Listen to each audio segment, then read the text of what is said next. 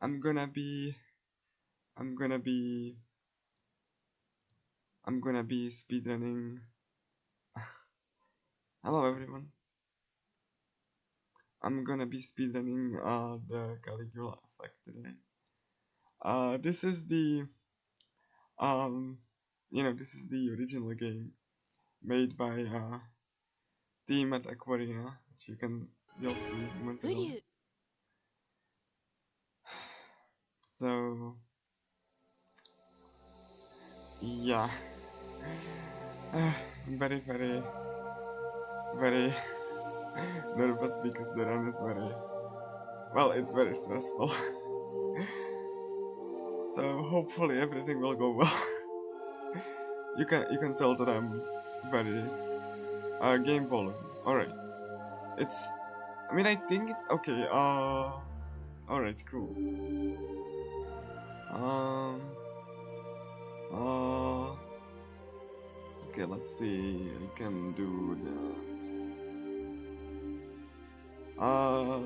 Is this fine? 10, alright. Okay, cool.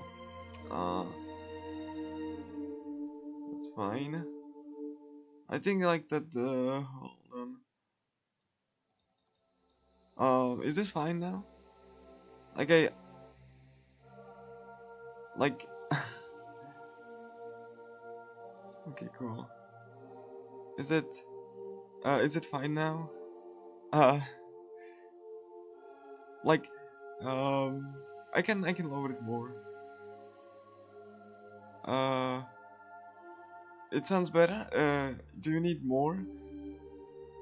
Like, I want the game to be like, heard. So, uh, lower or higher? It's fine. Okay, cool. My mic is fine. Um, okay. My mic is fine. Hopefully. uh, uh, so can you hear me? I can't really speak too much louder, but um, I can gain my mic a little bit. That's uh, what's now? I boosted my mic a little bit. Is it fine now? Like, is it fine? Even my mic, I boosted it a little bit. So don't that yeah, I was just like, okay. So right now, is it fine? Is it fine now? Um, just tell me if you need to. I'm gonna adjust it on the fly because it's, you know. Okay, cool. So everything's fine now. So hello everyone.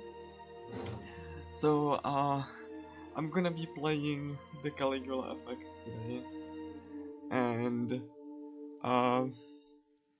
yeah, this game was made by people at Aquaria, and it's one of my most favorite JRPGs of all time. So it was also localized by Atlas, um, and published by Sega. Which is funny because this game had a writer of Tadashi Satomi over Persona 2 fame. So yeah, he was a co-writer for the first game. This game had a remake, but the remake is not very good. It's basically GTA Definitive. The remake, that is. This game is basically like the original GTA, and the remake is like GTA Definitive. It's actually atrocious, for the most part. So yeah. Anyway, I'm gonna time everything out. So the time starts when I select normal mode. So I'm gonna just say that when to start the timer. So um 3, 2, 1, and now. So yeah. This game doesn't have a cutscene skip, only like fast forward. So yeah.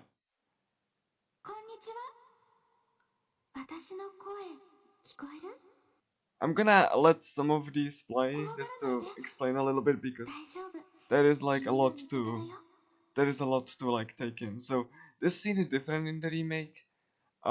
This scene was better in my opinion because you know, it's just like MC and MC and like empty space. We don't see who's talking to us. It's for a big reveal later. I will also be letting play the anime cutscenes because they are actually really good, and they were made by really like established animation studio that sadly is now defunct. But here is the first technique. It's the technique. It's the difference. So uh, you can't input more than 6 characters as a name in the remake, even though they would fit on the UI just fine. And you know that here you can input 10 characters, like 10 characters as name. So I'm gonna go with um Ritsushi Kishima,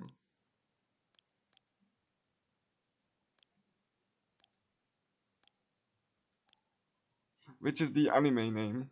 And the anime is like complementary to this game. One can't be without the other. Like, you know, this game is fine, but the anime makes it even better. Like, just the anime is kind of. So yeah, like, anyway. So yeah, and we will be skipping, like, fast forwarding all of the cutscenes from now on. I just wanted to make a point. So right now you might be noticing that there is like a filter over the screen that symbolizes that you are in the virtual world that the characters are stuck in, and they are high school students because that's the best time of their life, at least for Japanese people. So you know, uh, the remake looks pretty bad, like, you know, like color palette wise, but I will be pointing that out as we go through the run more. So yeah, the what we select doesn't matter. So yeah, you can see, like, I really love the color palette. It's so cool and vibrant. The remake is very bleak and kind of like really bad looking. So this cutscene is also different in the remake, because again it was made by college students, 32 unpaid, I assume unpaid college students instead of the animation studio, so it looks much worse. And there's like a little detail I'm gonna point out. So yeah, like an MC is like kind of like really scared to look at like the people because they realize they're all like digital, not real. That's like symbolized by the, you know. And this guy that grabs MC, he doesn't lose his wig in the remake or like his glasses. This scene is actually funnier here because, you know, he had a wig and glasses because fake hair, like, you know, maybe fake glasses. Do you get it? Because virtual world, like, everything is fake, right? So so you know, and you can see like how beautiful the color palette is here, like the trees, and you can see the slowly moving filter of the, you know, of the virtual world. And yeah, like this game is like oh, look at the stage. This stage is beautiful. Like the graphics in this game is like amazing. Like they even have shadows underneath. Yeah, this is a cutscene. Is also better in this game because of what's gonna happen. Hey, she's gonna wink, and that's not in the remake. Basically, anything cool you find in this game, it's not in the remake because it's a GTA definitive situation.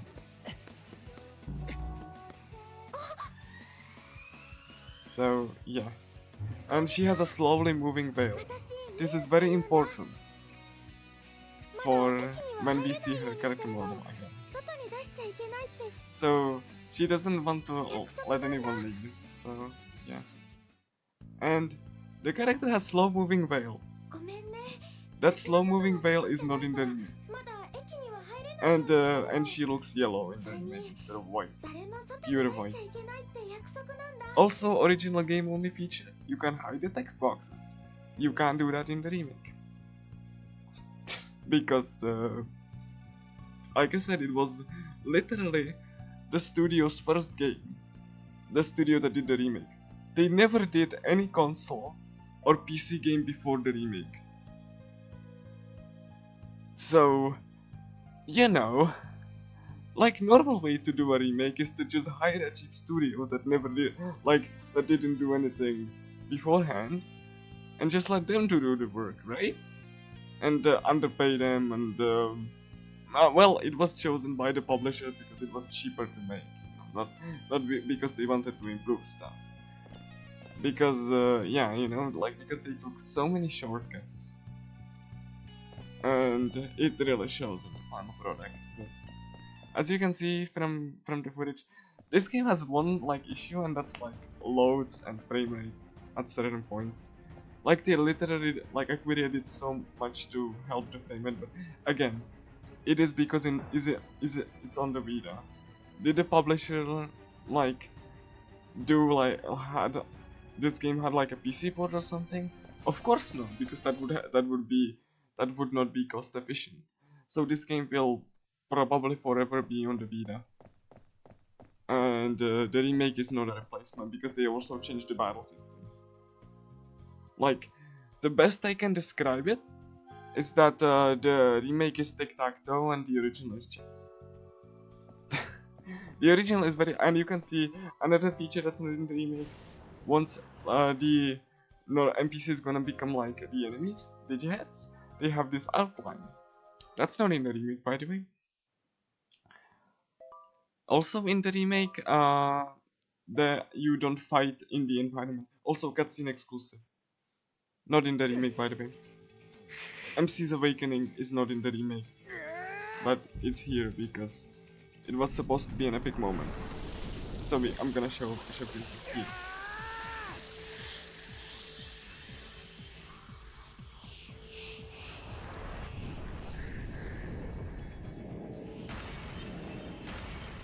Like I said, imagine if you will, if like in Persona 5 or Persona 4, the protagonist wouldn't have his awakening. That's how the remake feels. Anyway, now we have our first battle. I'm gonna explain it more as we go on, but let me just go quickly defeat these enemies here. So yeah, you have like freeform camera to you know move, and there is like this finishing camera that you like you know have that like slowly spins around. We will be disabling that because that is slow, and you don't really want to have the slowly spinning camera. It's stupid. So like you know, thankfully you can disable that. You know, but it's not in the options menu, it's somewhere else. Anyway, so MC had like a first battle, Ritsu I should say, and you know, he defeated the enemies. When you defeat the enemies, they're not dead, unless they're like fake NPCs, if they're like actual people, because aside from these, which are gonna be our like, you know, supporting cast, a lot of other people are trapped in the virtual world. 512 to be in fact, and people, and that's mostly side quests. We won't be doing any side quests. We won't be doing much of the grinding either, and it's very much like an intense and focused run because you know, the movement is important because enemies chase you, so I need to make sure that the enemies do, you know, I not get into battle because unneeded battle is a time loss, which, you know, it's fine in casual play, but in speedrun it's not fine because, you know, you lose time. Some of the fights are gonna be really brutal, but I'm gonna be sure that, you know, I'm gonna make sure that I'm gonna be saving because marathon safety. Normally I wouldn't save for a very long time, but if I didn't save, you know, then it would, you know, I would just be booted into the title screen. That's not fun. So I'm gonna be saving whenever I can, even though it's slower by like 10 seconds per se, because I don't want to game over. So yeah, you can see like how the environments are just like even the windows are just better in this version. They have like this blue thing, and you can see the fire extinguisher. You know, that's also not in the remake. Think, or if it is, it's very much not noticeable. Because again, why would you want remake to be better? The remake has extra content, but the extra content is kind of recycled and lazy. And, you know, it was not worth the sacrifice for the gameplay and visuals, and you know. So, like the new content is fine in the remake. The same way as in GTA Definitive, the new like weapon wheel is fine. But you know, like I'm gonna be making a lot of comparisons into GTA Definitive. Like GTA Definitive has like 60 FPS and runs like better. This runs really awful because they had to like compress the game to fit on the Vita cartridge. So the game has to decompress every time it needs to load in.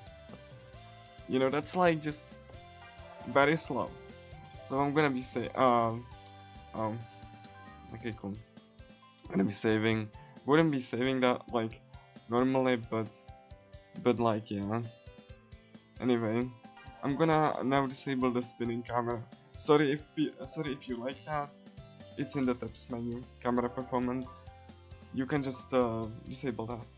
So I'm gonna be doing it. Anyway, I want to avoid fights at this point. Yeah, and here another feature that's not in the remake. Do you see how the NPCs like talk to each other? Like normal people? Like, you know, like you can see that they have conversations and they have like a speech bubbles there.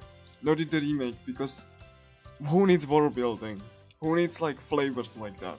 Also, remake doesn't have shadows underneath the characters unless it's outside, and they are very simplified. They are very jagged because they wanted to help with performance, but the remake doesn't have shadows on the characters. Also, the lighting is much worse. So, like they pre-baked every lighting in the scene and it looks so good. So yeah. Anyway, that's I'm gonna be, you know, pointing everything cool about this game.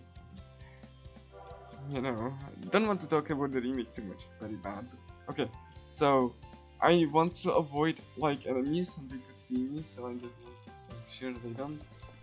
Because if they see me, they can join the tutorial. I'm not kidding, they can join a tutorial. And, you know, that would like that wouldn't give me, you know, when you defeat an enemy in the first round, you get like a bonus, and I'm gonna be needing that for the early game. So there we go. So let me just counter this attack, because this one is like, you know, this game is all about countering. So there are like two types of attacks: shooting attacks and rush attacks. So yeah, I just countered this enemy, and since I defeated the enemy in the you know, first turn, I get double experience. So, and you can see that the tutorial, when the erosion rate is high, then there's a cutscene. We won't be like you know, we won't be like going there. Instead, we're going here. There was also a small type of optimization. I didn't go to the classroom before because it's not needed. Like, you're supposed to go into the classroom and find, you know, find some clues, but no, you can just skip that. You don't have to. This one is an escapable encounter. You can see the skull, and the skull means that you know, you can't escape from the encounter. It's essentially a mini boss. Okay, cool. I get it. Okay. I'm hoping for a drop, because unlike the remake, in this game you have chances of random drops with like skills that you can add into your arsenal. Oh yeah, another instance of. Also, one thing I want to show up. So, you know how you have these skills? You can like sort them. You can sort them, like however you like. This is not in the remake, or in the sequel for that matter, because who needs UI quality of life? Also, you can like press up to go down, and the menu rolls over like this. Also, this game doesn't have any level lock. The only form of progression is skill points. So, you know. But we will be using the skill points in very efficient way to thanks for the title. Anyway, so yeah, this tutorial is you know, about like breaking counters, breaking shields. The shields are one way, unlike in the remake, when they are like, you know, omnidirectional. And what that means is, okay, cool. Let's make sure that I do this right.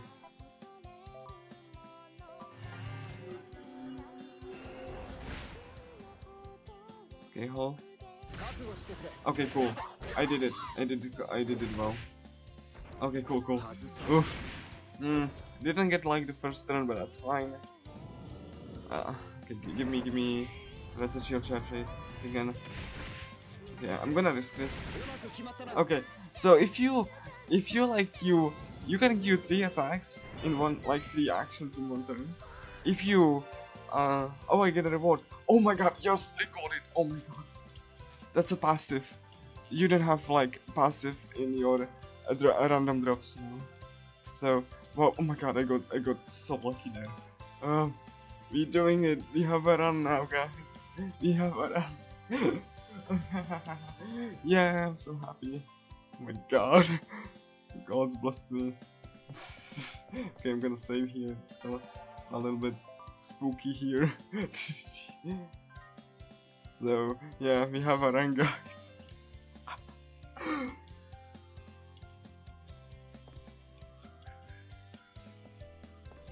Okay, cool. Okay, yeah, so here I want to avoid the, oh my gosh. Alright, this is a little bit unfortunate. Hopefully I will, this is a little bit unfortunate though, because, okay, cool. Here we go. And you can see when MC is attacking, he has like a flower. That's his like the motif of this game is like flowers. Each one. Okay, cool. I get another drop. That's cool. So let's just go here. There we go. Okay, cool. So I can talk about this a little bit more. So the motif in this game are like flowers, and each character has their own flower. And you know, and it's a pretty cool and unique symbol because I love flowers, you know. So now the team met another person that hasn't, you know, awoken yet to the fact that they are in the virtual world.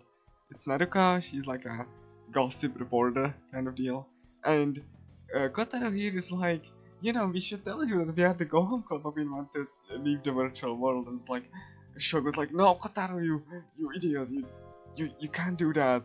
That's like gonna that's gonna like spoil the mission that we have on it. So you know. But no, he just was too excited. Okay, cool.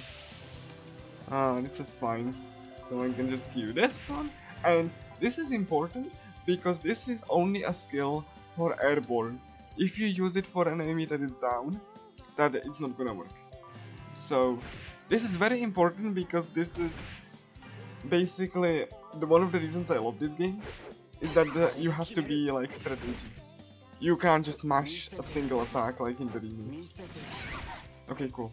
And I'm gonna point this out, but every time someone defeats an enemy, they have like a quote they say, and you know, and that's not in the remake. The remake added like short conversations between like party members after each fight, but you don't get this feedback when you defeated an enemy, you know, like, you know, by someone else, because the remake also like makes the battle system like, you know, how to put it, you don't fight in the environment, you fight in a pocket dimension because it was cheaper and easier to do. And that's the theme with the remake. The remake wasn't made to make things better. The remake was like just done so things can be done like cheaper and more conveniently, and hoping, and the publisher hoped that people wouldn't notice. And sadly it worked. So, you know. Aside from the load times, which again it's due to the fact that the game has to decompress assets every single load. This game is actually really good. Also, this one is messed up in the remake. They didn't like push MC far enough, so it had like additional dialogue. But like in the remake, you can skip cutscenes, which I joke about. That the remake added cutscene skip, because the cutscenes look so bad, you don't want to look at them. Anyway, I need to save here. Oh, see this character, like that's like 100%. That means he's gonna be you know, he's gonna be an enemy, and that's okay. Cool. I'm gonna save here. Oh, okay. And this is important because this is gonna be a tutorial for Shogo awakening to his power. He doesn't have an anime cutscene, you know. But even that simple scene is like worse in the remake because they just couldn't be bothered to add like, you know, weapon feedback. Yeah, you can't have this outline. That's not in the remake, the outline. Because that would be pretty cool if that was preserved, but no, it wasn't. So I'm gonna show you like what I mean by no weapon feedback, because Shogo will have this gun in Shadow. And you know, he's gonna have like this like punch, like boom boom, you know, like pew pew. That's not in the remix cutscene, obviously, because that would be cool, and the remake wasn't made with consideration of making things better, like I said. It just kind of like destroyed the originality that this game had. For profit. So anyway, Shogo is just like and Shogo is a character where he's like a ranged character. So okay, hopefully I don't mess this up because this is important. Okay, I think I need to do this one first, this one first, and I'm gonna go here. There we go. This is very important because I'm using an attack that only goes off when the enemy is airborne. So I need to make sure that I don't mess this up. And if you don't like queue up this attack, okay, cool, nice. I didn't mess this up, which is cool. If you queue, yeah.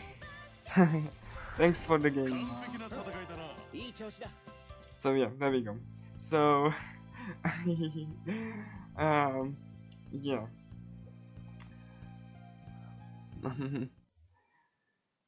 So yeah, now Katana awakens to her power, and she's like doesn't need like any catalyst or something. She just like, let me do this. And Ari is like, oh what?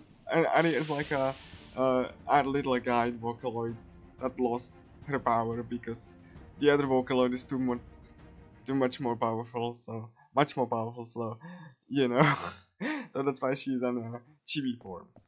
Also, in the remake, the character portraits are cut off. Because they placed them a little bit badly on the UI. So every character portrait you see, it's like cut off a little bit. So, okay, hold on, I need to make sure that I don't mess this up. Okay, cool. 1, 2, 3. think I'm fine here. Oh fuck.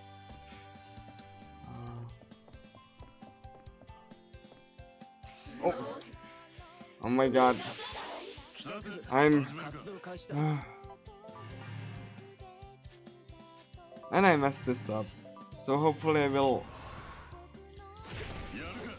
and yeah, if you get hit, then your attack goes poof. So hopefully I don't. Please, okay. Yeah, I miscounted. I thought it's gonna happen. Okay, cool, and it's this one. There we go. Oh wait, there we go. I miscounted. I miscounted the, but it went fine on things considered. Something also I should mention is that the dungeons look like mazes because when they made this world, like, you know, Arya and Mew, which are the two Vocaloids. Arya is the chibi now. Okay, hold on. Let's see. There we go. Then they didn't really know how buildings like, you know, how buildings look, so they just made them like a hodgepodge of things. That's why they are so mazy and stuff. so like people like, you know, Naruto is just confused, like, I thought it was here, and why is that, like, you know, the guy we are looking for, like the musician Kagi, and the musicians are like the bad guys in this game. So you know, so we are looking where he may be, and we can't really find him. So, you know, we are looking everywhere we can to just like confront him and just like, hey, where is the vocal we want to be sent home? So yeah, you might, like I said, the load times are really bad in this game. You can't run with your main character if the area hasn't fully loaded. Again, the original developers were capable of doing a PC port of this game. The publisher said no. And you know, to really kick it, like to have just like the real kick in the teeth is that they were able to do whatever the remake wanted to do and do a good PC port. Again, but the publisher said no. It was much cheaper to do a remake with inexperienced studio rather than just, you know, have like someone experienced. Acquidio has been like a developer for like, you know, a couple of years, like it's from 2002, I think. So yeah, I need to make sure that I don't avoid the enemies. They do follow MC. They don't follow party members because that would be kind of like, if they followed party members like where they are, it would be unplayable. So they only follow MC. So I have to make sure that I don't get into their line of sight. Otherwise I would get into battle and they are rather slow. So okay, there we go. Yeah, fine now.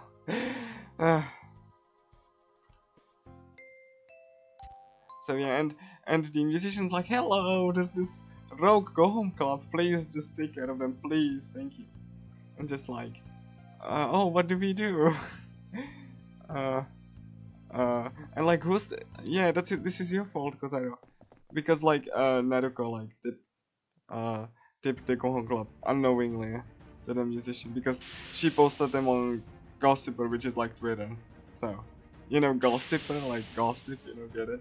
So, yeah, now we are surrounded by the enemies, and then we need to fight. Okay, cool. I need to make sure that I get this. Alright. Oh yeah, another thing that the remake doesn't have, these portraits for enemies and enemy taunts.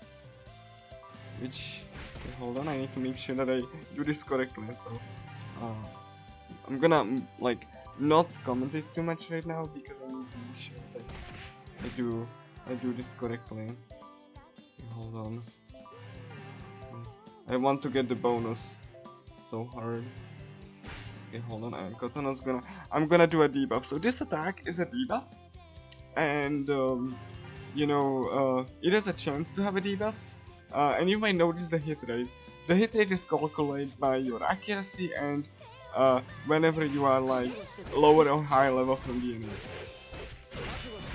So, you know, there's a lot to take in. Okay, cool. And if you hit an enemy, even if they are down, they do... Okay, cool. Cool. Okay, cool. Fine. So, if you hit an enemy when they are in their like death animation, they just, you know, repeat their animation again. Because this game has like a sort of Devil May Cry-esque counter, which counts the number of hits, and based on the number of hits and total damage you get more experience basically, and better drop rates. So, yeah, I want to make sure that that I queue up attacks whenever I can, and you know, which the attacks can miss, by the way. The max hit rate is 97% for attacks, and minimal is 3%. So yeah, like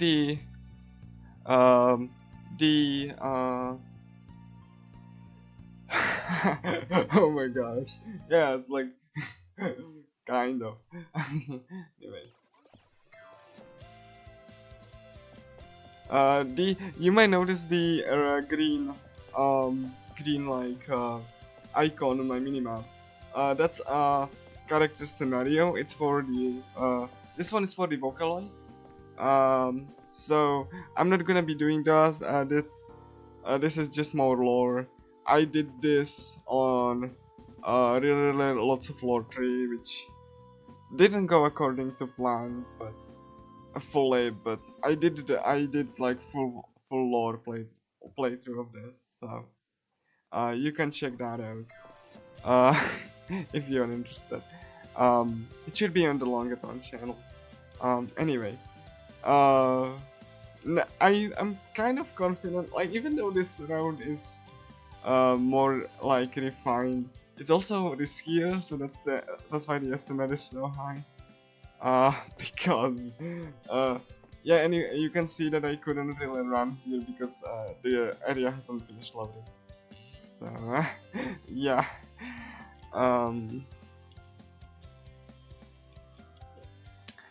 I really wish this game got like a PC port, because like I said, with the remake being GTA definitive, it's it's not a definitive representation of what this game tried to be, which is like strategic gameplay mixed with action, and this game breathes risk-reward design. Like, this game just takes risk-reward design and rolls with it. Like, the remake removes the risk part of the risk-reward and just all reward. You don't get fully healed after every battle, only a couple of times. If a party member dies, they don't get experience. So you can't just like spam attacks too heavily, because you need to make sure that the attacks do hit. If there is an attack that you should be doing instead for like a counter or something, your positioning matters, because you don't want to aggro too many enemies. You want to make sure that you get like a good rank, and that's all of the things that I listed.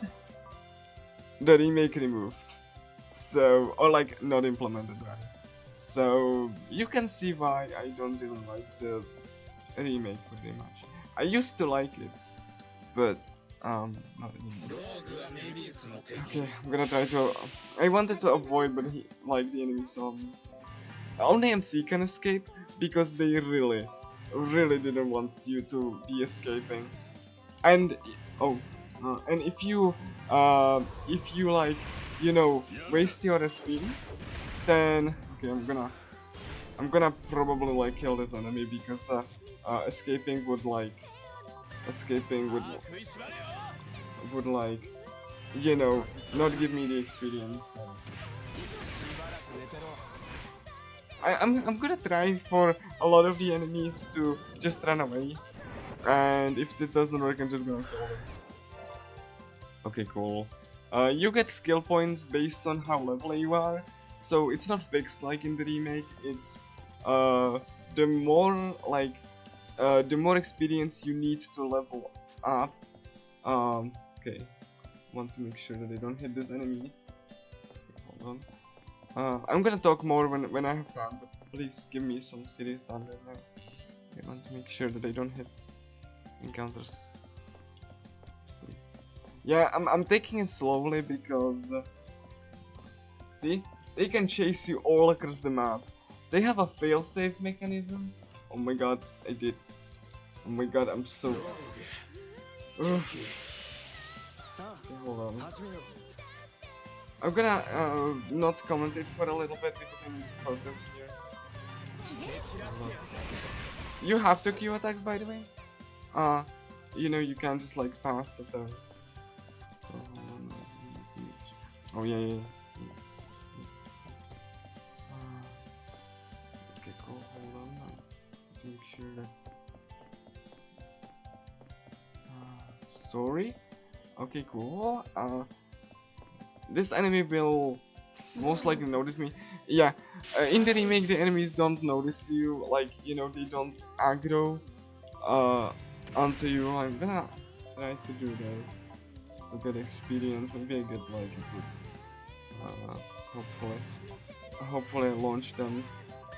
Okay. Obviously, like queuing attacks takes time in this game because you have to watch the preview. Okay, cool. I done that. But like, you know, oh yeah, you can see even the enemies have like shadows. That's not in the remake, by the way. The shadows underneath characters, because that would be too advanced for, you know, Unreal Engine 4. Oh wait. Nah, it's just basically the developers being inexperienced and the publisher wanted to cheap out. I'm not gonna like excuse the remake for anything really. Like, if you're remaking something, you're supposed to make it better, not make it worse. But that's just probably the modern way to do a remake, I guess. So you know. Oh yeah, you have like these speed bubbles above character heads when they have an action. That's not in the remake, obviously. Because you know, why would it be? Why would it, right? So let me just okay. This is this one. I'm not gonna be learning any counters on main character. I could, but I won't be. The reason for that being, I will have a character that do certain like rush counters for me. So, well, you know, for main character. The most important is like to lower the defense, and then later on we'll be lowering the evasion. Hopefully, do I get the first kill? Do I get the first kill? Do I get the first kill? No, I don't. Rip rebel experience. Anytime you hit a turn, rip your first kill. So, I don't get it. The ranks are cool, brilliant, awesome, and stylish.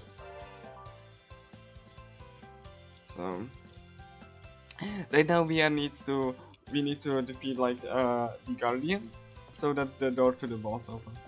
And you can see this game has like on the top right corner you can see that, oh yeah, these enemies they can like come back, like they can respawn. So you can see the outline where the enemies were.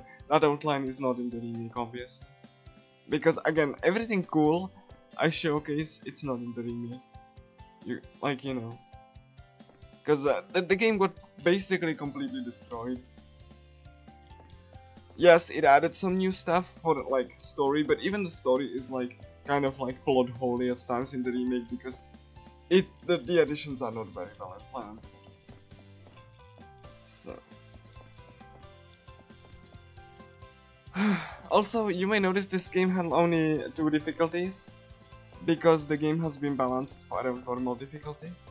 The beginner difficulty removes some, you know, some mechanics to make it easier for people who haven't played an RPG before. But like it doesn't just make the enemies like you know, stronger or whatever. It's just not. Okay, I'm gonna like try to. I don't really need to fight these. So I'm not gonna. Okay, hold on. Thank you, game. Thank you, game. And yeah, like the enemies have like this, like, you know, a Romanian helmets, you can see. They only have that. Thank you. I mean, I expected that. Okay, hold on, assault vehicle.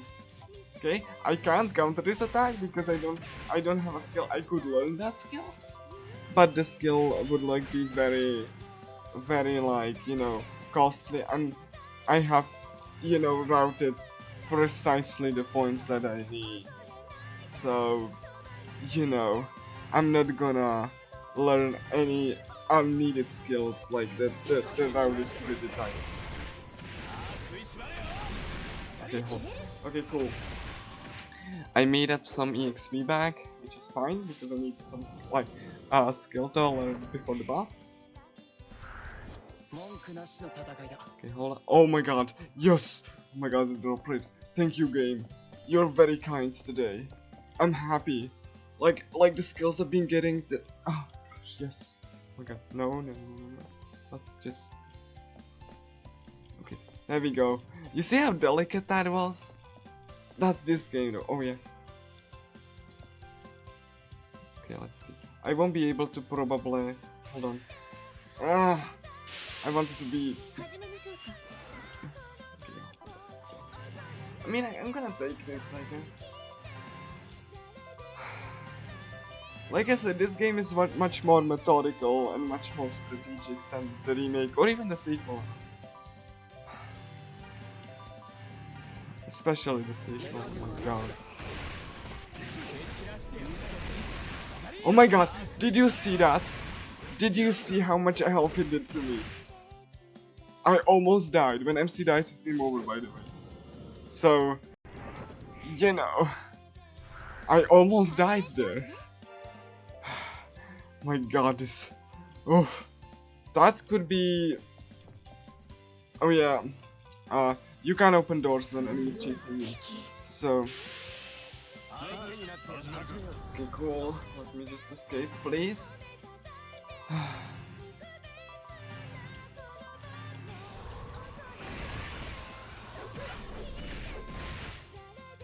Okay, I think I'm gonna kill this enemy now. Escaping would be pointless. They're almost dead. So, yeah, the camera always situates behind the character. No matter what, like, no matter where they are. That's why you can move it around like this. And the game has to deload a lot of stuff because again it's on the Vita. They want to help performance as much as they can. Okay, cool. Okay, cool. Okay, I'm gonna stay here. Oh. Oh, I think I dropped some frames. I'm fine around that.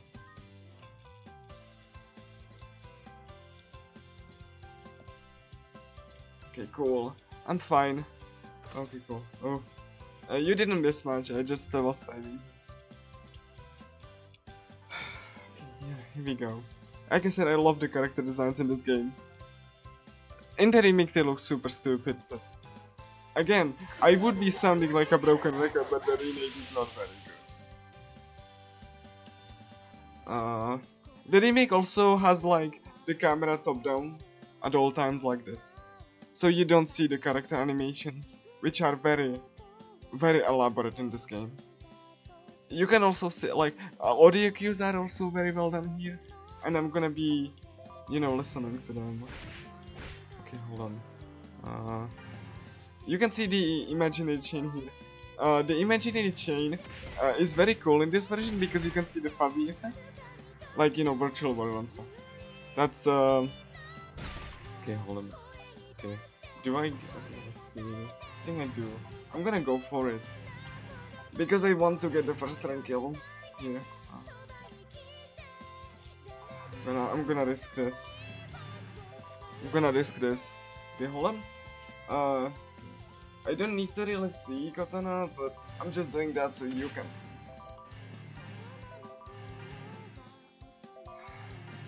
And I'm just using like first attack on Kotaro. Like Kotaro, he's supposed to be like.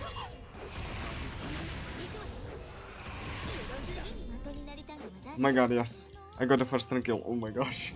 Even though it was a little scuffed. There we go. Oh, I didn't because no, it's fine. MC got hit, so I didn't get it. It's fine. I don't really need like the experience that badly from this fight anyway. Oh my gosh, I really love this game.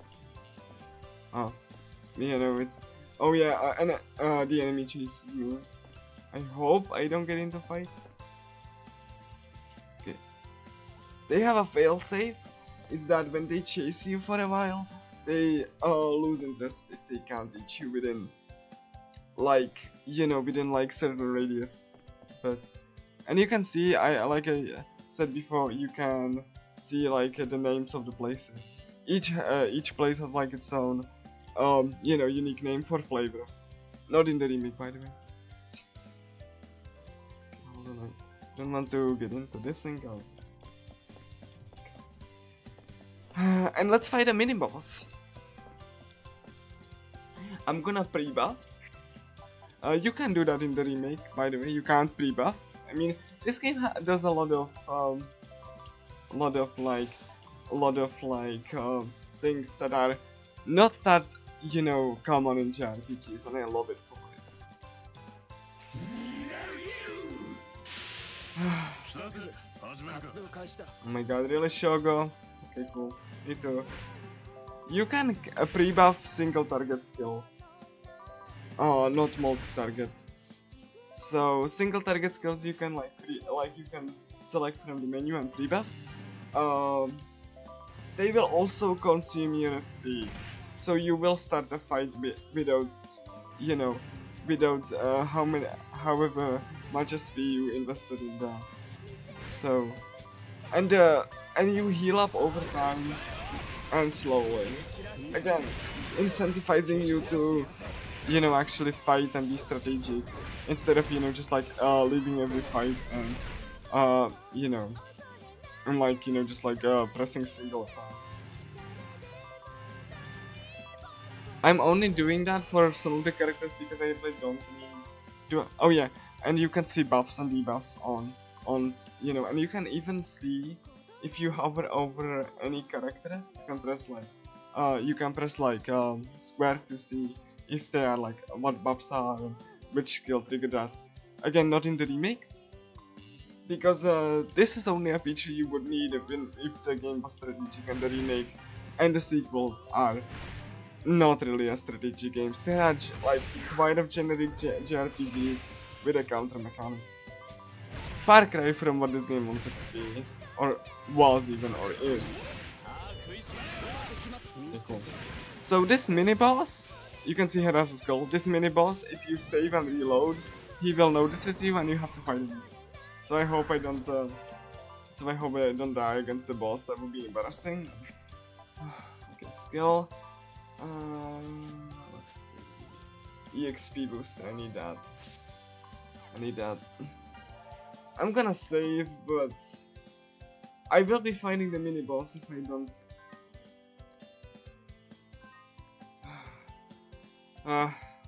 A little bit, you know, behind that I'm usually, but it's fine. Another cool detail: the boss arenas in this game have like the slowly moving stars effect because of something I will explain later. But you can see how there's like a moving starry sky and on the floor as well, and each boss has like a specific theme. You can see how slowly it's moving. It's a simple effect, but it really enhances the mood. So, you know, not in the remake, but it's just a flat texture, and it doesn't look really that interesting. Also, the you know, the speakers and the lights glow because it's a symbol for a musician being on a stage. So that's not in the remake. They don't glow. They just look bad.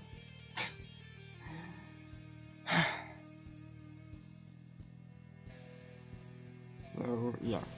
So this is Kagipi. He has this giant sword and shield.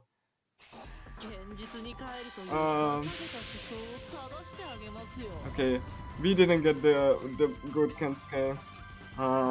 You can start with like counter attack, like shooting counter and rush counter. In the remake, he only has one counterable attack. The rest of them are not counterable. You know, first boss that needs to teach you, or like needs to be like, hey, this is how you can counter bosses. Not in the remake, because obviously not. I'm gonna set up an EXP boost on MC. EXP boost is and Kotono. EXP boost is AoE, so I can't cast it like before a fight. I need to cast like defense down until it does like a hit. So anyway, Kotaro's just gonna be a support here. I don't really care about like you can like first time killing this boss, and you can see he actually like went for you know, Kotono and Shogo here. Another fun fact, this game has like a mechanic where if you heal, you lose defense for a time, because all buffs are timed. So yeah, I got the defense now, so I can just pass this one. Oh yeah, I don't have SP. Fine, I need to refresh it a bit. You have to refresh SP between if you you know. Oh yeah, barrier. Barriers, like I said, they are one way if you shoot the enemy, or if you like hit the enemy from, you know, behind or anywhere else that's not the barrier. You can like, oh my gosh, Kotaro, please don't die, I want to get the XP. Oh my god, this is... I'm gonna probably move Kotaro and just heal him. Also, fun fact, okay, I need to... when there's like an effect on the screen, and you know, you get a turn, the frame rate dips very hard. Again, a consequence of the game being on a V-down. Would really benefit from a PC port, but the publisher said no. Like I said, so... you know. And also, because Kotono use like heal, boss is gonna aggro on it. Because they do aggro on the... because you get a debuff, defense debuff, so... you know. Okay. It's fine now, I don't have much to counter him. Hopefully I don't regret that I... Please, please. Okay, I cancelled two of his attacks, it's good. And even if you are confused what's happening, you can just pause the game and check the unit status like this. And you can see, like, every attack has like a specific sound. They even have like specific effects, so when Kotono is charging her bow like this, you see a particle effect. That's not in the remake, by the way. Because obviously, why would you need a remake to be visually pleasing? So it is not. And you can see the stars are like still, you know, moving and stuff. It's so cool. I love it. So anyway, yeah. Boss is almost dead. Oh yeah. Oh my god, I forgot. Oh my god, please don't. Okay, yeah. Oh. I was. Okay, cool. Frame rate is dropping. Okay, cool. Yeah. So MC did a quote, so that's how I. How I know that. You know, MC killed the enemy, and I got like a lot of skill points for that, which I will be using later, but not on this upcoming dungeon. So yeah. So this was the first boss.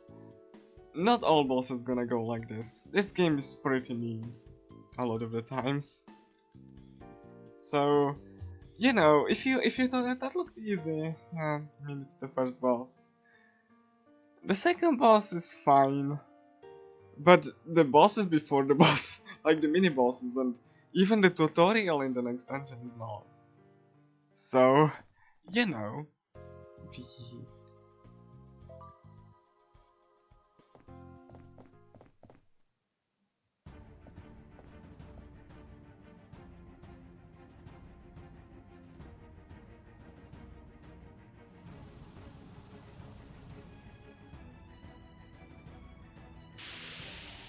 And yeah, and Kensuke's like, you know what? I'm gonna join you guys. I want to leave this world. I'm not like good musician. I can't like.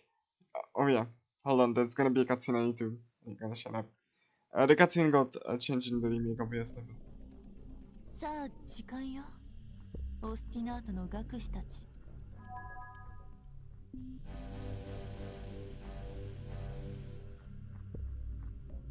メビウスに危険な因子が存在しているわ。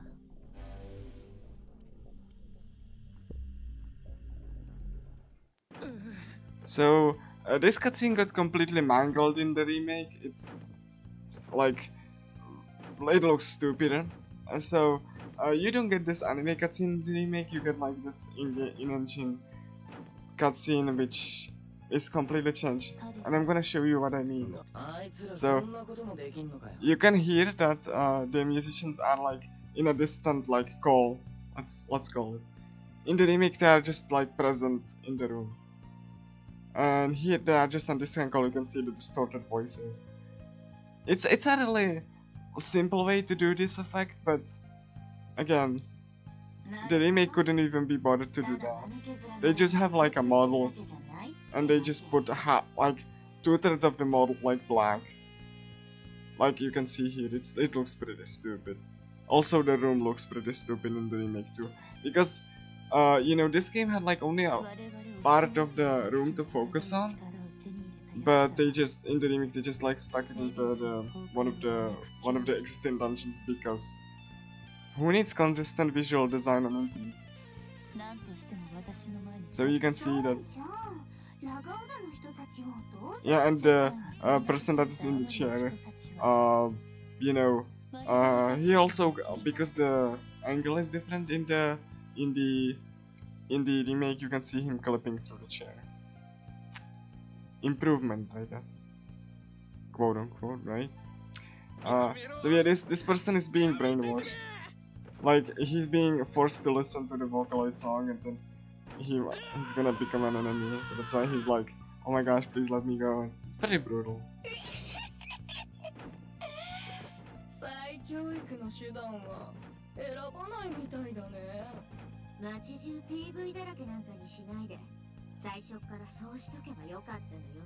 And you can see all of the, you know, bad guys. You don't see them fully to have a little bit of an intrigue, and their voices are distorted for the adding to the mystery that the remake doesn't have.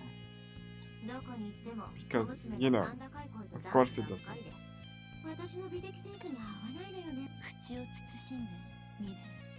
And this is like the leader of the musician store. She has a baton in the anime cutscene, but not here because that would probably be harder for them to do. But yeah, she had like a baton in the cutscene at least. She doesn't have the baton in the remake, obviously. Even though they could like improve that, they didn't. Like, so yeah, she's gonna like showcase all of the you know, members. And yeah, oh, and Kagipi betrayed us. Oh, he was like a new. And like each musician has like a side of like a member that they want to get like revenge on, quote unquote. So you can see.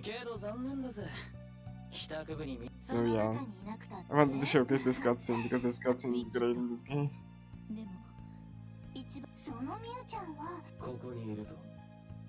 And like I said, this is really cool. It adds the sense of mystery. So yeah, even the background music is like different, and in this game it's like, I don't know, mysterious and spooky. Anyway, yeah, that's oh yeah, and the room in the remake looks up so much worse because they can't do lightning in the remake. So yeah, like the remake looks much worse, but you wouldn't notice that if you didn't have side-by-side comparison, which is why I wanted to showcase, showcase this game with a new route on here, because I was very embarrassed what happened during my long talk run of this. So. Anyway, we shouldn't have that much of an issue I'm saying that and it's gonna go poorly, I'm sure. But you know, you can tell I'm beaming. I just love this game so much. It has like the performance issue is like really, you know, it's what's holding it back. Sadly, we can't do anything about that because yeah, now we are in the map and we can go to a new place, Papico. It's a mall and like giant like there's like a lot of shops there. Don't know if we could like say like center or something. So yeah, you can only change party members at the entrance. So unlike in the remake, you can change them from the menu. They have a different dialogue. I'm gonna show them later. But at the entrance, you get healed, and you can't cast buffs at the entrance. You can also save, which I'm gonna do right now. You can save. The save option is really grayed out, but you know, normally grayed out, but like you know, if you are at the entrance, the option is available. So anyway, let's go here. So yeah, I'm so happy. Got to showcase this game, and hopefully with better energy than last time. Honestly, like, it was very stupid, and I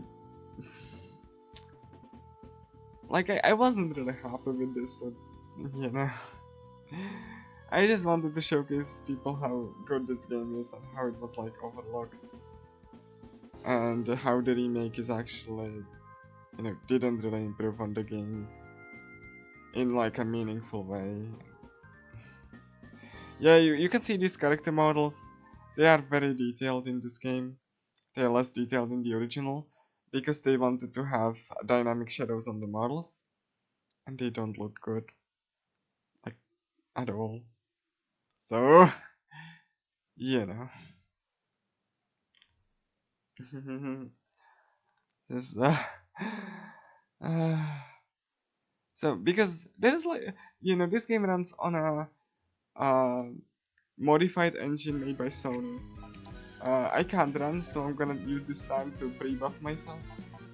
I said pre-buff myself. I'm gonna go with the defense up, so I don't accidentally die. And yeah, there we go. Okay, cool. This is a tutorial. Of Mifu she's gonna like have her power. We are like looking for the musician called Sweet, and she has like a flower princesses which are kind of like you know, they are obese, so, but they don't mind, they don't care. So like they just want to have fun and be in cute dresses, which, you know, it's fine, and don't judge. Anyway, she has like a you know, she has a hammer. We won't be using her much. Like we'll be using her in just dungeon only. So anyway, this tutorial has 3 enemies. You can see them having like the skull icons. Other enemies can join, and if they join, it's faithful. So hopefully they don't join, and we have a nice clean, you know, fight. We gonna buff, and then we gonna do this attack which increases risk. Risk is important on the enemies because some attacks will only trigger additional attacks when, you know, the risk is like, you know, at a certain level. That's why there's the risk counter, see? And as it goes higher and higher, it gets better and better.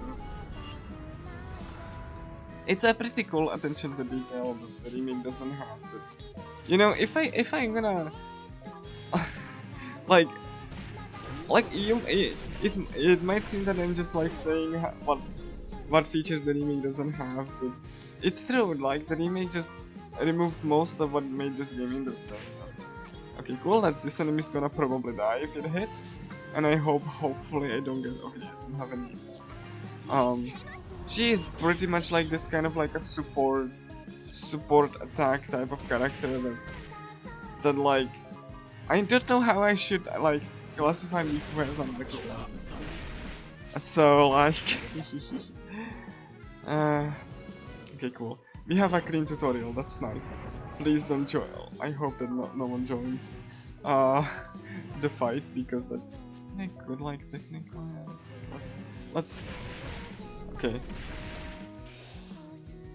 Okay, and there we go. There we go.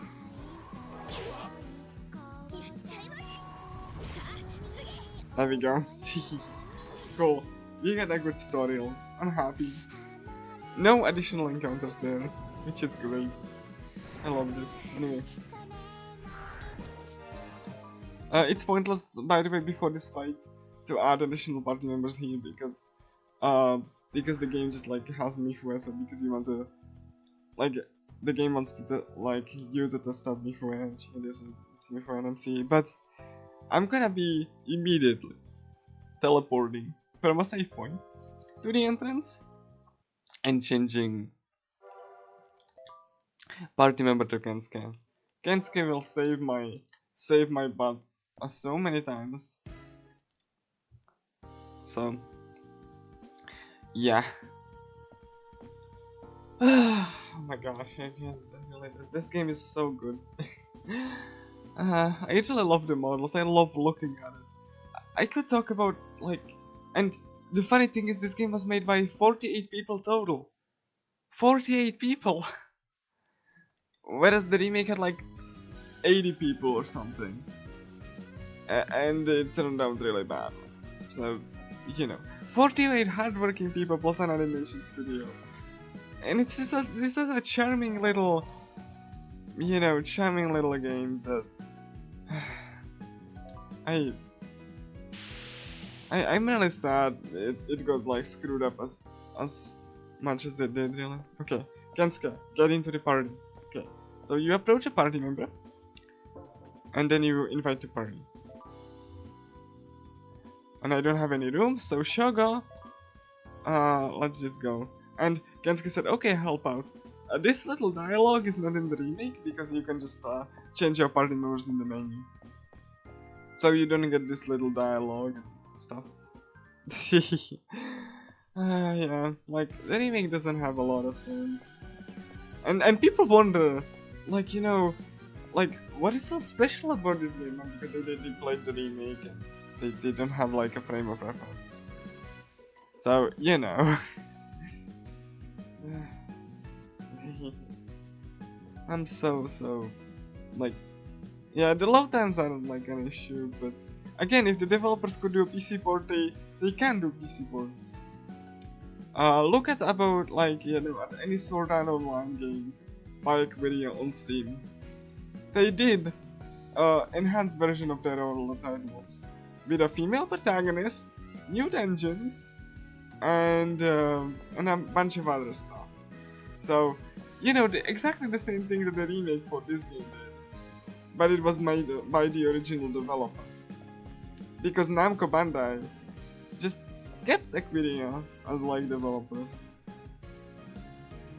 and they like I said, they are really experienced game developers. So, you know, I haven't played any of the Sword Art Online games made by them, but I'm you know, I'm like willing to play them, because especially the ones that were made before this game. This game was released in 2016, and the okay, hold on, I don't want to, please, come on. I was hoping that the enemy doesn't notice me. Okay, hold on. Let's just try to go for the first thing. I need to pre-buff, by the way. I don't have. Well, I don't know if I need to pre-buff. I'm gonna pre-buff later. It's not gonna be important. Kensuke is like a counter. Like, Kensuke is a paladin, essentially. He can heal. He can heal and guard. It's basically the tank. Oh yeah, and whenever you have a follow-up skill, the screen goes dark and there's like a little, it's a cool animation that plays. That's not in the remake, by the way. You can't even see much of the animation. Oh my gosh, yes! Oh my gosh, thank you, game. Thank you, game. I'm so happy. You have no idea how the drop rate is good. I'm so happy. Like, I was so worried that the drop rate might not be like, you know, good for, but we have good drop rate so far, so hopefully this continues. Oh, please leave me alone. Please leave me alone. Oh yeah. He's gonna leave me alone. Oh. Please. Okay, cool. There we go. Hopefully I'm not targeted. Please. There we go. Okay, Rusty. Good night. Anyway. So yeah, I just picked up a skill point. Well, 3 skill points for investigating a strange object. So, oh yeah, I forgot. I'm moving a little bit ahead of myself. So, you know, I'm not. It's fine. Tell me if the mic still sounds okay though. I really don't want, you know, don't want my voice be too loud. So if there's any trouble, or like, you know, with you know, the mic, I can like lower it. So yeah. Anyway. Yeah, we need to do first task. We need to do 3 tasks from like these flower princesses so that they can let us meet the musician. So yeah. The first task is to like the, you know, the party members are not the police, especially Mifue. Mifue doesn't like really obese people. So there we go.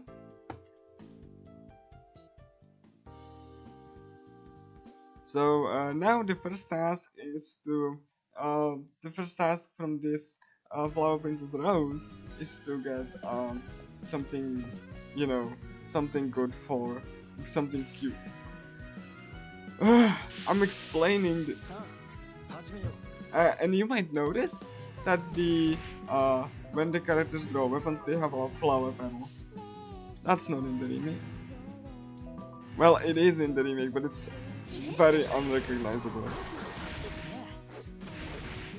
And when they like fold the weapons, and when they like take away the weapons, you see flower petals. You can see them right now. So yeah, the draw distance is not that great, but again, it's a very beautiful video game. They have to do like some deloading because the game would not run well. So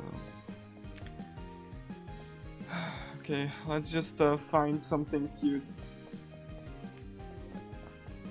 I mean, what would be Bordy for you know, for a princess?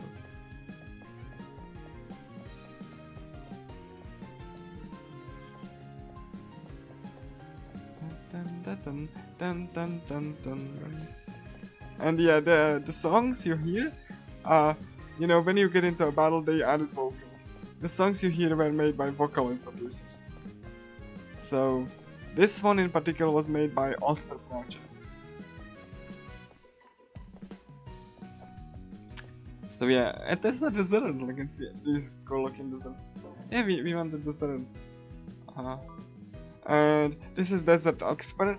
In the remake, because it was made by you know, different translators, Lisa did the localization of the they call it Desert Cleric, not Desert Expert.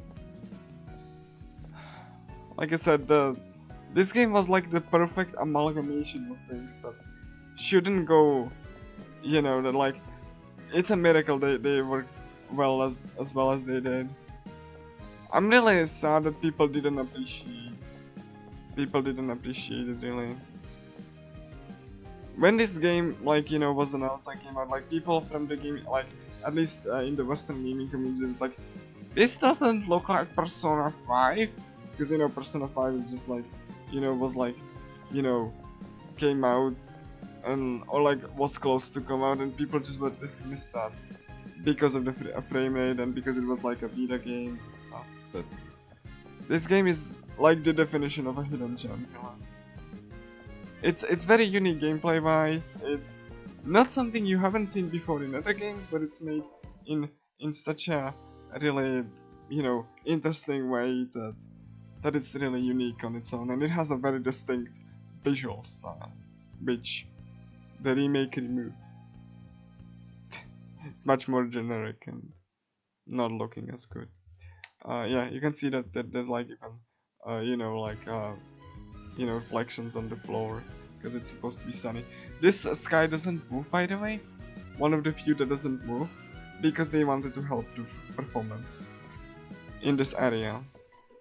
And if the sky did move, it would run like really badly. So that's why the sky doesn't move. It does move in the remake, but it doesn't look as good, especially the clouds. And while I'm admiring the clouds, the enemies that let me Q an attack and then Q an escape, because I'm worried that I might.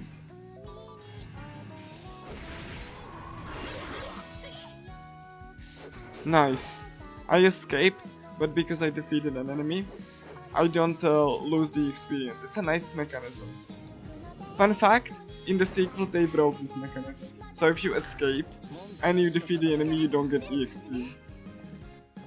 Like, I'm serious. If you Q an escape and you defeat the enemy, the game has no prevention mechanisms, like this game, so that you get like the EXP and stuff. Like, it's pretty stupid, but you know. What do you expect from inexperienced developers? Okay, yeah, I need to. Come on! Oh my gosh. Oh, that's a trick shot. I need to make sure that they don't. Okay, cool.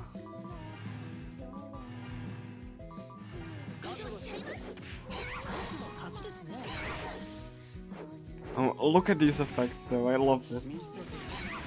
Like, oh my gosh, I just, I can't, like, you wouldn't believe how I'm happy to play in this game instead of the remake, honestly. This is, or the sequel for that matter. Okay. Yes, I think yes. I was like, thinking about whenever I did the first. I did report the first quest, so. Whoop! I'm so so happy.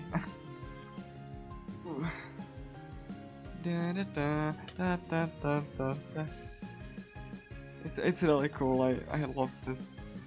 Oh my gosh. So happy. So happy. Anyway, the next area, like, sometimes this game doesn't like mark your objectives because they want you to like find the area and like explore. Did it make goes too far and then it just marks too much of your objectives?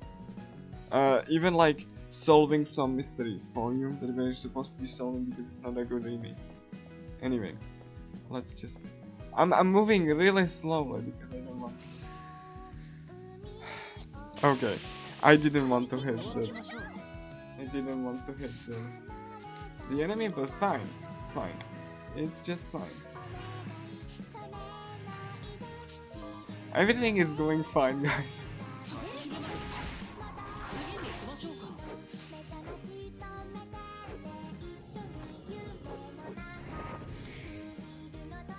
Hold on, please turn around. Thank you. Oh my god, no! I moved too fast. Oh my god. Please escape, I don't want to fight this. We might be here for a while. The escape is like 25% chance. And only MC can escape, like I said. They wanted to avoid you skipping fights. Please. Oh my gosh.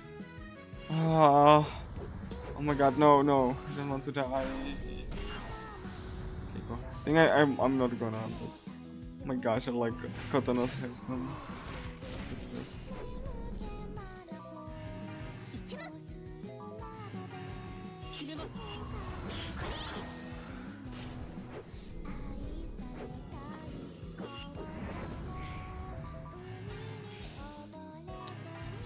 Please let me escape. Come on.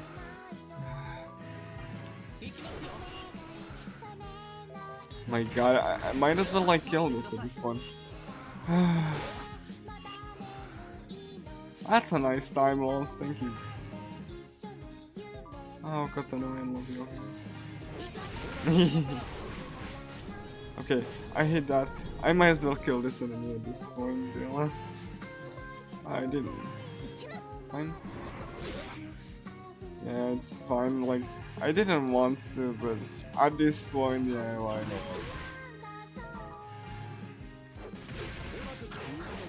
Cool.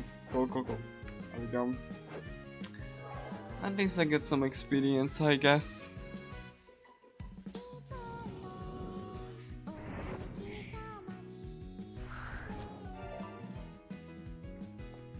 Would be fine if I got like some equipment, but like I said, equipment is random, so you know. And I didn't get like the good chain, so yeah. So like, anyway, next princess quest, and we will be defeating some enemies. Lily. By the way, the NPCs can actually like, you know, can actually like watch you as you fight, because the NPCs see the fighting as, you know, as like a random struggle if they are not awakened people, that is. So let's see, let's do that. We have to defeat 4 of these to progress. Void screen. Okay. I don't want. Okay, it's fine. Void screen is an attack that hits.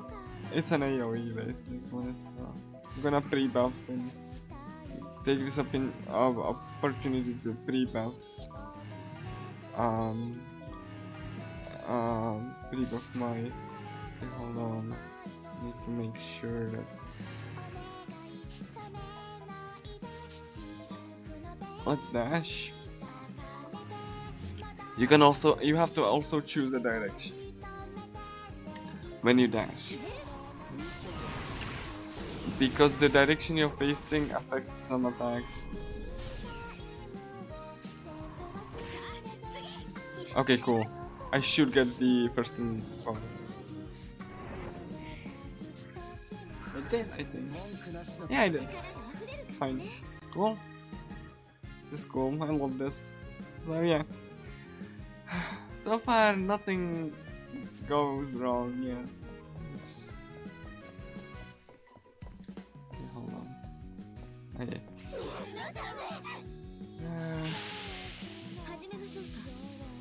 Yeah, that's I'm gonna escape or try to anyway.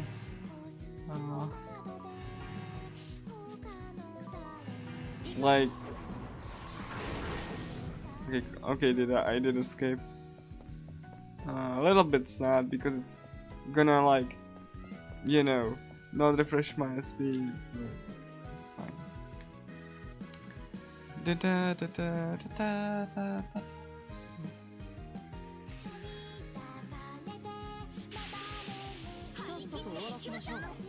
Okay, void scream. I'm gonna risk this. Hopefully I will. Let's see. Yeah, I need to change the order. I don't like this turn order. You can change this turn order, you know, in the menu. The remake also has this, and the sequel doesn't really respect your turn order for the most part. So It's pointless to do that.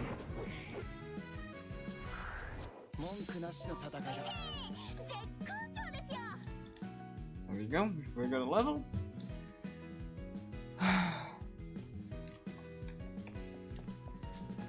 So, please, okay, I need to make sure that I don't hit the enemies, because, you know, that would be great. Okay, hold on, make sure, okay, just, oh my god, I wanted to avoid that. I really wanted to avoid that. But, you know.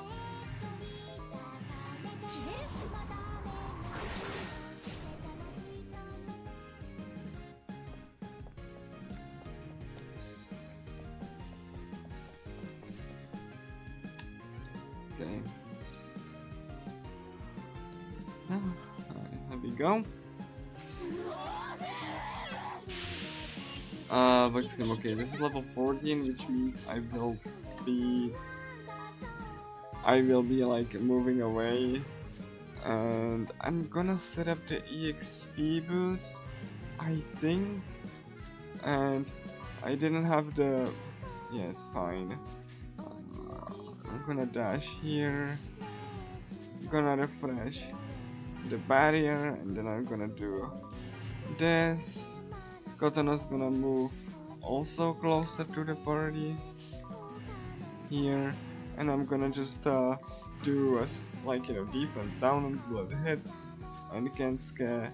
I'm gonna move so he doesn't get interrupted. I'm gonna get defense up. I really want to set up everything on. Okay, cool. I think I set up the defense boosts.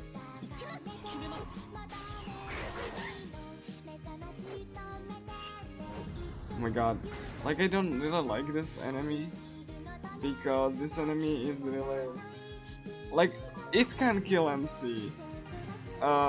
You know, I had that happen on really good runs, and my god, I don't know if it's gotten or like, no, it's like it's gotten. Oh my god, please don't. I'm gonna just, like, you know, do a counter attack and then do a shoe challenge. Oh my god, no. Give me a turn. Give me a turn. I need a turn, please. Give me a turn.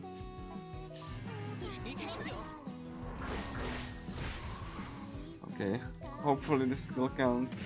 Yeah, it should count. I saw the counter. Hopefully I don't miss. There we go. I think I need that.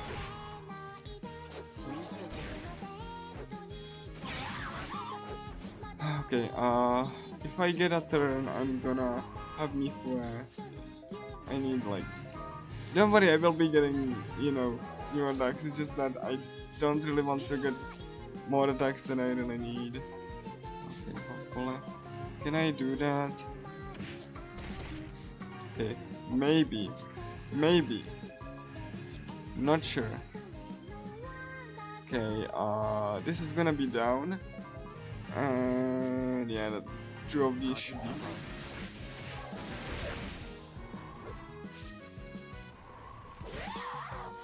Nice. So, when an enemy is risk broken, all attacks that's supposed to have like a counter attack will hit. And the risk break is only there up for the duration. It varies whenever if you are over leveled or under leveled, according to the, like, compared to the enemy. So since I'm not over leveled, the risk break was really short. If I was, the risk break would stay really high.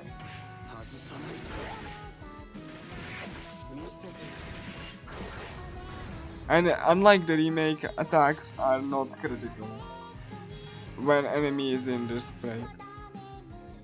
So, and they can still like hit you. It's not an automatic stagger.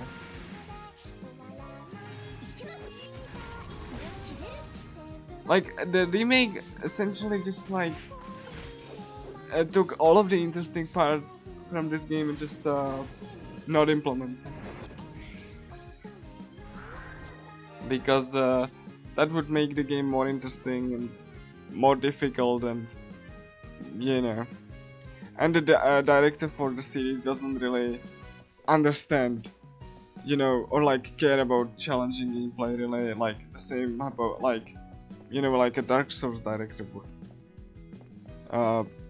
So he had little to no personal involvement in the gameplay aspects of this game, so unlike in the remake and in the sequel.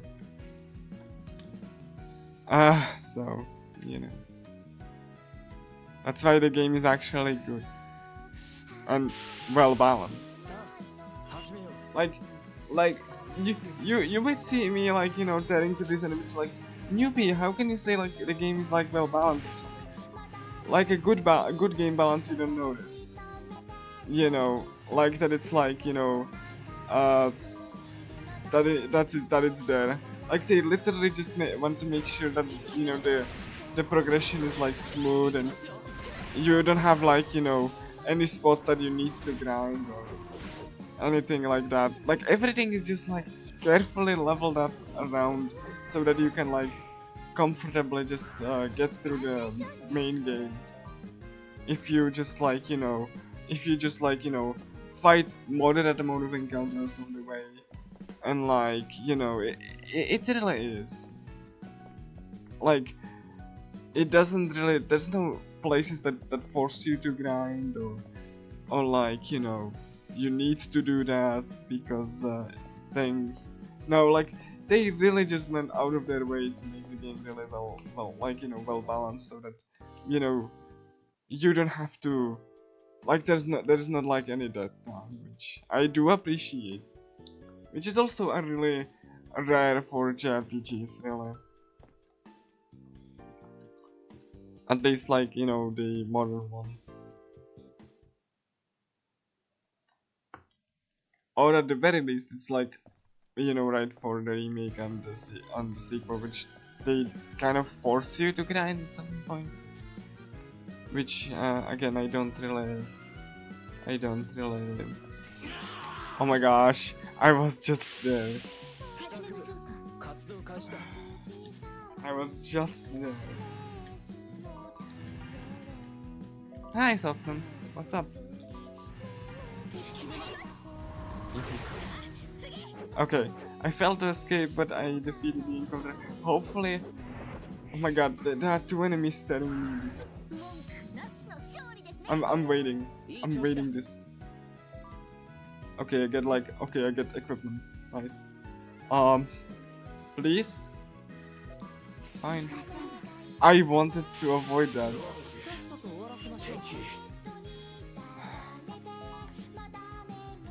I wanted to avoid this. Thanks, game.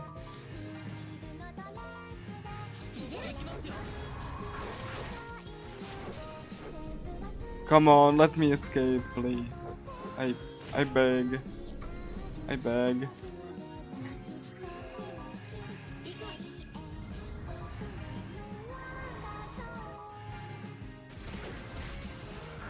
Okay, thank you, there we go. Hopefully I don't... You have a brief window of... You know... I'm gonna just return to the internet, it's faster to do that than just like, you know... Even there are like multiple load screens, it's just faster because of the number of enemies, and load screens on from the dungeon and here are not that long, and you can move when an area is loading, you can't run there. But yeah. So yeah, last of the requests for the Flower Princess, we're gonna be doing a side quest. This is a fourth side quest for the game to let us know that, hey, there are side quests. You can, like, every single NPC that has a name has a side quest.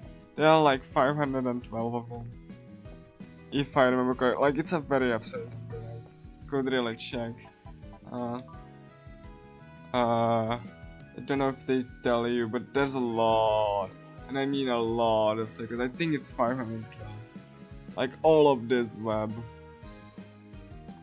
You know, this is basically the side quest.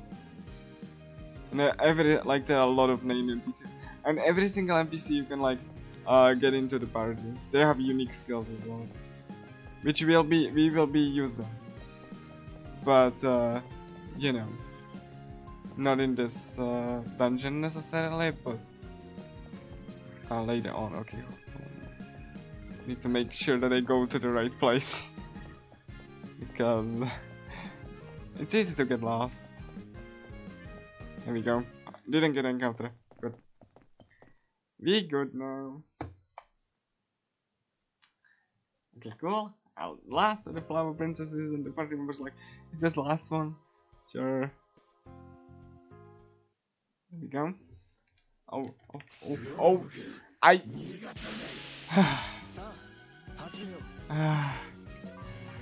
I love this game. I just couldn't do anything about this. Like, it really wants you to enforce you are in a dangerous world, and you need to fight your way to survive. You don't have any easy way out. That's why they made the escape so, you know, not convenient for the player, because they didn't want you to just escape from everything and just completely removed the, you know, like the kind of storytelling and like kind of the feel that they were giving. But you know, this is a speedrun, so I really don't want to fight these enemies if I can help it. These enemies can also like run away and like watch you, and you can't really like, you know, if you get like, okay, I'm gonna demonstrate this if I can. Shouldn't. Hold on. Okay, cool. So I'm gonna have this enemy go here. Hold on, please. Come on. Oh my god, this enemy is a dumbass. Really? Okay.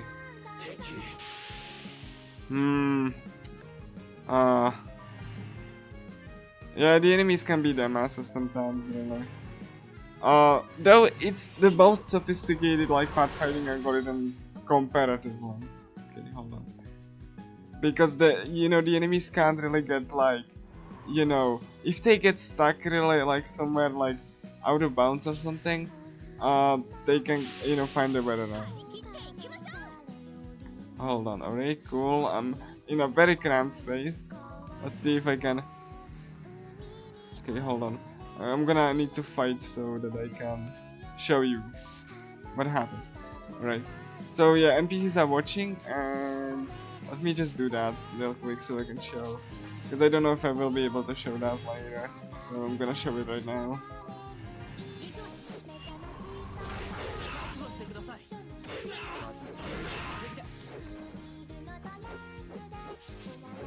Oh, she didn't run away. It's fine. It's fine. I wanted to showcase this up, but holy, oh my god, yes! Yes! Ah, this is a good skill. Oh my gosh.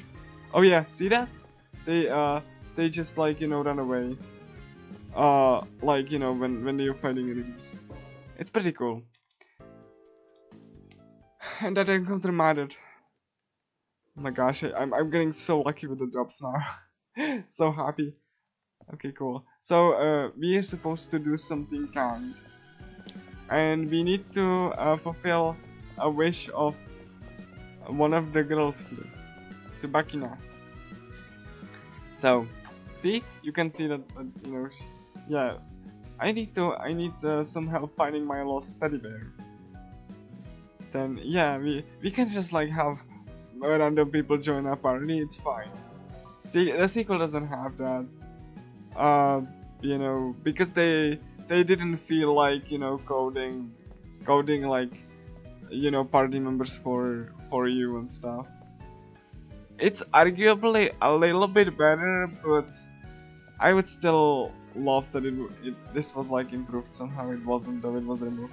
So anyway, so we need to put the party member into our like party. I'm gonna just select Mifue. I don't really need Mifue for anything, and this is like a NPC that's like a Mifue type with a hammer. Okay, let me focus for a little bit. Need to find the right place, and don't get hopefully,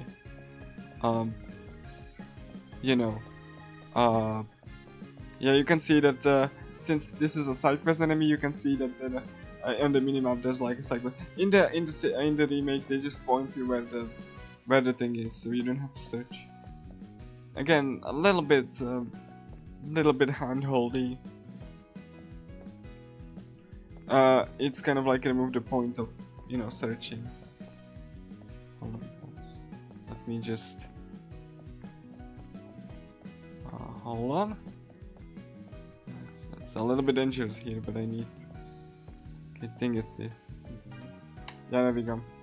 Hey, this is the teddy bear, and I was looking for it. Thank you. Yeah, so, and I can pick it up, and I will. And you can see how. Oh yeah, see, she was lost, and she just quickly, and you can see quest. So you can like talk to her, or you can report your results, which I'm gonna do. It's more consistent to do that this way. And now we need to report. And yeah, you can see the like the game just like, hey, there's like a lot of NPCs, you can like do this like this bit. We won't be doing that. Okay, I need to make sure that I don't want to get into fight. Like, not getting into fight is faster. Come on. This is like, please, first run escape. And you can see the NPCs have their own skills, like even unique skills. Self-regeneration, counterstands, like, the party members can't even learn these. Please. Okay, there we go. Thank you, game. I'm happy. I hope that the encounter, like, escape will be as good in the next dungeon, too. Hopefully. You need to be really careful though. Like, you don't really want to bonk additional encounters. Hold on. Okay, cool. Let's just do that. Let's go here. There we go. Okay. Hold on. There we go. Yeah. Report the quest. We did it. And the reason I didn't return to the entrance and replaced Tsubaki Nasu is because I need to return to the entrance now because I need to go somewhere else. So it's a little bit of optimization that you can do, and you know, and I'm doing. There we go. So we got 3 cloths. They are also in the key items menu. Here. Okay, here.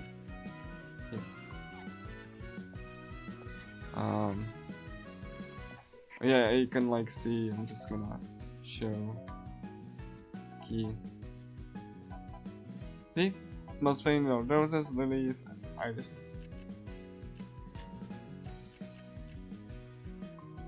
So yeah. Hold on. I need to make sure that I don't trigger the encounters. There we go. So happy.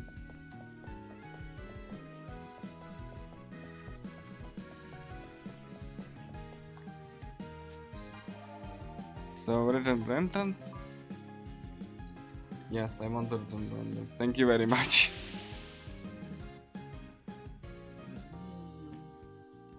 And Mifue, welcome back. I'm gonna save here. I don't want to lose the progress, just in case.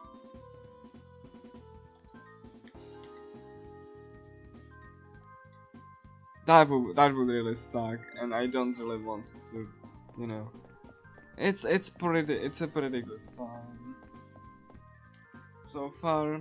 So here we go. I'm happy.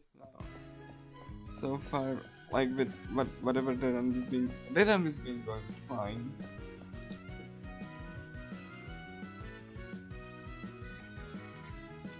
Don't worry, there's gonna be spots in the next dungeon where it can't just go down the drain.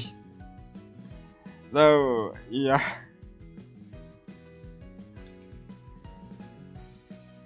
Game really is not easy in a speedrun setting. Casually, it's actually pretty chill. There's a lot of save points there, and you can see I can't run until it loads. So, yeah.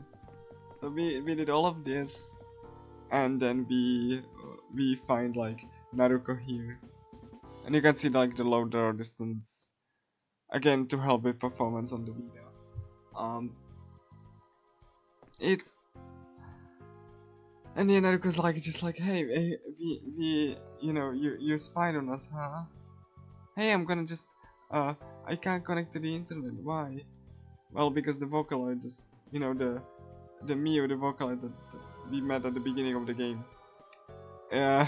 It's like, you know, he disabled the access, so like the Vocaloid that we have with us, Arya, just needed to restore that, you know, to the real world. Because, you know, if there was like an anomaly, then people would want to leave, and the Vocaloid doesn't want that. So, you know, Mew, so. Anyway, yeah. That's okay, cool. So let me just go to the next area. Hold on. Hold on. Oh my god, I'm so scared. There we go. We did it. There we go.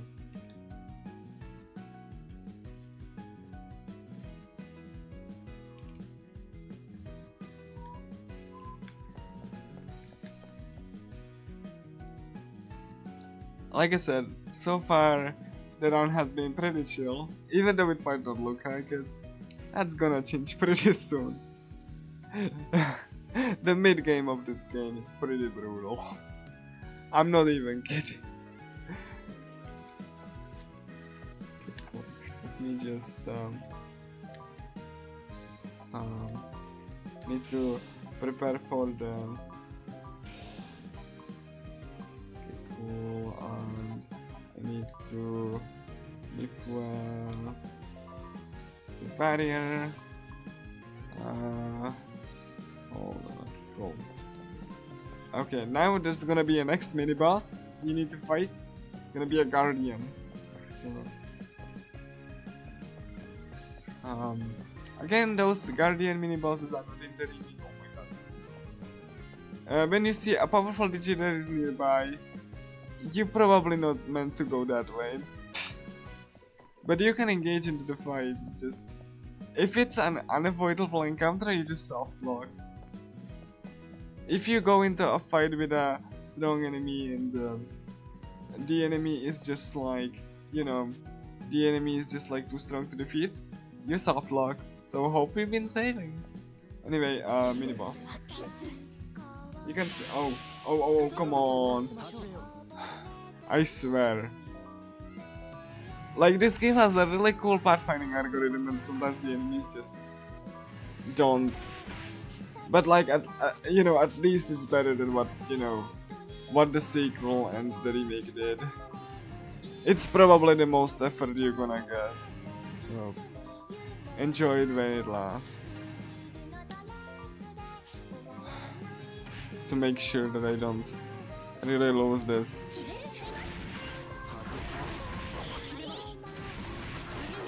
Okay, cool. 2 enemies died. That's fine.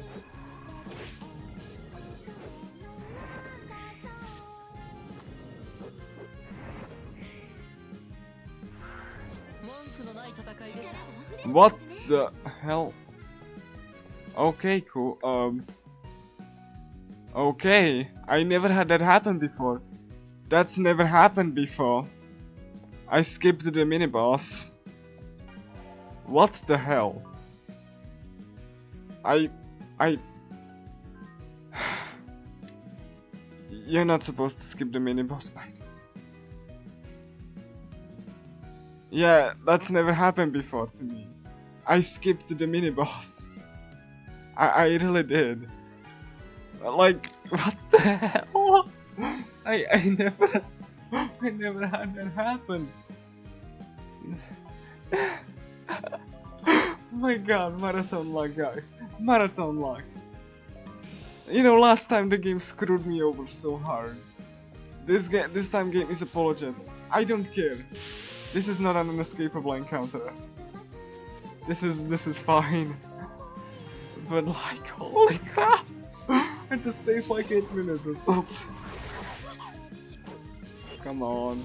Don't let me die here. That would be pretty stupid. I don't want to. Please. I gotta cook it. Marathon lag. Marathon lag. Yes. I love this. Oh my god. I never had that happen. This is good. I love this game. This game is so good though. Oh my gosh. Like even like I said, like the enemy got stuck, but that is his problem, not mine. He doesn't usually do that. So, you know, because the enemy was stupid, I saved time. Thank you, game. I'm sure this will have no repercussions later, and I will get only the good RNG from this point on. Right? Right? Nothing bad's gonna happen. I don't know, I'm not gonna say that. Just, it's gonna happen if I do it. Oh my gosh, I'm so happy. So happy that I have no idea. Okay, yeah, this scene is also changed in the remake. You don't get this cute little, you know, cute little like vibrant food. Like it looks way worse in the remake. And yeah, you need a code name. What about sunflower? I love sunflowers. Sure. It doesn't matter by the way, but I'm just doing it for flavor. And I'm gonna be a dandelion. And then you have like eating.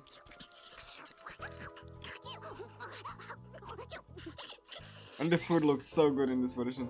And the scene is really enhanced because the you know, it's like really dark, so you don't see the boss arena, which you see in the remake and looks pretty stupid. Like I said, the color palette in this game is pretty good. I love how visually how the game looks. It's so good. So yeah. So you can see the boss arena for this is pink. It's also really good looking. Look at these lights. Look at how beautiful. And yeah, she drew her weapon. In the remake, if they draw the weapon in a cutscene, they will have to draw them again. They will undraw the weapons and draw them again. Because, you know, every fight in the remake starts from a quote-unquote fresh state. And it looks pretty stupid. Very, very stupid. But anyway, yeah. And yeah, you can see Sweet Pea here, this little portrait here. Like, every enemy has a kind of portrait that's also the remake removed for some reason. And yeah, she has a bow. So we gonna. Oh yeah, I need to make sure that I do EXP boosting. I need to make sure that I do EXP boosting. I really need the EXP. Against defense, I guess. Sure. I think I go with provoke here actually. I need the XP though, because I lost the XP not fighting the mini boss. So I need the XP, so hopefully I...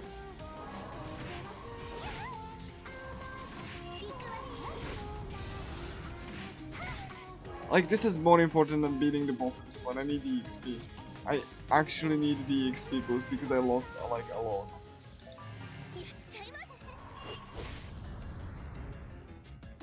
Okay, laser eyes. Okay, it's a shooting skill. So okay, I do have EXP. Who else doesn't have? Mifu has. Yes, everyone has EXP, I can focus on the fight now. And I can just do impulse spin because she's gonna be in the air if it hits. Hopefully. Oh, hold on. She's not gonna be in the air. Hold on. Need to make sure. No, actually, she's not gonna be in the air. Because she got interrupted. Okay, that changes things a little. Well, I'm gonna use basic attack then. Oh no, rejection barrier. Oh, God. I'm gonna use this time to recover. Yeah, I just wasted like 2 attacks. But I cancelled one. Oh my god, blow. Oh my, no. Oh yeah. Yeah, Sweet Typhoon is just like you get tossed into the air. Fun. She can also poison you. This boss can be pretty scary. Yeah, she just like launched 2 of my parkour moves. Fun, right? Like, thankfully this boss is not that difficult. Oh my god. Okay. I wanted to finish off. Let's see if I can hit. This is a lower accuracy attack. No, the counter doesn't hit. Can't scale. Okay. I'm gonna just use this one. Like, if this was the remake, I wouldn't have to think about this. But again, like I said, this game is much more of a strategy game than... Okay, no. I need to move. See, if this was the remake, I would dash automatically. The remake is just so much of a garbage. Like, as far as like complex strategy is going, you know, I hate it so. And which is funny because I used to love it. Because I didn't know. I didn't play the original game. So. Kind of like if you played the Definitive Edition, like I said, you wouldn't notice that the GTA Definitive is like a, you know, much more, like a much less polished version. Like, hold on, please. Yeah, Kotono, thank you. You could hear Kotono, like, you know, saying Tsugini wa Kotono dare. That means that's her defeat the enemy line. Okay, am I ahead on EXP? Fine, it's fine. It's fine.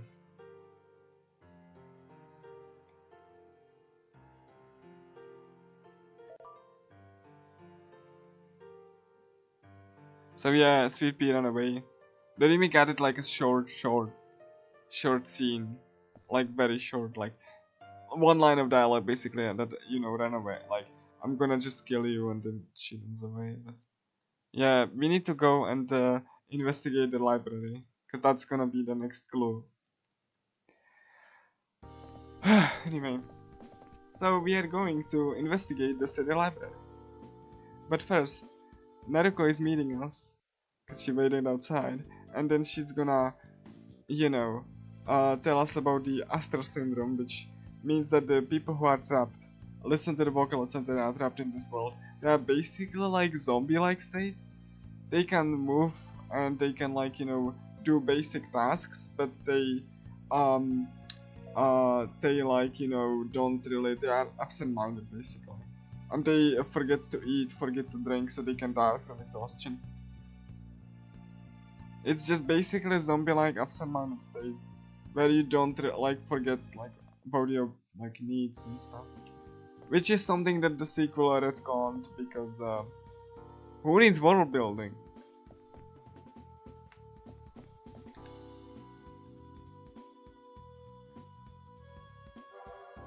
Oh yeah, that's a story quest, so yeah.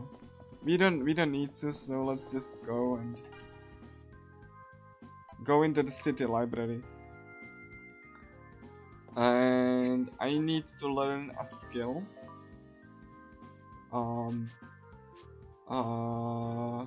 Yes, I have enough, so I'm gonna be learning this specific skill. It's MC's ultimate.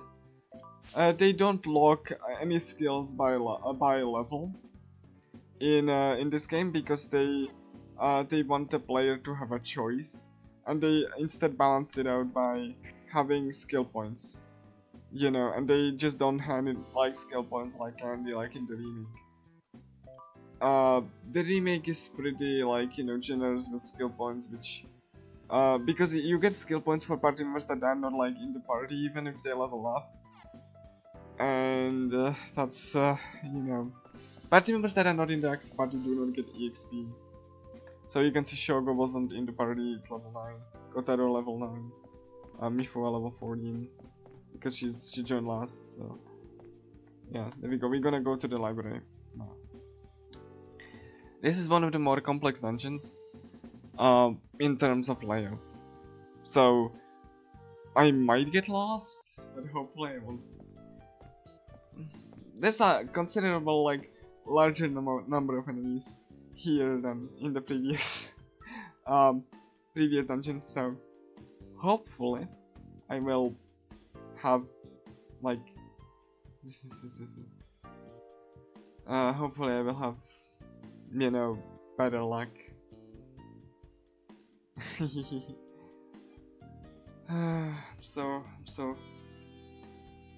I'm so happy that the things went well so far, honestly, all things considered. Even we got like a mini boss skip, which that's really good. I was you know, I was like, it would be pretty bad if I lost like the XP, but I didn't, so hopefully it's not gonna be an issue moving forward, because I never had that happen, so kind of a little bit like a little bit unsure what to do. Oh yeah, now the party members got like you know, trapped. This is the smartphone menu, the Wire app, which is like parody of line. The remake changed this line. What in the world is going on instead of what the hell? Because Nisa, I guess. This is Atlas translating, so you get a lot of Atlas translating conventions. Anyway, you can skip through. In the remake, these are automatic, but you can't skip through them. You can skip through these here, and it actually generally looks nicer. You know, like the environment, the smartphone, because it is like a nice blur. And in the remake, it's just like a smartphone with tiny font, and it really looks bad.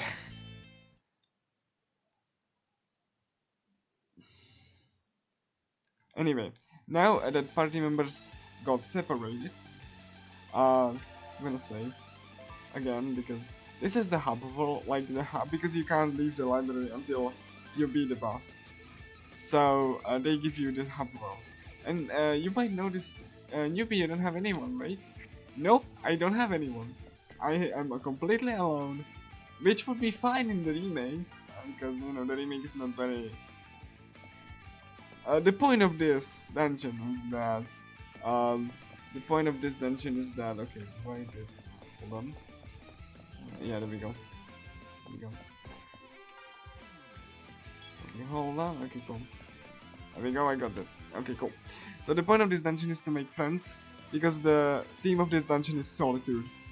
So, because the musician, you know, likes solitude, Shonendal, that there's like a lot of doors, and it's library. So because you need to be quiet in the library, and the game just tells you, hey, you can make friends. And we need to do that. In the remake we wouldn't, but I wouldn't, but like, you know, here, yeah. So yeah, we need to talk to the party members, and as you can see, like, party members get registered to the Wire, so you can like talk to them and stuff, and then each they have their own trauma. You can resolve in their side quests, but we won't be doing, like, I won't be doing that.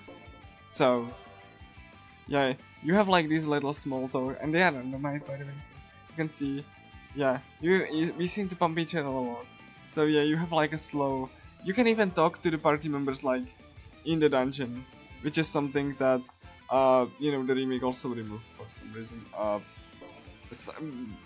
Aside from like 2 places which are like inconsequential, you might miss them. So another feature that the remake doesn't have. Oh yeah, so we are friends, so we can invite him to party. So yeah, and you can talk to them only like a specific number of times, so that you can, like, you know, you don't like just spam talk and stuff. But yeah, you can see that the NPCs have like unique pieces of dialogue that they fit the theme and area. Like that's, like I said, that's also removed from the remake. So yeah, you need to talk to her to meet her, and the remake made this so you can like you don't have to talk to them that much, but you know, like you have to only talk to them 3 times, but like I don't think this is like you have to talk to them like 6 or something here to have a friend here. So yeah, and since they have like much, since they, you know, since they you can talk to them like even. See, yeah, I have her in a party and I can talk to them, but I'm not gonna.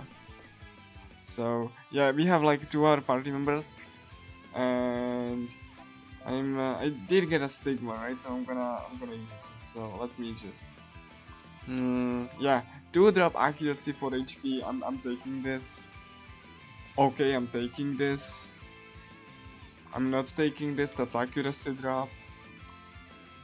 I'm taking this. That's a power. What is that? Blind. How much do I get SP? This is good. This is, how much do I lose HP? Less evasion. It's fine. That's fine. It's fine. I'm gonna get this one. I'm not gonna equip my other party members that temporary. So only MC. Got really good drops. The game just blessed me for this marathon. So I'm really happy that the game, because you can go through the whole game and get like barely any. So I'm happy that I heard like, you know. And I'm here to rescue my party. Oh, yeah. No, that's a strong enemy. You don't want to hit that. So yeah, we are in the library, and we didn't hit any. Okay, cool. We didn't hit anything. Cool. Whew, I was pretty lucky. Oof. Got a good positioning and stuff. So far, so good. So okay, cool. Let me just. Hopefully, I pick the like right side. I think. Yeah, you can't go here. See that this is locked. You can't go here. This is something also that the remake remove. You don't get these lock messages. You just have to try the door and see that they are locked. At least I'm pretty sure that's how. Okay, it's not it. I think I have to go here. Yeah, I didn't want to. The enemy was like in a really awkward position there. So, and yeah, you can see that you can like have unique skills, and the stigma, which is an equipment that I got, added me a new skill that's not available in the remake or in the sequel. So random drops are mostly pointless in both games following this. Which is, you know, fine, right? Dungeon crawler. Random drops are pointless. Anyway, let's see. Okay. So let's see if I can. Yeah. We have to find a key to one of the rooms. And as you can see, there's an enemy. The game doesn't tell you that you know, the enemy is there and you have to like defeat it. But I'm gonna be a little bit reckless. Please. Okay, I missed. That's fine. Okay, and yeah, I probably won't have. Yeah, I don't have anyone that can counter, so I have to use. Because this skill is for piecing shields, this skill is for, you know, its additional effect, which you will see when I hit risk 5 on an enemy. It's a single target, by the way, and it has to hit. It can also miss, by the way. And this is for airborne enemies. So this is the only skill I have. I could. Okay, how much is it? 40. That's good actually. That's good. Let's add it to Shigeo Yumida. Hopefully I don't get interrupted. So Shigeo, you do shield and SP, and then you're gonna just go and punch. Like, I don't want to invest any points in my party members. Defenses. Hate is basically aggro. So because this enemy has like a heal, and when you heal, then enemies aggro onto the healer because you get defense down. This is basically a skill that lowers your hate levels, which it's basically opposite of provoke. So you know. And I'm gonna just try to raise risk so I can. Risk doesn't decay, so you can plan around. Oh my god, I didn't get it. Oh my gosh, please. Shigeo. Oh my god, I didn't get it.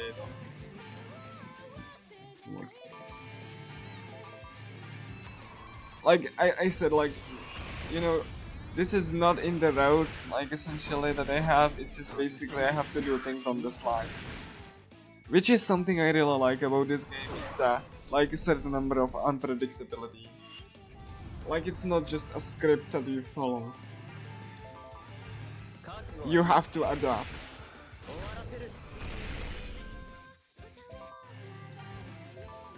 And I really love that about this game.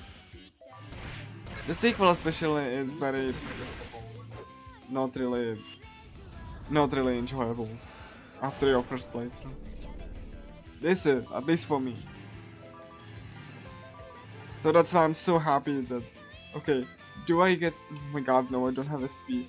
But one thing you can do is that when you queue attacks, then subsequent attacks get cheaper.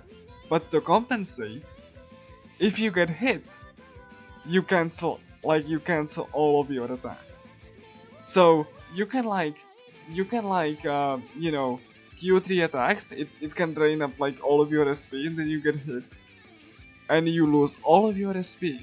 You don't get refunded. In the remake they made it so the SP gets only used when you like, you know, actually do the attack. It doesn't get used in advance. So, you know, that's something also that the anime changed for some reason. It makes the... Okay, hold on. Okay, this is fine. As long as MC doesn't die, I'm fine. Okay, cool. And now you can see that I connected the attack, and look at the wonderful laser there. It's so good. Okay, cool. That went better than I expected. Okay, cool. So, and this DJ had a key, which we will need to rescue one of our friends. You know. Anyway, see? Oh my gosh, I like. Oh, I can't like get over how good the models and everything looks in this game. Even the library looks so good. It's really unfortunate that the remake got screwed, but that's what you get with a publisher that doesn't care. Aquiria only, like, you know, did things with for you once in this game. They do like things for Namco Bandai. Mostly Sword Art Online games, like I said before. So, you know. I really can't imagine how awful the development was. Especially because they were forced to release this game unfinished. Like the post game was missing when the game got released in Japan, and a lot of things didn't work. So, you know, it needed 6 patches. So this is the English version. It has all of the patches by default. So yeah, and yeah, these doors have like riddles, and if you answer the riddle correctly, the door opens. If you don't, you try again. Not really difficult puzzle wise, but you know. The song that's playing is originally The Incident by Polyphonic Branch.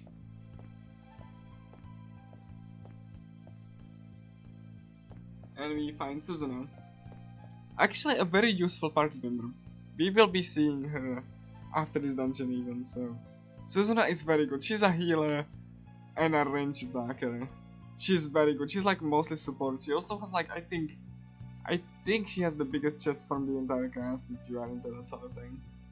You can also see her like full body split in game, like you can see here. She also is a wonderful singer and can yell super loudly. And she was here just with her friend that got turned into a doll because she broke one of the rules that the musician had in this place. So yeah, this is a dual super healer. She has resurrection. She can like has an attack that like increases risk. She's very good. She's gonna be very much important until the boss anyway, because we will get the rest of the party back. But she's essential like for the next couple of fights. She's basically the lifeline that you want to have. I really like her a lot, and this there we go. And yeah, the game informs that we can rearrange the party, and but we won't be needing to do that. Like the hub world we went before, we don't need to. I don't want to get into any encounters here, by the way, so I'm just gonna try to escape.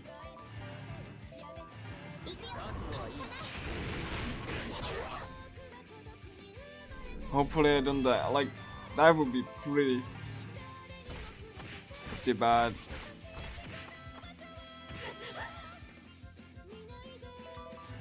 I don't want to fight you.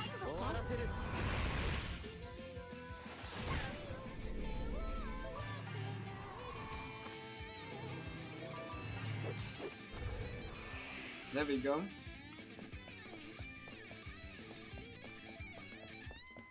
So yeah.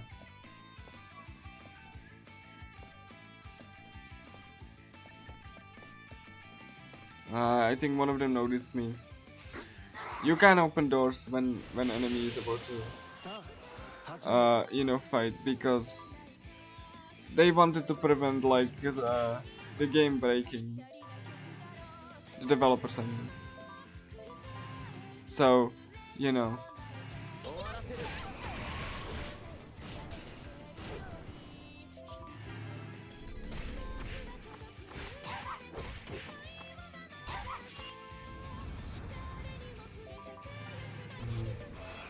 I didn't want to fight this, but let's see if I can get...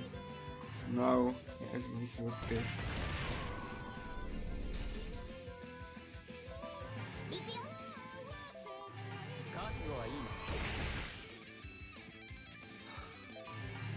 Okay, I'm gonna fight this then. I got risk 5, I can defeat this enemy pretty... Oh yeah, you can see the dolls here.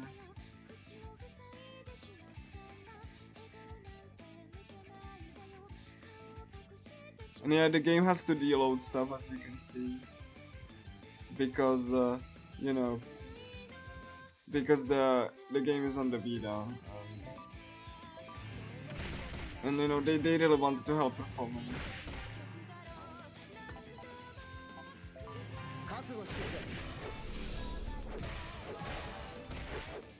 I honestly feel very sorry when something glitches out in this game, because I really like this game a lot, and this game has so much more so much going for it that I did the remake or the sequel managed to. I really can't help but feel sorry, especially since the developers got screwed so hard.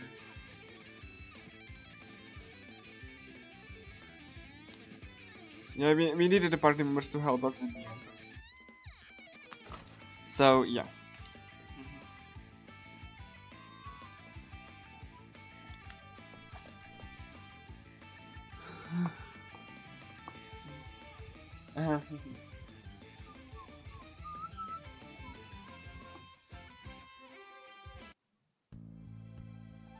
Kotaro got turned into a doll.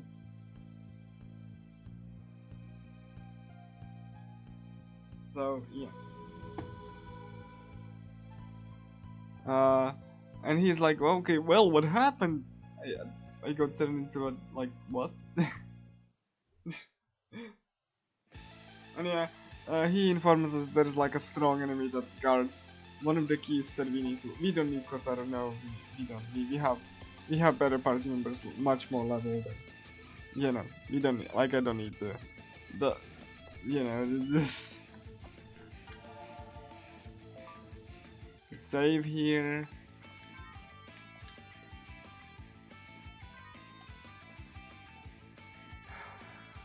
Okay, I'm gonna check my buffs, and I'm gonna.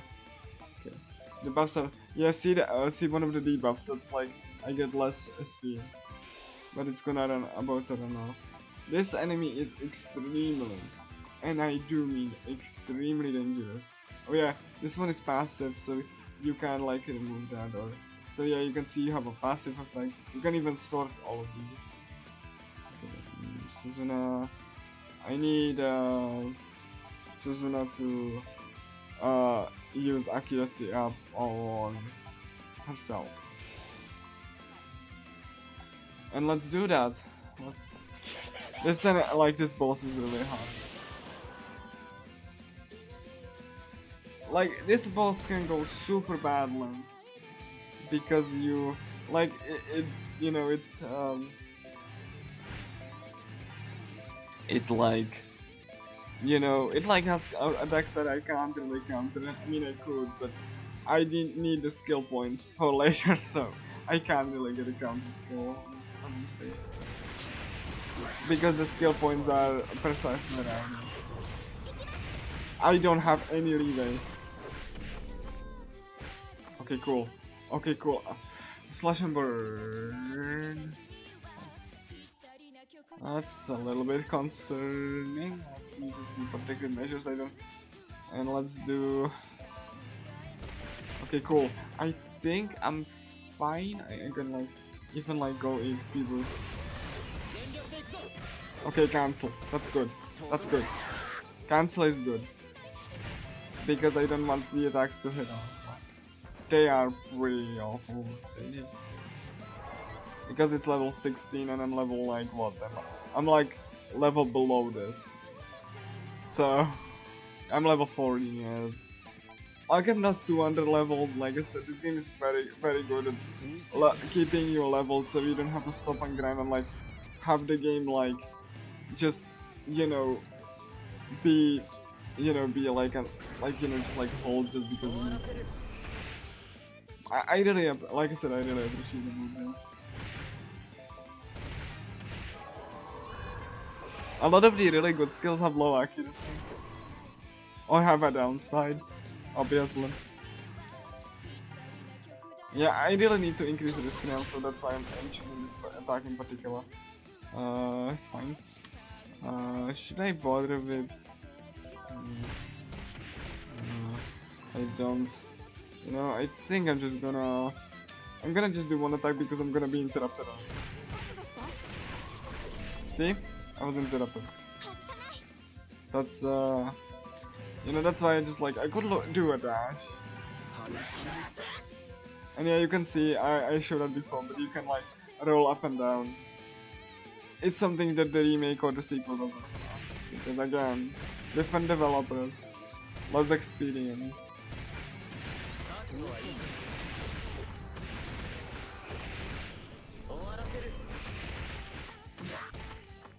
Yeah, like Suzuna's attack doesn't do much damage, but it's not about the damage. I really need that.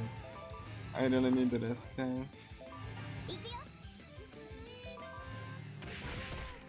Yeah, I'm gonna be playing this safe.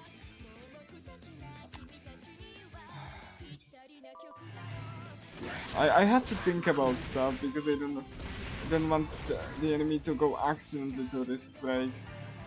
Because I want to do a finish. No, no! Oh. Heal. No, please stop. Oh my god. Did I do it? My heart. No. No. it went so well. I'm not. Oh, please. Oh my god, I'm. No, no. Okay, cool. It did. Oh my god. Please target someone else. I beg you. It should. Thank you. Target Suzuna. I'm so happy. Oh my god, that was so scary, guys. You have no idea. So scary. Like you think I'm exaggerating? I know that I lost runs today because I usually don't save, you know, until, you know, before this dungeon's boss. So. I'm so happy. Oh my god.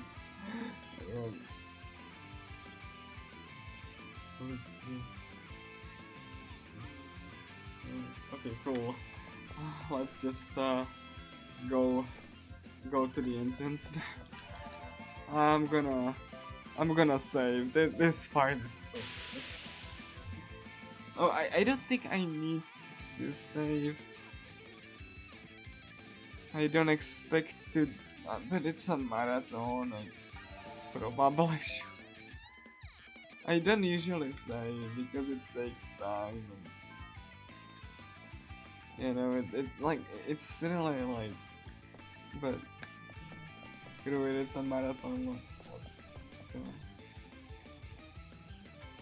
Yeah, we opened the door because we defeated the mini boss. We're gonna just go look for another friend. And if you're wondering, the guest party members have equipment. They are just like, the equipment is just bound to them, so you can't really remove it or something. Like, it's fine. Like, I don't really need the guest party members to have equipment anyway. This is for the PlayStation Vita. This is also delisted. Was digital only, so publisher delisted this. So you can't really get this game in particular anymore. Yes. This was never ported to anything else.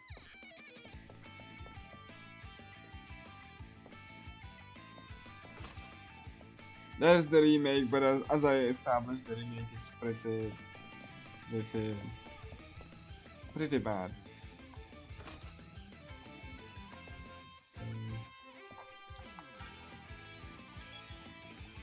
Like, it's not bad if you're not familiar with this game. But I don't think you will notice how bad it is. But, like, I explained that before. It basically is if you've never played the original GTA, only played the definitive. Then you probably not notice that anything is like wrong or anything is like bad. But, you know. And the reason that this game never got a port, I explained this before, is because the publisher didn't want to. They rather hired a cheaper developer that never made a PC console. Just so that they can save money. They didn't even have like animation studio to do the cutscenes. They just you know, task like 15 college students. No, 32. 15 college students to do the cutscenes, and the cutscenes are not good. They have less animation. They have like wrong expressions. They can even like have wrong time of day. So they don't fit like the cutscene at all. It's really bad. It's basically the definition of a cheap remake, aka the definitive. The same kind of that the definitive was. And the remake doesn't even run well on consoles, only on PC, and that's because it was ported by another company. So enjoy, I guess. Anyway, there's like this area is like kind of like this little section, and you need to get keys from this section to open the other sections.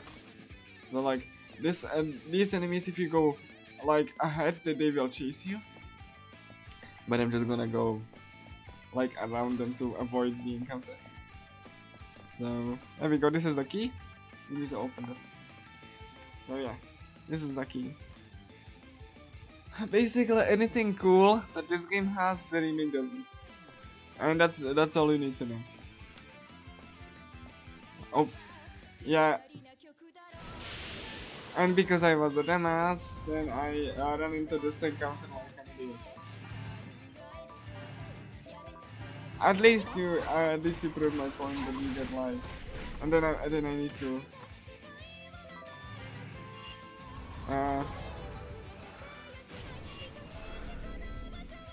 Okay, cool. It's fine. Okay, yeah, that was a little bit. Like. And like all of these different effects and sound effects, the remake doesn't have. The remake is much more flat and much less, like I would say like polished. Yeah, that's the good word to explain. I swear if I die here because of my own idiocy. No, please. And see, this is why you don't want to get into fights. Come on. Okay, it's fine.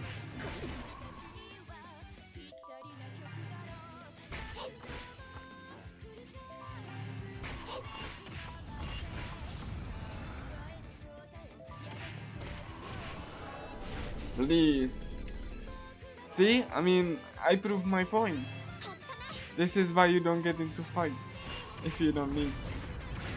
Or if you have like more enemies. Because, you know, the fights are dangerous.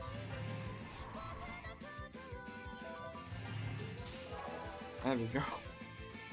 Thank you. So yeah, see, that was like a minute just down the day. More than a minute, I think. But it's fine. At least I proved my point. Yeah, you can't do anything about this. Because you know, the enemy will know this and we will get into a fight. So that's fine.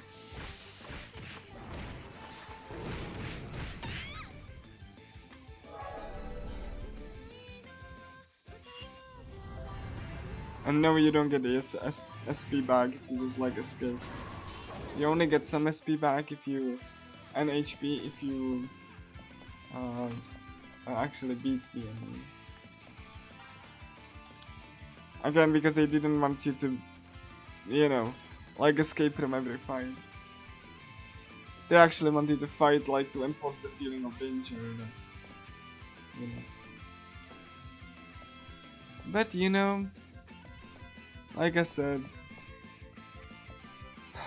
this game has a lot of things that didn't go wrong. And it's really sad that it got a little screwed up like this.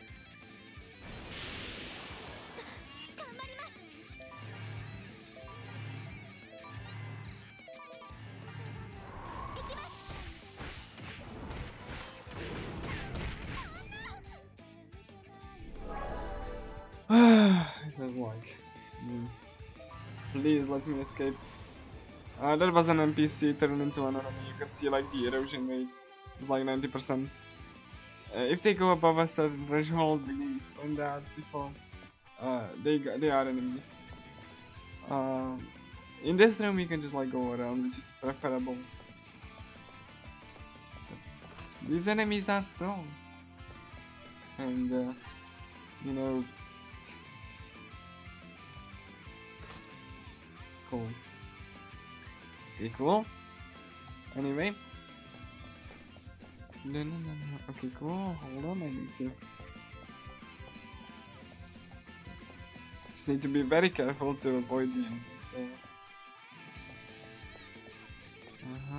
Let's just be very careful.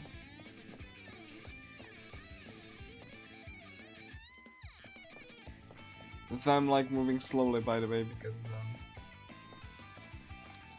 you know, if you run like under risk of being discovered by the enemy.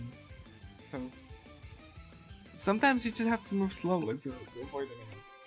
Again, this level of nuanced movement is why I love this game so much, despite the performance issues. which again, the original developers had the experience to make a PC port and port to other consoles. But like I said, for you, the publisher said no, because like I said, it was cheaper to have a different developer do the remake. And yeah, we found another party member, but we don't need to switch. So, and see, one of the persons that we met is became a doll. So yeah, we need to save him as well. But we can't save him like right now because that like he has been turned into a doll like way sooner, and the Vocaloid that helps us like restore the people just doesn't have enough power right now to restore him. So we need to defeat the the musician to actually rescue all of them.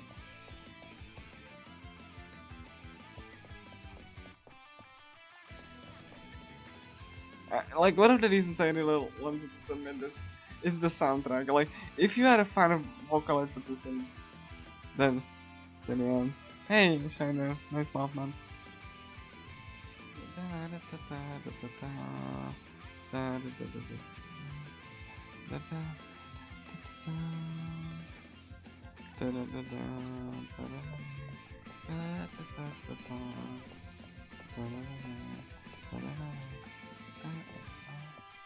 Hold on, I need to make sure that I don't.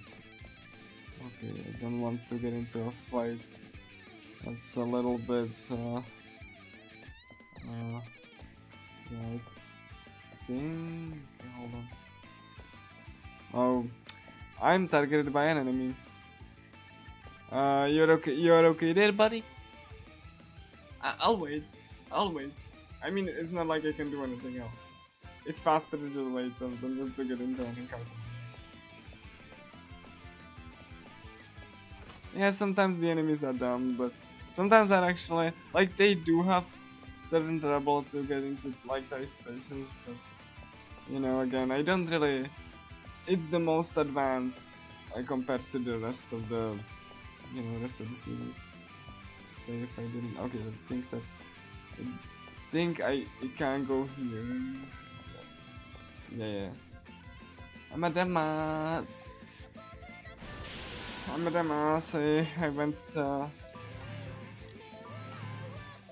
I went.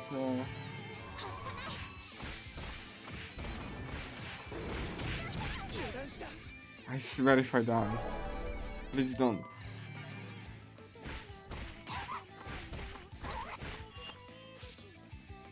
No. I'm gonna be at lower health.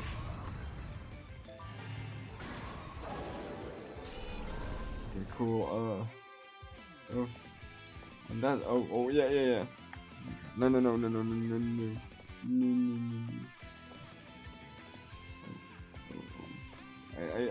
I took a wrong turn, and that was my punishment. Okay, hold on, okay. I think it's flying. Hold on. Yeah, there we go. Yeah, I took a wrong turn. And yeah, now we need to search for another friend, Naruko. That's like, you can skip, like I said, you can skip these, and the remake you have to wait for these. But like I said, the remake is not very good.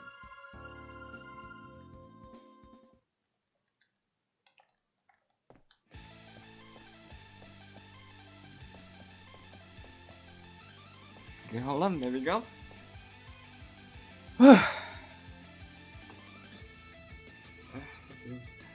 Like, yeah, this game is very exhausting to do. There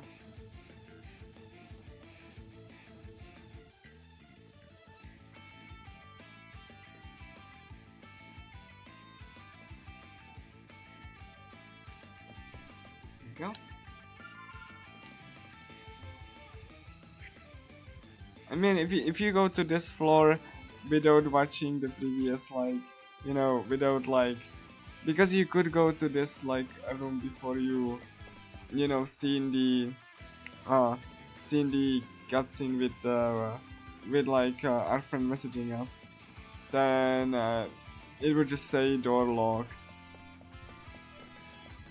So you can't really, like, you know, do this out of order. Yeah, I need to get the key. This always like messes me up a little. I need to get a key. Okay, hold on. Good. And this one I think I'm gonna get.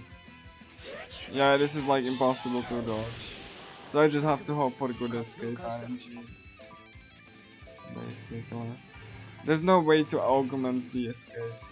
Either you escape or you don't. So yeah, you can like be there for a minute, you can be there for like 5 seconds. And that applies to each encounter. And you can also die like that, like, you know, and when they die, then you can't really like resurrect them until they are fully dead, like when they like life force fades away. So yeah, because they are not considered completely dead until they hit the ground and like play the animation. Could resurrect him. I just want to escape. Please, game, give me that 25%.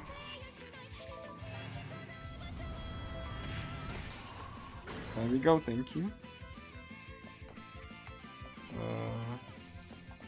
Oh, and yeah. Classic, I take a wrong turn. Is there like multiple of them and...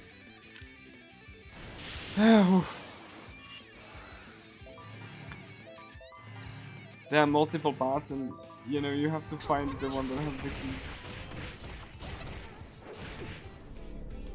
Please, don't...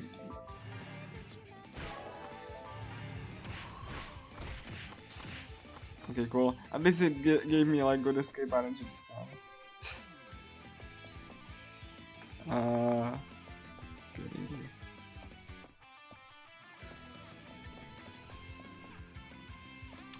No, I think I... Okay. Did I misremember stuff? No, I think it's... Hold on. I think it's down then. Yeah, I think it's down. I just missed... because you can't see like the keys until you are... Until you are like... close to them. Oh no, it was there. I knew that my memory wasn't wrong. I just didn't see it for some reason, because I guess like the camera wasn't focused. There we go. Because I remember this. Like, sorry. Okay, cool.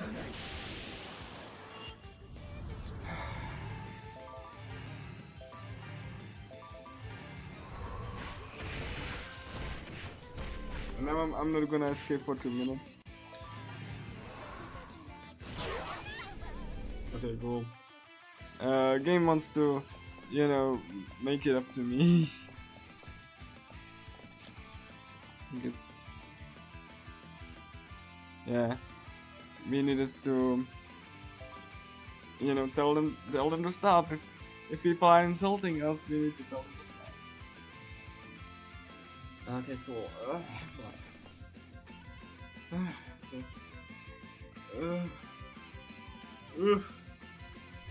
So far, so good.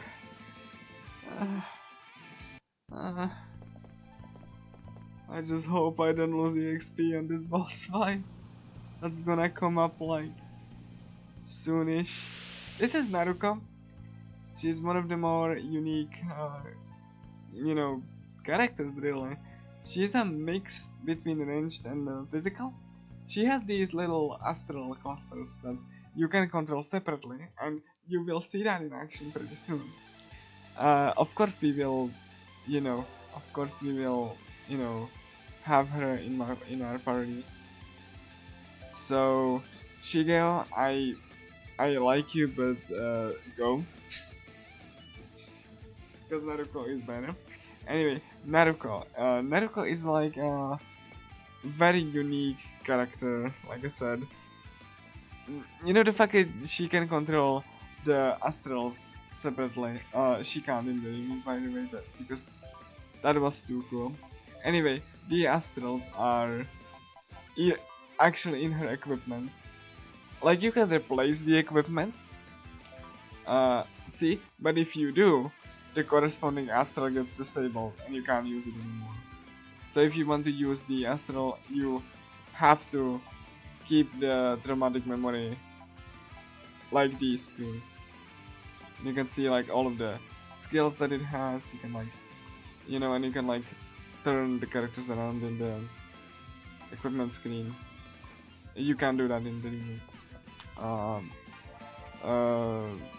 Like I know that like a lot of this is like you can't do that in the remake, but it's true. Like, this game had a lot of flavor and complexity, which was completely destroyed. Okay, we need to do buffs. Anyway, buffs. Yeah, there we go. So yeah. Anyway, so yeah. I need to buff Naruko Saki. Not Suzuna because I don't have enough. Hopefully it's gonna go well this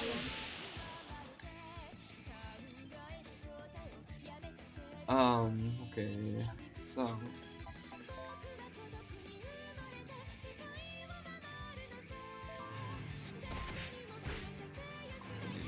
I can counter that.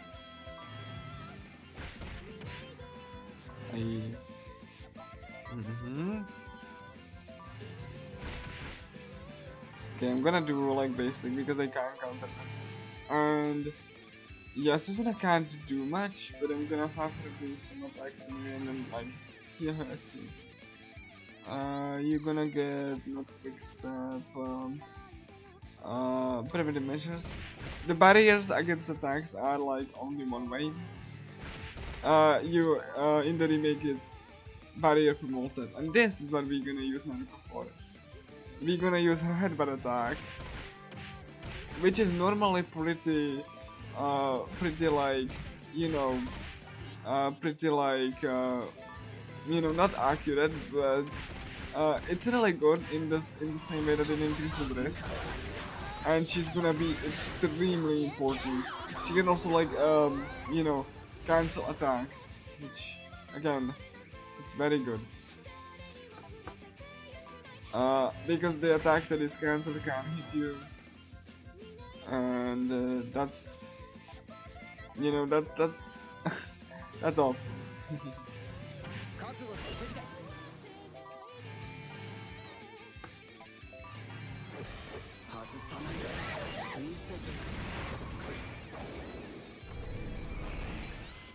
Okay, I want to increase your risk. Hopefully I don't get... Like, some of these attacks are pretty mean. Later on we will see like reflect damage, which is fun.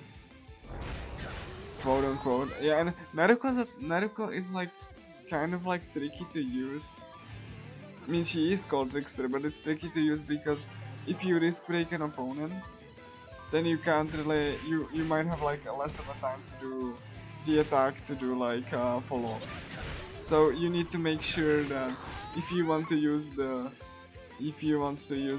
follow up attack, you might want to make sure that you don't risk breaking. But I already did, so it's kind of like you can't really like account for this because the attacks are not 100%. I might die, which, holy crap, that would be pretty dumb. Like, I don't care about the other party members that much, except Naruko, because Naruko needs to get the XP. And, okay, cool. And yeah, you can see that the attack still hits, and poison still hits outside of battle. So you see the poison cloud above Naruko's head? That's basically poison. It dwindles your HP over time, as you can see. I mean, I'm gonna stay so you can see that you can see even that the poison is active until a specific, unspecific, you know, time. You can like see. Yeah, we're gonna get this one. for more skill points, and we can finally go to rescue the rest of our friends. Not many left, but this is one of the dungeons that I really kind of dislike in a speedrun setting.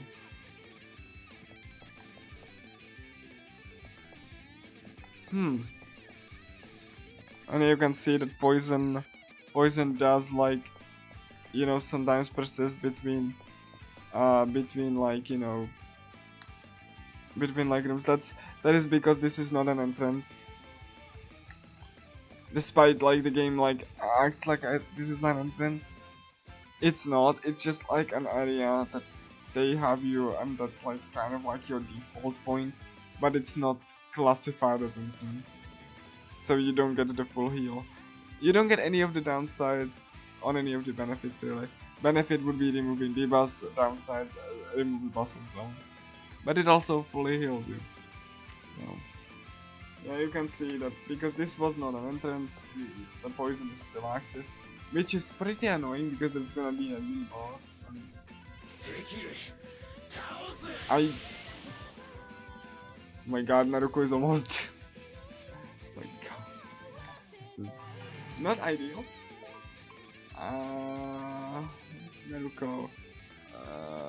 Like you can die from poison. On the overworld, but yeah, I don't really want the defense down either, but and then the enemy is gonna aggro onto Suzuka because she used the heal.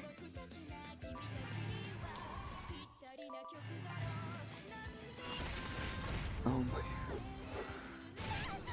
I'm gonna save before the mini boss. I don't want to die. Dying is pretty costly. And you can see that the NPCs are watching. They can also heal MC if his health is pretty low. This is not like, this is kind of lore breaking because they're not supposed to have any abilities, but this is more of a anti-frustration feature for the player, so that they don't die, because like dying in over. I'm gonna save. I'm scared.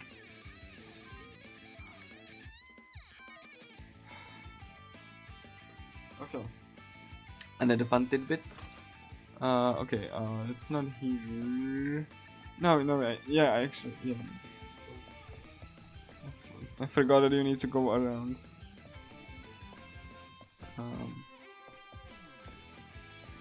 Yeah. Oh, come on. Okay, painful venom is done.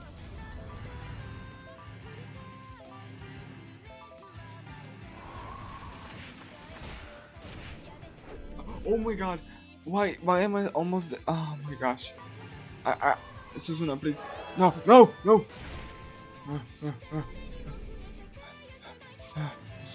I'm so scared. This is that attack can kill you. And yeah, Naruko can like move, move like enemies across the battlefield. Like they have like individual like physics, and it's great. It just like she just like does the headback and just like boom. It's so good.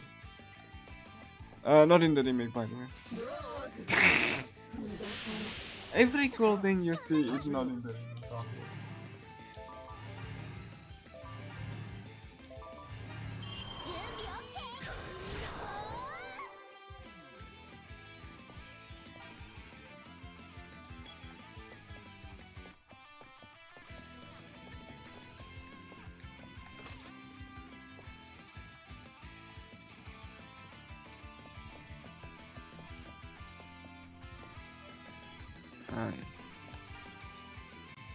There you go.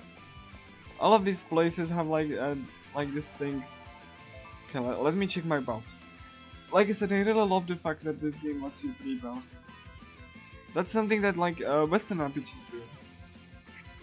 Let you do, and it's really unique among JRPGs with a turn-based combat.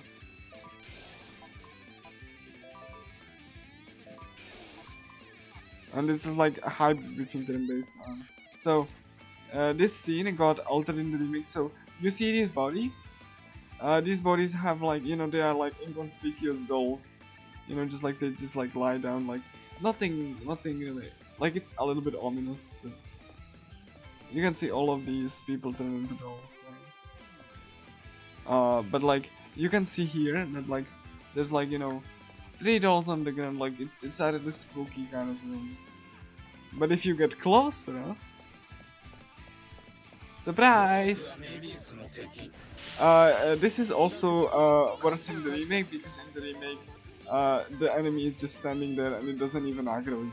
You don't even have to fight them because they stuck one of the new party members there. So this room is kind of pointless in the remake. And it's the thing, like the feeling of isolation is completely removed. You know, like the feeling of like dread and horror that's provided is just completely gone anyway. Now, I need to make sure that I do not... Okay, I'm gonna be using like this little strat called like enemy aggro strat, which basically lets me keep this enemy occupied, because like you can see my hit rate is not great. So I'm not gonna be hitting the enemy that much. Instead, what I'm gonna do buff on Suzuna, and then I'm gonna position this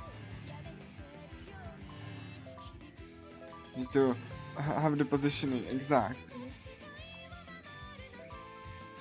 because and then I'm gonna heal. Still need to heal Hanako anyway. So Naruko. I should really change the turn order. I wanted to do the last dungeon, but anyway, Naruko's gonna go here, and then she's gonna use one of the Astros. I'm gonna use that one. I'm gonna position it here, and then I'm gonna use slash. It's an individual command, by the way,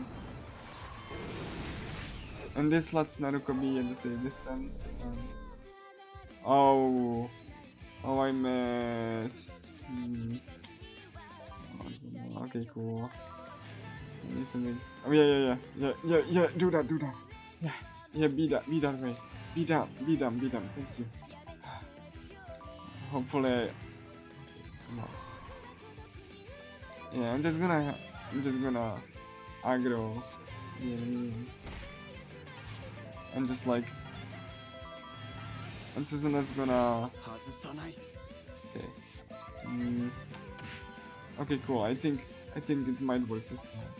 I'm gonna use masochism for a little bit of safety, and then I'm gonna do the ranged attack. Just do it. Okay, please. Come on, really. Okay, cool. The astral didn't go off, really. That's unfortunate. It was because like it wasn't on a pathway that you know you can like traverse normally, so that's why it failed. I'm gonna try again though. I really don't want Naruko to be exposed, and this is one of her strongest assets. Okay, that's I'm gonna have Ria here and just, you know. Okay, cool. Yeah, you see that why the enemy is moving like that way? Because the enemy is trying to find way. Okay, cool. Hopefully I just really don't want Naruko to be...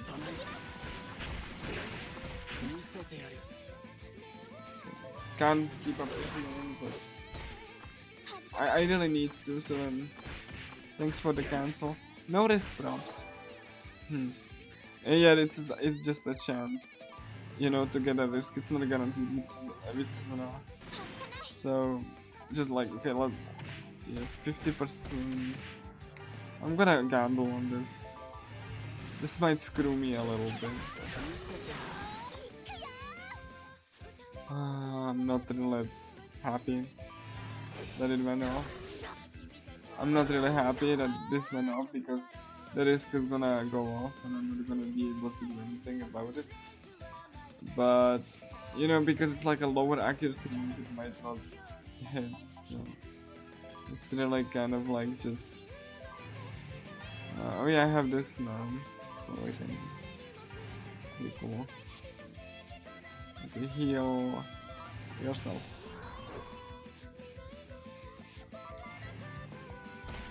Cool. I'm really like, you know, just. Okay, cool. This boss, you know, can be a little bit scary, but that's why I have like a prep for this boss. Because the boss can also kill you. Like, okay. I'm out of healing. I need to. Hopefully, I won't get. I need to. Okay. Yeah. Nothing really difficult. Really frustrated. Sure. Fine. Fine. And then do here. Again, you see the movement. The movement is just because, you know, they try to find like a pattern. Okay, cool. I think I can beat it. No. There we go. Oof. Okay. I can do a little bit of any. I don't think I need to do this, but I'm gonna do it anyway. Okay, cool. Enemy dead. Oof. There we go. Nice, isn't that cool? There we go. Oh. 4 skill points, nice. Hey, and did you hit a key? So, yeah, this scene was completely removed in the movie. And this battle, well, the battle is still there, it just you don't have to interact with it. Again, kind of sad. But, hold on. I wanted to avoid that.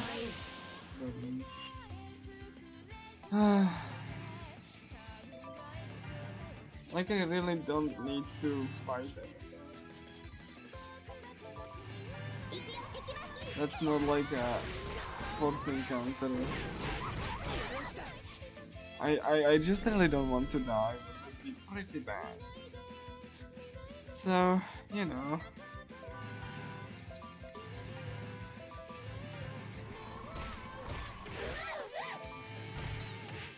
Okay, cool.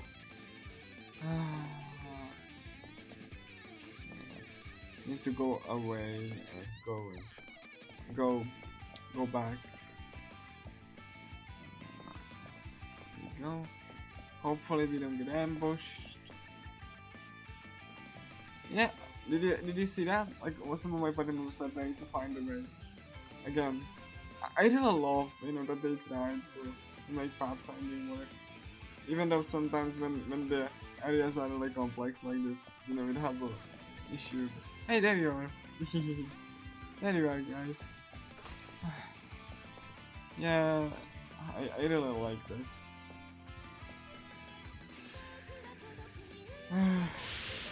Oh boy.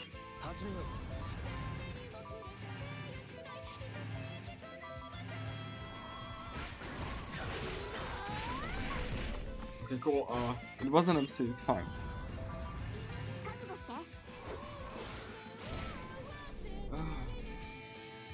Like I said, it just takes a lot of energy out of me. Like, I don't know. But you can tell that I love this game so much. Come on, 2 enemies? 2? Holy.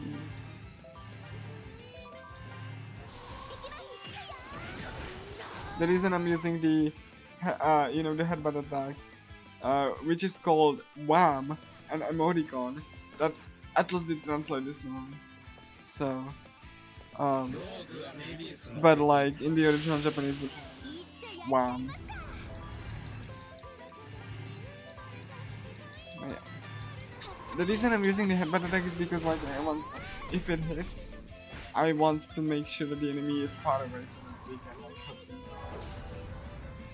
hurt me. Because you know dying is a bit costly and I would prefer not to.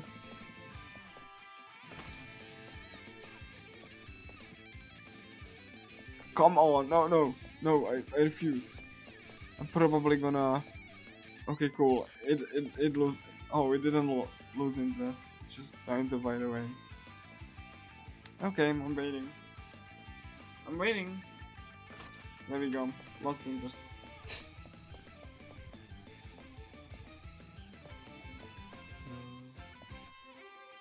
Okay. Yeah. Okay, cool. That's why we needed to fight the legit by the way to get a key. Okay, hold on. There we go. Got it. And we get Katana back.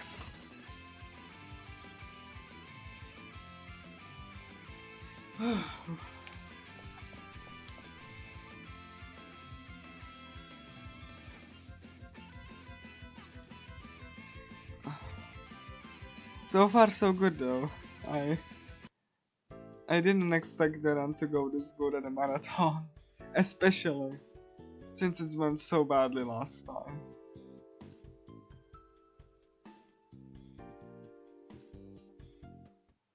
Yes, we will switch. Sorry, Ria, we need Katana. We need her for skills and XP reasons. Basically. So, we are at the point that we, you know, officially like are out of guest party members. Good. Because we need our party members. Like the guests are fine, but you know, permanent party members are permanent party. So, okay, cool. Okay, I think. Let me. I hope I guessed right. I think I did. And hope I get like escape lucky. Oh my god, first try girl, let's go. Okay. I guessed incorrectly, that's fine. I get first try escape. So, you know, no harm, no foul. It would be pretty bad if... First try escape again?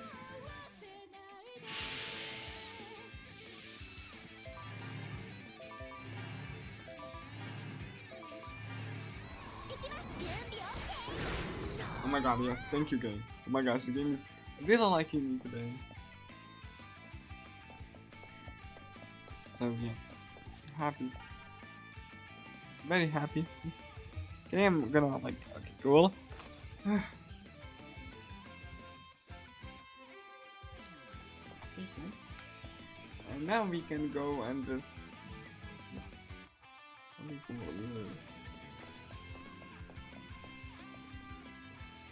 Really? Lose interest, please. Lose interest. Thank you. Like I'm not really making fun of this if you noticed, because I know this game was made by a small team, and they put way more effort than what the remake developers did, and you know, the sequel as well. So I'm not really harsh on this, like at all, because okay. I think I need to get a key now.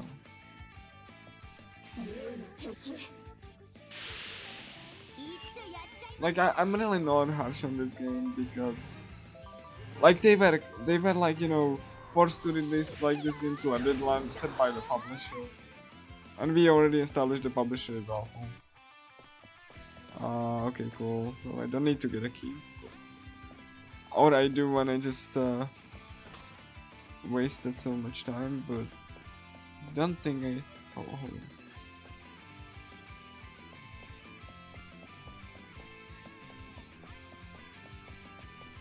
Okay. Okay, yeah. There you go. Okay, cool. So far so good. I'm really happy that, you know, this game might have issues, but it's far from like the bad game that people make it out to be. It's a very good game, stuck under very bad circumstances. And you know, the remake is not a replacement. Yeah, I have this much time because I also want to account for bad RNG and also want to showcase the brutal bonus dungeon. And the brutal bonus dungeon is very brutal. I can be there for like much more, but you know, like I it could be lower, but last time, yeah, Susan needs to go.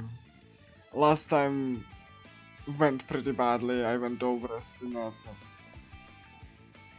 Yeah, I went with overhead. And I was super disappointed I didn't get to showcase the bonus dungeons or the beautiful character scenarios. So that's why I gave overhead. So yeah. It is very intense though.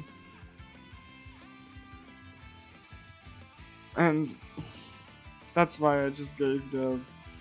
That's just why I gave that like big of an estimate. This game can go badly, like, you know.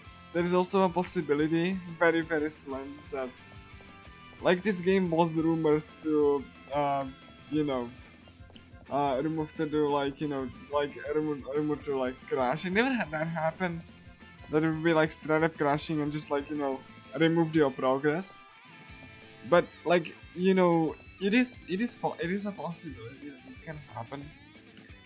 And I would lose all of my progress. So, you know, I hope it doesn't happen. Like, I never had that happen, but hopefully. So, like, yeah, the estimate is also accounting for this overhead as well. Like, I really wanted to... I didn't want to showcase this game and, like, an excellent, like, you know, lots of lore. Because I already did, like, lore. And I got really bad RNG there, so, you know. This was my way of just making up for the bad run and hopefully to showcase, if the game allows, the bonus dungeon, that it's not in the remake. And, you know, no such thing is like in the sequel as well. It's a very lazy post game, in fact. So, you know, not really that amount of effort that like, you know, went into this game in particular. Then again, the remake and the sequel developers are less experienced. So, you know, these developers were more experienced. And they were like, you know, like even, they are like, the developers like have like less people. Like 48, when this game, you know, came out. So, 48 people, not a lot, but a very respectable and, you know, kind of a unique title that unfortunately got completely screwed by the publisher and the director, because the director doesn't care about gameplay much or like how the systems interlock together, and the publisher doesn't care if the game goes, you know, and the publisher doesn't care if the game, you know, just like, you know, is like successful much or not, because they only want to see merch sales from this. So, you know, like Furio is really bad as a publisher. They are even so awful that they insert themselves as developers on Steam, even though the games were developed by someone else. It is so bad, in fact, that Furio even, oh my gosh, nice drop. It is so bad, in fact, that the publisher was so insecure. Not only they issue content ID strikes on YouTube, but also they forced a streaming guidelines that show, like when the sequel came out on PC, that you have to have at all times text, copyright Furio Corporation, licensed to and published by Historia.inc.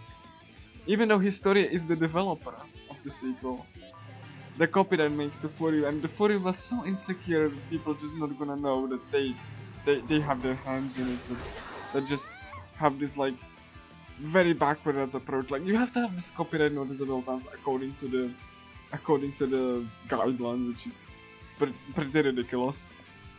And you know, I don't really respect the director as well, because the director for the sequel wanted to have music videos playing inside of battles.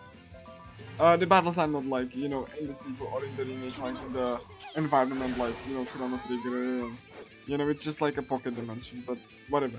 He wanted to have like music videos played in the battle in a game that you want to focus on what's happening on the battlefield. So he literally wanted to add a feature that would do nothing for the gameplay. Like actually nothing, and you know, because you want to focus on the battle when there is a battle.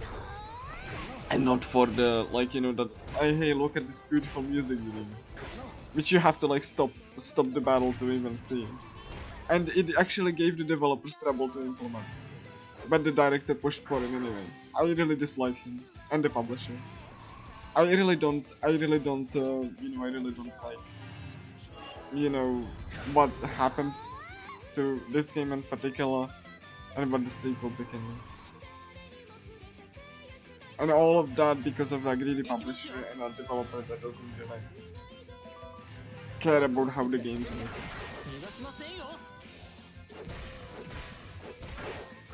So much effort, like you can see these elaborate effects with like the counterattacks, like that's not in the remake one. You know, in the sequel that like they are very simplified. It's actually kind of like, you know, embarrassing, but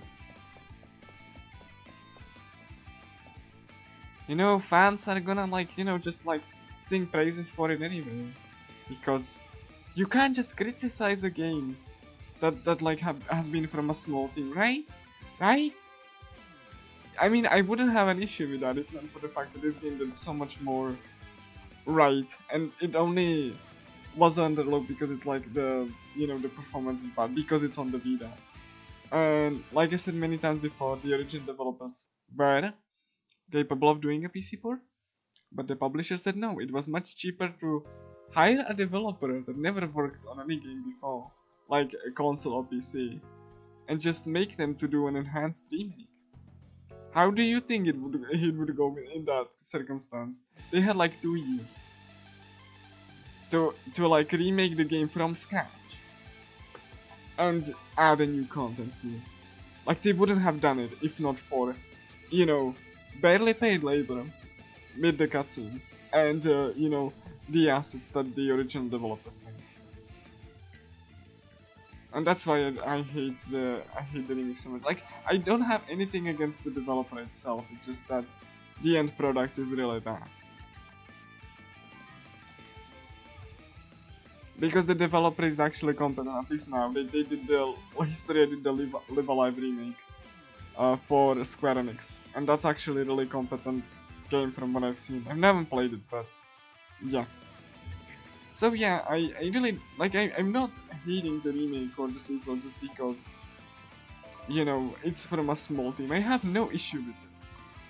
I just dislike it because it's just like, because, you know, you have to live with the fact that you just like play like low effort and like less polished games as a result, even though like the first game did so much you even have like menu. The attacks that you see, you can not only do this, you know, roll over, but you can also sort them in any way you like. You also have like complete agency on what skills you learn. You don't have artificial gates aside from like skill points. So with careful management, you can like, you know, I don't know, like, you know, create your own like characters. You know, like, you know, what in a way, it's not like that deep, but it's much more than just like, hey, you learn skills automatically, or you must be this level to learn this skill. I hate this. I hate when games do this. Because like, you know, it's kind of like, you know, if you have to like restrict the player you know, so that they don't break your game like by level gating them, then you did get bad game balance. I'm sorry. If you are afraid that the player will break the game, so that you have to restrict them artificially, you failed. Like, you know, you failed to create a balance game.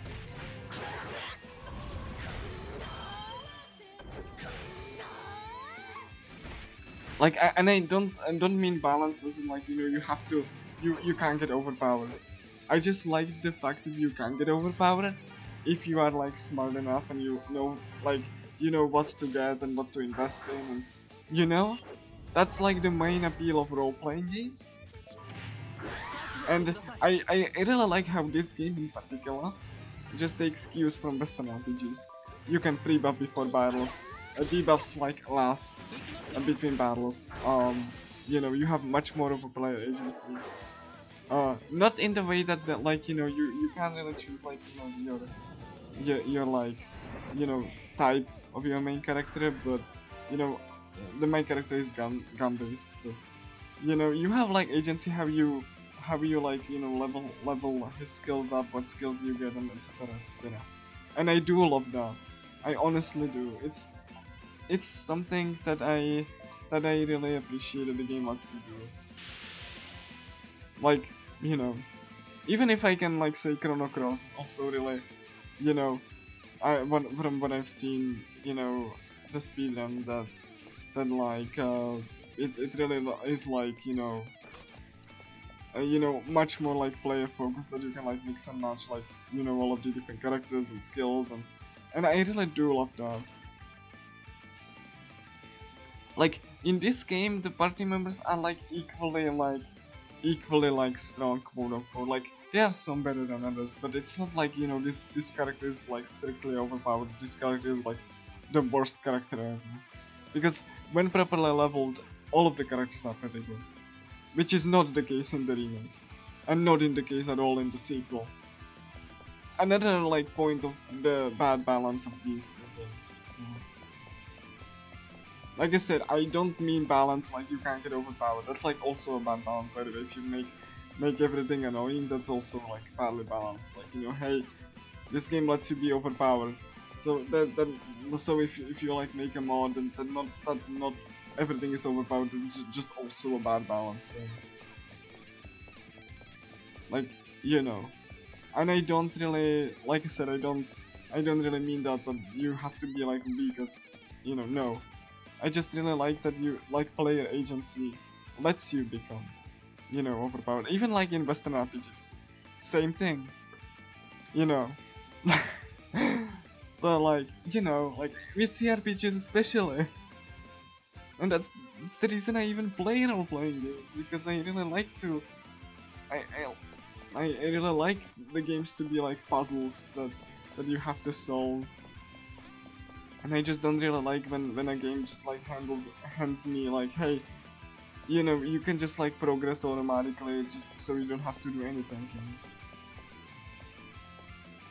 And this is why I wanted to showcase this game in particular, because unlike the remake and the sequel, this game does do a lot of things right, and it's the kind of game I really like to play. Whereas in the remake I can't really stand anymore. Used to like it, but not anymore really.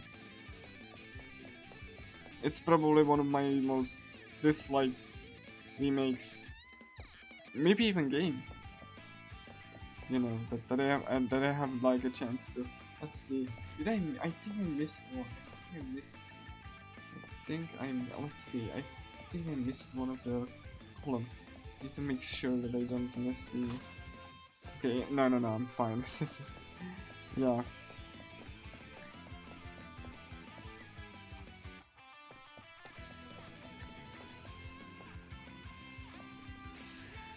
So yeah.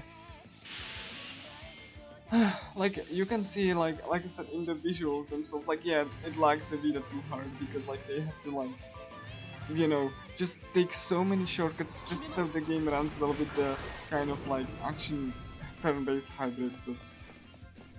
But like you can see a lot of effort went into making visual and sound cues.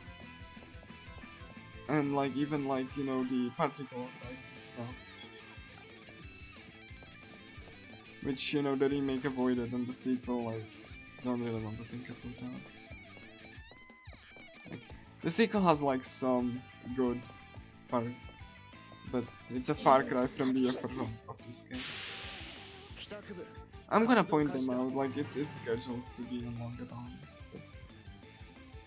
Yeah, this game I was really like, you know happy about, because people are really crap on this game a lot for no reason.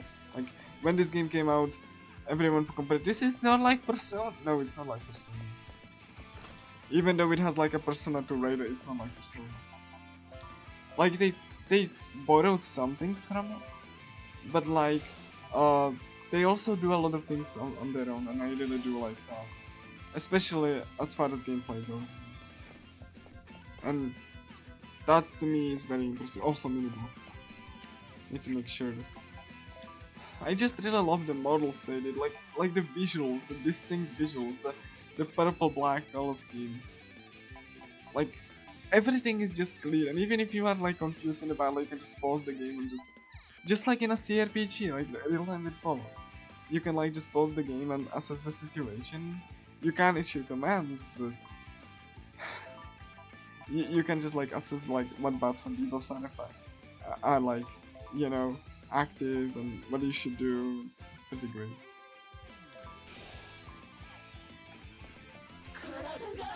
My like only slight complaint is that the story is a little bit more like, you know, a little bit less, you know, it's basically quote unquote as a boss stage. But there was the anime which was made before this game, like after this game came out, and it actually complements this game. The anime and the game, like, you know, the game is fine, but the anime really complements it. The anime is not a replacement for seeing the game's story, like, because the anime does like the anime does the story a bit differently, and I think both of them work in tandem together to create a really unique experience.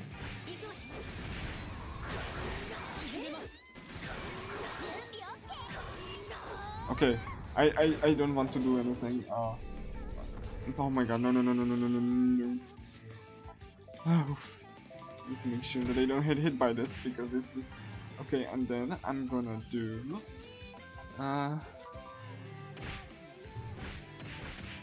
okay, cool.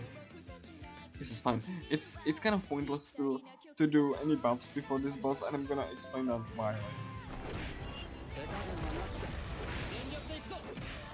Like it might seem, you know, newbie, this game is really too easy, but it's actually really methodical.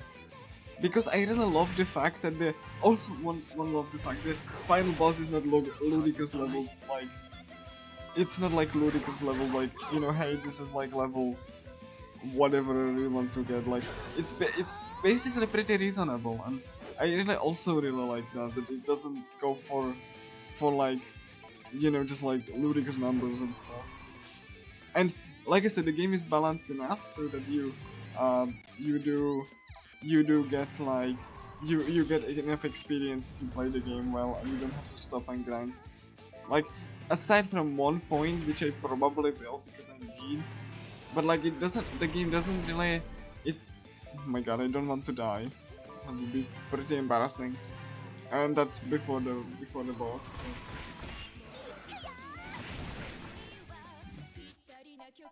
So yeah, I really do love this game.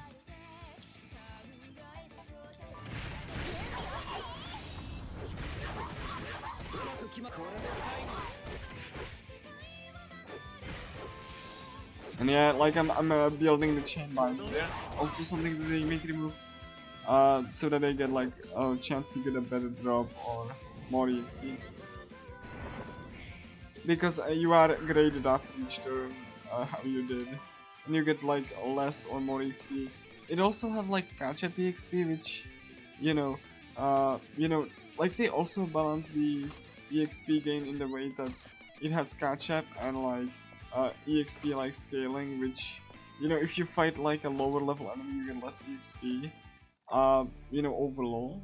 but if you find like slightly stronger enemy, then you get more XP. But if you fight too strong of an enemy, you won't like your hit rate will be affected.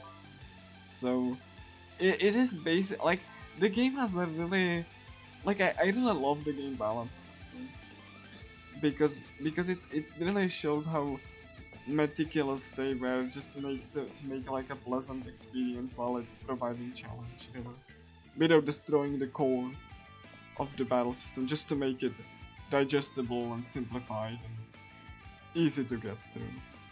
Like it is easy to get through if you are smart, and if you just don't mash attacks. Okay, I'm gonna fight it, and the reason I'm not pre-buffing is because it's because this room that we're gonna end up in, this is an entrance. This is classified as an entrance, and in entrances you get like removed your buffs and debuffs, and you get fully healed. So buffing before this boss fight is pointless because you go through an entrance, and that removes your like it heals you, but it removes your buffs and debuffs. It's a double-edged sword really, but you know. That's why I couldn't pre-buff for this. And this, we are confronting finally the boss of this dungeon, Shonendol, who really wanted to be alone. He's like a shadow. But he is a really kind and nice guy. He just really wanted to be left alone because people kept like bothering him. You could say like he was like Hikikomori, right? But like, you know, he is very kind and nice person. So. Okay, I need to buff, and hopefully this fight goes well. This fight can go incredibly badly because his signature attack is Puppet's Life. Unlike in the remake, you can't skip this, because you know, skipping a signature move, skipping like bosses attack would be silly, right? So you can't do that, because you know that would be kind of bad. Like if you just had to like, you know, if you could like skip. You know, the boss, like, in a way that you don't see their attack. That would be pretty silly, wouldn't it? The remake and the sequel lets you do just that. Improvement. Anyway.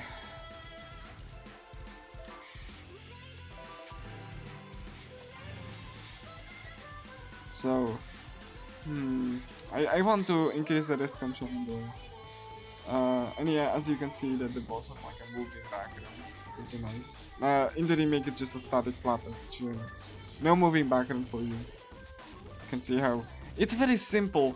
Like all of these effects are pretty simple, but they really just create this really nice effect. Okay, cool. Okay, hopefully. I'm scared because the puppets can mess up things pretty badly, but I'm gonna hope that. That's why I have Kensuke to just do. Please, please, please, please. Oh my god, yeah, thank you.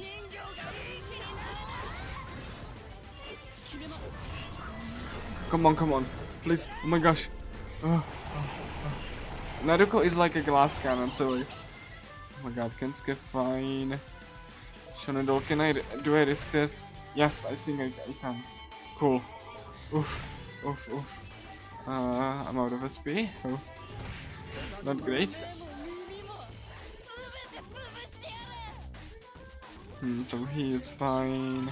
I'm gonna go with the dolls. I hope they don't aggro on Kotono or Naruko. That would be pretty awful. Naruko is glass cannon. She has very low health. Okay, cool. Naruko, where you are? I mean, I could, like, I think I should. Yeah, in the remake I wouldn't probably think about this too much, but here I really have to think about what I do because...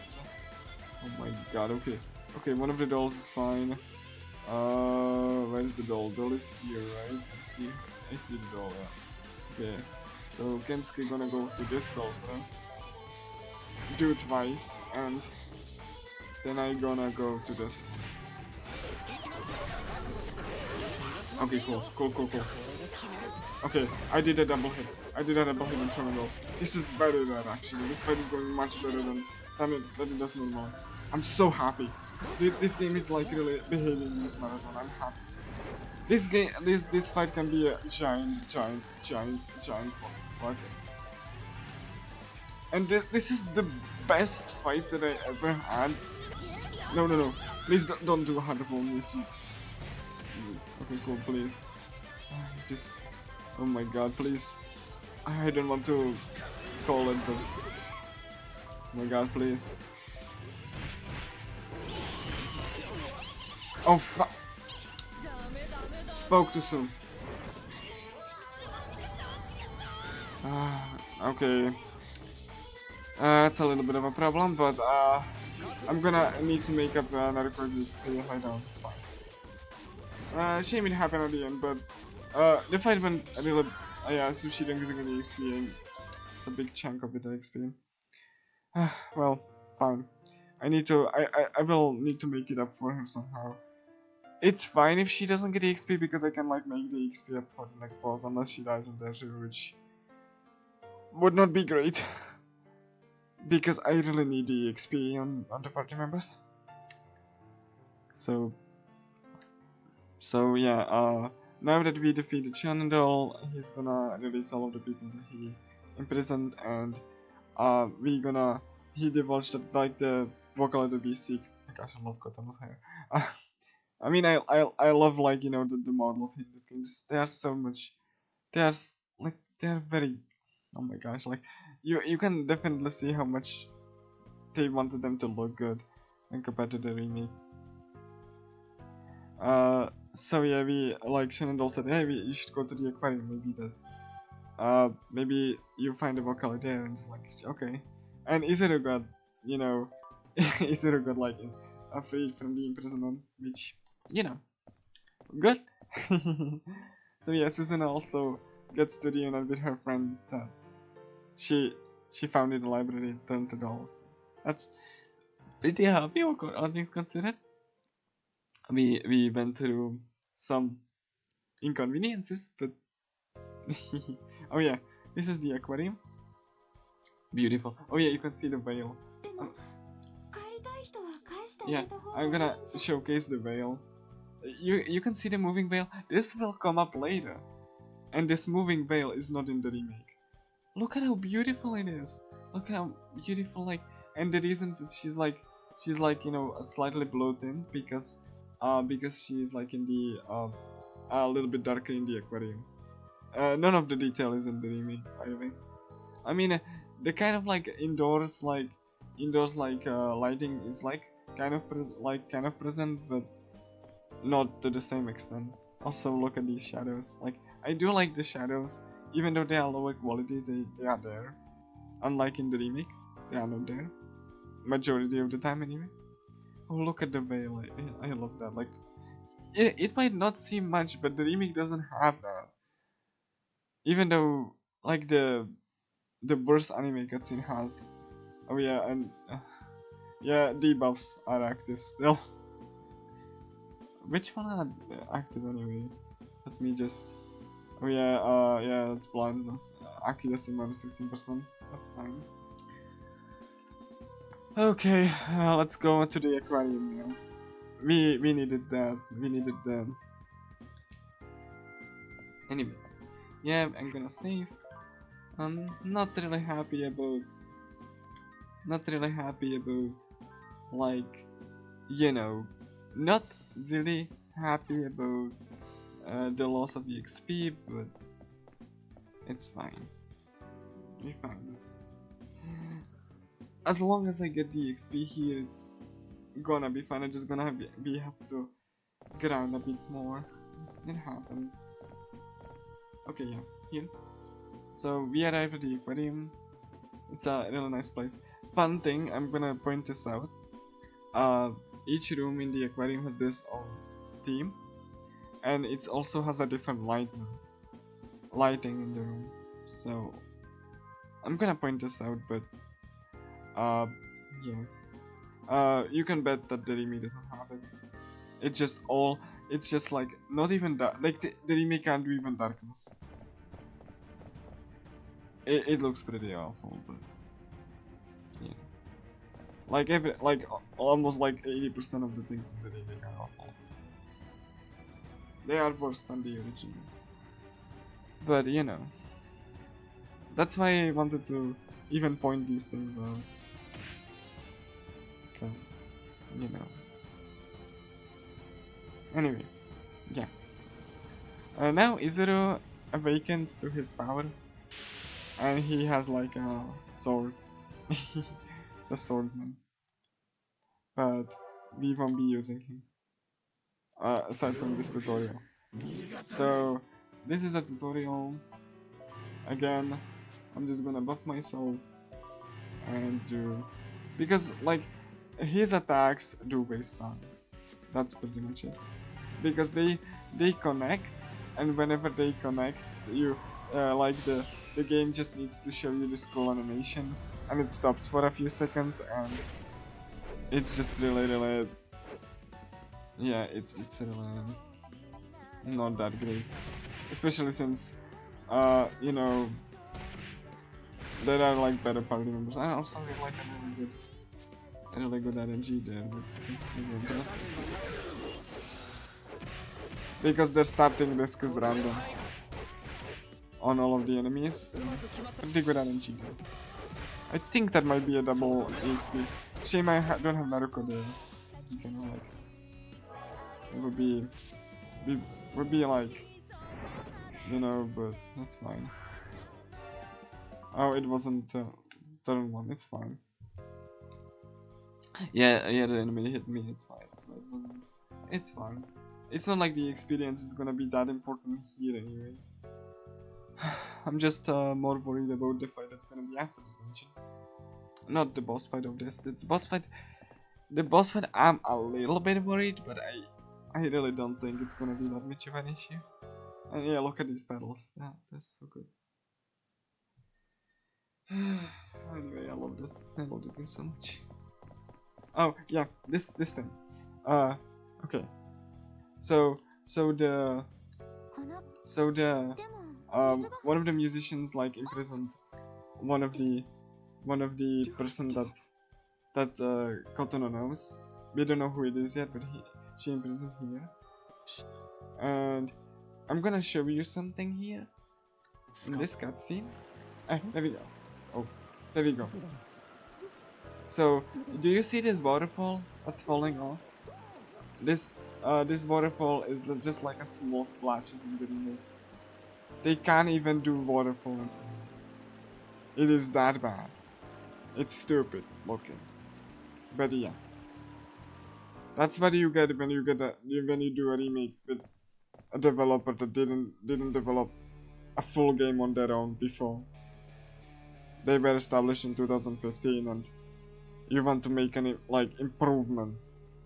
Like I said, the remake wasn't an improvement, that was just the publisher speaking.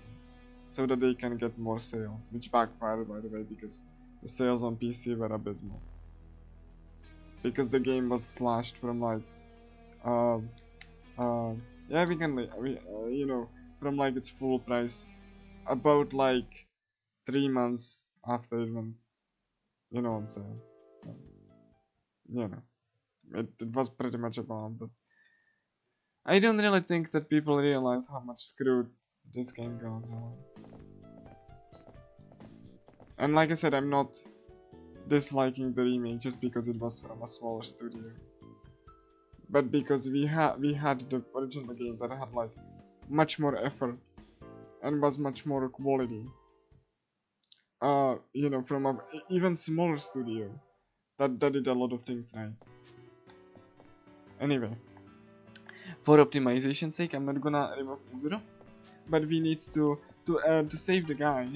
We need to actually, you know, we need to actually hand boarding ticket. You don't get this message in the remake, by the way, that you handed out the boarding ticket. So, you know, you don't even know if you did it right because improvement. Anyway, okay, I did think again. Did I think? Yeah, okay, I didn't. So, Okay, cool. Need like 2 more. Okay, I think. Okay, I think I did not. Yeah, need to do 5. So I think I didn't do. Yeah, and 1 more. That's all I need to do, by the way, to handle like 6 more minutes.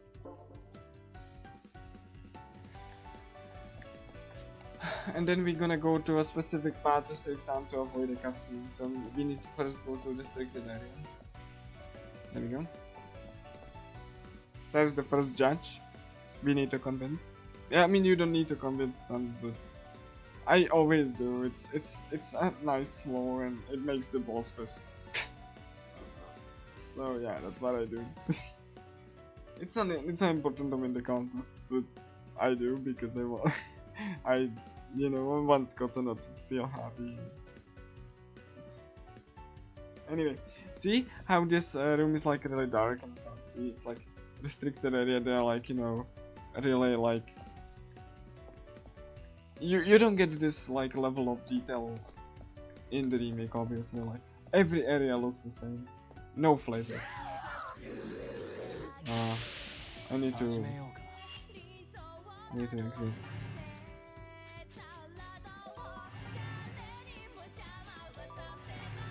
And this is Sadistic Win. I don't know who made Sadistic Win. I would have to check. I would have to check, but I don't really, I don't really have that info on me right now.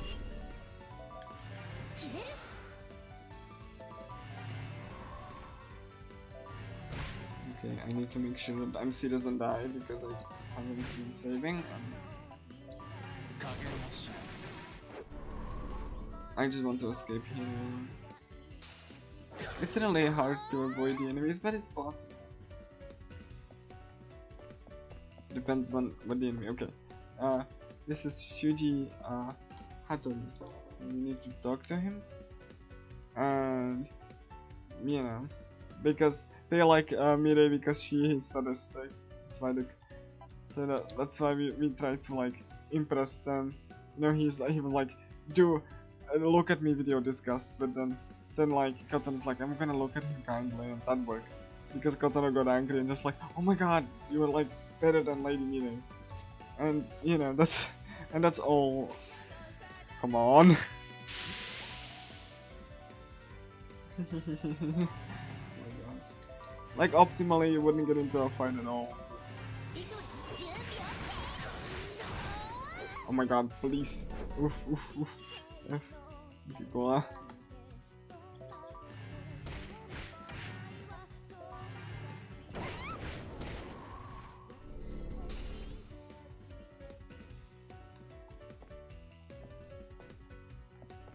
This is good. Okay, cool.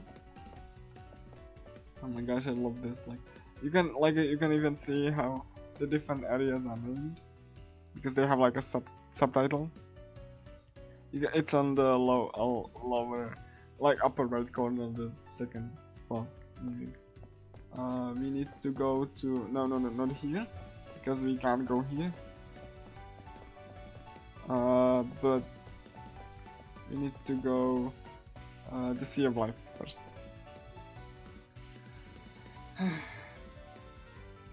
And to find another curator to prove that we are better than me. So,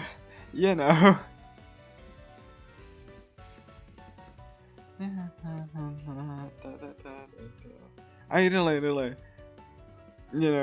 love the music in this game. I mean, it's a game about music, so, and people being trapped, and that's one of the points of the story that the director wanted to make is that capture like the idol culture and like mindless fans, like that can often be, and like it really is evident that that he wanted to make come on, hold on, I need to make sure, hold on, I need to focus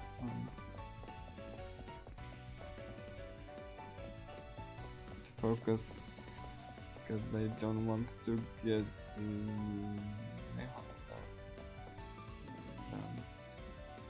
no.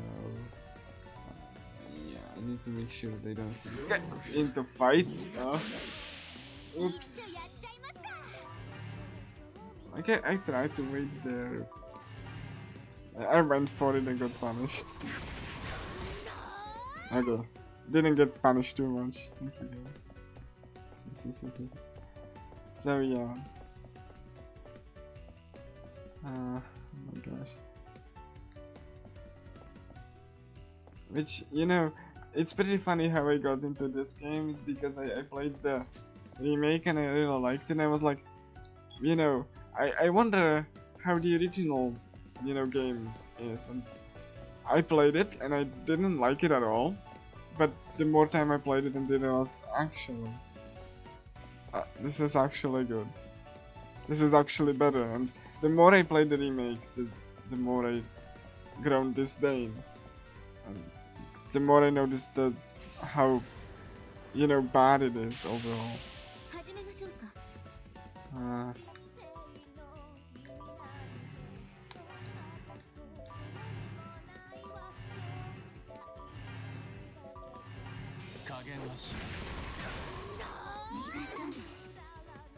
Okay, cool.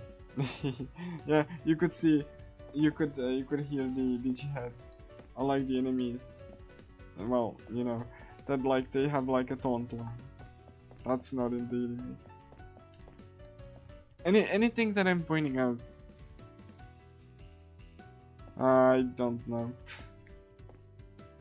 I don't know if Chad is alive, but I mean, I can hear, I can, you know, see someone chatting. So.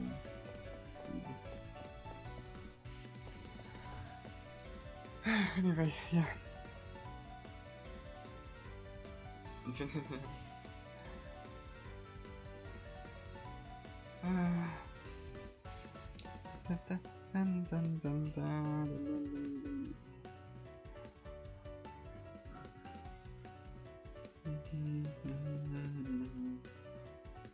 We are approaching the boss finally.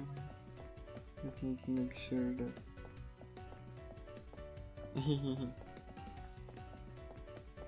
Yeah. Like, you know, I have the chat full so I can see. Like, you know, I only have a single monitor, so I had to be creative, but you know, I can see the chat and respond. I'm happy. Oh my god, no, please. I don't want to get into fight. Thank you.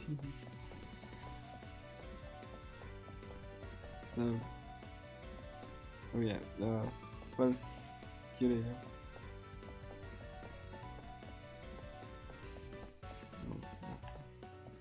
Oh yeah, do you see these fish? These fish look bad in the remake. They actually didn't, like, they did make them look worse. They like float in mid-air instead of in the water. Like, there was supposed to be a glass, but since the remake is like really bad, you can see that the fish float in mid-air. I mean, yeah, the Vita version is good. Aside from the performance is bad. But again, you know, that's because it was on the Vita. Really. The developers could make a PC port if the publisher said yes, but the publisher said no. It was cheaper to hire a different developer and do, you know, make the cutscenes remastered by college students instead of an animation studio like this can have. So yeah, he wants to, this guy wants to berate us. Like, you know, so we're gonna ask nicely. So yeah, I really like the developer as well. Like, I can see the effort they put into this. Unlike the remake, I mean, the remake was just like bad just because it was, you know, publisher just gave the game to a developer that never developed a game before, like a full-fledged game, and that was their first project. So, you know, a disaster was inevitable. But most people don't know that. because they haven't played the original, or they don't have anything to compare. Even though the remake is basically GTA definitive situation. And people mock that game quite hard. Rightfully so. And the same situation happened. You know, in this with the remake, the director is uncaring about the gameplay, and the publisher wanted to save money. So, you know. But the publisher was quick to tell that the remake was better because obviously, you know, have to justify it somehow.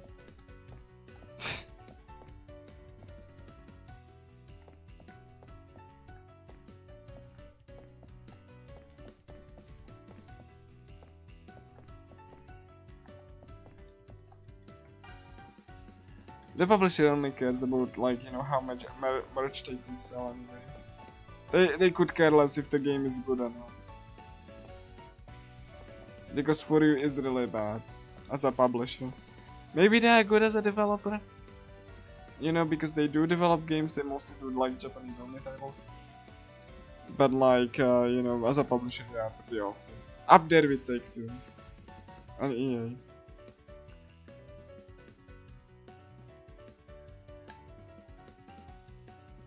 They really are awful. Like, just because they are like relatively unknown doesn't mean that the publisher is really good. It's not. They are quite bad. And based on what happened with this game and the remake, I can say that with certainty that like they just do not care.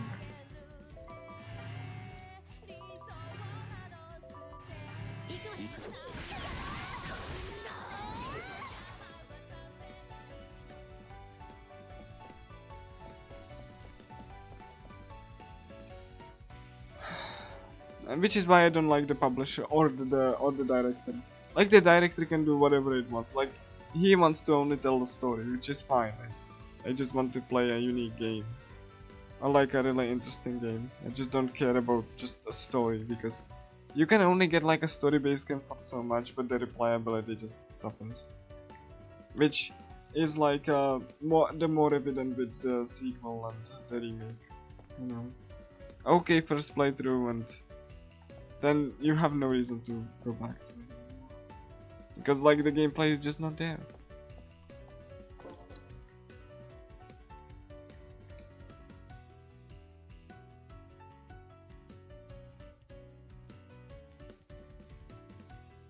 Yeah, we need to. He wants, like, this creator wants to Katana to like step on him, but we just massage him, and he's like, "Oh, you have like white panties." I mean, we can check if she has white panties. I mean, she has, but we can check if she has white panties. That's like all three of them, but so just for you guys, let's check. Let's check if Katana has white panties. Okay, hold on. Let's see if we can. Hold on, Katana. Do you have white panties? I think I can like. I don't know if I can like move the camera too much, but I mean you could see that like if she gets like in a battle or something. I think I can move the camera much more, but I think she has. Like, I don't know if it's gonna show, but she does have white panties.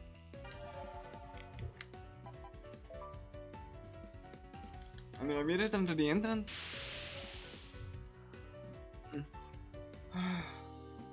And you know. And then we gonna get Kensuke back to our party. And instead of Izuru, sorry Izuru. Anyway, let's just save him.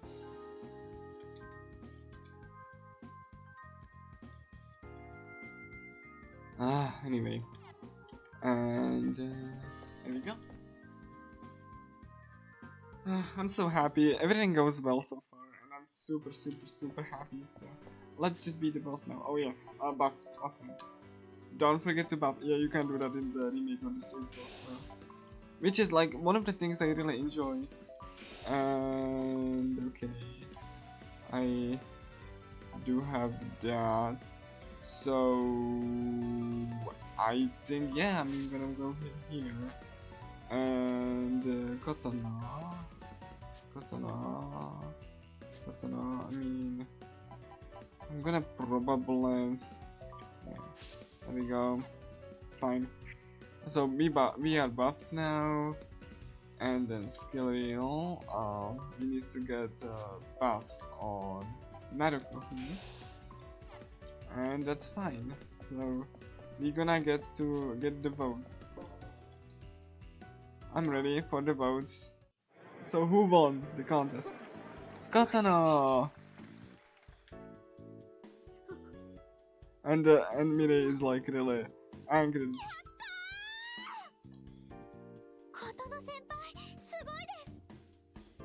And yeah, you can see a lot of Atlas translating convention because this game, unlike the remake and the sequel, was translated by Atlas. Yes, that Atlas. Like, I can imagine that someone just got to them and said like, hey Atlas, like, hey, do you want to translate this game that has like Tadashi Satomi of Persona 2? And just like, they was like, okay, I guess.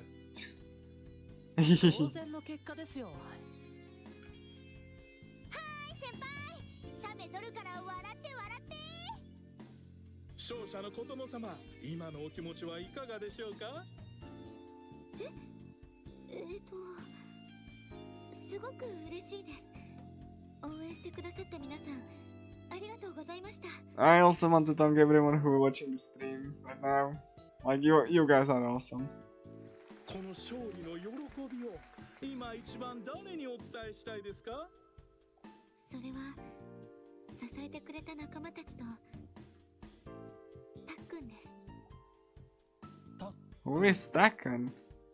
I don't know. Maybe her soulmate. Anyway, that's fine. That's all are you getting. And the boss gets angry and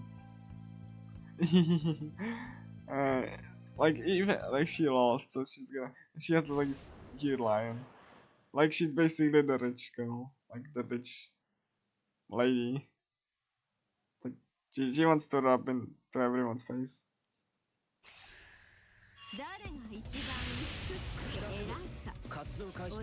Anyway. Okay, cool. I think I should gonna go here. Let's see if I can. Oh, really? Thanks for the trivia, DP9K. It's possible, really.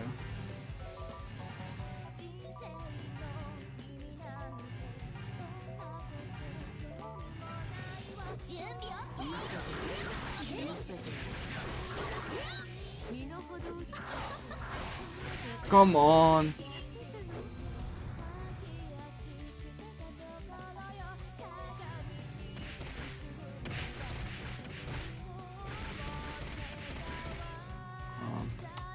Not a good. I really want Naruto get more XP, so I'm probably gonna like buff her.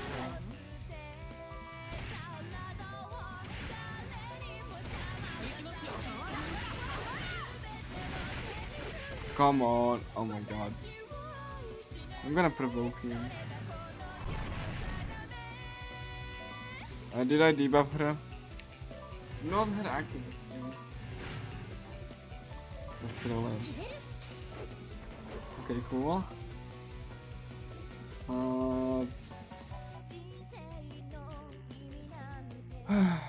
Okay, did I have any XP? I think she has, I can see the glowing. No, she has only accuracy. Okay, I'm gonna get her EXP. I don't think MC needs that, but I'm gonna do it for Katana anyway. And for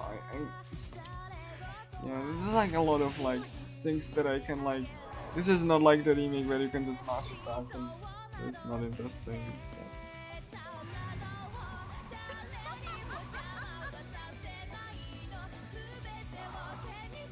I'm really scared. I didn't want Naruto to die and lose on HP.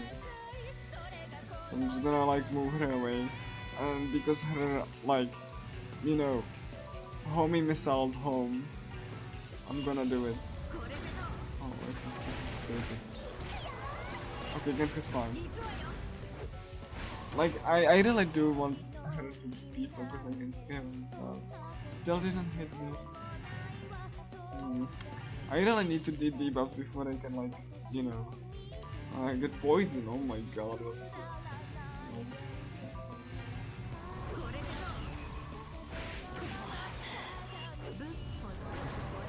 I mean, yeah, this is the problem. Like, if you Q attacks, then you can lose them. Please give me the 5. This great. Okay. Hi.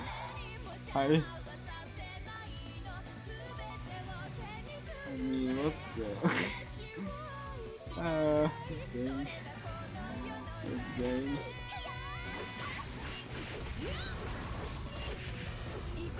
Oh my god. Oh, please tell me. Oh my god, not a coincidence. What's that? Please provoke. No, please. Don't do it.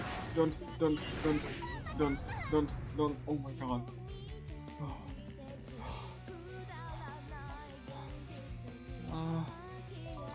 Like, you might see why I'm so stressed, but I really want her to get EXP.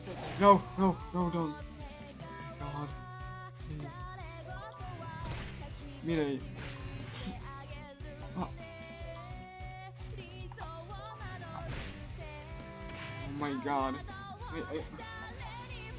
I don't have a resurrection yet. No, please. Well, crap. She's gonna be behind on EXP now. As we're gonna do more grinds though later on. Whoop-de-doo. I don't have a resurrection because it's not that important. Oh my god. I'm so kind of I'm angry now. She's not gonna get EXP. She's bad. She's very bad. It's fine though. I'm gonna like grind a little bit to get her more. Okay. Oh my god. Okay, well. Okay. And yeah, these bosses don't have the animation, but they like try to wake, like, you know, get up, and they just disintegrate in the remake. Okay, cool. So they don't have these little animations and stuff. But yeah, I mean, I talked about it like a lot, but the remake is not really good.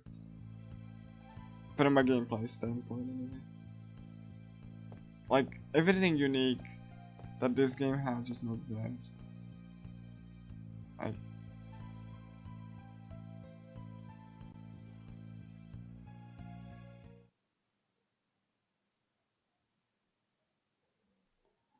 You know, including the, you know, the fact that you fight in not pocket dimension thing.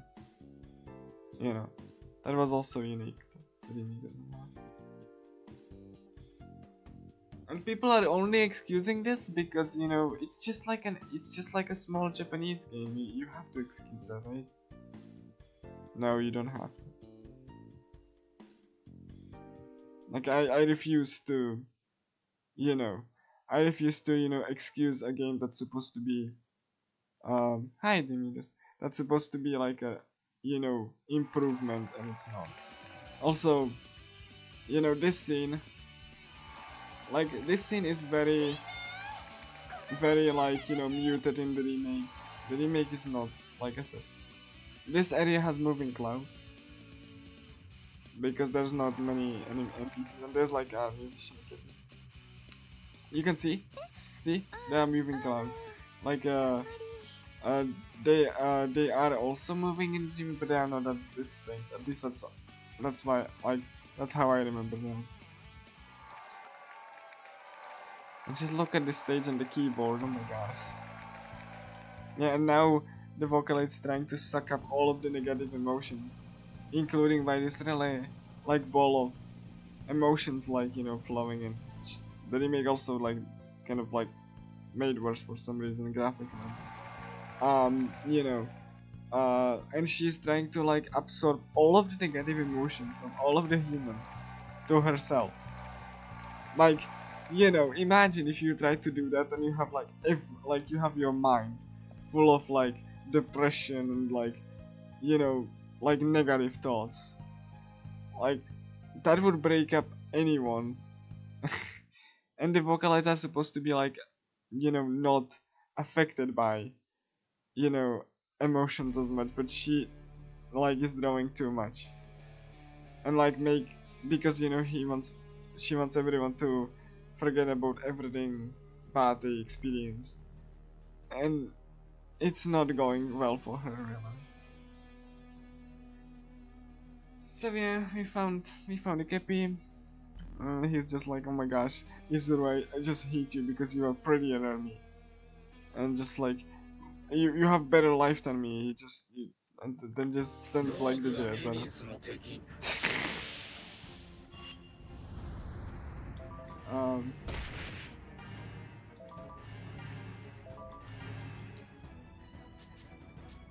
Fun fact, because in the remake there is like optional segment with you know, like the optional dungeon that you can do before this fight.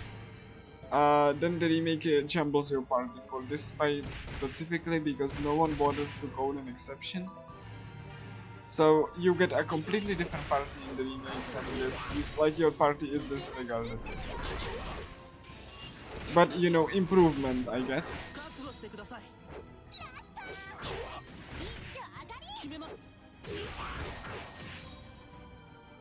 I didn't get the first thing.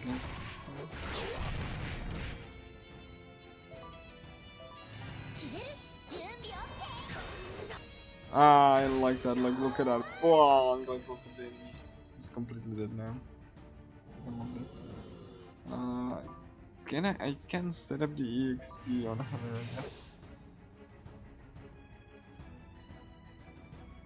I mean, this depends on if you play the remake or if you play this game. Because the remake is not really that fun, in my opinion. Like, I mean, this is like, you know, not a AAA game. Like, I know it didn't have too much of a budget. Like I said, this game got really screwed. The remake got screwed more, but you know, but like, this is a pretty much like kind of like a quote-unquote like minimalistic game. Yeah, then that's a completely different game. Like, it has the same skin, but it's basically GTA Definitive. So enjoy the Switch version. Like, I think it's the worst version of them all because it runs at a lower frame rate and it can crash. So, you know. Like, you know, this game is not the same as the remake.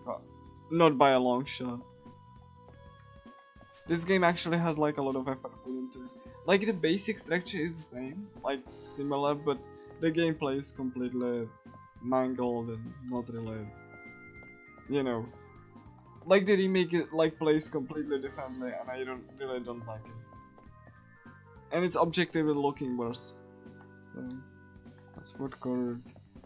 Yeah, let me just go into the area first. There we go. This game is fun, like if you don't mind the minimalist nature of it, but you know, the remake I can't really recommend. I mean, it kind of is, but you know, the remake is empty because they removed like NPC conversations. So like in the original, in the original there were like NPCs having conversations, and that's removed in the remake, and the fights are even better here in my opinion. The fights are like, you know, the fights in the remake are mostly like button mashy, you know, and I don't really like it. Like fights in here are much more methodical and slower, and I do appreciate them a lot. The remake is just not that. Like like the difference between the remake and this is that the remake was made by developers that didn't really made a game before, and it wasn't made with a consideration to make a good game, because so everything is low quality. Yeah, like the emptiness, like there's a little flavors, like in NPCs having like conversation normally if you are like in the, that's not in the remake. A bunch of stuff is not in the remake. Like basically everything that I point out here, it's not in the remake. So like the basic structure is there, but like the story has like some plot holes because the additions were shoehorned in without disregard of continuity, without regard for continuity, and I really can't recommend the remake. I like legitimately don't like it, just because I used to like it a lot before I played this, but I mean I didn't. Yeah, like this game had like much more like it like okay, this game is much more of like a boss rush because it's so like minimalistic with the sequel is not better gameplay wise. If you like strategic methodical gameplay, if you like overpowered non-challenging gameplay and lazy post game, yes. The sequel is better in like it has like a quote-unquote better storytelling, but it retcons some stuff for no good reason from this game. So like I would say that the sequel and the remake is good, like kind of, if you just want to get the story though. Like I think the story in the sequel is a little bit better paced, but the gameplay is much worse because, at least for me, because I like strategic methodical gameplay, and the sequel is pretty much like that. The sequel is pretty much the opposite of strategic and methodical. So I hate it. Because it's fine like for like casual playthrough, I suppose, but it just is not balanced well at all, and it's really stupid, and the post game is very lazy. Like I don't really like it either that much. The story has more like there are more cutscenes, so it's a little bit better with how it presents it, but gameplay wise it's not that like it's a little bit better than the remake, but because the remake is so bad that like anything better is just like, in the sequel the enemies chase you again, but they like the pathfinding is kind of bad again. Like, hold on, I need to make sure. Okay, cool. Hold on. Okay, so this fight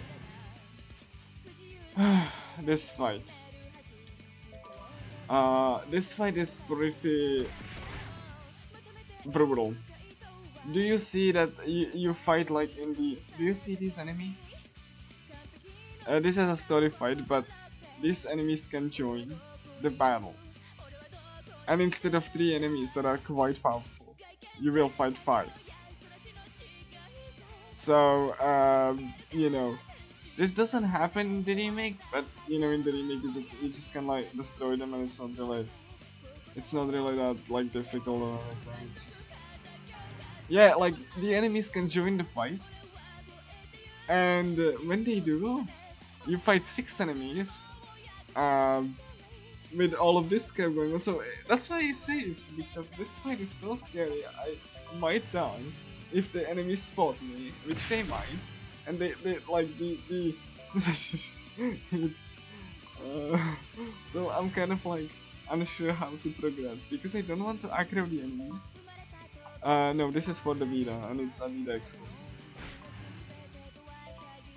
This game is actually has like a much more polished graphics, aside from the like some of the lower texture shadows and lower frame rate, because Vita is not as powerful. But yeah, this like it doesn't look as like bleak and as like brightness wise. I mean, no, they did not. because like this game is actually very good, like well balanced in the way that you know you don't really have to grind a lot. But like if you play the game normally, then you can like just like okay, hold on, I need to make sure that I don't get, I just don't want anyone to die, and I get like, okay, cool, I think I'm fine here. I'm just assessing the situation as I'm talking to you guys. So yeah, they aggro on MCA, that's not great. I just want to make sure. Okay, hold on, I probably wanna, okay, cool, that's fine. Okay, I'm gonna gamble on this. Yeah, like, if you play the game normally, you probably won't be under leveled as much, but I'm not really that under leveled. I'm under leveled like 2 levels.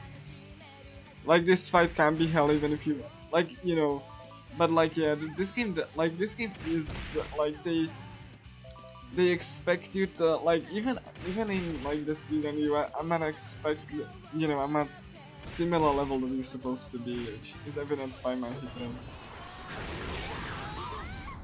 It's not the same in the remake, obviously, but in the remake you get like, you know, you don't get like punished for party members dying. And Naruko is dead. Okay, cool. So, I'm gonna be grinding a little bit more.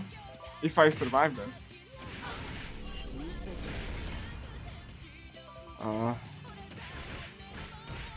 Because I really want to survive this. And I'm not getting resurrection, by the way. Okay, as long as I'm gonna be fighting all of these, it's fine. Naruko dead is not great, but yeah.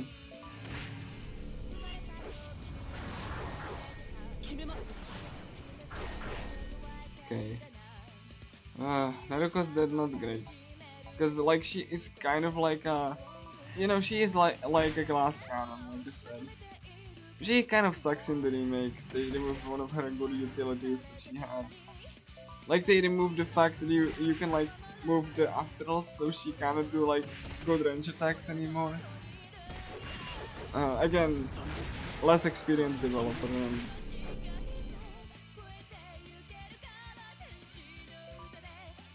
And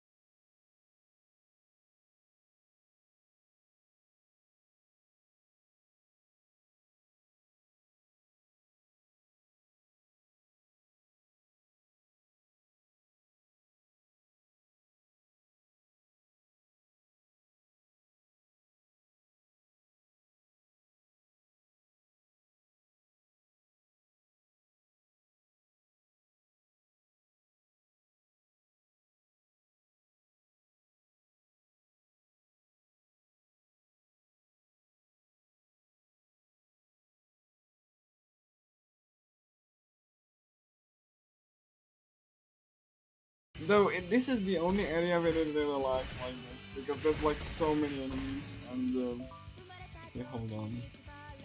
This one is fine. Katana is like, I just really don't want to heal, because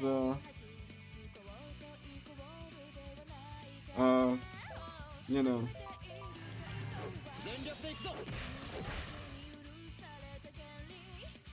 Okay, hold on. Here we go. Okay, one enemy is dead. Oh my god, Kotano's dead. I could hear. Okay, it's MC and Kensuke now. Oof. This fight. Do I have only 2 enemies? I do. It's fine. We're fine. Everything's fine. Everything's fine. This is fine. This is fine. I don't like. It's fine. We don't. Okay. Only 2 enemies there.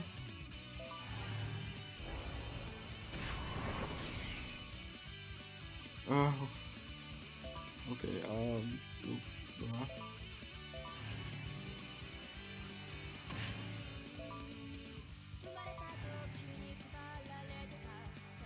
Okay, cool, this is fine. Everything's fine, yeah. It's fine. I'm not dead yet. Yeah, this fight is pretty scary. And I might be fucked. Enemy joined the fight.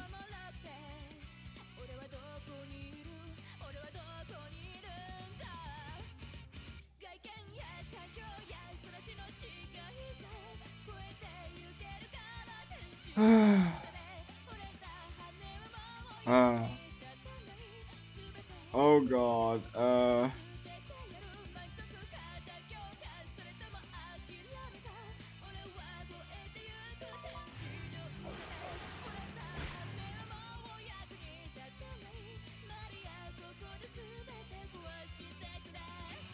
it's fine, we might have to restart the fight anyway.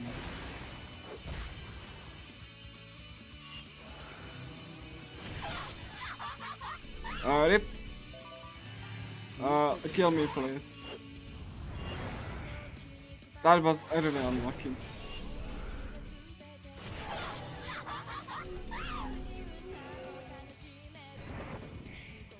Yeah, nothing I could do, really.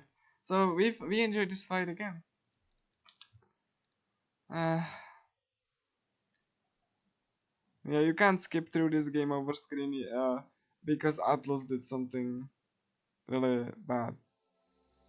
But like in the Japanese version, you can skip past the game over screen. It's fine. I expected this fight to go badly. This is one of the few that it can. Like as soon as the other enemy joined, I was like completely just like, you know, no, it's not. Like once someone joins, you kind of like you're completely screwed.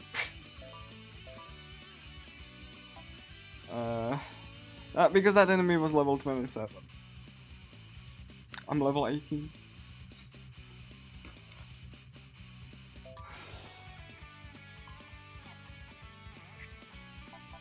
I'm not that underleveled compared to the princesses, but for the rest of the enemies, yes.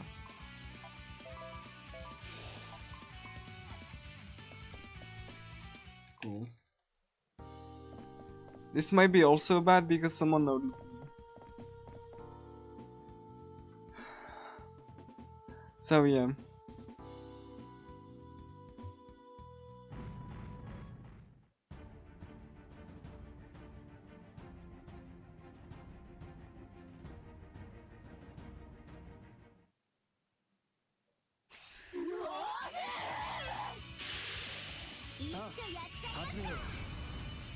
Okay, we're fighting 4 enemies now. Okay,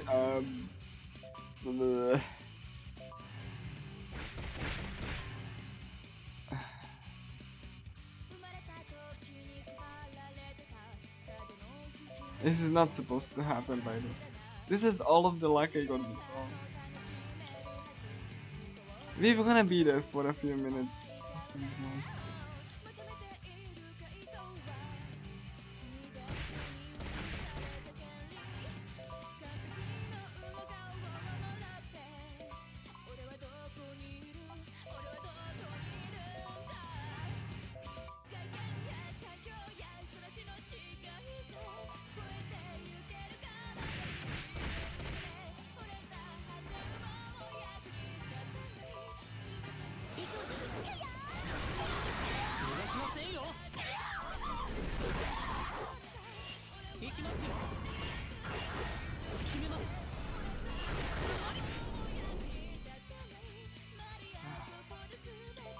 This is fine, guys, even if the stream went down for a few minutes, we're gonna be here for a while, it seems like. 覚悟してくれ。これで決める。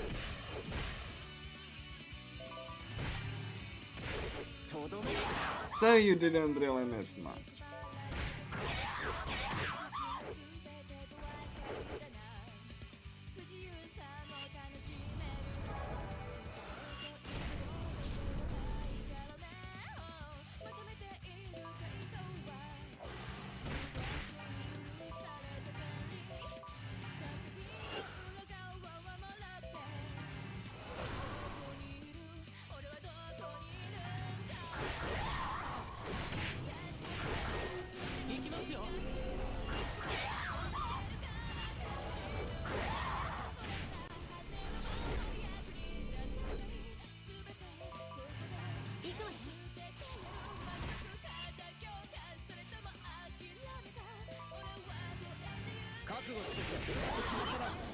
Okay, one enemy is dead.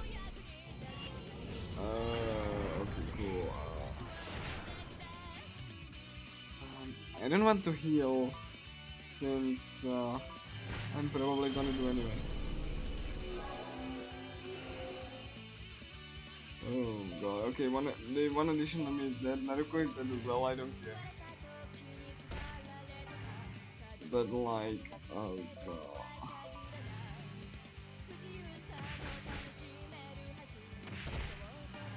Yeah, you haven't missed much, guys.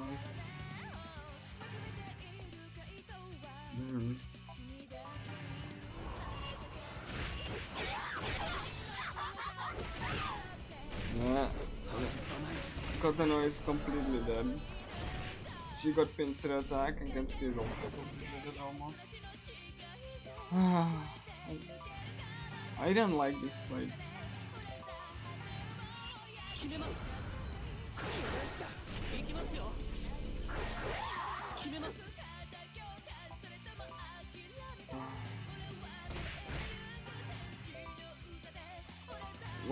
This is one of the worst fights.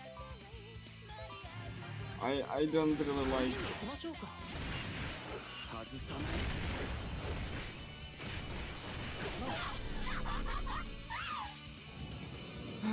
Thank you.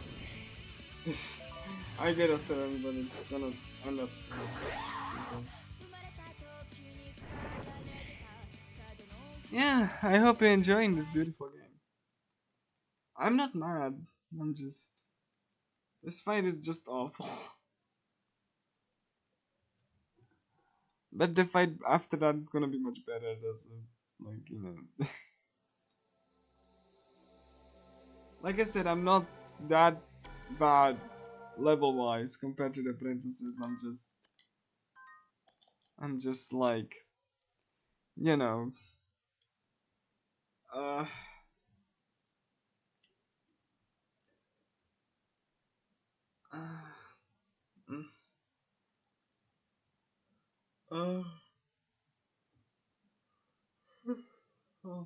anyway. Oh yeah, don't get into it. Like they like, you know, there's really a point that they, you know, developers wanted to make the world dangerous. Okay, cool. And then I'm gonna go with Katana.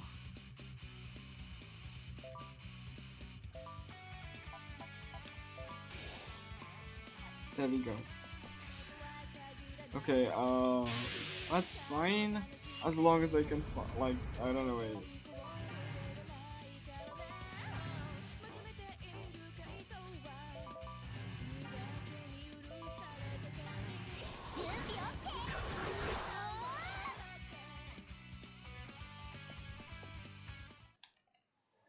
So I hope you enjoyed this fight, because this fight is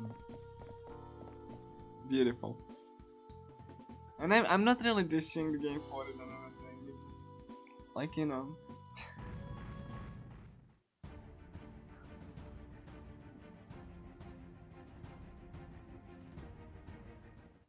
Okay, cool. Hopefully I get like, okay, 3 times the charm? Wait, screen. I just don't really want to go like away. because I don't want to like get noticed by too many enemies. Which, you know. Okay. I mean, okay, let me just I can't do that because I like.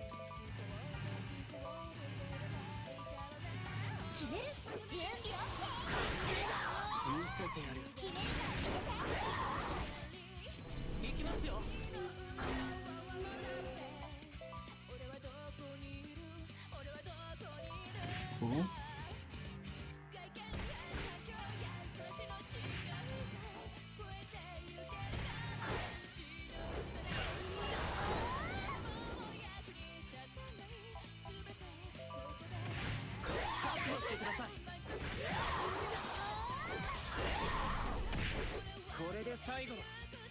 I just hope. Oh my god, this looks good. This looks good. I don't want to say anything, but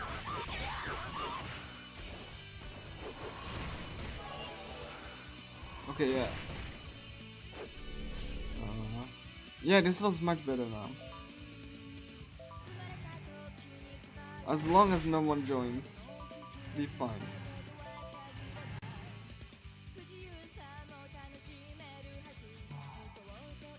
You can really see, guys, that's like really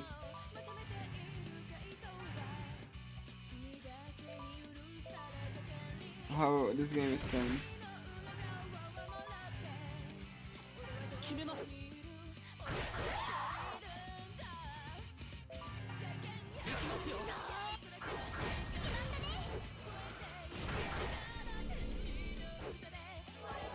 Okay.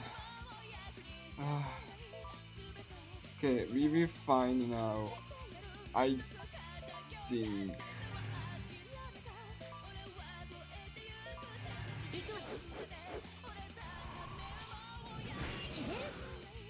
Oh, a trick shot. I always wanna do that. Yeah, I think. No, with the other one. Thank you. Oh. Okay, cool. I'm sorry, guys. But you haven't missed much if the stream went down. Like, you haven't missed much. Like, there's nothing really that, like, you know.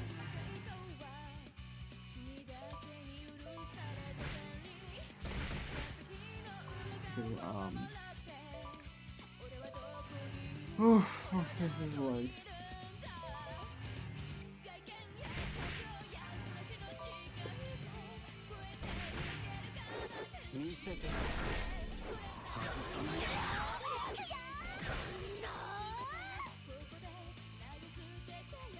Oh my god, like this is fun. This is gonna be fun as long as I don't get injured. Which I might, but okay. To make sure that I hit this. Okay, cool. That might be fine. I'm gonna set up the EXP now. EXP boost. Okay.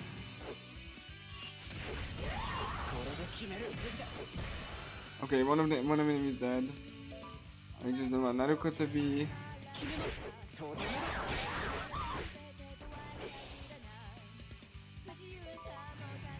Okay, we might be fine. We're fine now. We're actually fine.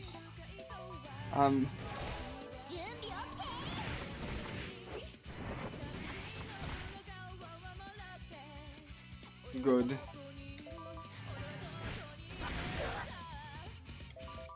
Good. Come on, Kensuke. Don't, okay. We're fine. That was good, all things considered. There we go.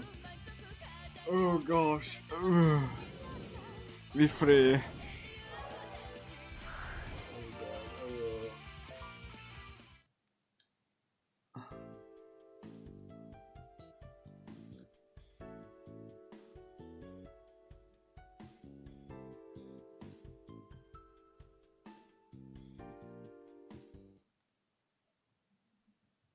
Okay.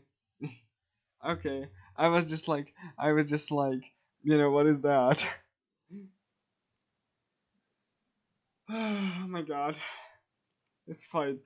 This fight. And now we grind a little. Like a little bit more because Naruto just needs the XP. But yeah. But first we save. We don't grind here though. We grind before the boss, but I'm saving.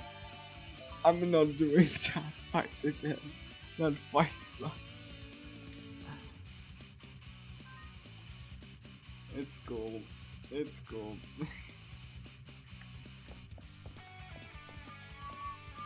Okay. This area really likes to lag because all of the enemies here. I don't fight. I learned my lesson. I tried to like, you know, grind there one time before, and I had to repeat like majority of this. Oh yeah, by the way, another addition that, well, another nice little touch.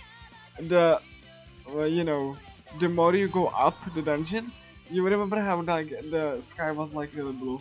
Now it's dawn. Because the sky was like it's different, and you know, and the closer you are to the musician, then the sky gets like darker and darker. So it's gonna be evening and it's gonna be midnight, and it's a really nice little bit of flare. The Remy doesn't have that, by the way. It's sunny all the time. And the reason it doesn't move here because they want to help the performance. Like seriously, the performance on this area, like it's abysmal because all of the enemies there. So yeah.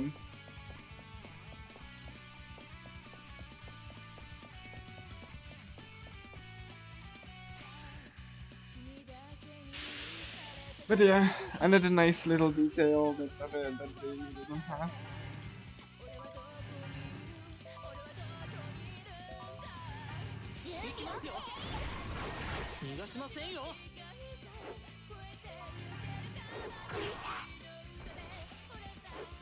Anyway.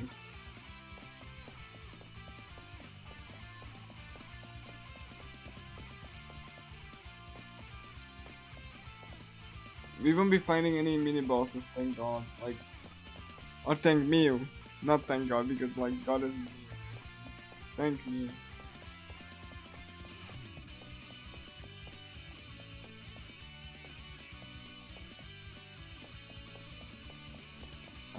And you know. Okay.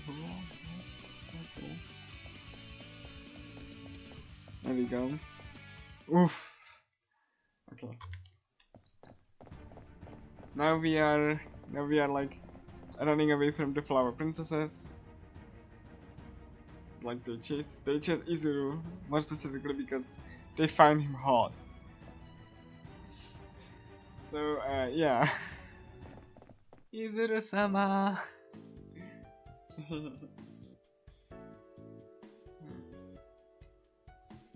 Oh yeah.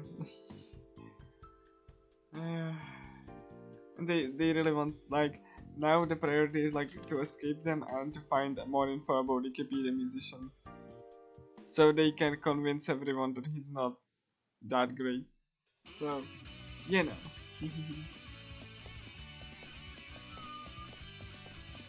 Let's just move on.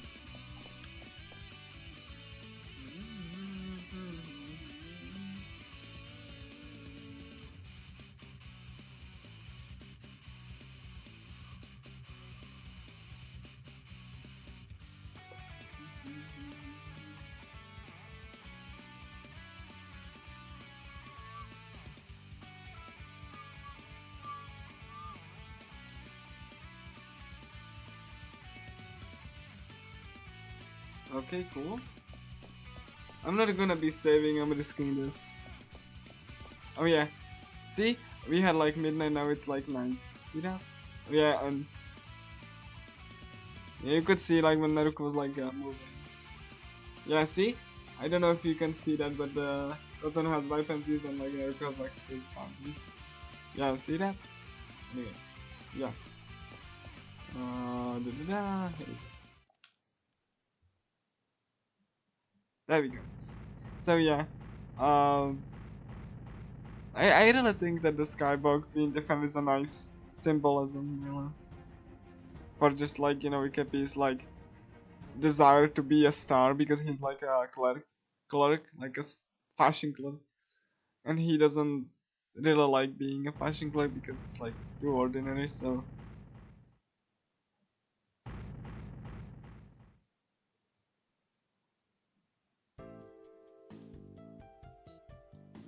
bye, spam bot.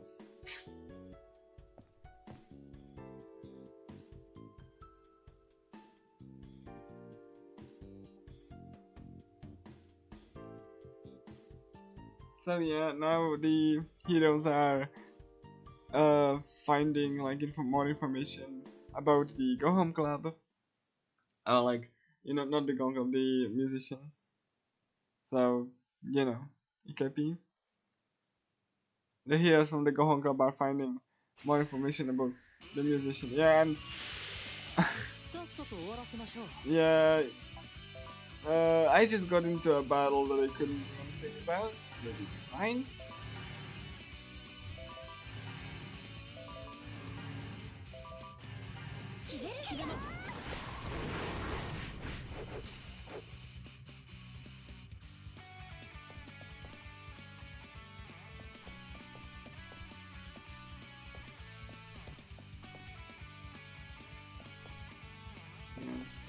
I'm sorry about the frame rate, everyone.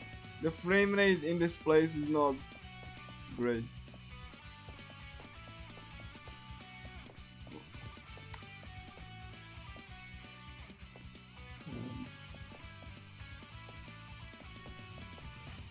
Like if you see stuttering, that's not the stream. That's the game.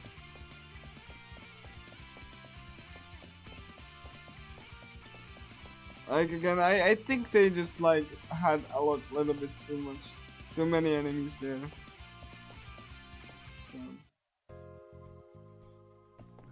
Anyway, yeah. Ugh. Yeah, they are the flower princesses.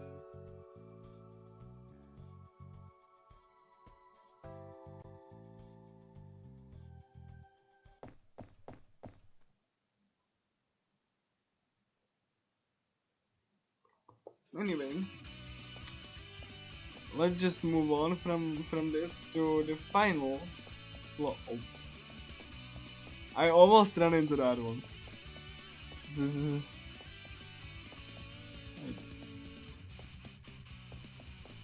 Now you can see that this area is called Luxury Watch District. Just a little flavor to the world. Shoot this snake. Like you can see the effort the original developers put in. Despite, just like being on a very like underpowered hardware.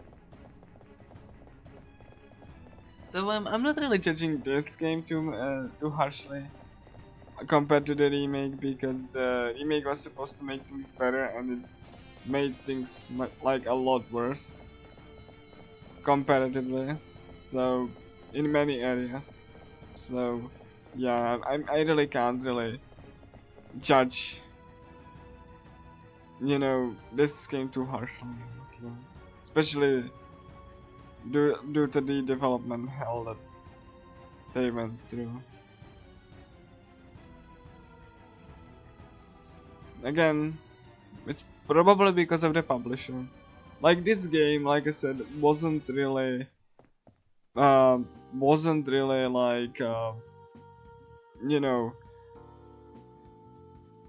released in a finished state because publisher wanted a specific date. The remake didn't as well, and in the remake it was much worse because like 1/3 of the game was missing on release. So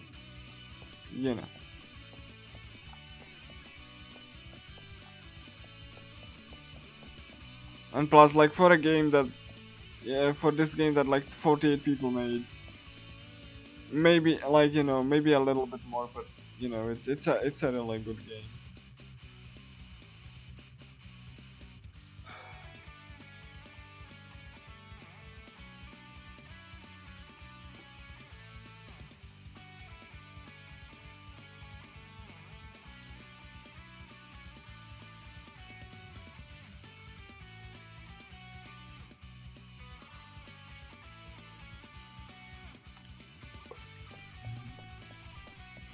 Okay, I'm gonna save just so I don't have to repeat these cutscenes.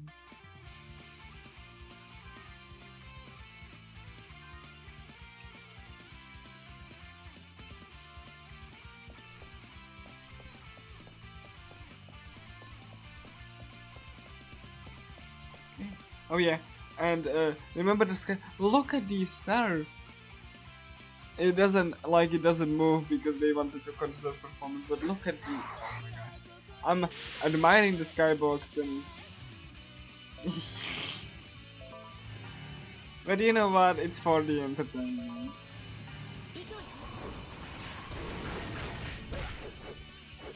And I saved, so even if I die, then mine.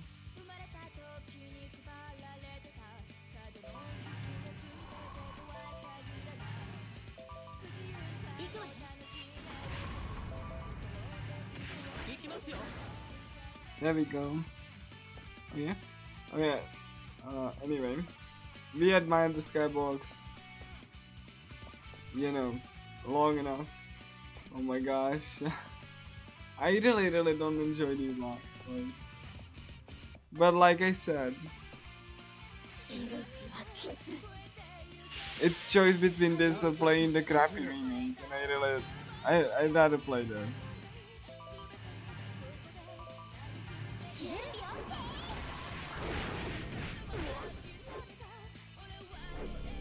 Oof. Okay, MC. I need to heal, in any case.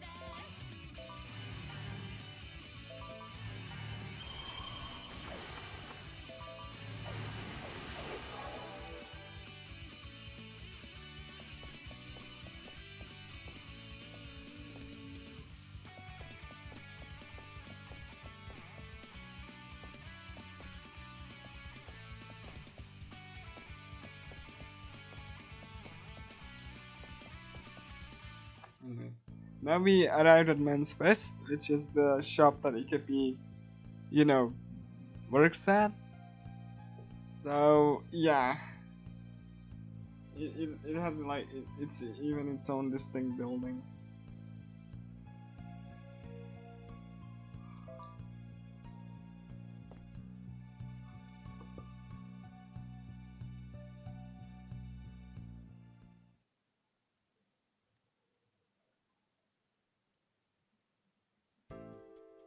And Naruko like gave us a message. Oh, this is like EKP, and he works at Men's Fest. And he just like, you know, sells clothes.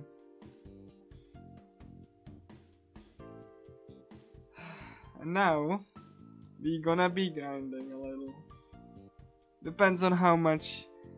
Like the grind is twofold. Just so I increase my level a little.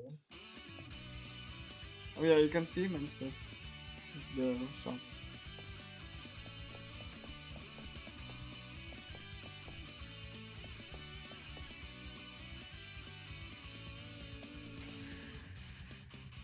Come on. I'm gonna dash away a little. I really don't want to die after all.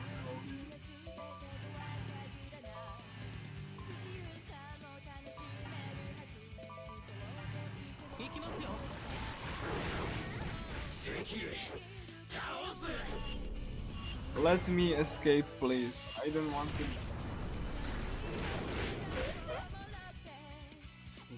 God. My health is in very critical condition. No, No, no.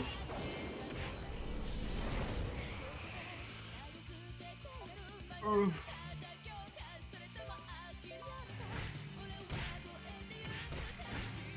Oh my god, I need to escape now.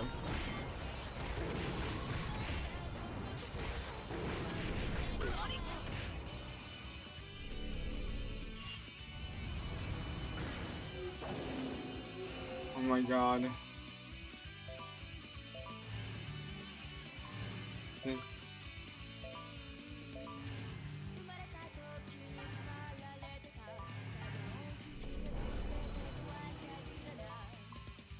Ah.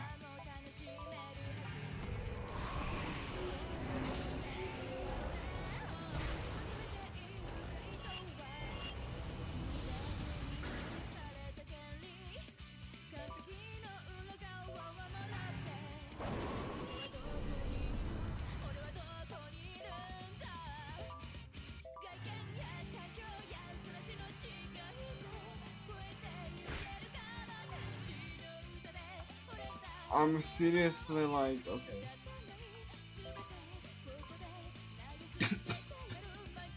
Ah. Holy crap. I really want to escape.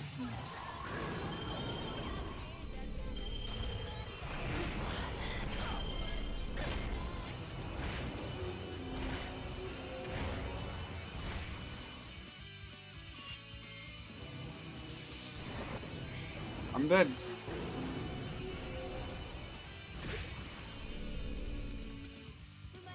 I'm not dead, but I'm stunned. 50 HP. If I don't lose, I game over now. If I don't escape. Oh my god. Okay, cool. Thanks, game. Thanks, game. I told you. The game is just like, no. That's pretty crappy. And you know why my estimate is so.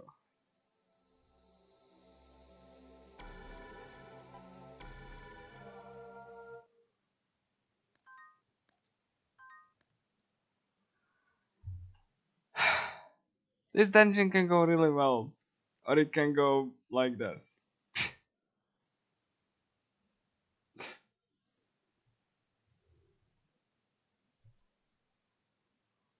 The next dungeon is also really bad, but at least there it's not as bad.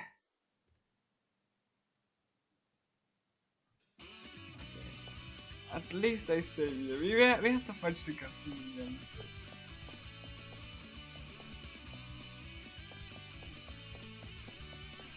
Fine.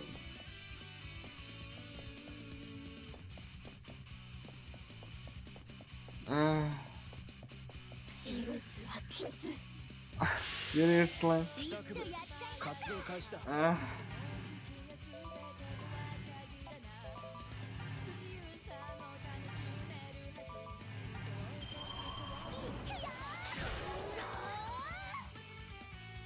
Oof, hi.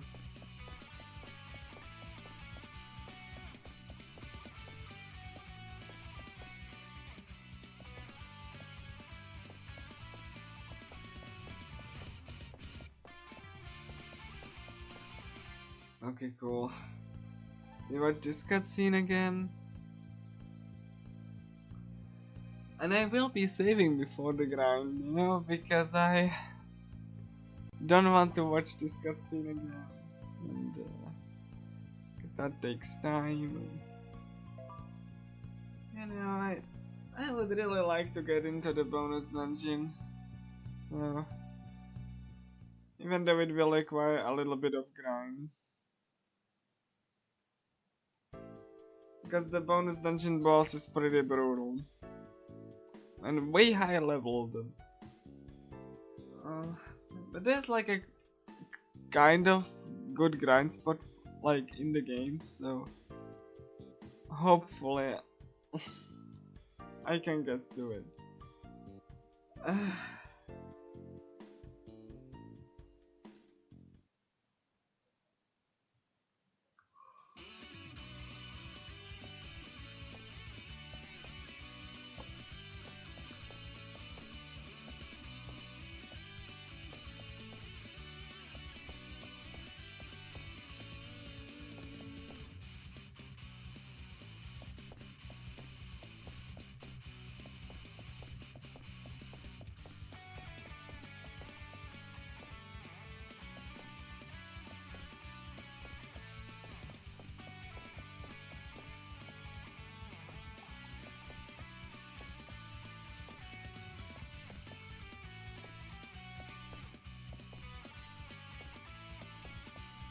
think it might. Yeah, I think it's tonight.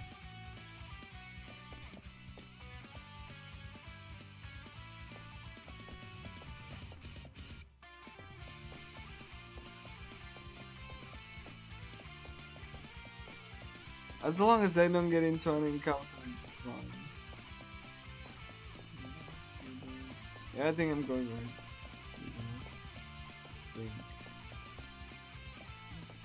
Yeah.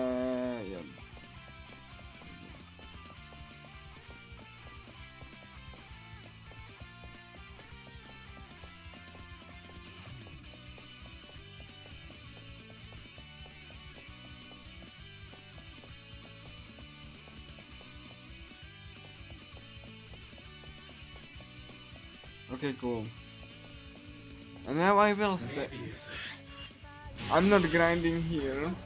I need to save. I refuse to watch the cutscene again. I will be grinding, but it's not gonna be like, I'm not gonna do that like one by one like here, because that's like kind of a suicide mission. Oh my god. Okay, we're fine now. Let's check my level and my skill points. And I think, because I need one specific skill. So let's see. Do I have enough? No. Then grind is in order. In the laggiest area in the game, because it has like the best level enemies.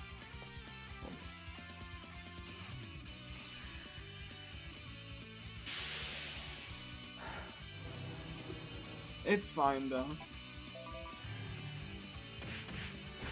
Naruko needs the XP in here. Which reminds me, I need her to. Katana needs her to. Okay, I'm gonna do here. Katana needs her to get.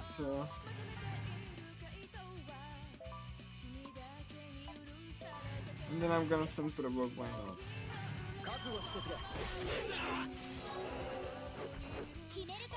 Oh yeah, I missed that.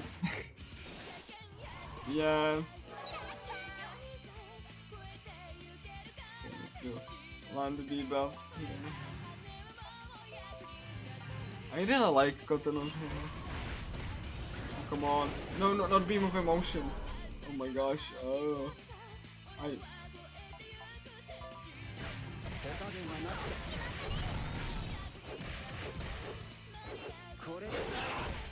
God. Okay. I need to get at least 45 skill points. And get Naruko like close to everyone else. Like level 20 should be enough. And I need that because the next boss has like a lot of agility. I won't be able to like hit the boss much, but I have a strength one. So even though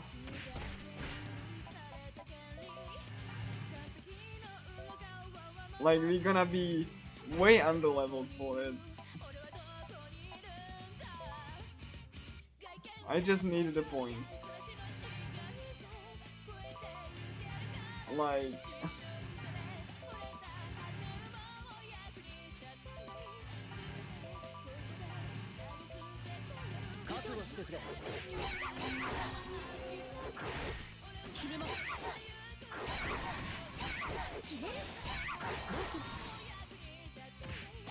cool. Bam! Look at that. Like, look at the beams of light. Oh my god, it does so good. I really do like the art direction. This game is like the art direction, like it is the game so hard.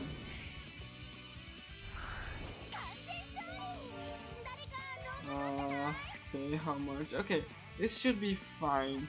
Not gonna be level 20 sucks a bit, but I'm not gonna grind much. I just need the points. So like, you know.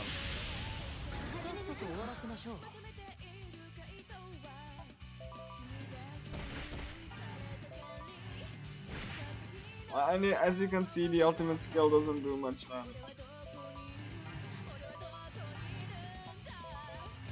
On its own, you know. It's pretty kind of like a. It's a hefty amount, sure, but it's not a sure victory.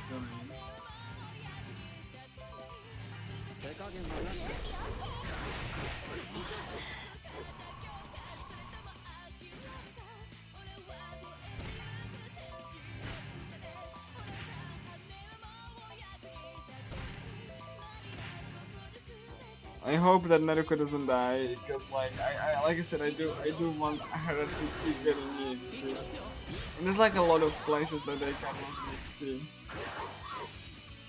So this, like, even though I like, you know, I'm not gonna be grinding much, it's still, I still need to keep an eye on the XP.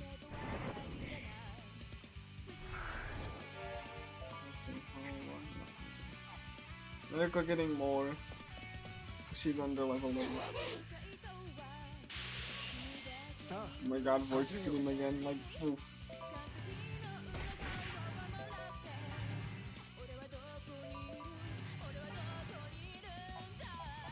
It's fine.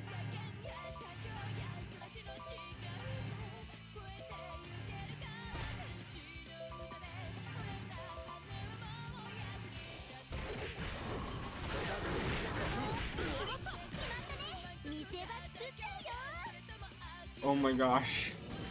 Naruto almost dead. Oh god. And I get double XP, cool. Okay, I might just get Naruto to level 2. Oh, come on, I don't want to fight you. This is fine. This is actually fine. Be fine now. There we go. Yeah, I will be. Okay. I thought I'm gonna be able to like get.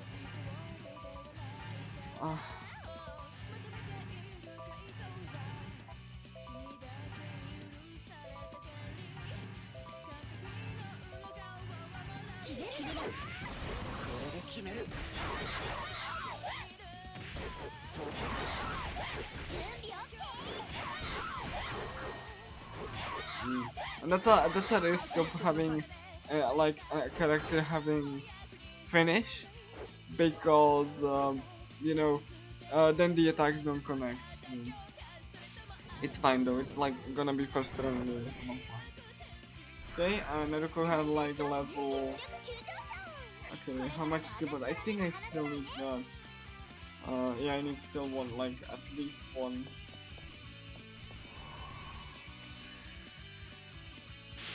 Yeah, I know I can't talk to people.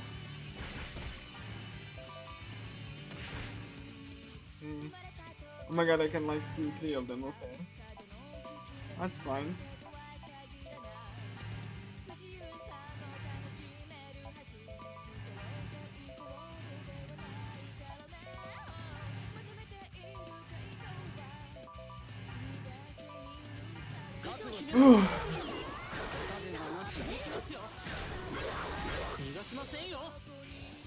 Oh, look at how beautifully connected these two are.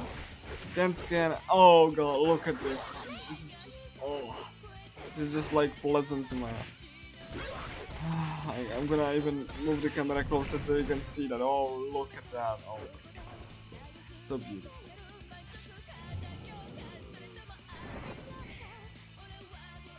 Okay.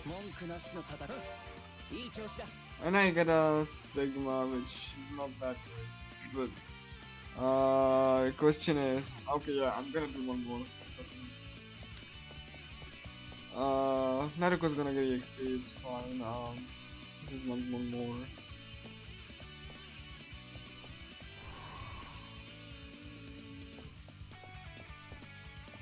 Come on.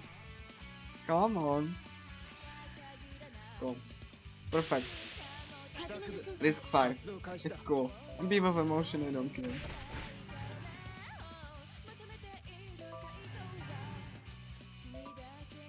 And I'm gonna get with Kotamari.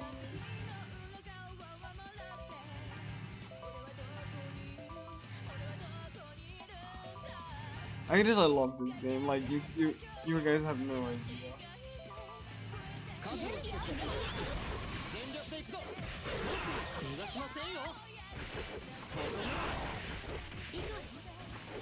And like the game even like darkens the screen so you can like see the effects better, you know, unlike the remake. But I think I said that way too many times in this video. Anyway. Naruto is close though. Sure, let's give her. If I can like find quick enemies to dispose of, sure. さっさと終わらせましょう。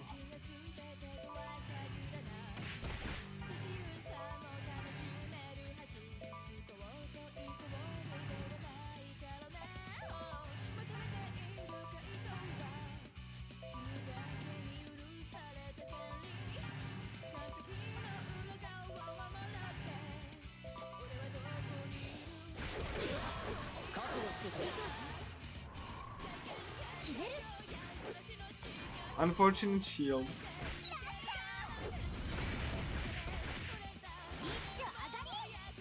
I don't think that's gonna count as one turn.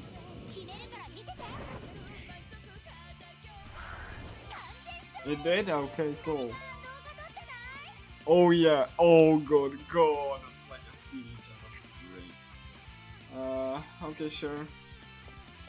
I think 2 more enemies and we'll be fine. さあ、始めよう。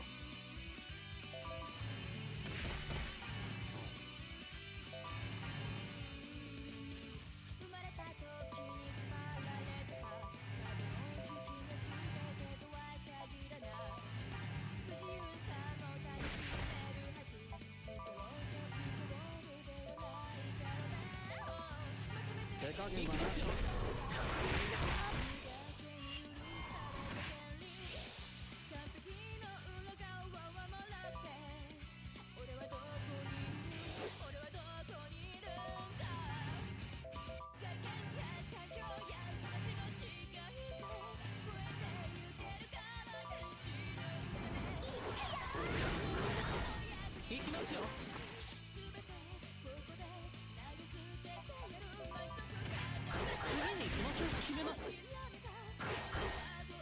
I'm gonna look if Naruto is gonna be like closer behind the XP and then I'm gonna like.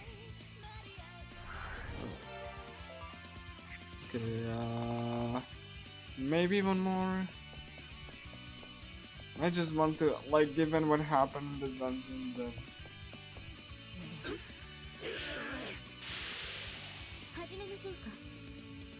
Okay, that's a blow skills. Whatever.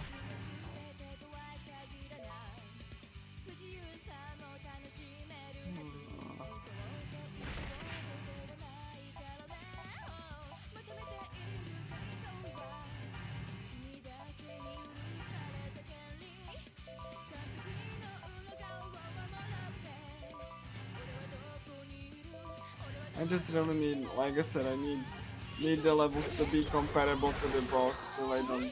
Oh, I love this. Oh my god. Yeah, not first turn kill.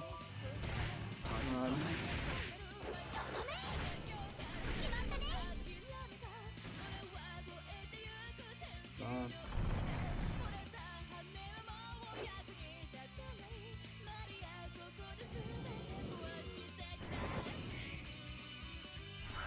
And Naruto's level up. Cool.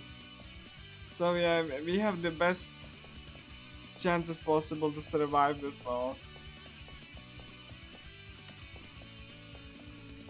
I'm gonna save obviously after this grind. And I'm gonna start with buff, like start buff. So let me check that I have. Oh yeah, I need the skills too. Yeah, I think I'm fine. So skills, Kotano, gas, Angela's son, that's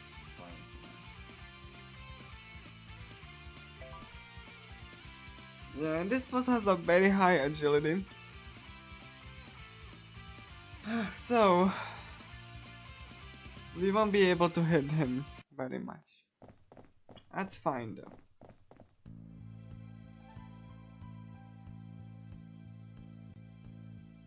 Oh, look at this wonderful veil. I love it. I just love how it floats so regally. The remake doesn't have it, like I said.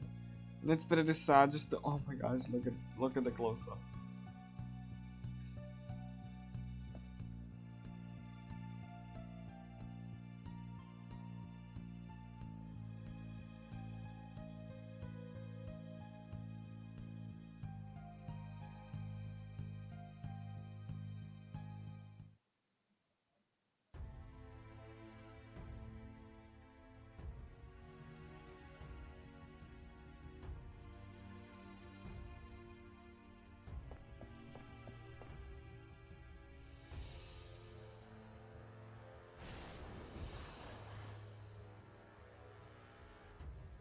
Okay, kept him. He always gets the first run. So he's gonna shoot MC in the face. That's just inevitability. He just shoots you.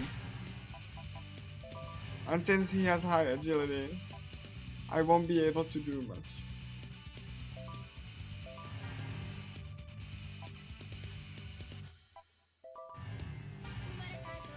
But I have a strat so that he doesn't like interrupt me too much. Yeah, see that accuracy? Yeah. That's what you're dealing with. I'm just gonna hope, like, my strat is just have Kensuke here. Provoke EKP. And defense.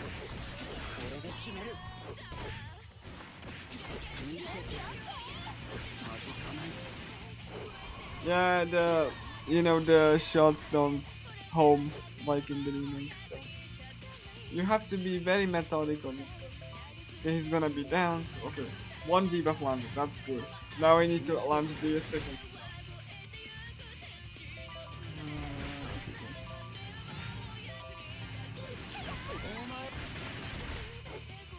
Like the idea is to whittle him down. Like you can't really force him because he's so fast. Good.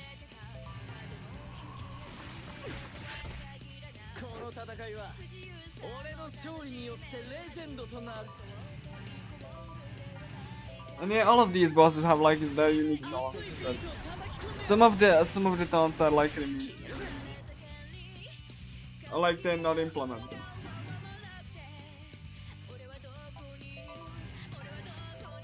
I mean, I already have that debuff. I need evasion debuff. There we go.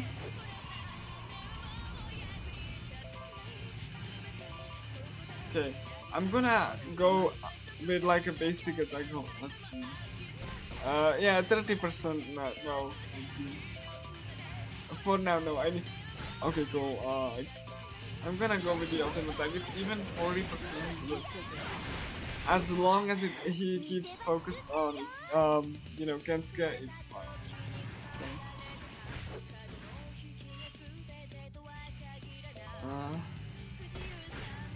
Like I would do different attacks, but I really need to just. First off, I need SP, and second of all, I need the attacks to hit. And he still didn't land the debuff. Like, Kotono can't do anything unless this debuff gets like applied. Because the agility on this boss is just like very high. Okay, yeah, and this is also if you are too far away from the boss, then you can't really like hit the boss because the character is gonna go close and it's not gonna hit. So yeah.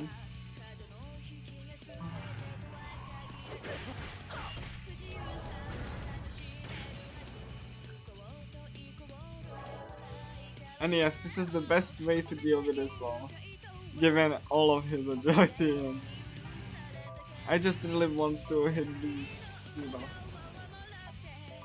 And just provoking him, and he's like attacking Kensuke with all of nasty like debuffs, like, you know, wait, I need another thing to get this. I forgot that I have it, I normally don't have that.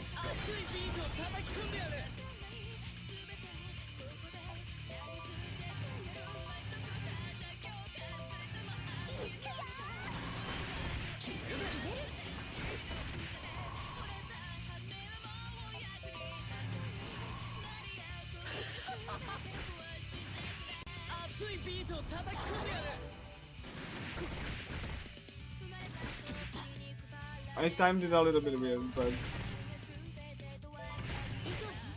hopefully I get the ultimate. I don't get MC's ultimate because MC is like too, you know, I didn't time it correctly. Yeah, see, Kotono is shooting arrows, a lot of them. And the condition is enemy in the air or enemy in the space. So that's why I was like sure that it's gonna happen.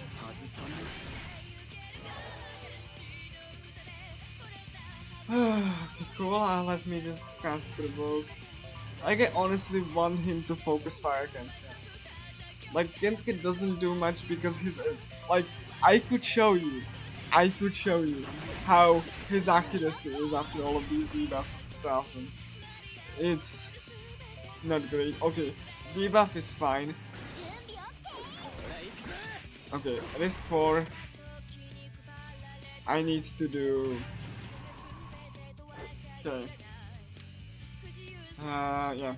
If you want to know what Kensuke's accuracy is, 34%, 19%. Suffice to say, Kensuke won here.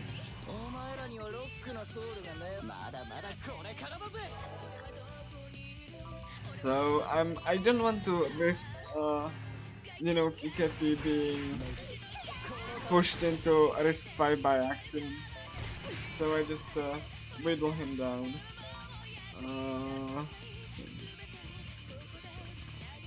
Yeah, even Naruto to get this thing.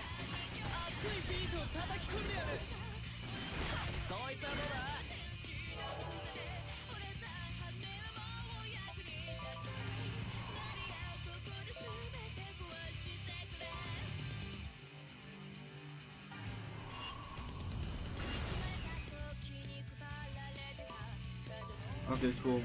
It landed. I was, you know, I was like, you know, worried that it didn't, but it did.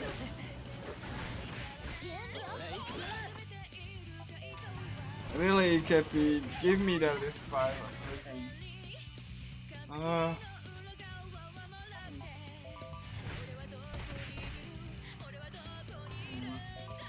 This is not gonna.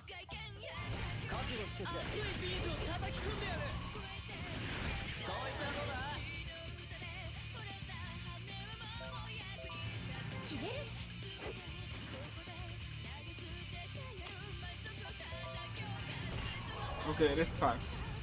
I'm not gonna do anything until MC gets a turn. And I hope it's gonna hit.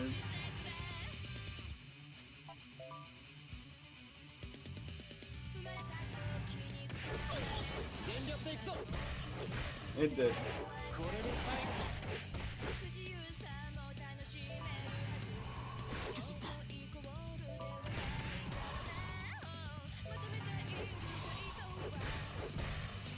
Even with the ultimate attack though, it's not gonna... It's not doing much. But I'd rather have the EXP considering what happened. So I'm just gonna push his risk, hopefully it's gonna...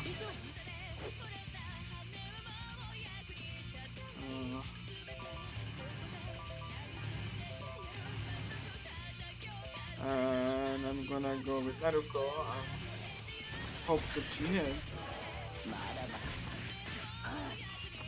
I mean it did hit, but I didn't expect that he's not gonna die. Okay, cool. Naruko hit him. Haha, it could be cool. Yes! Okay, fine.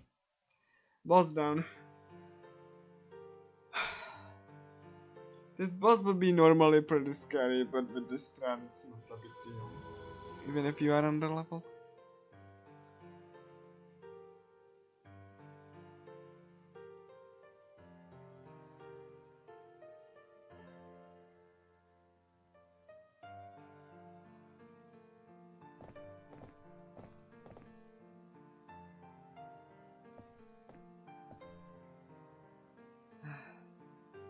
And now, one of the most annoying dungeons in the whole game.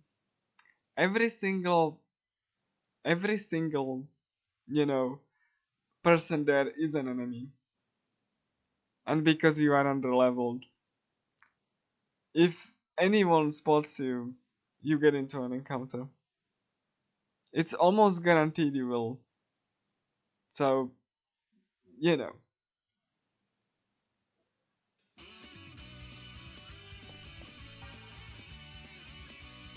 And this dungeon is actually pretty scary. Because the bosses you have to fight are really bad and they can kill you pretty quick. Let's gonna go to Landmark Tower. And let's save here. I'm not gonna be saving in the tower, just here.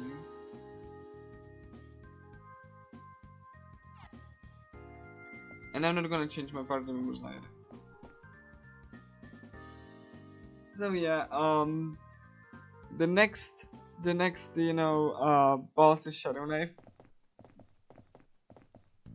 which is actually a name of in-universe anime character. And he fell in love with the character, so he basically is the character in the virtual world. And this is like these shadows on the characters are relevant because I'm gonna you know explain like why, but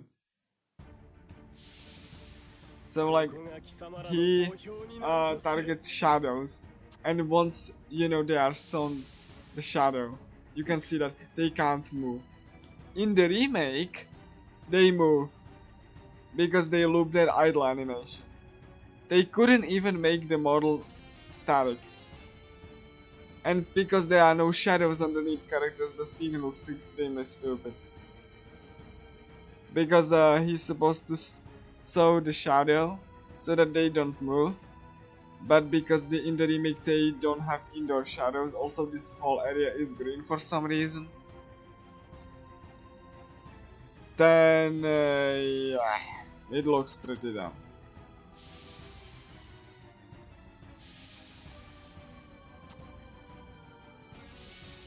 And yeah, they don't move. In the remake, like I said, they repeat their idle animation. But here they actually make the models not move. Wow, visual storytelling.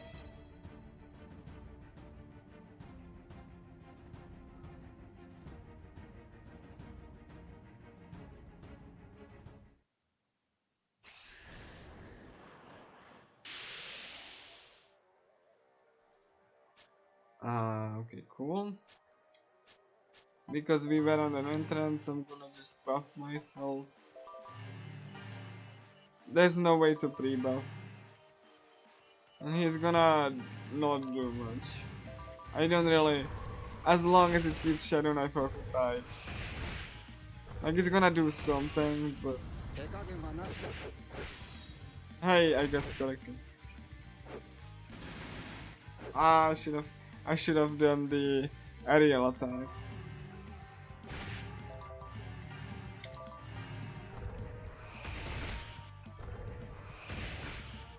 Okay.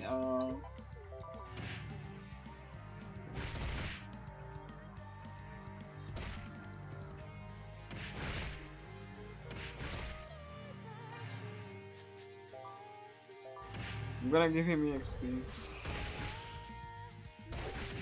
これで決める。これで最後。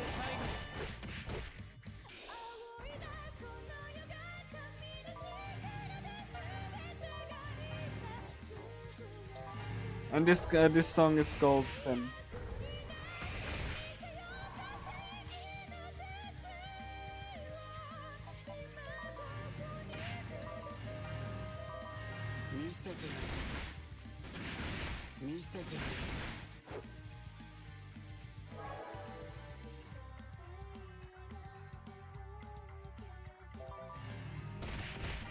He's not doing anything, so I can't really use counters. 外さない。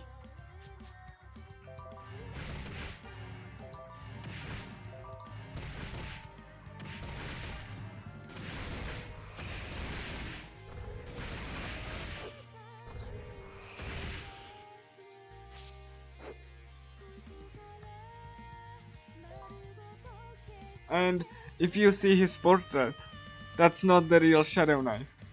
There's this a little bit of visual flair indicating in his portrait that it's not the real Shadow Knife, it's just like a body double that the hero from the anime also uses. So you can see from the portrait that it's not the real Shadow Knife.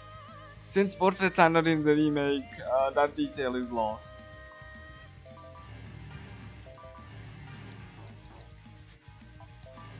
Again, like I said, the original game had so much more going for it, like in terms of like, you know, visuals, and they tried to make it like look as good as they did. And it really is like a shame that I have to even point out these differences, but you know, it's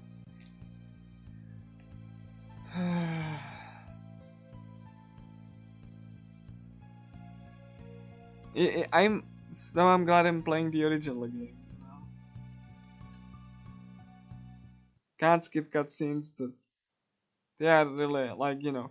I'm sure if the developers could do it, then they would like, you know, they would do like I said before. The developers had the ability to make a good PC port in the way that the remake was. They did that in one of with the one of the Sword Art Online games. It was Sword Art Online ReallyReallyLongthon, which was a remake slash remaster. Also, are you okay there? Remake slash remaster of the original Hollow Realization. It contained the original game, the sequel, the ability to play as a female protagonist, like almost as like, you know, the remake for this. So they were capable. Oh yeah, and it has cutscene skip, and it's on PC and it's on Steam. This game's not, you know, because Furyu is a bad publisher, because they don't care about like, at least not this season specifically. They just want to see how much merch they can put. You know. Yeah, it's. And like I said, there is a little bit more visual storytelling here. I'm gonna point this out.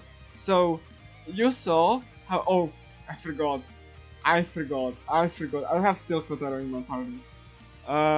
That's fine. Let's return to the end. At least I proved my point. It's fine. At least I can save, like, change my party members. Fine. So, see like how the outside of this tower is like, you know, like there's a bright day outside. This will come up later, and I mean later at the end of this dungeon. And look at this. Since you are like really underleveled, every single person here is an enemy. They can't just you know, they can't just engage you in a fight because you are, you know, you are outside in an entrance, and entrance is the safe haven. But like, you know, that's what you really, you know, get. So Anyway, okay, I have my party members fine. Sorry if my like the last sentence didn't make sense. I was like thinking ahead what I need to do in this dungeon. Because I need to move pretty like well, because every single enemy will give me an encounter here. Every single one. So let's go to the. Oh yeah, we can do it to the upper level. We need to go to the. Yeah, we need to go to the thing. Oh yeah, we can. Yeah, 24. Because the elevator goes to the more places, but like, you know, you need to find key cards. It's fun. So anyway, every single person is an enemy. Every single fight you take here is a waste of time, and it's dangerous. So I'm gonna try to avoid this as much as I can. It's hard, but you know, I'm gonna hopefully not get into many fights.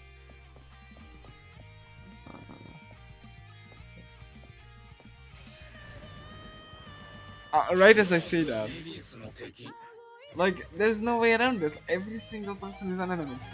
There's not a single non-hostile NPC. Even the people that are just like normally NPCs, like everyone is hostile. Everyone.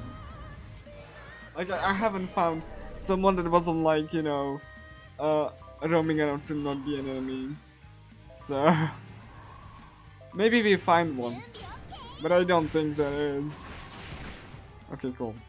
So yeah, it's practically impossible to avoid fights completely. Well, in this place rather, there are some nice people just in this game, nice NPCs, but not in this place now. Everyone is just like really. Make sure that I actually go.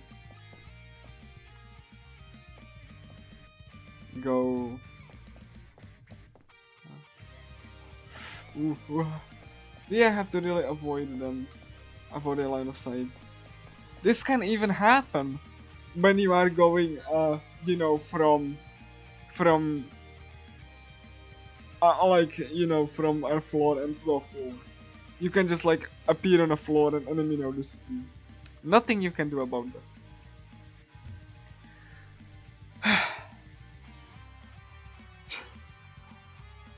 Okay.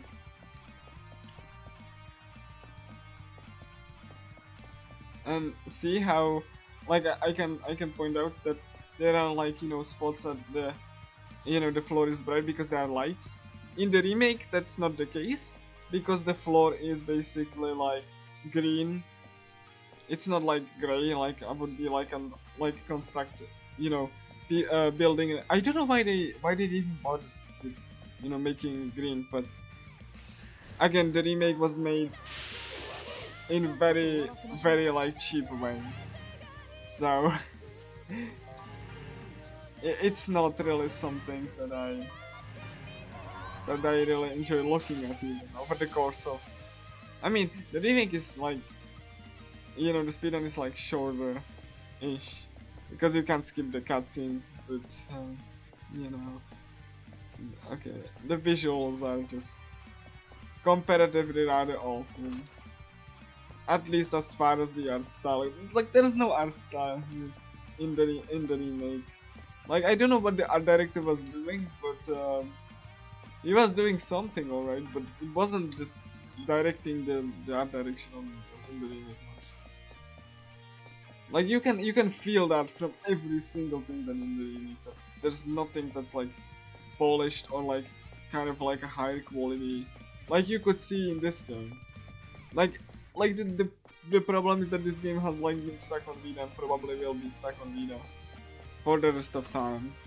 But like, you know, you don't even get this beautiful filter, virtual world filter that's like over the screen. Like it's slightly moving as you can see. That like, you know, it's just subtle. It's very subtle, like subtly put on the screen to make it a little bit more flavorful. Like I said, this game was made by 48 people. not really a big team at all. So, you know, I'm really giving them some slack. Not to mention they were forced to release this game in, you know, in kind of like a beta state. So, you know, and the publisher just like got this game from the original developers while the original game was still being worked on. Like, imagine that, you know.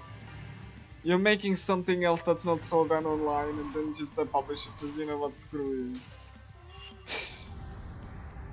And we're just gonna give this game to someone else because they are cheaper and you don't have to try as hard.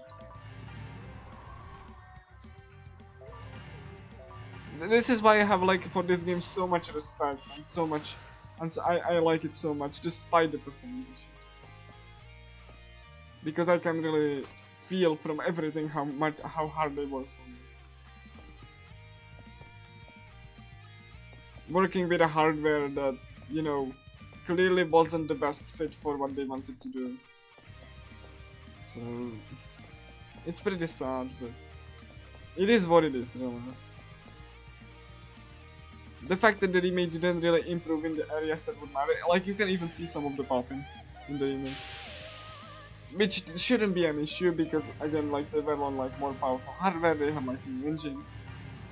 But yeah, I mean, yeah, sure, yeah, I mean, like for a PSV, that this game like really looks good.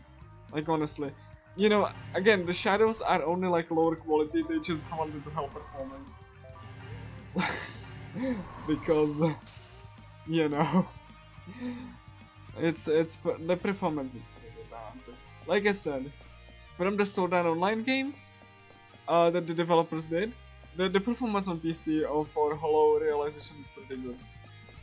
So I have no doubt they would be very happy to do a PC port of this game if they were allowed to.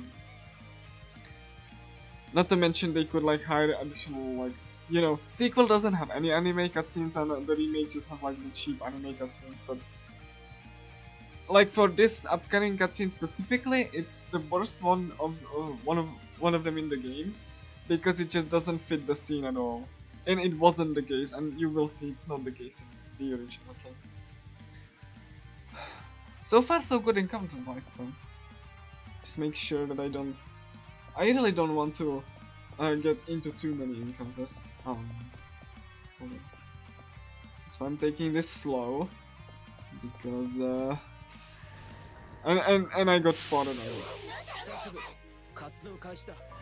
But yeah. Anyway, yeah. I've been like, you know, just so hyped to showcase the new route and this game again in a more like speedy setting without the lore stuff and stuff. But you know, I'm so happy. Ah, come on, you couldn't give me a little bit of a leeway. Oh, that's a shield charge. Yeah, I don't think I can dash from this. Okay, I may not require this. I don't want anyone to hit low on HP because I will need everyone for the boss fight, for the mini boss fight rather. So, you know, I'd rather not. I mean, extra level. I mean, I'm telling you what. If I get time, I will showcase the bonus dungeon, and I will showcase some of the character scenarios. Because I actually was really embarrassed that my first run on the Longthon, like, you know, the Lord run didn't go well because of bad RNG and stuff. So like I was like really angry that I couldn't finish within, like, you know, I had to like finish the run like after another run that I did, and it was pretty like embarrassing for me because it was like my first marathon ever. So, you know, I wanted to showcase my best, and the game just screwed me over. Like, I went to one boss ahead, and well, the boss now, it just died. The mini boss was like, the mini boss was bad, but like the mini boss being bad, I do expect.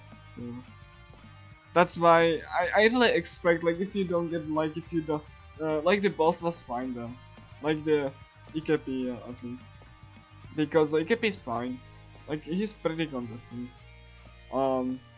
But like the mini boss was bad, like you know the flower princesses are just all.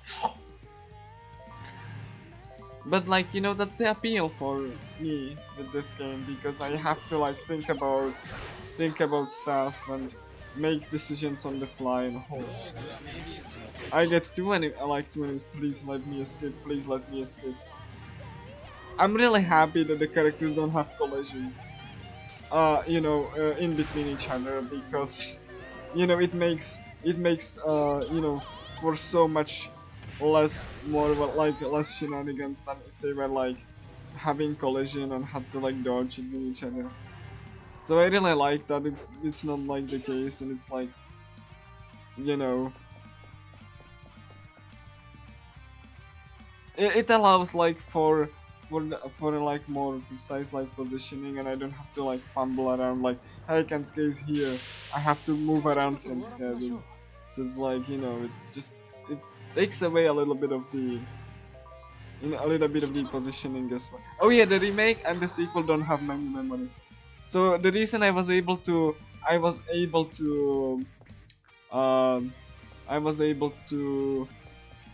like mash the escape, because this game is the only game in the series that has menu memory. Why it's not in the remake and in the sequel, I don't know, but it's pretty annoying.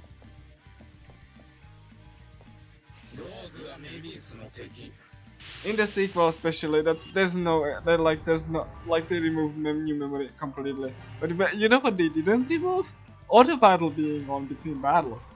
So if you accidentally turn on auto battle in like you know before a boss battle, then you're probably screwed.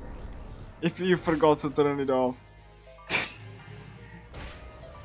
Because you know the sequel starts with auto battle on.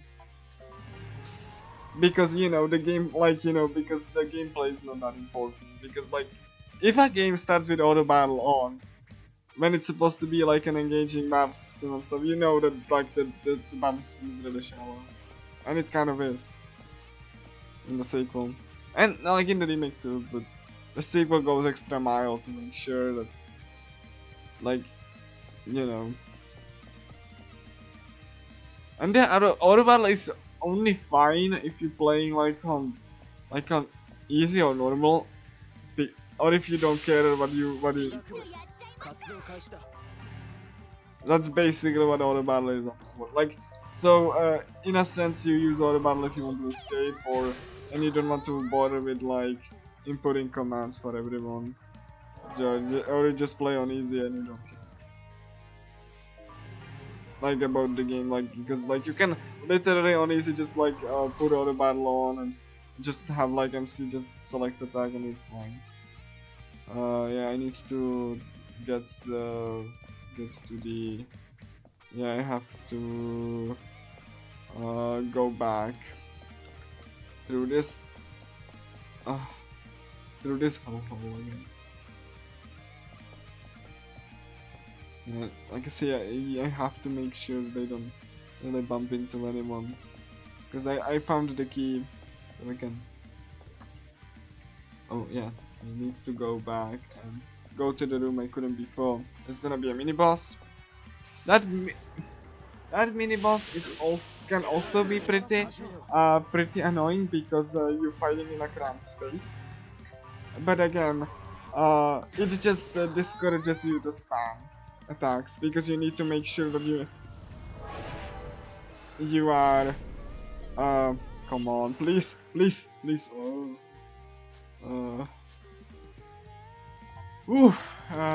need to escape here, and I'm probably gonna heal and see.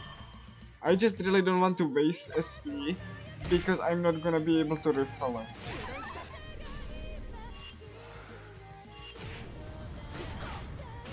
I swear, no, please don't. Stop doing that right now.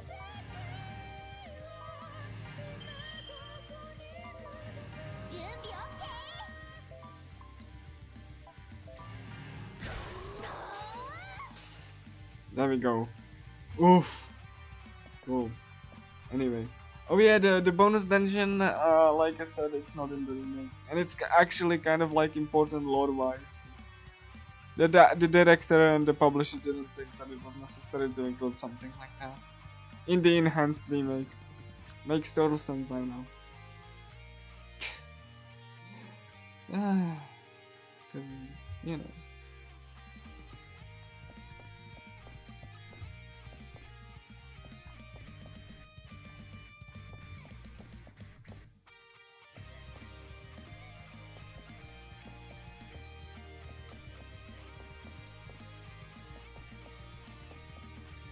And the most, like, you know, sad part about it is that the bonus lore dungeon was like a part of a free update. Yeah, that was, like, just, you know, because again, because the publisher just like yanked the game before it was ready. In both cases, in both the remix case and in the original game's case, like, you get like a free update and they get added like the whole post game and like a new lore dungeon. And the remake also had to have like patched like half of the game or like 1/3 of the game because they didn't work with the, you know, with the complete game. They just worked off of the incomplete. Like, the remix developers worked off an incomplete, like, not released version. So they had to patch things that were patched later in the original game because they didn't have that as a blueprint. At least that's what I think, because it just doesn't make any sense that a remake would not have, you know, not have access to the full content. But, you know, they had to patch the post game as well. They had to patch like things that worked fine in the original game. It was like a gigabyte worth of updates. 5 patches total. When the game released in Japan. In you know, the remake skin. Some of the bosses did have even like different colored boss arenas, or like they were incorrectly colored because the bosses were done like, you know, not globally, like the system for the imagination was not done globally, it was done boss by boss basis. For some reason. I guess it was easier to implement than a global battle system that, you know, like a global like prediction system. But you know, what do I know? Like the bugs in the remake on the remix release are so bizarre that that like I genuinely am baffled. I mean I'm not surprised really, like because Fury didn't care to give the developers time, but you know. Let me just save. Ah, cool. Anyway, so yeah.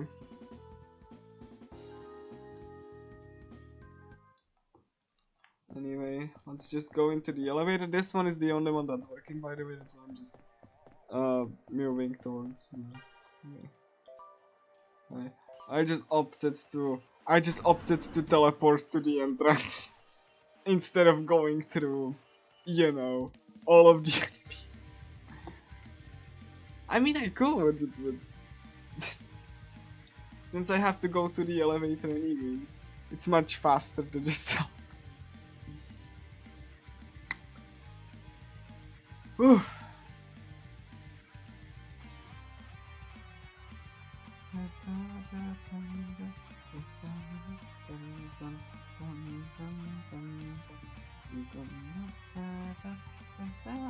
I like this game a lot. I like the music as well. One of my, like the boss remix is one of my favorites. Okay, 65 floor, upper level. And I get ambushed by an enemy. Beautiful, thank you. Okay.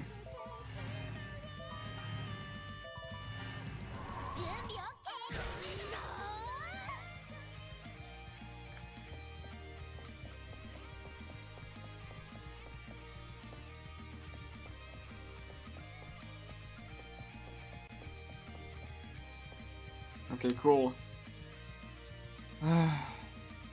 We need to find a key again because we can't. So we have to find a master key. Thankfully we know where it is.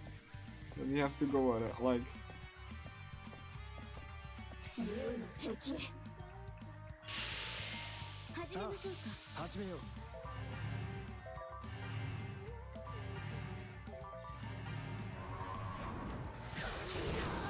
There we go. There we go. Hopefully I'm not getting too ahead of myself. I might.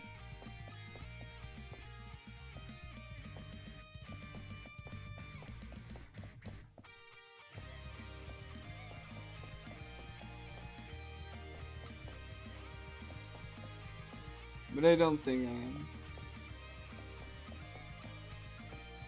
Anyway. Yeah, I'm getting fun. There we go, we find the key and we go back. Hey, look for the key. Hey, there's the key. Hey, good job, Kenskan. The key. I mean, I could save, but no.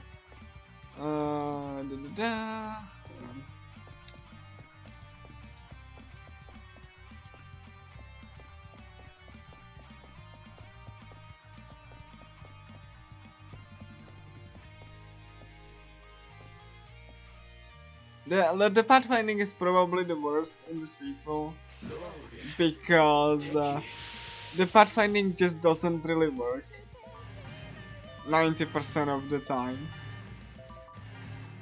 and they can't even, like, you know, jump off ledges, which is something that the MC can't do, but they just teleport.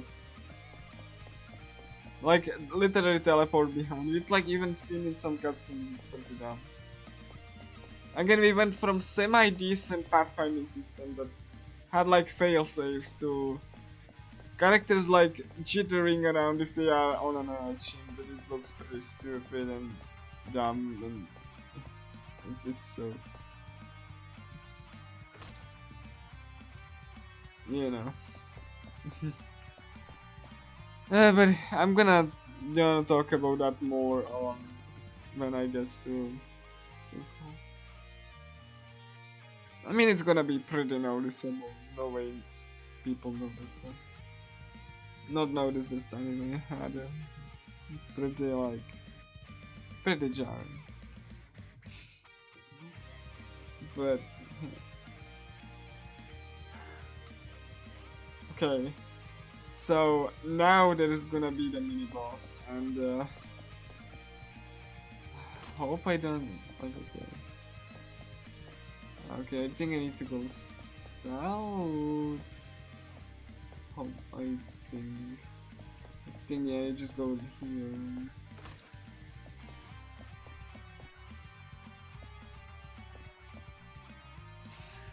Come on.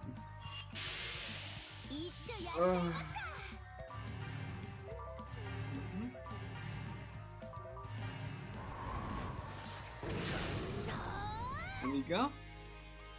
Let me just get the skill points here. And this place is a little bit harder to maneuver because of the simple fact there are holes because it's under construction. It's also harder to memorize. But again, because it's like a really non-distinct office building.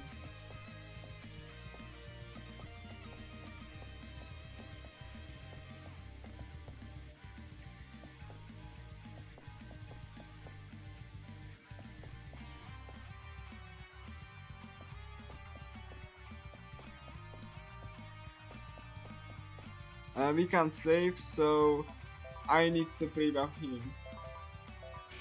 Because the cutscene goes before the save. So even if I could, I'm not gonna. I'm not gonna. I wouldn't even save even if I could.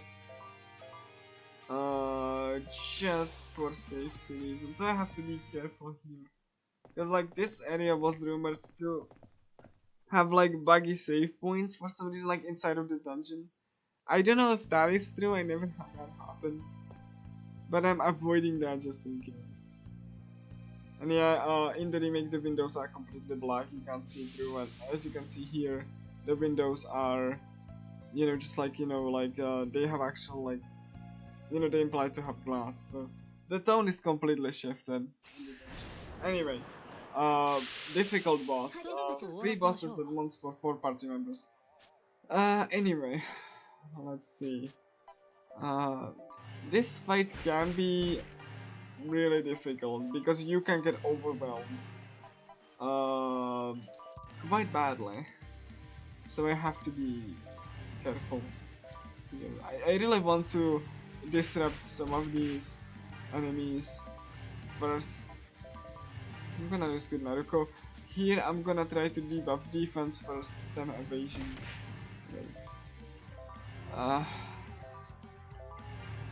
And can scare. I'm gonna try to provoke, but okay, counter. It's fine. Hold on. Yeah. Okay, cool. Hopefully it doesn't do.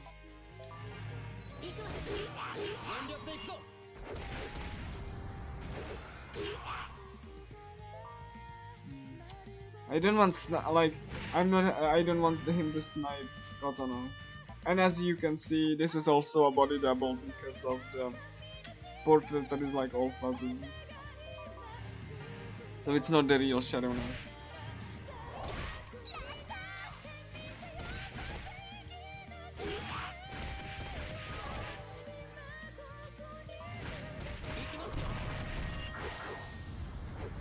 And the building in the remake not being like full of like bright lighted windows also creates a plot hole, which I'm gonna show like once we get to the boss.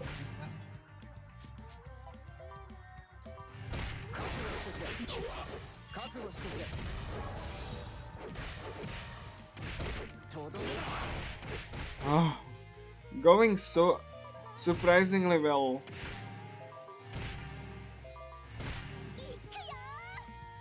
Okay, do I have anyone debuffed? Debuff, debuff, debuff, and a nice. Yeah, in the remake you don't get timers for the debuffs, so you have no information on how long the buffs will last.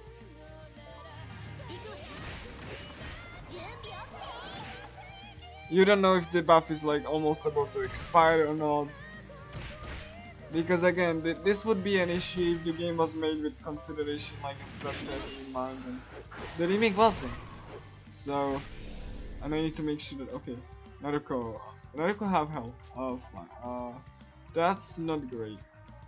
I'm gonna kill this digit first. And let's see. Okay, Shiranef is also almost dead. This fight went surprisingly okay. Trust me, it can go really, like, especially if Naruto gets sniped, like, at the start of the fight, it's so bad. But, okay, cool. Okay, fine. Okay, I usually don't really need to like move the camera, I'm just doing this for your convenience, mostly, so that you don't have to stare at like a wall or something. Because the camera always situates itself behind a person, regardless where the person is. So, you know, like I watched like one playthrough on YouTube, and the guy was constantly spinning the camera like this. It actually gave me dizziness. Constantly was spinning the camera like that. It's just bad. Like no, I'm not gonna do that. I like you guys too much. I really want you to get headaches and stuff. So no, we won't be doing headache units and stuff.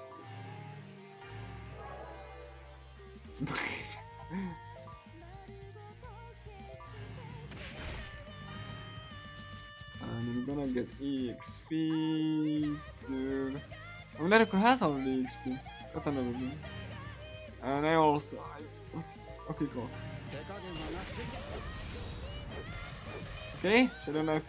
And this attack doesn't hit because although the ultimate attack is strong, it's like you know, not all, like it can help you, but it on its own it doesn't really do that much. It costs, you know, crap ton of SP. So, you know, if you mistime it, then help, you know, you don't really hit the enemy all that for all of that much damage. So you have to make like you have to think if you want to do a counter, or if you want to do you know, the basic attack, like the dual pistol attack, which only shoots like you know, straight or down. And for enemies in the air, you have another skill. So you have, and if you use the other skill for airborne enemies onto the down enemies, you risk missing the attack completely, which you probably will. Anyway, we are getting closer to the boss, though there will be still one more mini boss.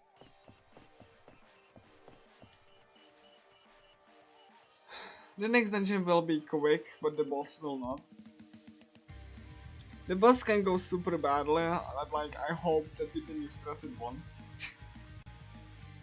The boss actually was the one, like the boss after this was the one that actually caused me to lose like 3 hours. So yeah, not a pretty boss, but I will have like a specific team that hopefully will. Okay, hold on. What? That hopefully will not make the boss a problem.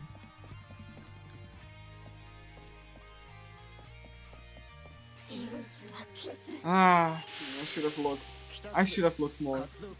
Ah, I don't want to. Okay. Hopefully first try escape. Yeah, there we go. Yeah, that's why you have to like look at where are you going, because the enemies can notice you like this, which they wouldn't do in the remake, by the way. They didn't implement that for some reason. Improvement, by the way.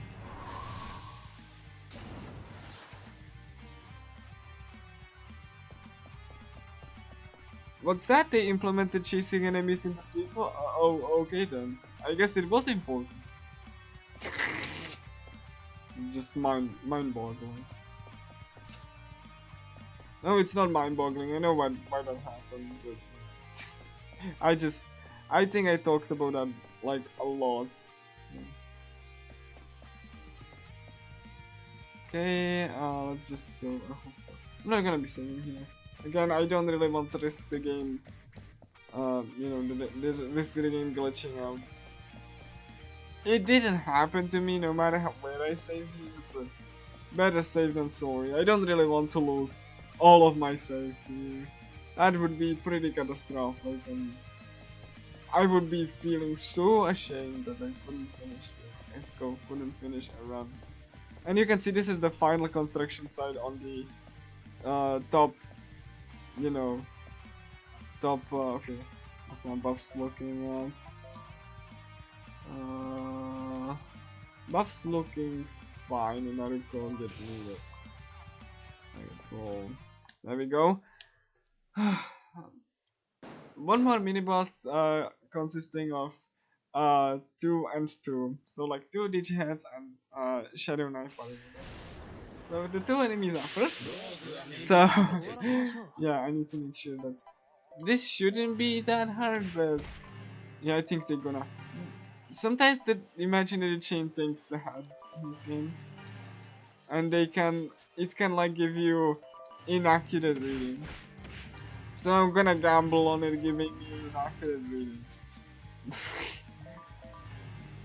I don't know why it sometimes does that like the enemies use like another skill. And sometimes like, you know, if oh yeah, the imaginary chain was correct this time. It doesn't matter, I don't need to kill them in one turn. Oh yeah. Okay, you know what, Kensuke? I'm not gonna attack with you. I'm just gonna let you provoke an enemy. That's probably gonna help more. it's not gonna help like right away, because it takes like another attack for the enemies to, you know, switch targets. But a little bit more of a more of a. And if you're wondering, Yuppie, why didn't you use like any other attacks? Is because I don't really have any other attacks that would be worth using. Like, you have like a limited selection of attacks, but they are like much more focused than in the sequel. Fun fact, in the sequel you can just like use like the same 4 attacks, and they are even like 100% hit rate attacks, which are usually also pretty good. So they invalidate other attacks. It's just I don't even know what was the point of including something like this, but you know, okay, yeah, this one. I want to hit the one that is gonna fly. Oh yeah, this one is flying. Okay.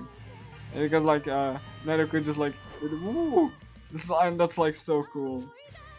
Again, like in the sequel, you don't see that really, because everything is just confined.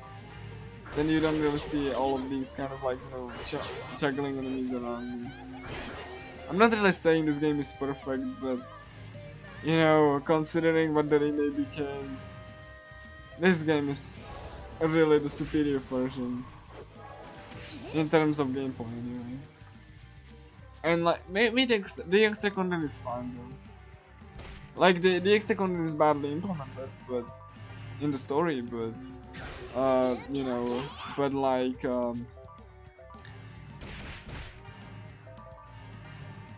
it's fine, I guess. There we go.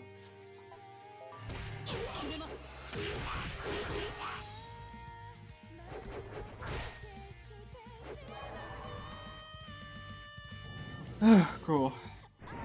One more, and I think I will think it's gonna be fine. And I'm gonna go with this one.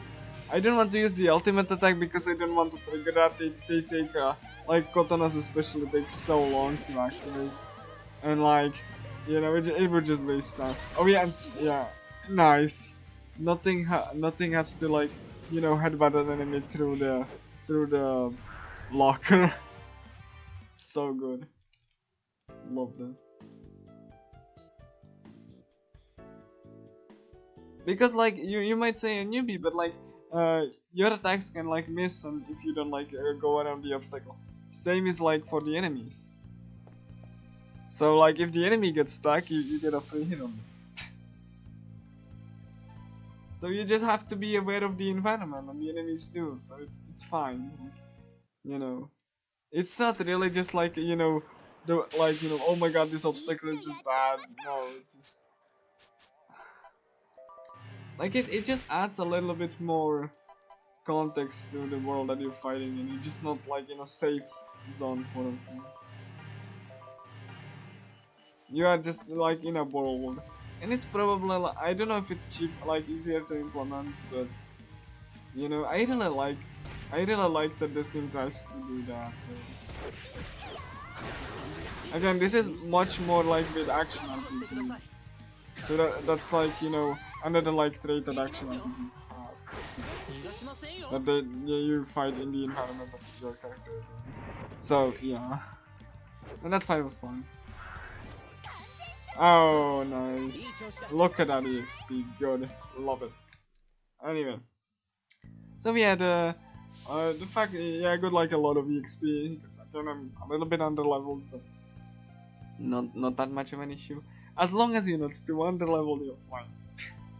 So yeah. And we are now going to the boss. Now, so okay, so remember when I told you that the windows are, you know, like showing that it's like bright outside? Remember that? Okay, we need to have a cutscene first, and then we have like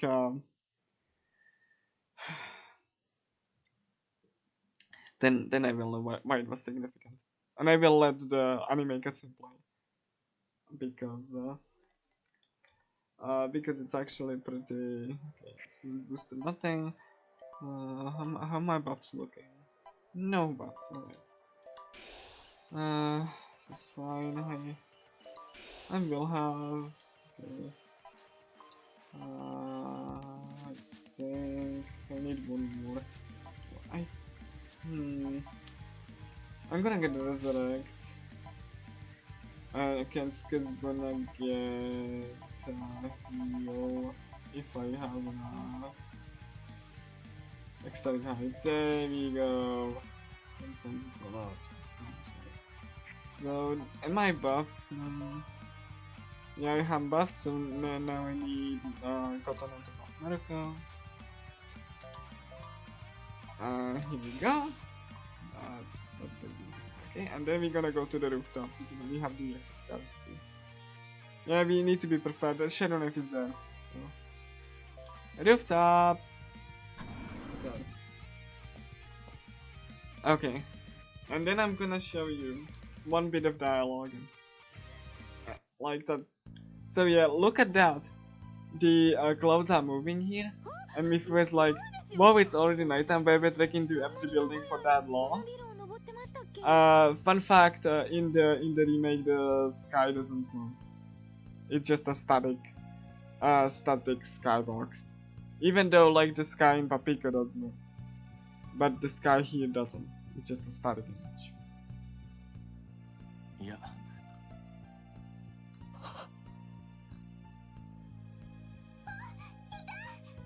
Oh yeah, and look at the Vocaloid like whale. I'm really mentioning it all the time, but the remake doesn't have it, and she just feels so empty and so yellow instead of white. Ah, look at this. I'm just like, look at how beautiful the effect is. It's, like I said, very simple effect, but it's gonna be important later.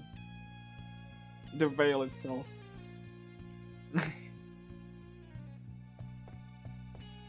So yeah, and I'm gonna show you the anime cutscene. The remake messed up. So yeah. So yeah.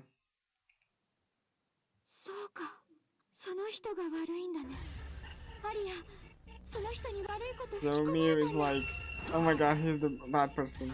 And the remake messed up so that because this cutscene is like dawn instead of midnight, so it doesn't fit the scene.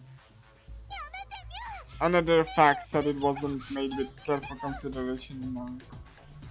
Also, the expression here, I'm gonna point out that two of them actually are really awful in the remake cutscene. Not this one. Not this one.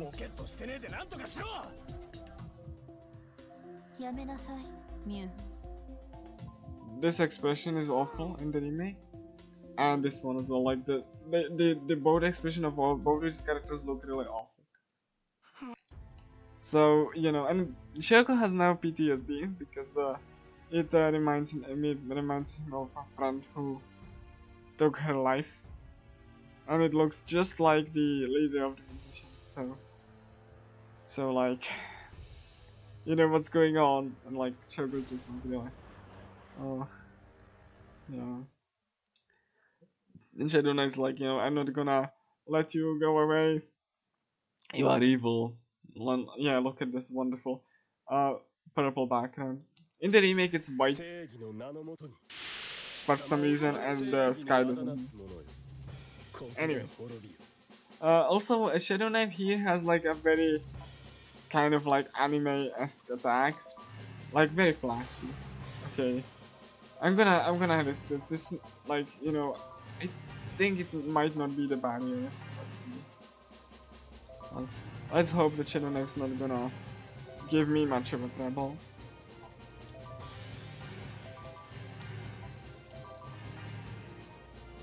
Now let me just go here.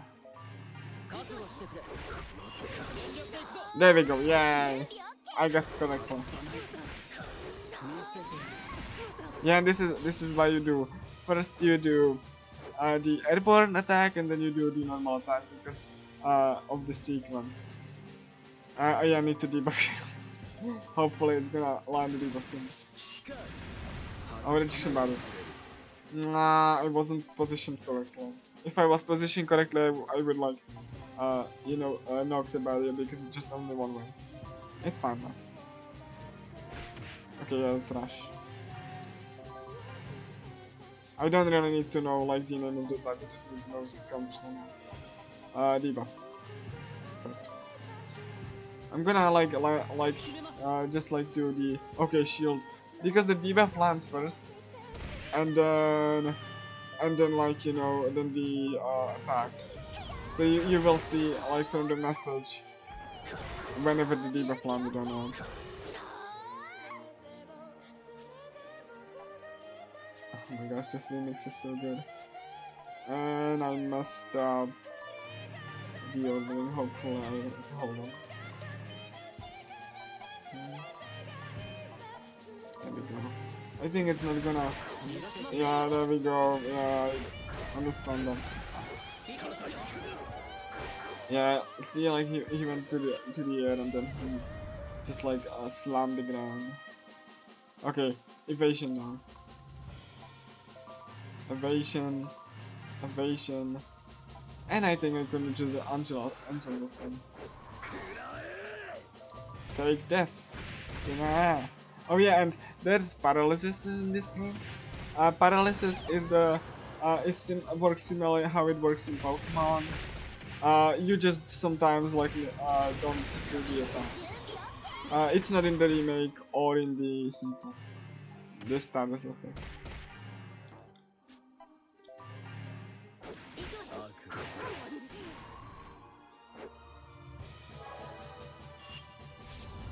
Chief Justice, okay, cool. We look at how that arc. Okay. Yeah, I might miss these. That also applies to SP recovery, I'm sure. So you might not get the SP recovery because you were paralyzed. So.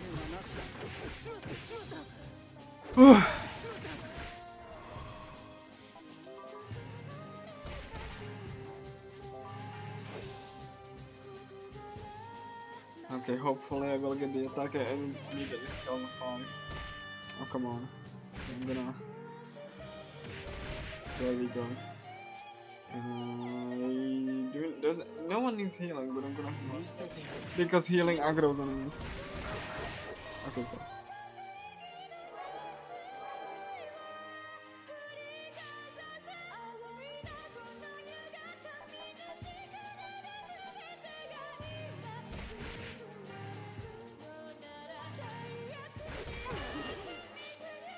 Okay, I should be able to. Yeah, I'm gonna do one more. Like I wouldn't care. Like I said, I wouldn't care much about seeing. I just want you guys to see. Because I don't really need to see the attacks. I just need to know that they land. Like sure, I'm gonna do that. Hopefully. Ah, I missed. I saw the arrow just now. Okay. Then scan. Fine. 69 hit rate, nice. Okay, I'm gonna increase risk if I can. That's like what, 84%. I just want him to avoid spawning another. He has an attack called Shadow Spawn, which would summon an extra clone. And yeah, as you can see, this is the real Shadow Knife. This portlet is not all fuzzy, which means it's the real one. It's not a clone. Another little bit of, you know, visual story. Like honestly, for the remake, it really is hard to look at because you look at this like awkward bird's eye view and you don't even see the animations. The animations look very cheap and because they don't have all of the effects. Like the animations were always like not that great, but they were masked by the special effects. Come on, really? How much health do you have? Really? Okay. That's fine. That's funny. 行きますよ。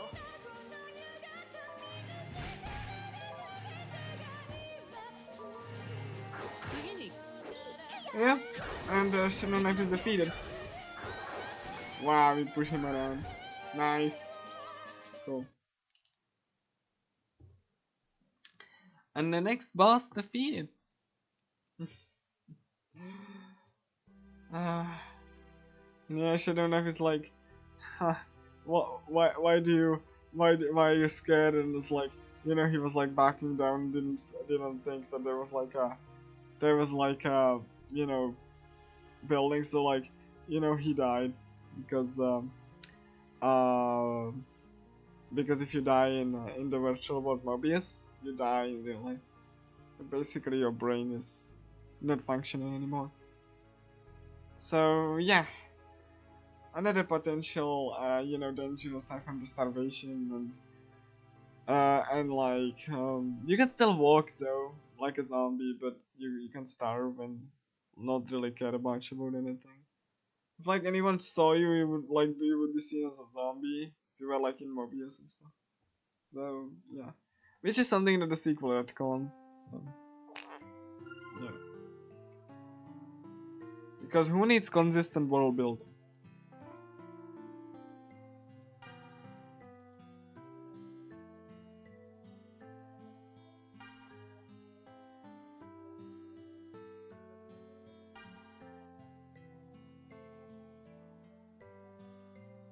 I mean, this scene has like voice acting in the remake, but you can't really speed these conversations up in the remakes. You have to wait for them to play on. Anyway, we need to go to the school. Naruko is feeling depressed. I think this scene might have been added like late on in the development that they couldn't have the voice actors like on the lines, because they wanted to add something like, you know, connecting the previous dungeon in this one, so that's why. Anyway, I'm just gonna go inside of the school building because we need to go to the classroom to discuss things. Why Shagu get like a PTSD? Why he was like freaking out? So you know, the Goku like, look, just tell us, you know, we are friends. Anyway, I'm gonna save here. I'm gonna save on your save file.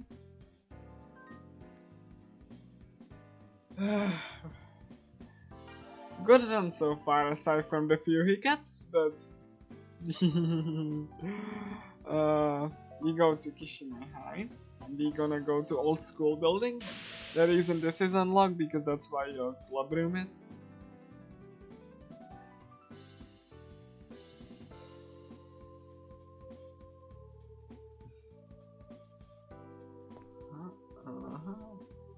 Hold on. Okay. Oh yeah, I got confused. I got confused a little bit because I didn't. Okay, that is your club room. You can't talk to your party members in the club room. But like you can talk to them everywhere else. In the remake, you can only talk to them in the club room and not anywhere else. I personally think that, you know, being able to just say what's up and, you know, talk like friends, even after you max out the, you know, the scenario is a pretty neat idea. But who am I to judge? I'm not the director. I didn't make that decision for the remake and in the second game.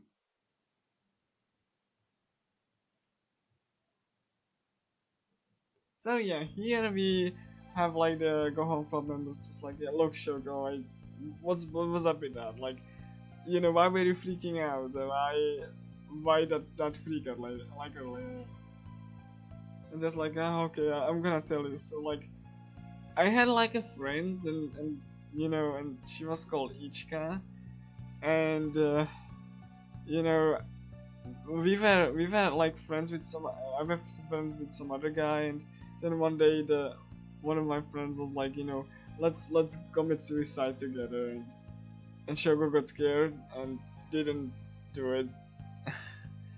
And that's why the musician leader, which has like the, you know, the face of each, is like, you are a coward, you didn't kill yourself.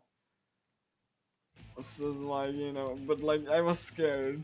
I mean, I think anyone would be scared when confronted with an like that, you know. Like it was clear that each guy had like some, you know, it had like some really, had like some, you know,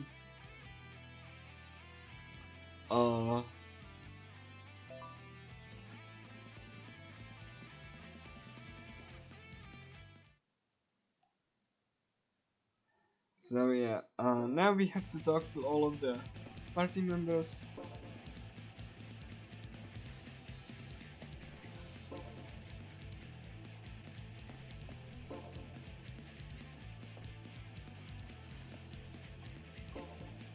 Like, what are we gonna do? We are trapped. We can't like leave because someone like knows us.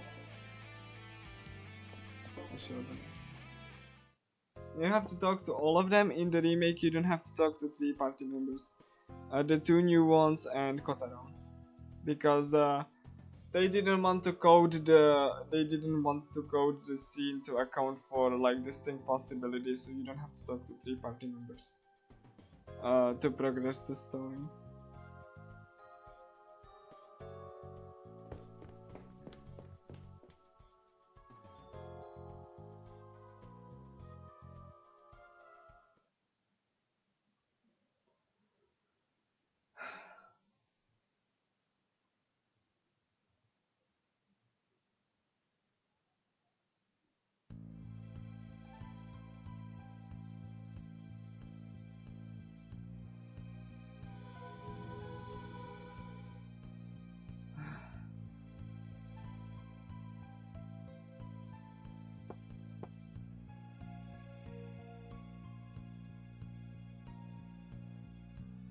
So now we have this, you know, Marie's friend, Naruko's friend, which is called Marie.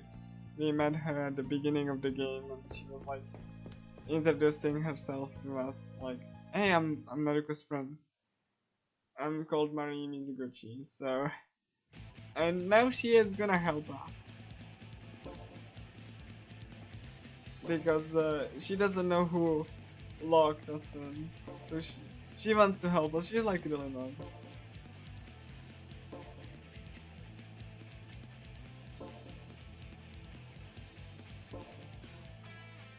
So yeah, you have to.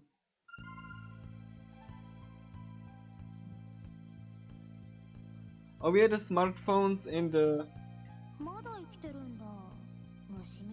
Oh, you know why I didn't play the voice line? I think it might have not played because I was holding the fast forward button. Because no voice lines play that, so maybe that's why I didn't play. Yeah, that's probably was my fault. Oops. Because I noticed that, like, you know, I knew that like the deadline has to have played, but when you hold the fast forward button, it doesn't. Yeah, see, I was holding the fast forward button, and when I pressed the button to, like, you know, advance, it didn't play. So yeah, my apologies. The voice lines are there. Since, you know, I'm skipping the dialogue, and I was pressing the fast forward button, and that's why you don't have the dialogue there. So no, the dialogue is there. It's just like I was pressing the fast text button, and that just disables all of the audio, like, you know, dialogue. My apologies for the misinformation. I was sure that scene has like voice lines, and all of the like, you know, story via scenes have voice lines. So yeah, apologies for that.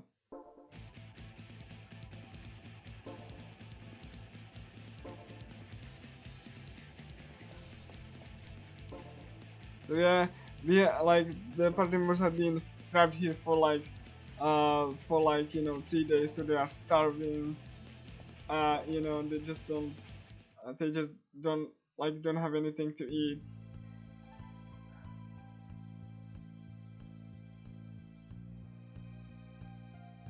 And then like Kotaro, huh, are you the traitor? Are you? And just like you can just like side with him or not. It doesn't matter, but there's like a funny scene. Yeah, oh yeah, you can hide these text boxes by pressing square too. So, well, are you the traitor, Arya? よく Well done. As I expect of someone who I've さ put す my が full 私が見込んだ confidence. だけのことはある。冗談でも I mean, you idiot, there's times to joke and not to joke, you know? So, yeah.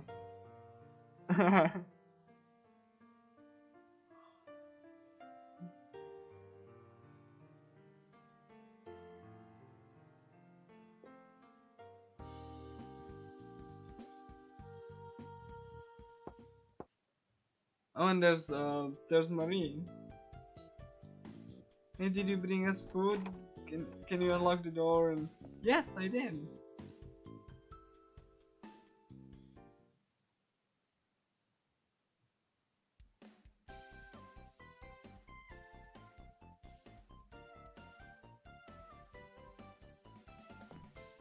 So, and like she was like, hey, president, you should eat up. And like, you know, the MC's like, how do you know I'm the president?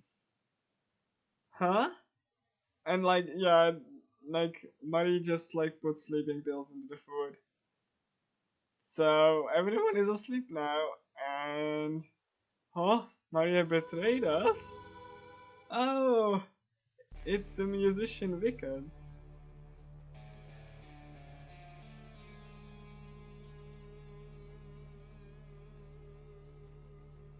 She has like a heart, like you know, hearts in their as their pupils because she's like that. I think that might be symbolizing that she's like, you know, crazy.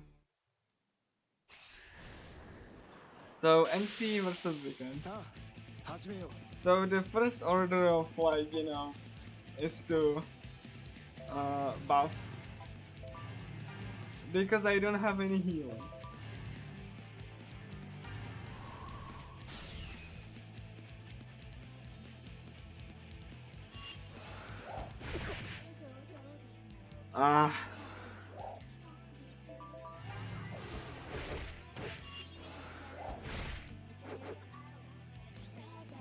And this is Cosmo Dancer.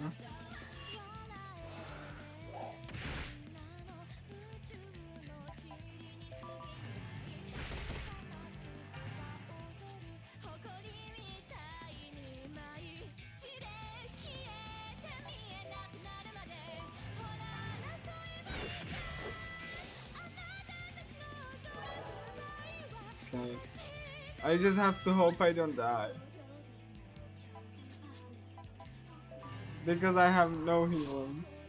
And as you know, healing gets your defense down by 30%.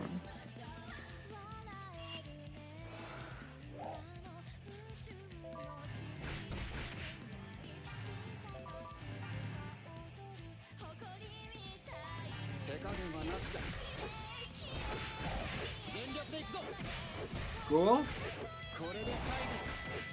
Look at her go. I'm gonna move the camera. Okay, halfway done. Well, this is gonna be a really quick boss fight. Oh, she got stuck, but it's fine. That works for me. She's gonna find her way anyway. Like, if you see NPC get stuck, they have like a really, you know, they have a really good like path fighting algorithm. They will find your way around. They can even chase you whenever.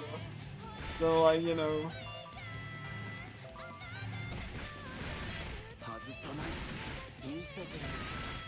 If it's just the case that they strain off like a path, they will find your way.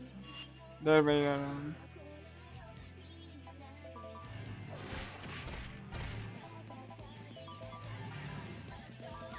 then it's one of the fail saves for when the pathfinding just like doesn't really so that you can still have the boss like find you, so that the boss isn't stuck and you are not like unable to hit the boss and stuff. Fun fact: this area is like a completely different version of the second floor. Like this is a duplicate of the normal area, and this has an effect that in the PC version of the remake, which loads a little bit too fast.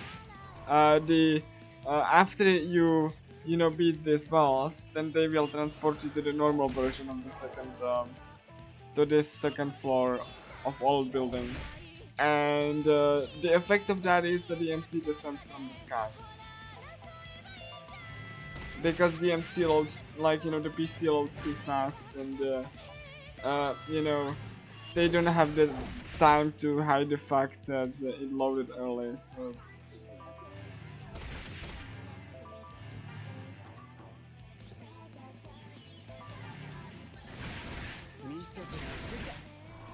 And this area is completely empty. There's. So, there we go. We beat the boss, yay. Yeah, so we can go for another boss. Yeah, just kidding, she lives. So yeah, now we have our party members, and then I need to teleport to get our party back. And then we're gonna beat the boss. Seems pretty straightforward, no dungeon tracking, right? Just a straightforward path to the boss. Anyway.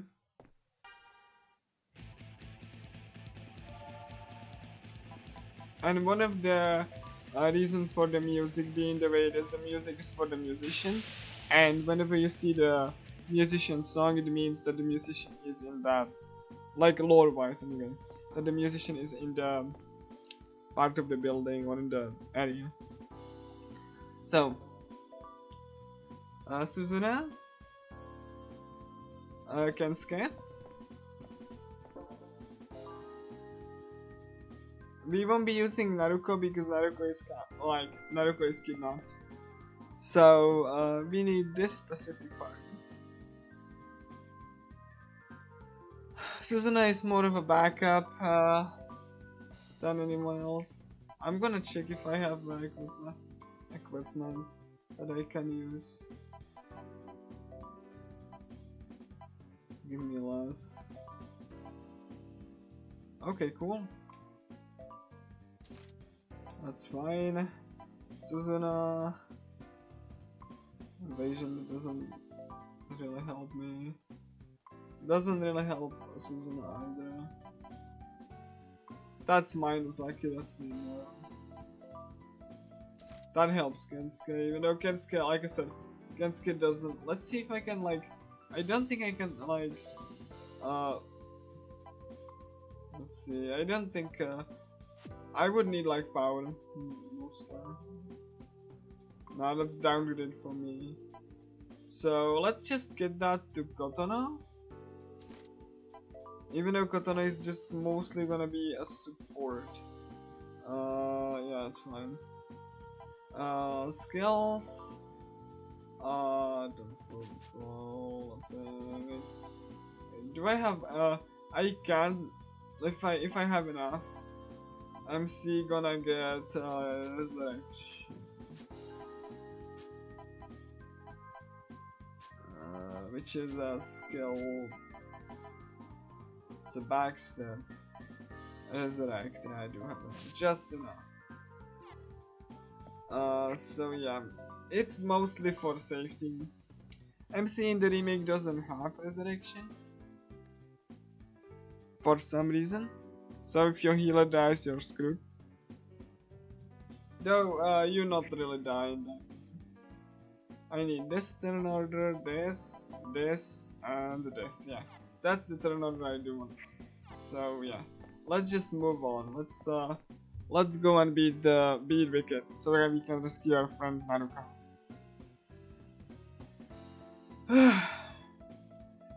I'm surprised. The run went surprisingly well so far.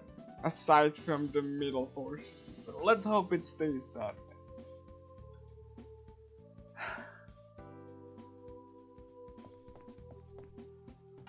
But to be fair, the flower princesses are really, and you know, some of the enemies in that area are like Paprika Second Visit are difficult, so that's accounted for.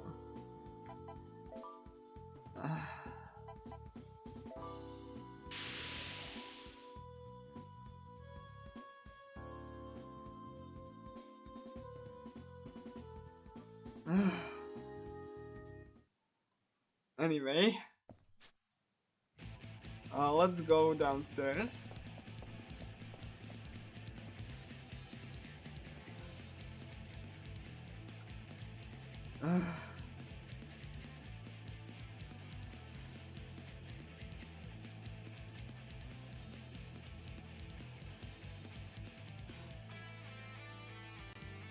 And we need to go to the gym.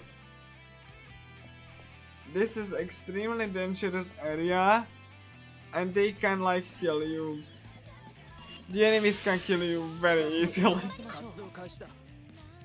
Even though I'm like closely enough leveled for this area, this still can, you know, this still can kill me. So I have to hope that I don't. Okay,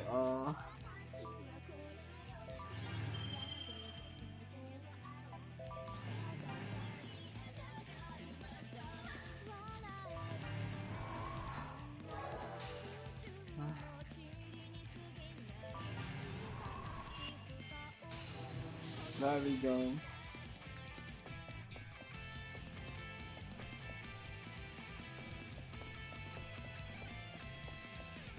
Anyway.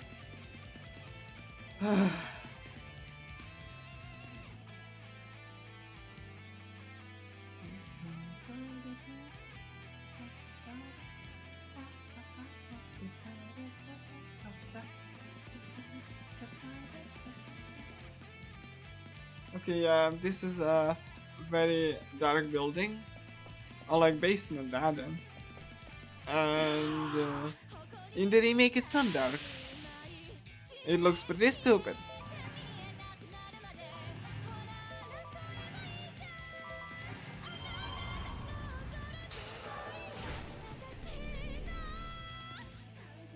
Like, I mean, like they insist that it's dark, but you can still see everything well. So it's kind of hard to, like, you know, say, oh my gosh, this is dark, where you can see really, like you can see everything really well. It really kind of shatters the illusion.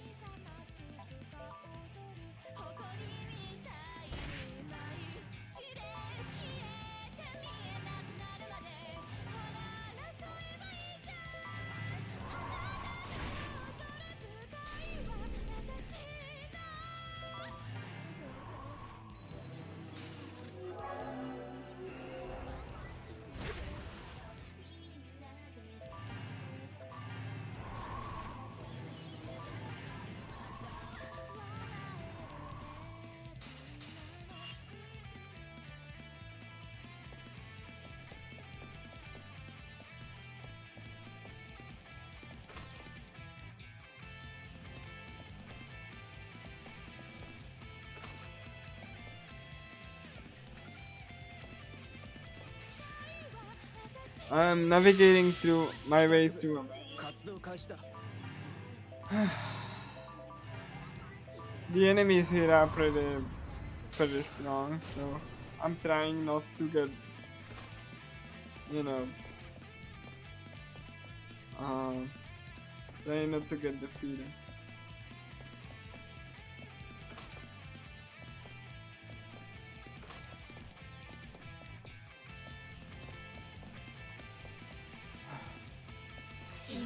I'm not really good with mazing. Even though I've been through this so many times.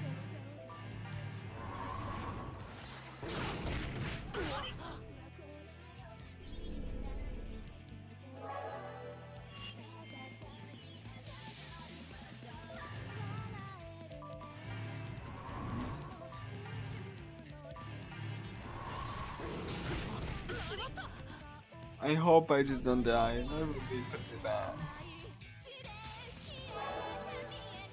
I mean, not as bad, but I still wouldn't classify that as being good.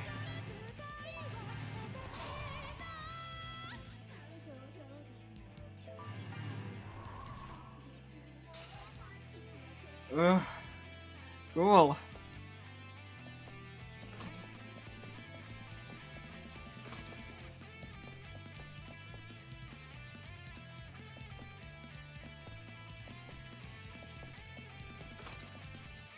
Oh yeah. I'm noping out of here once I see the message. A powerful digihead is nearby. You're not supposed to do that. That's the way gently telling you. I mean, you are way under level. That's not where you should go. I mean, you can still go there. Just you can like kill them. The game doesn't stop you. But if you can't beat the enemy, then you basically suck. Because you can't, especially if that enemy is like unescapable.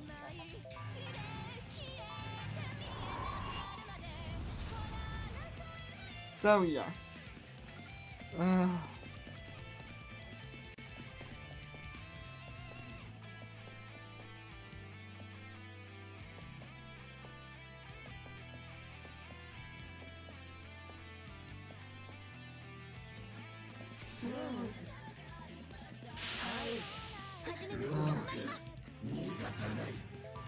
I swear, this is not good.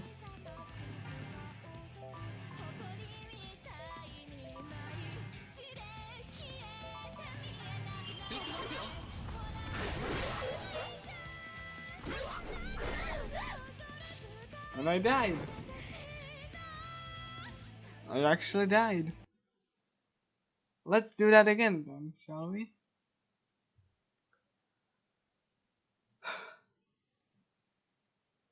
I've noticed that I died because I heard the enemy just laugh.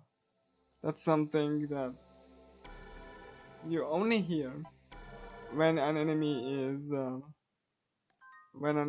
like, finished killing an enemy.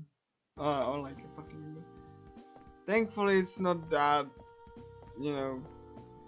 did I get my party in order to make sure?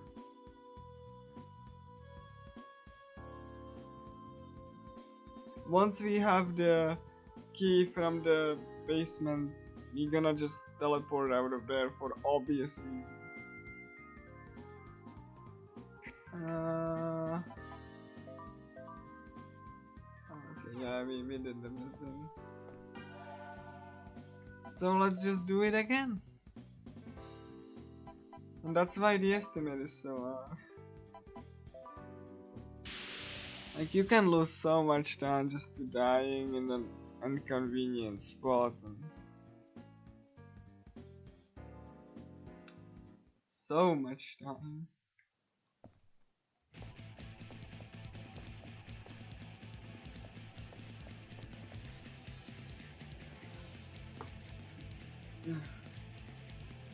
Like, I do have even like an extra save that I can, that I have backed up in case that the final, the bonus dungeon at the end of the run won't go well.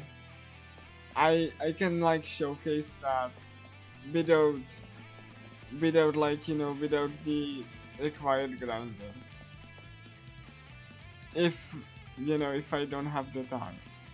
But I would rather, just do it with the grinding. And holy crap, that was a jump scare there.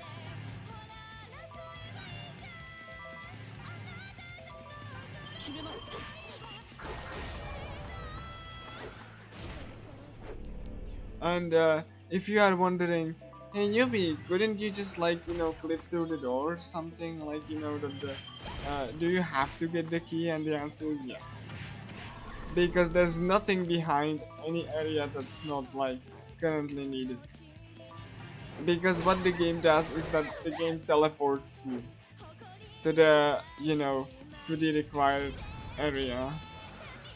So you can't really, it's not like Ocarina of Time where you can like, you know, where you can like, you know, click through a certain door and like you can be somewhere else. No, because this game has like individual like, you know, script flags, so you can see from the camera angle that there's nothing behind the door. There's like absolutely nothing.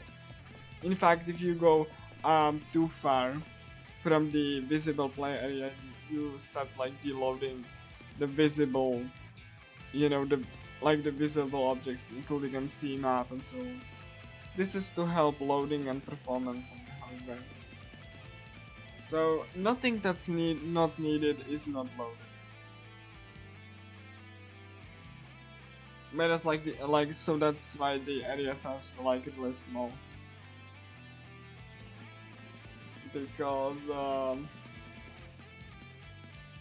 Because you know, they just want to help with the loading, and that's why you like have deloading stuff constantly.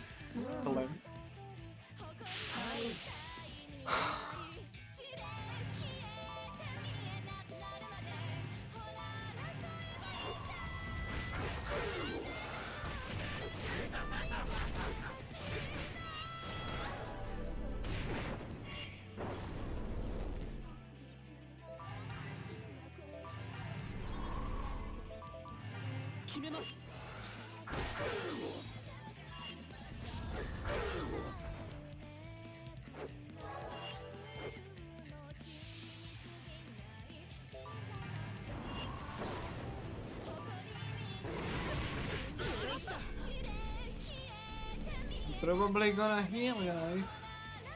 Oh, that's a trick shot. Hold it. Okay, cool. I'm no pain.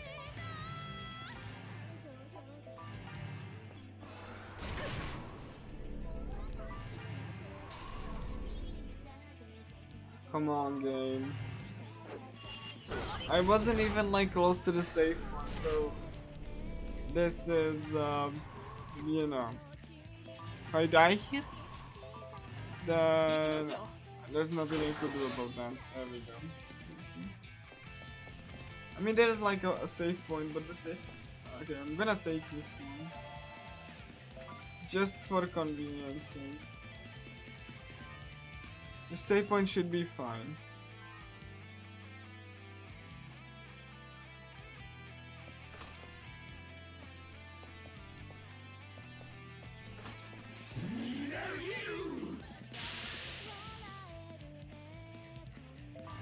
Please give me fast escape.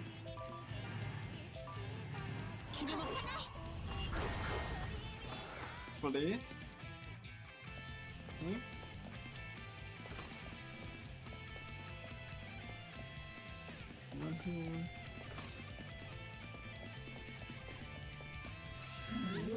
If you like this music, you're gonna love it because the bonus dungeon has only this music. And the grind area, but I can like turn off the music if you don't like Cosmo dancing.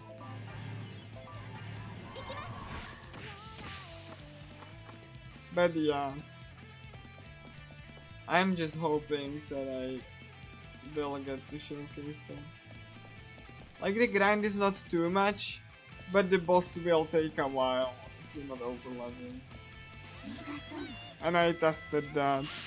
The grind is like about 1 to 2 hours, and the boss is like an hour.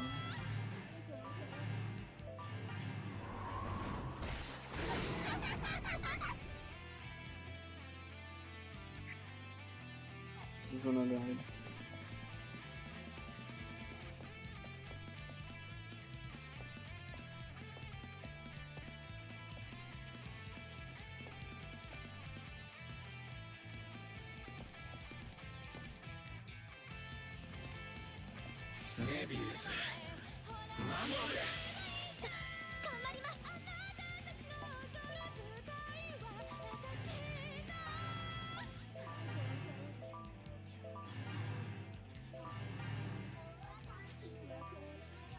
I'm gonna heal him soon.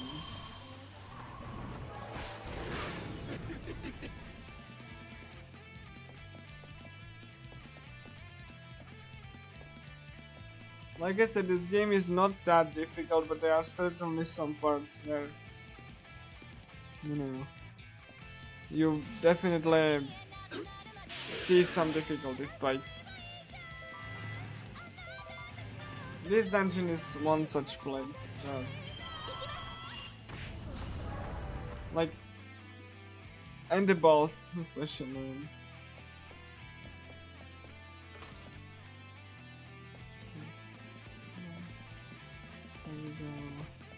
There we go with me here now. Oof. So yeah. See, I like the characters comment like, don't worry Suzuna, it's just dark. And she gets scared because there's like this scene in the remake is very stupid because it's very brightly lit. So it's not, it doesn't enforce the feeling, you know.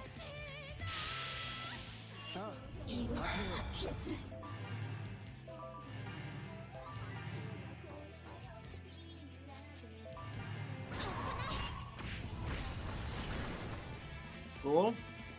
I got lucky here.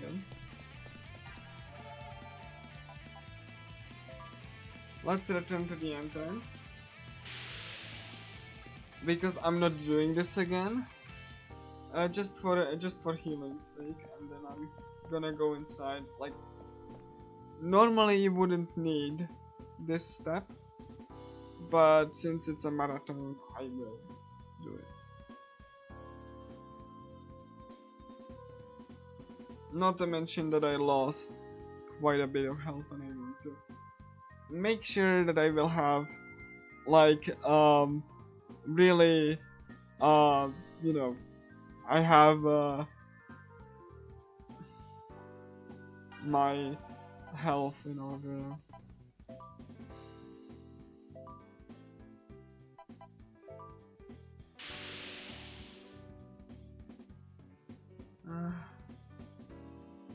This is...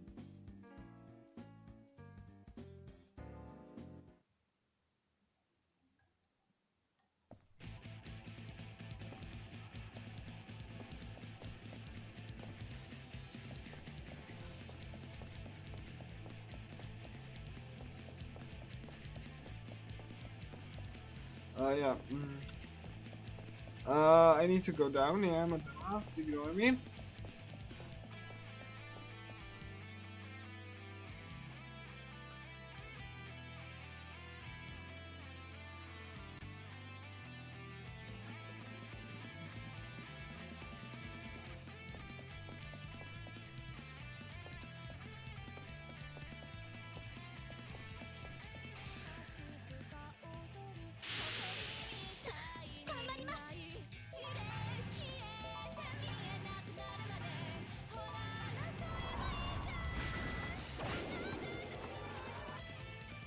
Okay.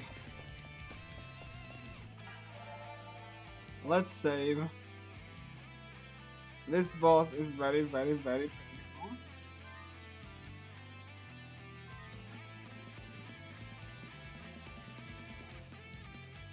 So, let's prepare. Buffs.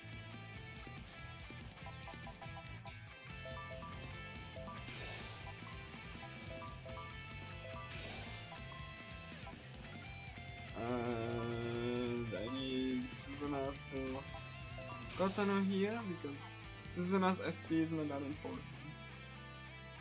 Like, it kind of is, but... Alright, so let's just go save Naruto. And as you could see, when the door opened, there's like literally nothing there. The game just literally has to teleport you to the area that you like need to be in.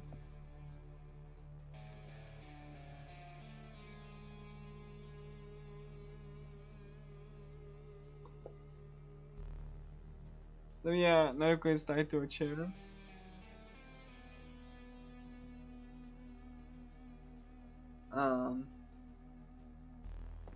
And like, you know, Wicked is taunting us. Like the whole Gohan Club.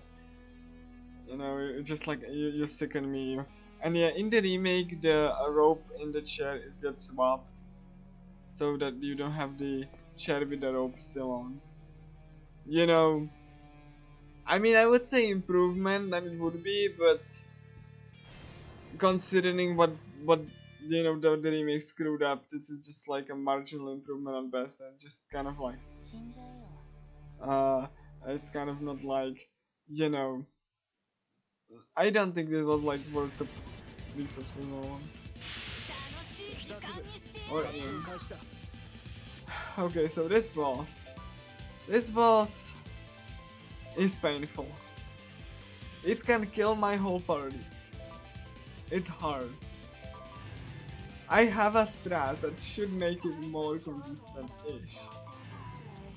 Will it be? I don't know.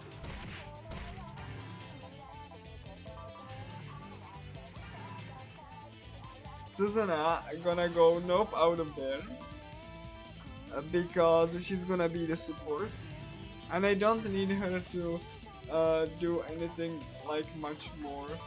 I really want her to be casting buffs.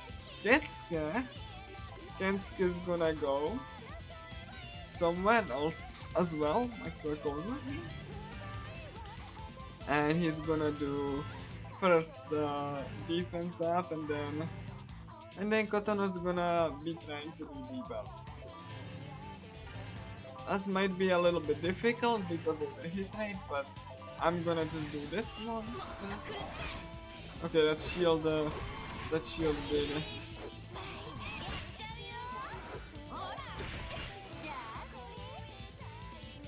Okay.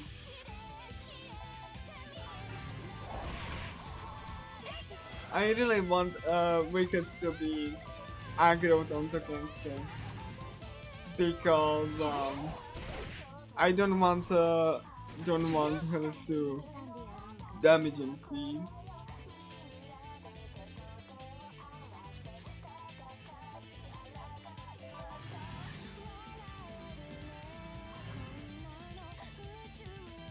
I'm gonna go closer because I need to, but also this is actually really dangerous because she has bombs, and the bombs can explode and do a ton of damage and can one-hit KO your party. So yeah, this fight is certainly something. But I'm gonna cast Provoke and keep Wicked like away from me. Also, I need to make sure that everyone has like defense. So like Susanna will be doing Entrench, which is defense up.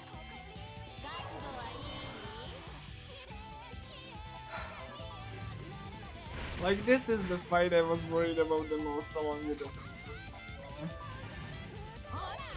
This fight, for those who don't know, caused me to lose like 3 hours at the last time I showed it in the marathon, which was longathon. Longathon, lots of long playing. I was crying at the end because it really made me very sad that I couldn't really like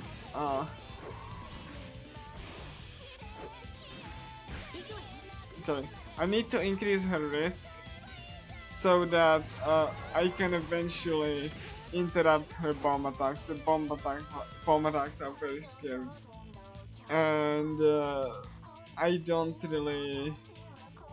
The reason I gave Kensuke like, you know, healing skill is once Kensuke doesn't have anything to do, he's gonna cast heal, and that's the same as Provoke, which I need to time this. Okay, cool. I think I might have a couple of baby hits as long as this hits. Yes. Oh god, that's bad. Hopefully this. See, just because you hit this 5 with the ultimate attack doesn't guarantee you hit. Doesn't guarantee that you cancel the attack. Because, like, you know, it doesn't guarantee a stagger. Oof. I don't know if that bomb is still hit, but I just hope it doesn't. No, the bomb is still there. This is bad.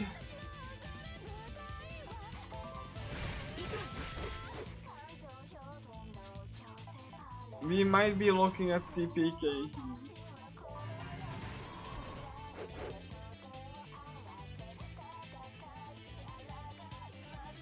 See, the bomb is gonna explode. And once that happens, you'll escape.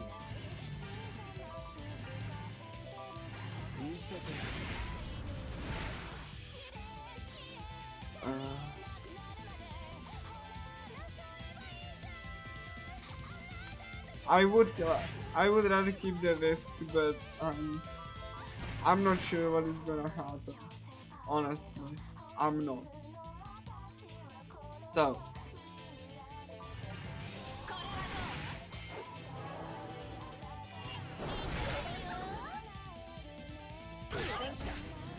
Look at that. Kotono is almost dead. I'm blinded. And that was from a one bomb.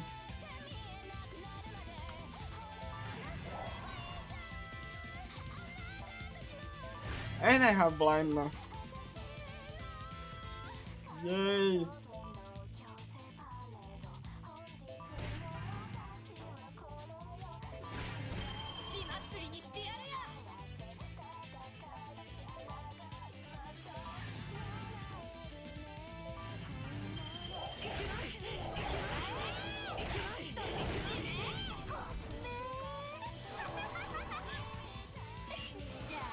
I apologize for the lack of commentary, but I'm like running through different, you know, scenarios. I'm just trying to like make sure that I beat this boss first.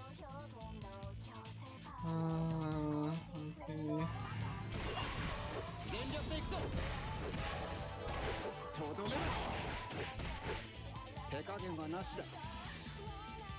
Okay.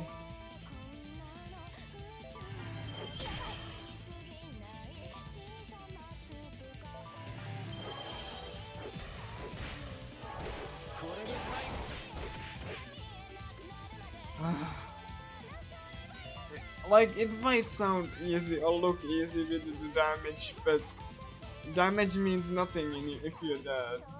So, like, this is the most safe way to deal with this boss. No, it doesn't look like much, but you need to apply debuffs.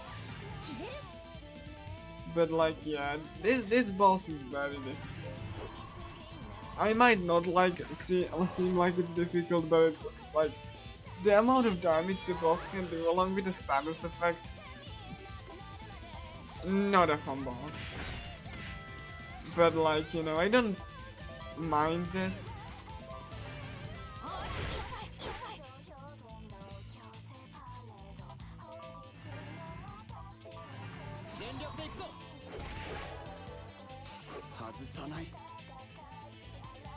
Has a son I won't miss. Thanks, MC, I appreciate it. How much is my buff? Okay. I need to stack buffs and debuffs again. Well, debuffs especially. I mean buffs too, but I'd rather have debuffs first. Okay, buffs are still fine.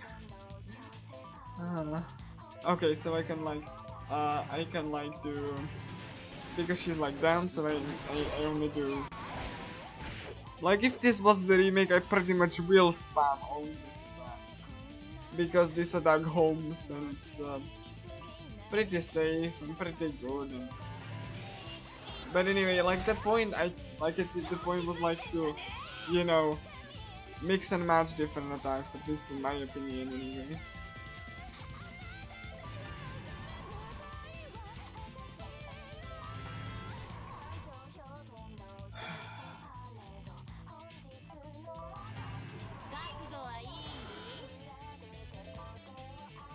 This is done, so let's just do, hopefully please prop. Oh my god, it didn't prop. No, it didn't drop. It didn't. It just didn't.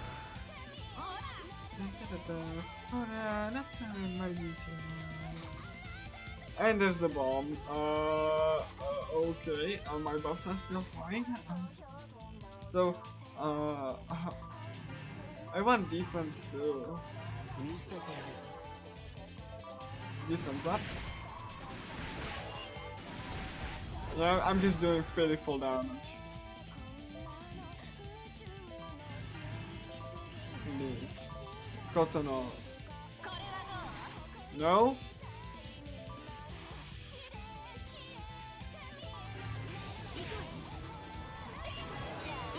Maybe? Yes, it hit. It hit. Cool. It hit.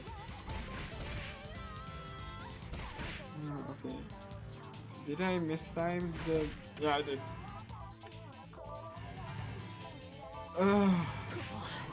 I'm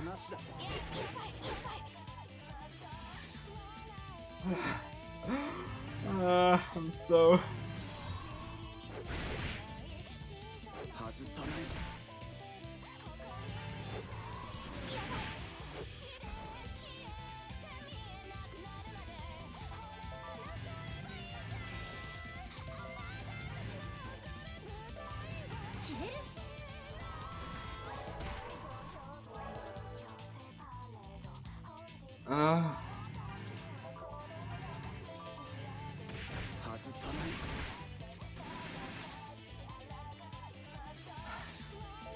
I mean, yeah, like you can tell that I'm exhausted from this, but it is precisely why I wanted to showcase this game here, is because that's how everyone is like.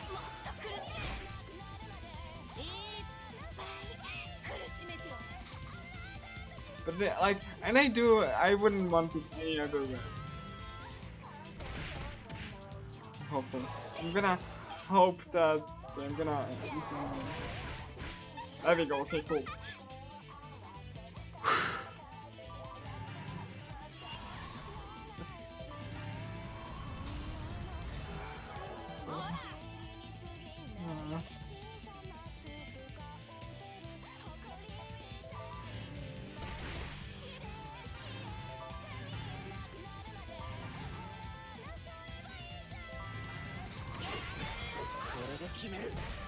Let's just move the camera so we can see.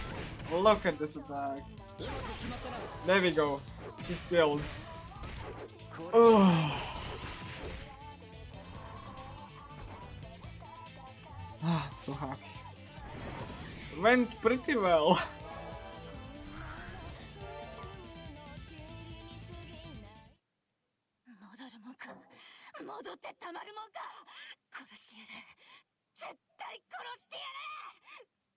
This is one of the few text boxes that advances automatically.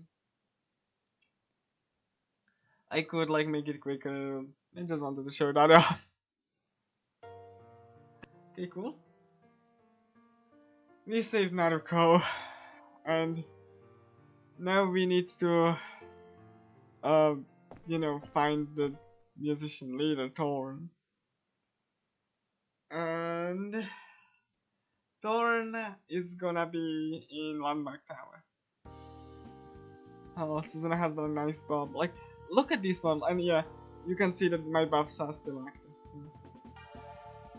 I'm gonna go inside of, I'm gonna save here, you know, because it's, it was after a difficult boss, and I don't want to lose time to anything, so let's just teleport to, or, okay, can I go to Landmark Tower? I don't think it lets me go, but like, I think I need to just go into the entrance, right? Landmark Tower, yeah, I will have to. I mean, I can just teleport here and go instead, go to the entrance, I guess. It's probably gonna be a bit faster. It's like not that much though. I think.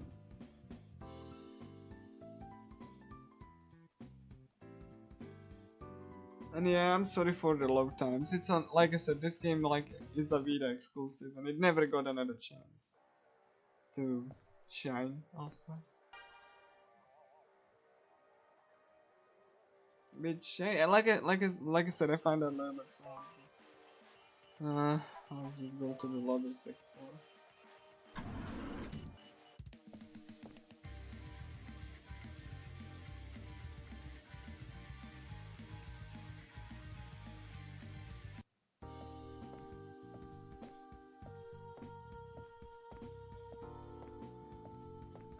Yeah, and the characters are walking in a direction because you were supposed to go from the front.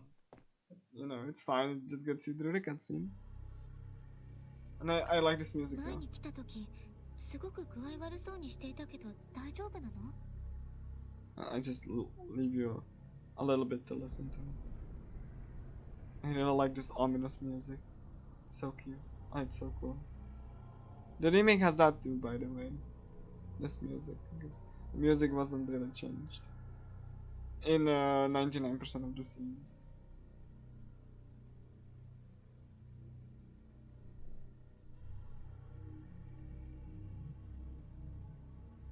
So we find ourselves in, you know, Alamata, and Shogo's like, you know, explain what's the deal with each guy, and then starts explaining, and we're like, oh my gosh, we hear like Thorn's music, which is distorted happiness. So and see, we are in this rooftop place, and you can see that the clouds are still moving. We've been there before, and just like Thorn is like, why are you like killing me? Why you want to return to reality when, you know, the Vocaloid did give you the wish granted? And just like, you know, because we want to be, because we don't want to be in a fake world. So yeah.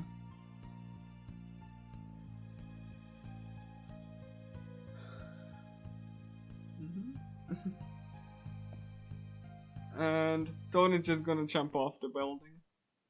Whee!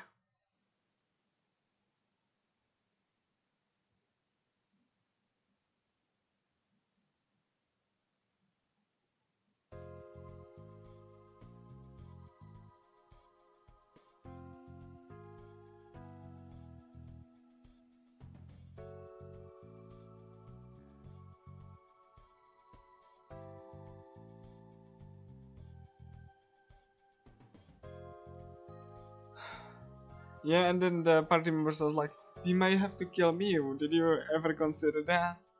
And just like, oh no, we might have to kill the Vocaloid, huh? Yeah, that probably would be a last option, huh? And now, after pain, we are approaching the final dungeon, the music hall called Gran Guignol. Or Gran Guignola. Final dungeon, guys. Okay, Naruko here. So happy. And yeah, if you were wondering, why are these entrances in the remake so empty, especially this one, it's because you know, as you can see, the entrances were for party members to stand in, so that's why like that to be like big. But like in the remake, this area is completely empty, big, and you don't have any of these, like, you know, little conversation. That little note, by the way, that's for their friendship level. You know. So. Last dungeon, guys. Last dungeon. Gran Guignol. Probably one of the, again, it's a very final dungeon. It's mazy. It has like a lot of. Okay, let me just go and do the order first. And there we go. Do I have anything that I can get? Not really, no. I think I'm fine for now. Anyway, Gran Guignol, last dungeon. Distorted happiness, guys. Because that describes Thorn's feelings.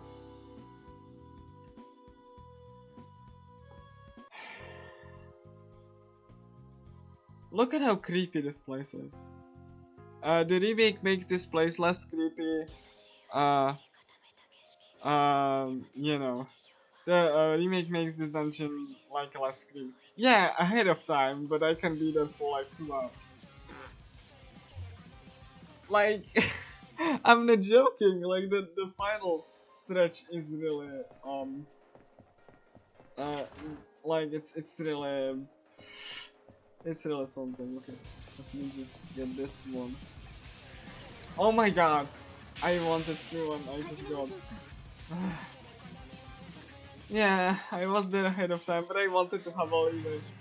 Just so I had the time to showcase the bonus dungeon if I was able to. And because the final dungeon can quite screw you over. I really wanted to have a leeway. Last time I had this game here and the lore, I went overestimated by like 2 hours. So I was very paranoid.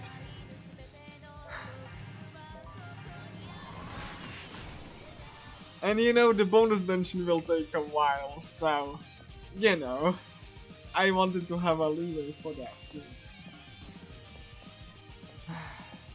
Anyway. So this dungeon is divided into two, well, technically 4 sections, but 2 of them are gonna be important. So, oh yeah, look at how, beautifully creepy this dungeon is. In the remake, it's not as creepy. It's like very brightly lit. It's really not. You are not like you wouldn't be scared in a place like that. Everything is so bright that it's just like a kind of like actually sick to look at. Not to mention the battle system doesn't like has this like really bright wheels that just really doesn't enforce the feeling of horror and dread. Which this place, along with the enemies, was supposed to be. But art direction was that. And you think guys I'm joking? No. I'm being complete serious.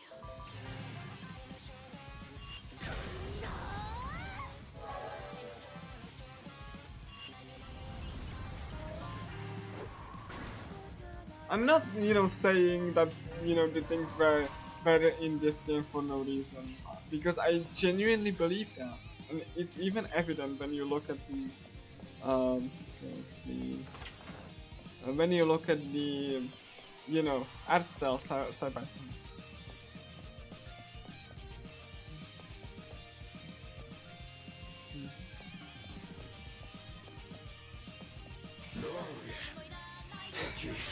So yeah.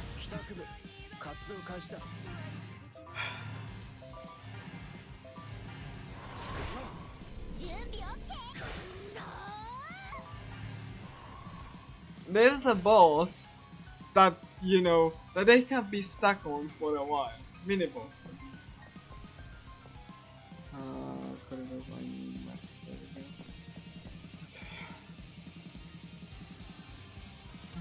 I'm sorry.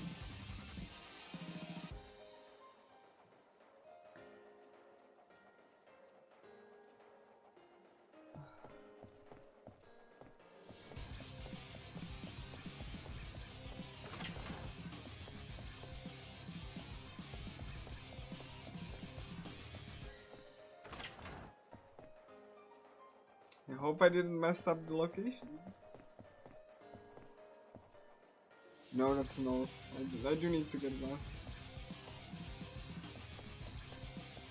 Because you can get like to the north from either east or west. And I need to go I need to go there later. So that's gonna be pretty convenient. I just want to make sure, because the final dungeon is something alright.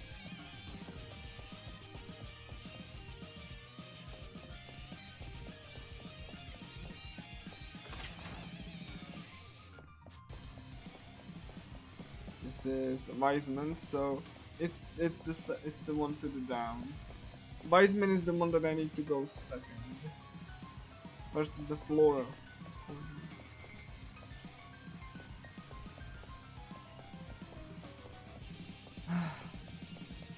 Like, forgive me that I'm a little bit lost. I'm also getting really exhausted.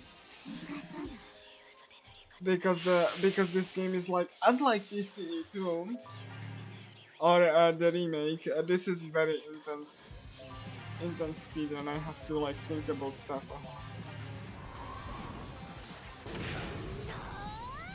So I apologize if I sound, you know, kind of tired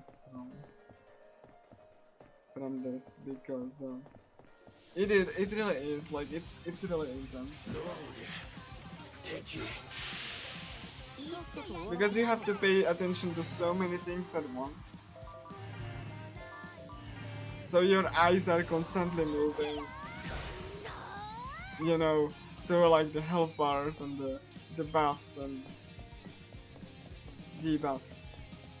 Because you need to pay attention to these.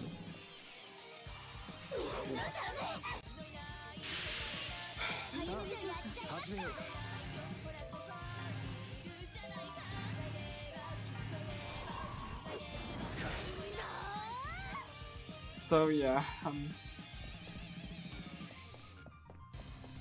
really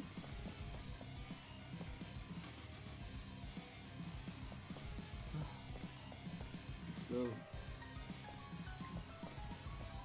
that was lucky that I didn't get hit by the encounter there. Never mind.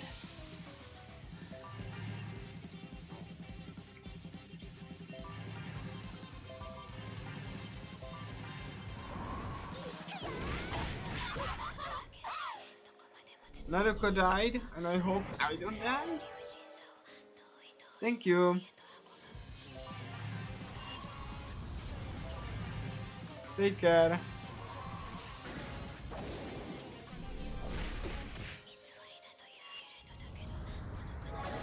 No, no, no, no, no. Oh my god. That was really stress inducing. That was stress inducing.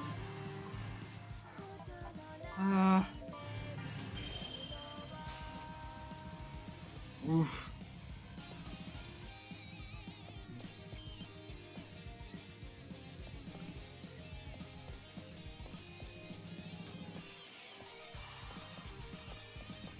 Flora corridor.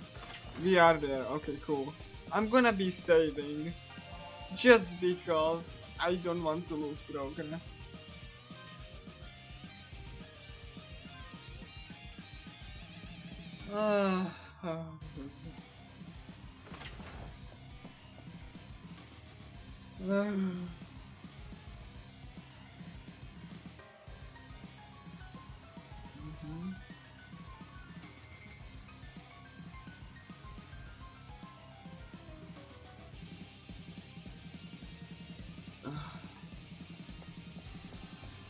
Okay, first boss in the final dungeon.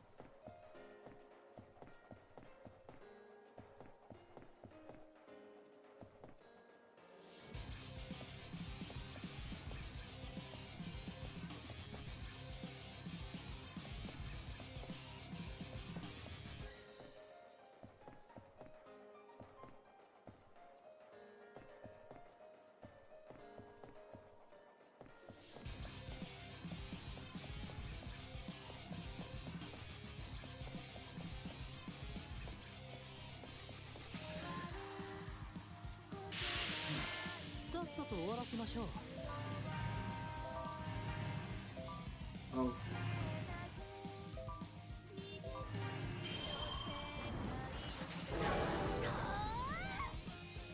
Ah, cool. Okay, cool.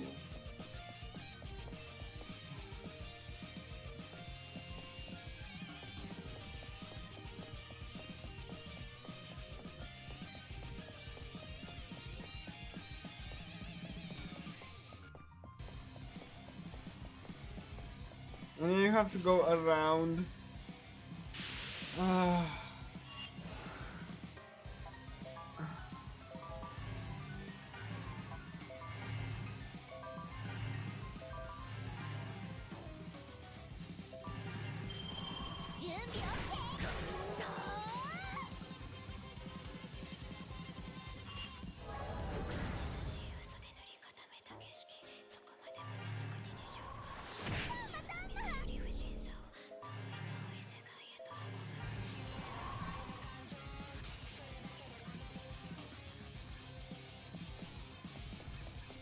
Yes.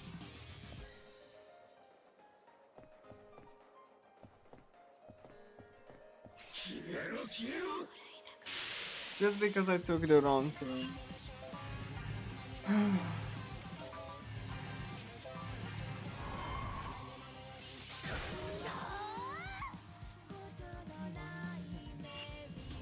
I hope you like this music, it's gonna be playing for a while. Oh, that's a nice jump there. Half of my health gone.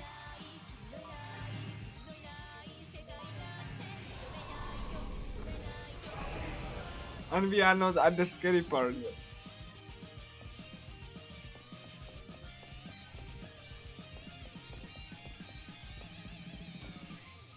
Yeah, you have to go around this.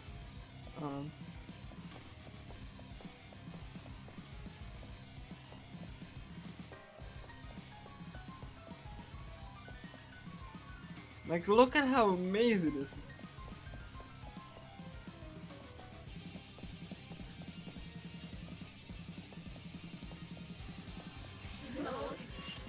Come on.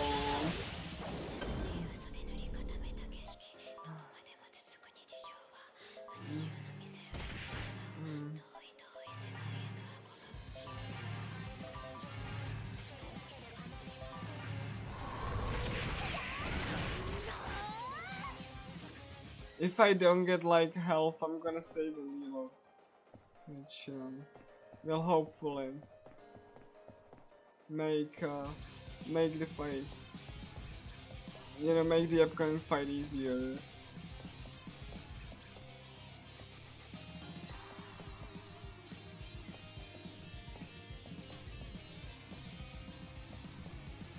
Hold on, I'm gonna wait. I wanted to wait to avoid this. I probably will save and reload. Just to restore my SP. Like, you want to avoid that because that takes so much time. But like, my health is not going.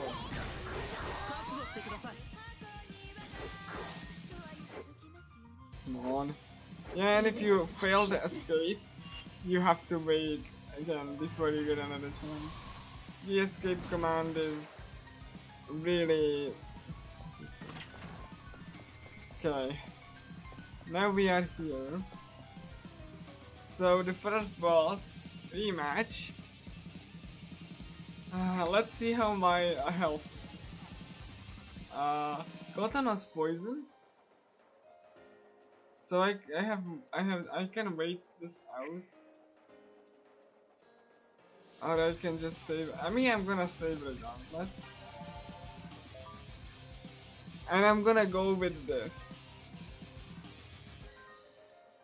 It's not ideal, but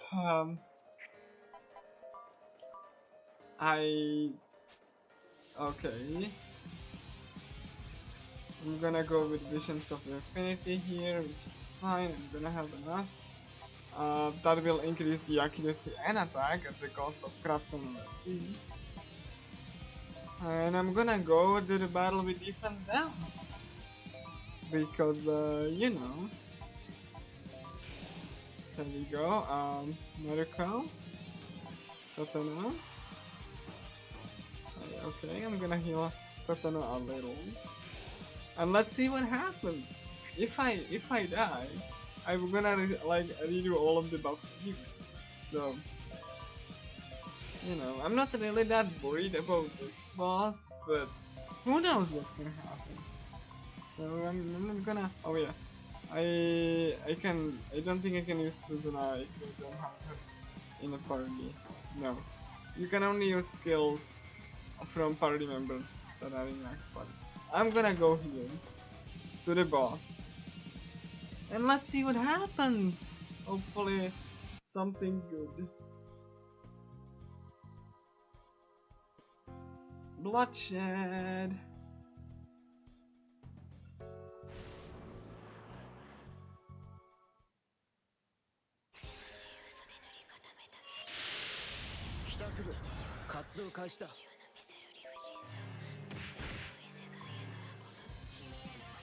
Okay, I would want to set up like EXP boost as well. You know, just so I get squeeze a little bit more EXP. Starting with poison is not ideal, obviously, but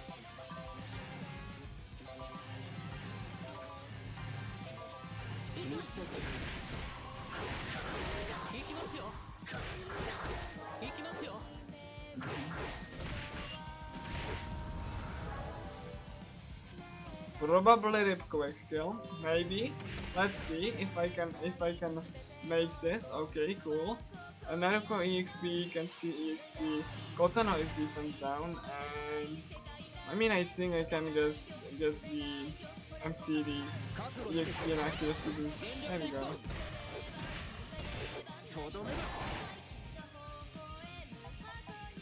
Let's just do a little bit of I have defense on, that's fine. I don't need the accuracy down. Let's just do a little bit of a show there. There we go. And enjoy Katana being like bomb bomb bomb bomb bomb bomb bomb bomb. There we go. That's what he likes. Woo.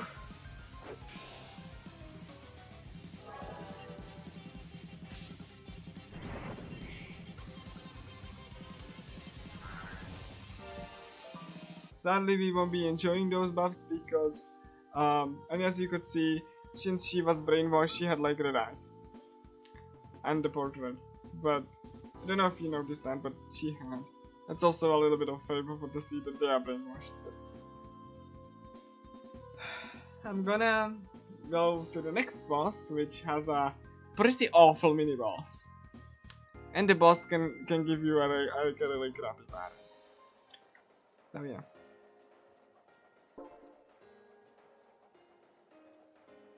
It might be from the shadows, but a bit cheap. Oh, you're nice, sweet pea. It's fun. Here we go.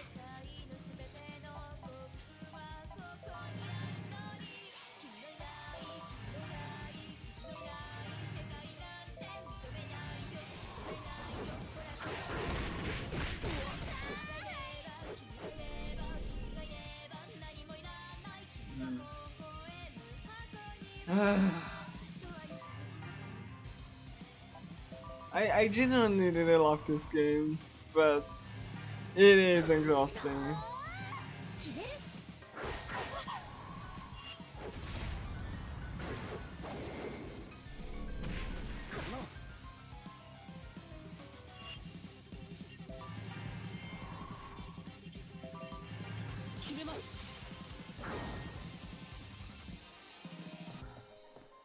So let's just teleport back and go to the west portion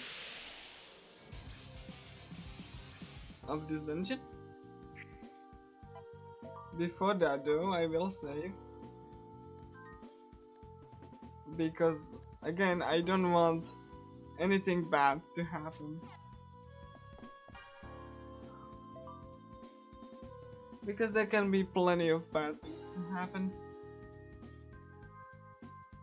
And yeah, this is like very exhausting.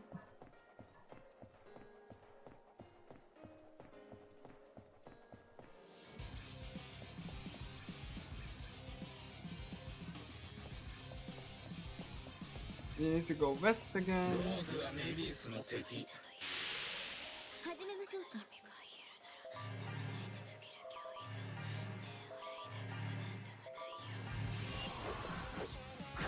逃がしませんよ。 There we go.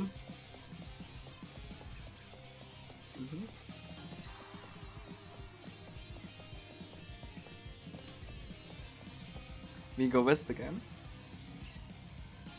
And now we're gonna go to Corridor of Wiseman.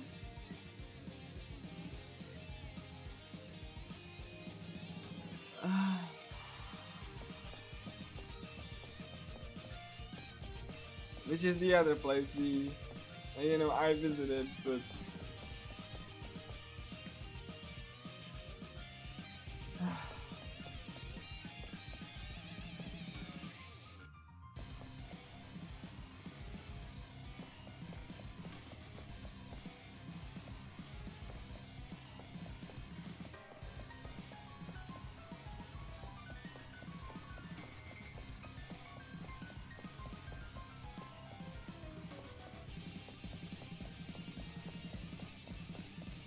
okay. We're here, and the musician was weakened and the seal was broken. This message doesn't appear in the email. Just again, like, this was a little bit of a text, just a little bit of flavor, just gone completely. Not there anymore. Who needs that?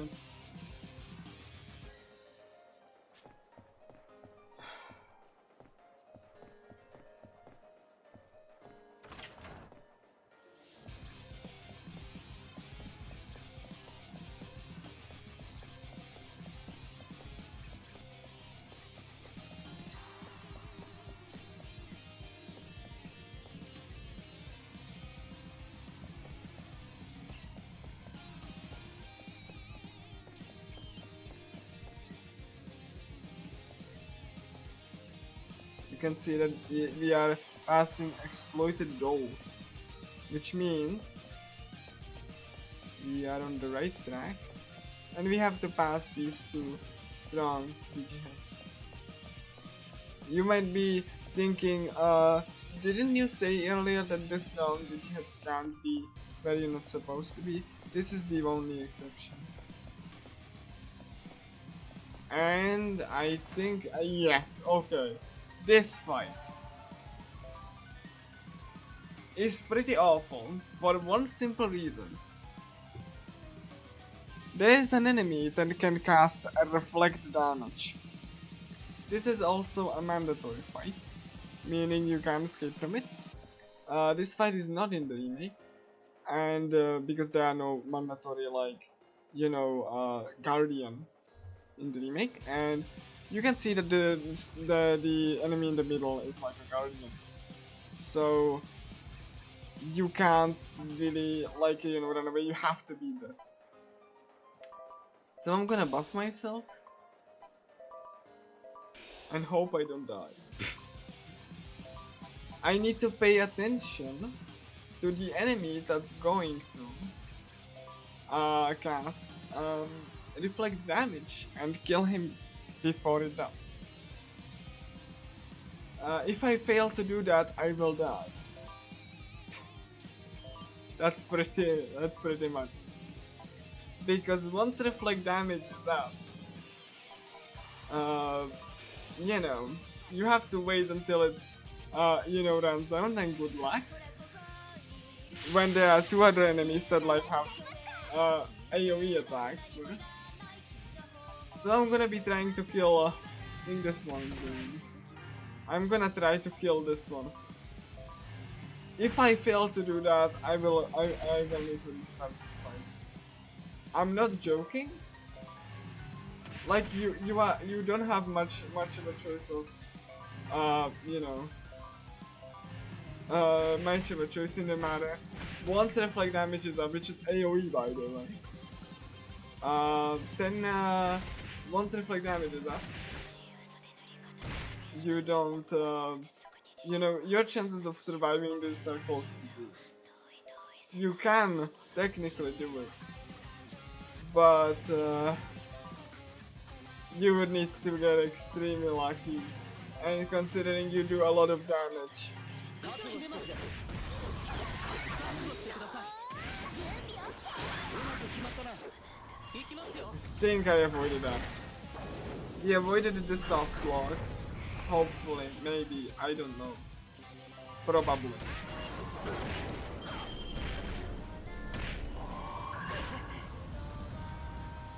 It's still not over yet though. Because we have more enemies to come here, so yeah, we don't okay, hold on to make sure. Okay, this one is this one. This one is also not.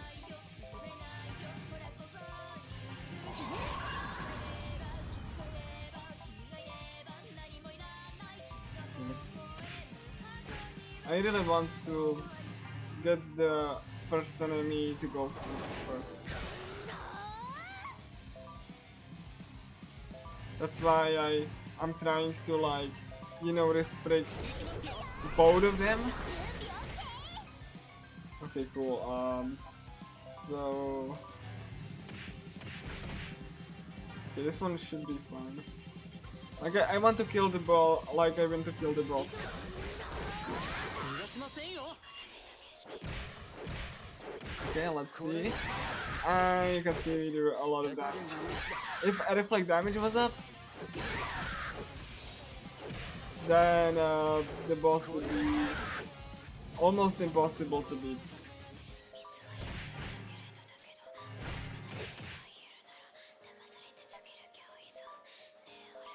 And I'm not even joking about this,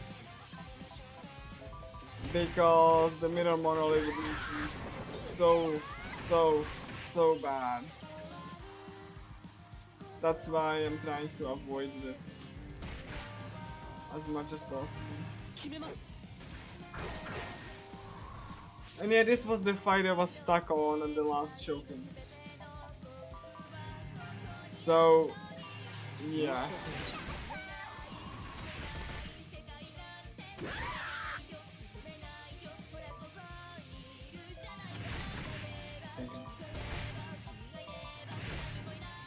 To make sure that I don't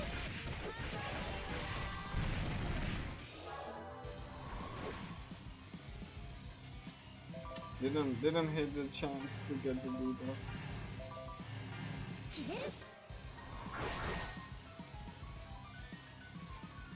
Fine.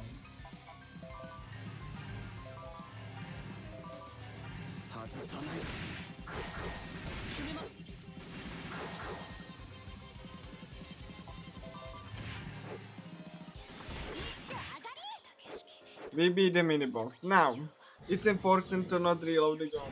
The boss will respawn.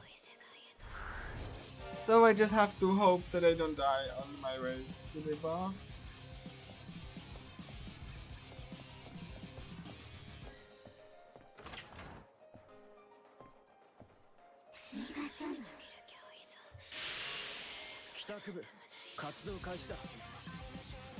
I should be fine though I'm gonna be careful.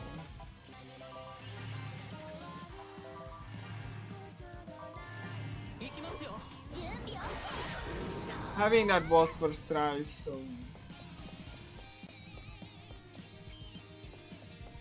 because then you can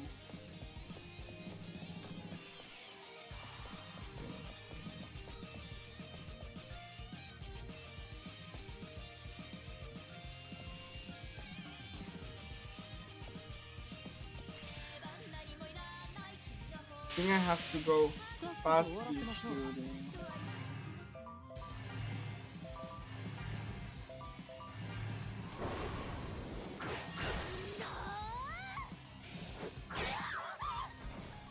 Thanks Kensuke, and this is why I have Kensuke, because he counters one of the most dangerous attacks, Assault Rage.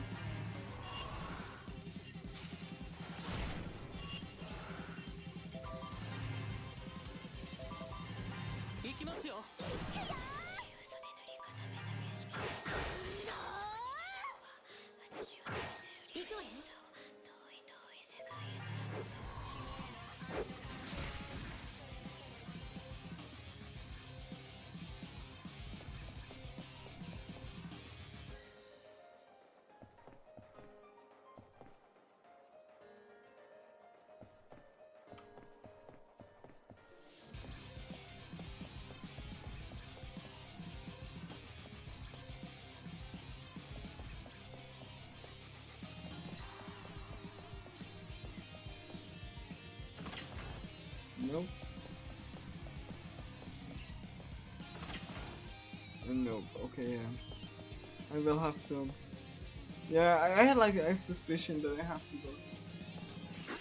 Because the dungeon is kind of like really similar in a couple places. So I have like some directions, but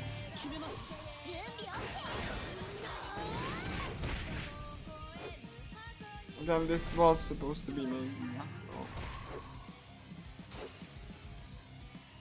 So yeah, need to make sure that I don't die here, because I will have to defeat the. But as long as I keep this up, I should know.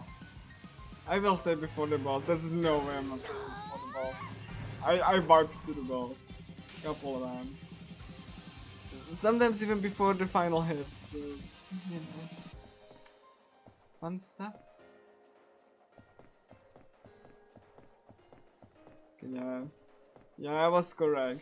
I should have trusted my hunch. I have my intuition. I have to go to this, and it goes without saying that I'm not going through this place.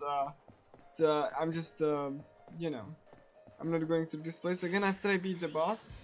I just teleport.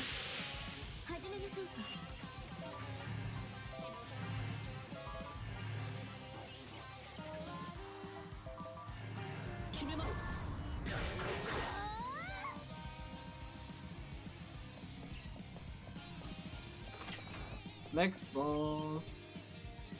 Okay, I'm gonna save here. I think I still have buffs.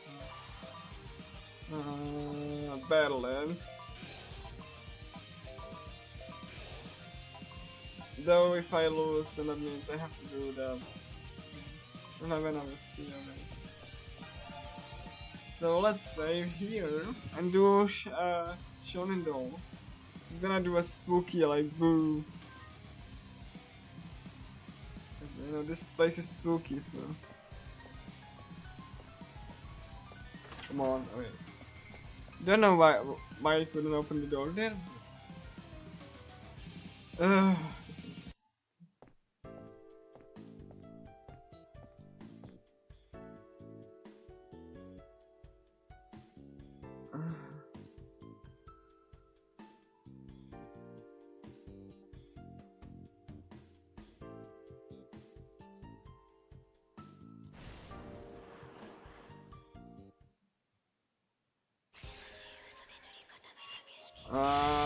Okay. He doesn't, you know, he is not scripted for this, for it to be puppet slave. But he tends to do that from time to time. Unlike in the first encounter with him, this is not a scripted attack. So, you know, he can use like whatever else. It just happened to use puppets. Which makes things annoying, but...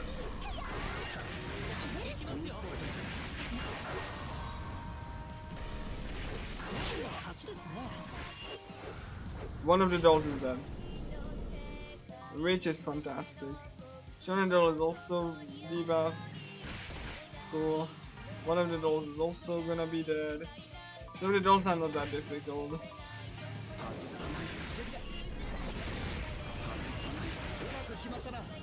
Doll is dead. So there's okay. One next is that like a doll? No. Which is good. I like this. Can't scare a turn, please. I need. Oh my god! Like out of SP. Okay. Oh, Heart of Loneliness. I really don't want this, so I'm probably just gonna no powder them. Not probably, definitely. You can go like all the way because it's you are still like on a circle. So yeah.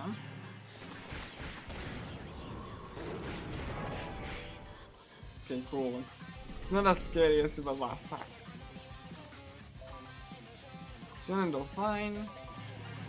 Let's just do that, and then we're gonna do Angels of Sun to increase the best. And yeah, this is a fine fight so far, nothing too bad. Oh, Art of Loneliness again.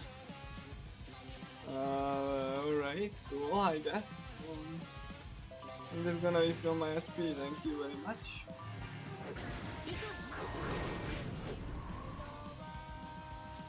So...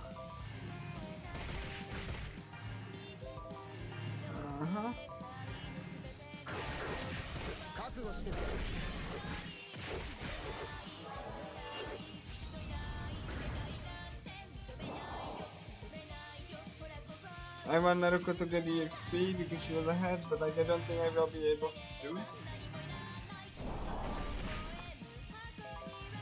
I just need MC to get refresh.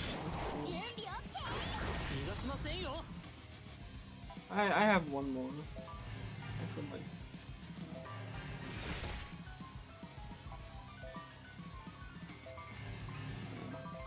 I'm not sure.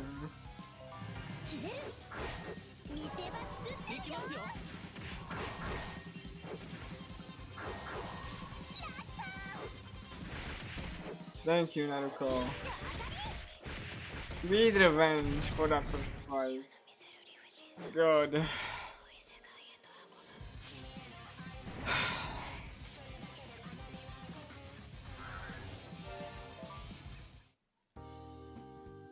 Okay. Now we're gonna go east and then north.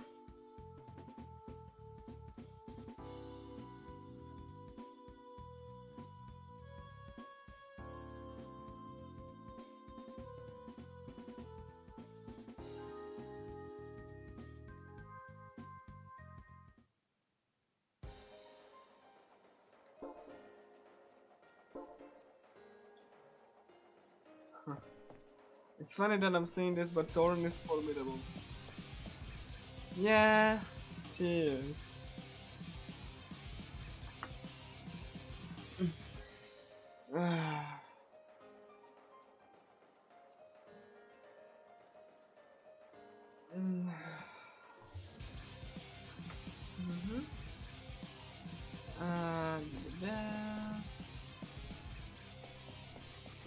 Teleport to the entrance and save because I don't want to die after this cool fight.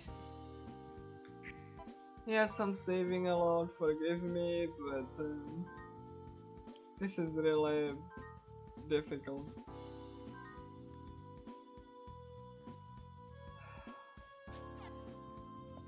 And funny thing is that, you know, the game gives you, you know, experience so you're not underleveled for this. So you're like, you know, catching up EXP wise. You're not gonna be far behind. Now we're gonna go back, east.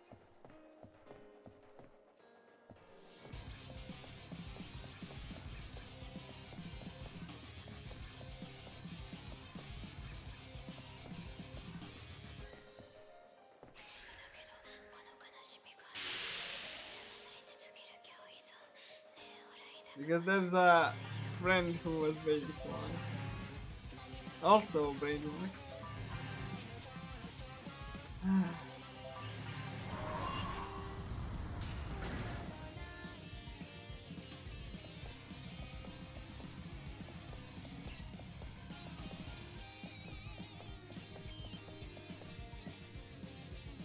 Okay.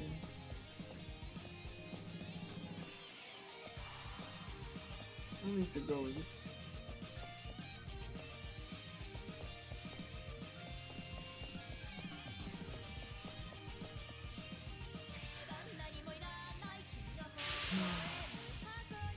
This is such a creepy place.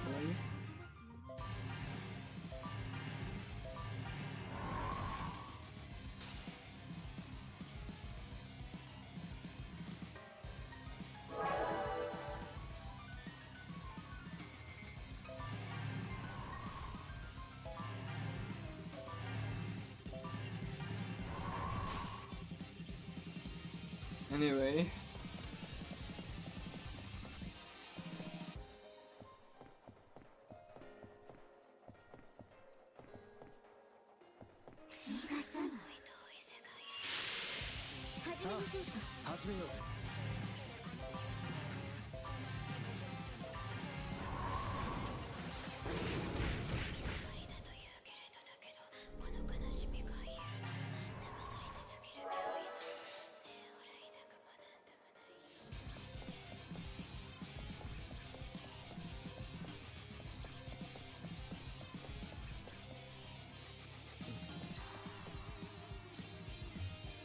Then we're gonna go north.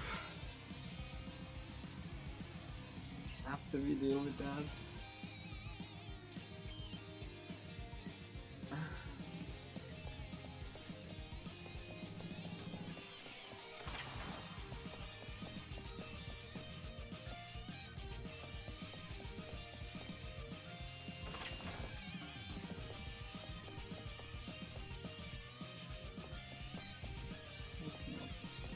I want to continue this. So you can see a lot of the entrances have like inconsistent ones.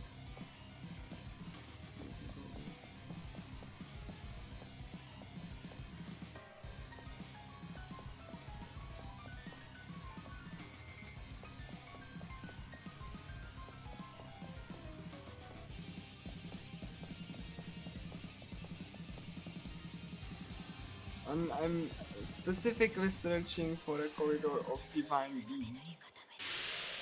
You know, angels, divine beings, angels song.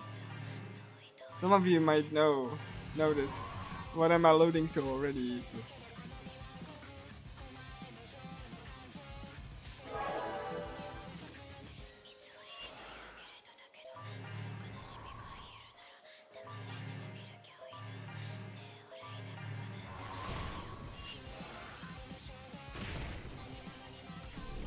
That was very rude. Oh my god, I refuse to. Oh gosh. Used to die. Let me just not die. I will be slow.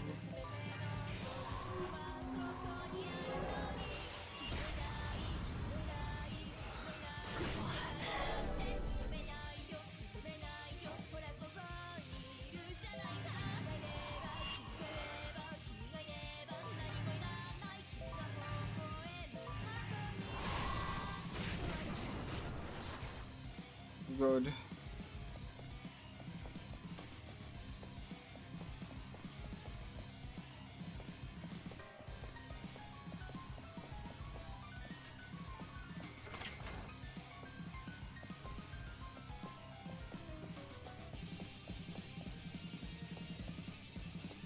Oh, okay, yeah.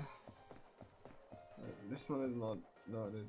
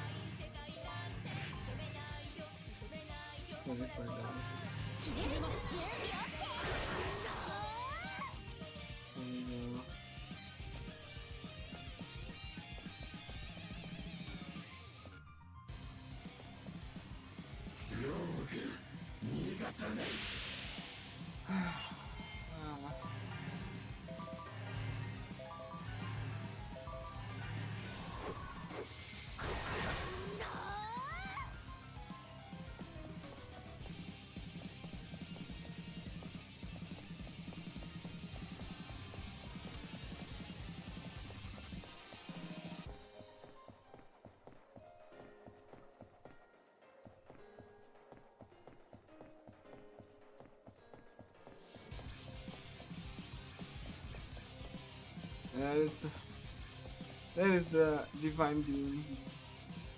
Oh, someone wants to people. Someone wanted, like, you know, to fight with me. The musician was weakened and the seal was broken. So, here we go.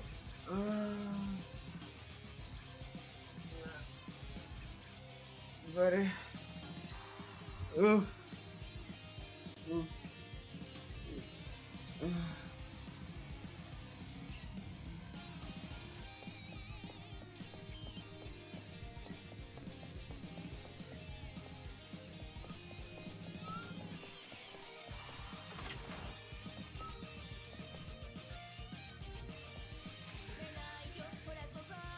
Let's hope I pick the right side. I'm legitimately not sure at this point.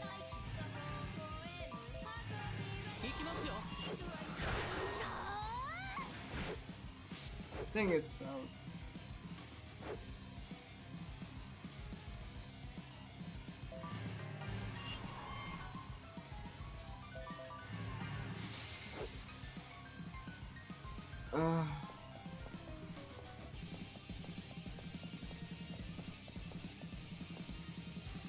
Yes, it is. Okay, cool. You can do like you can just like walk over the mini boss. The only spot in the entire game you can miss. Because they missed the spot. Would probably be able to, you know, defeat them, but yeah, it was so cool. Anyway, let's save. Let's be the next musician, which is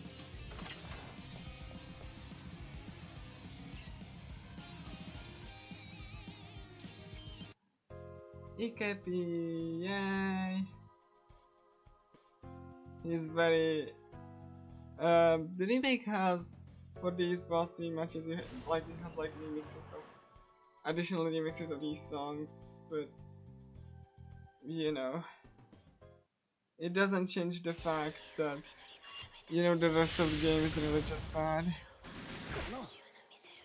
Like, those little touches are neat, but not if they compromise the whole experience, at least in my opinion.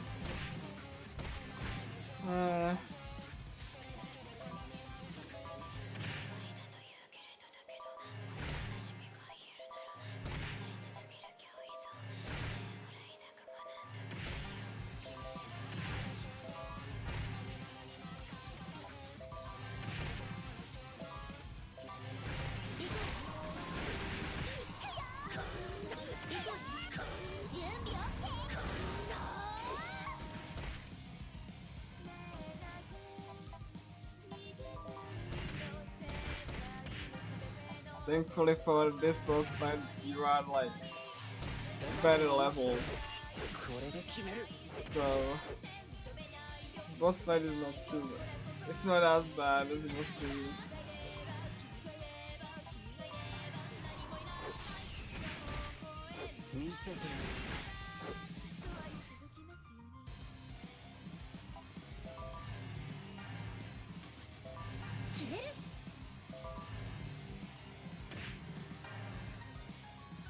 Okay.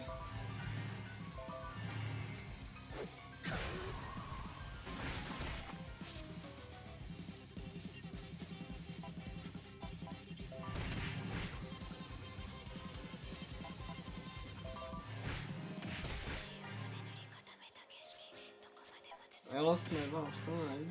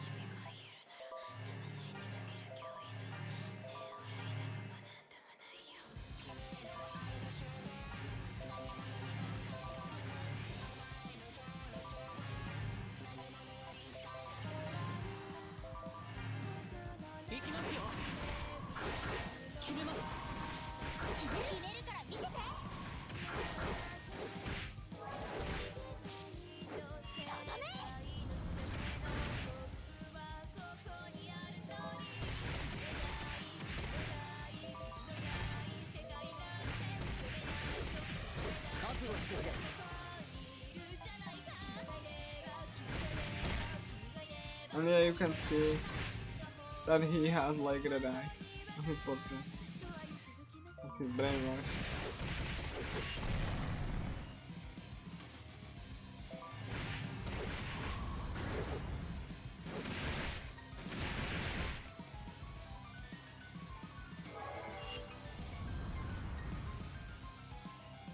Alright, cool. I got the attack debuff.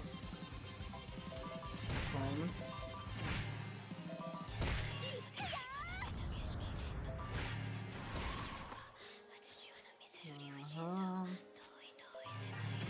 My GKP is not dangerous at this point.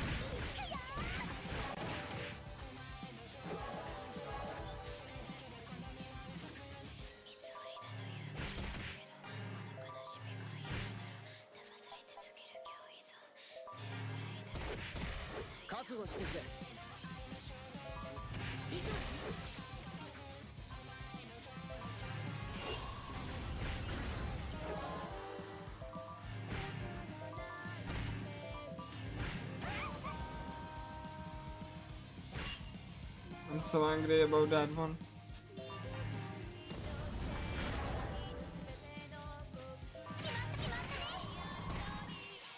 GKP is down.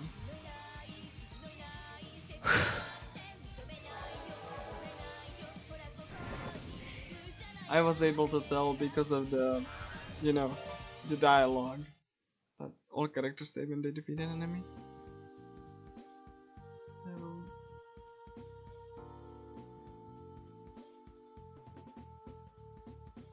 oh yeah, and like GKP is like, sorry guys, I was like acting weirdly.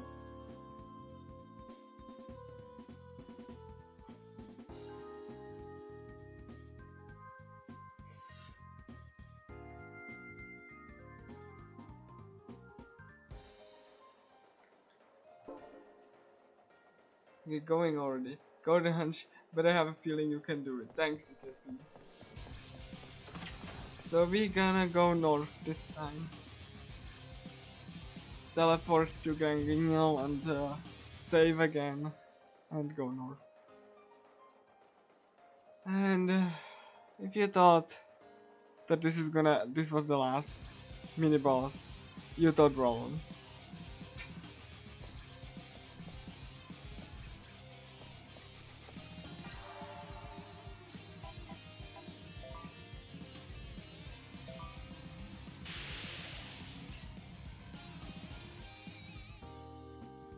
So we're gonna save here and let's just do the last do the last mini boss. Or would it be the last? Or would it be the last?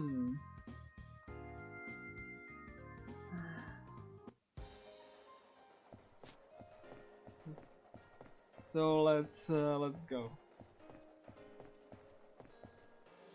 And,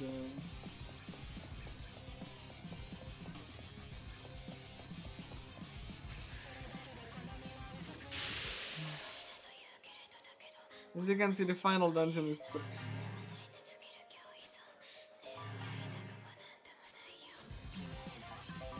But it is the final dungeon.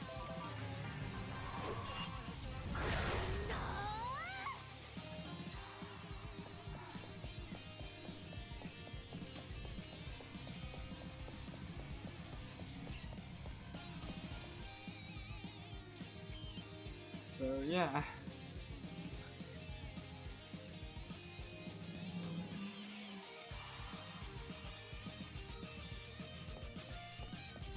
Let's go north.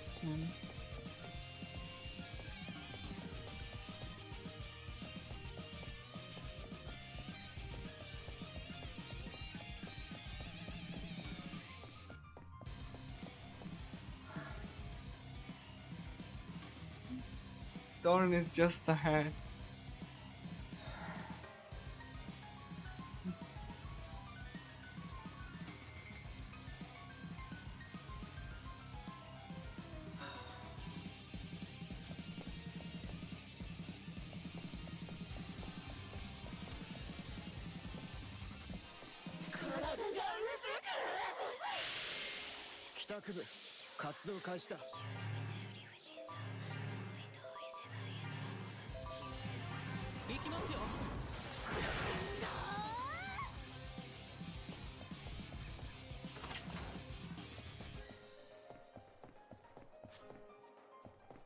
You have to get to the center. Because in the center there's the final.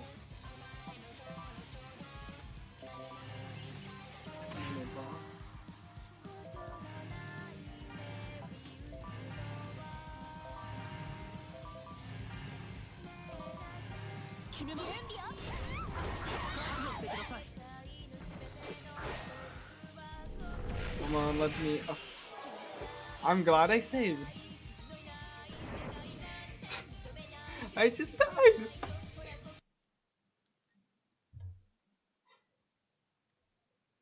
I just died.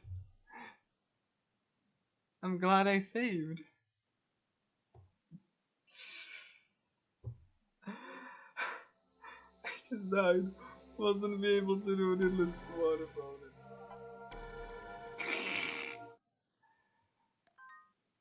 I just. Yeah.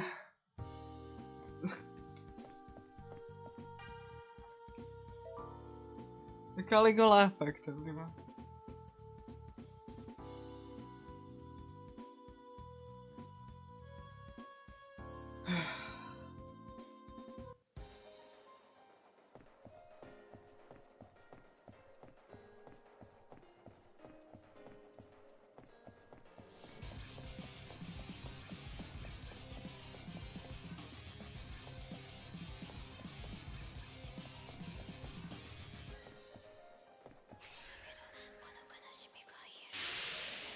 Sa, 始めよう。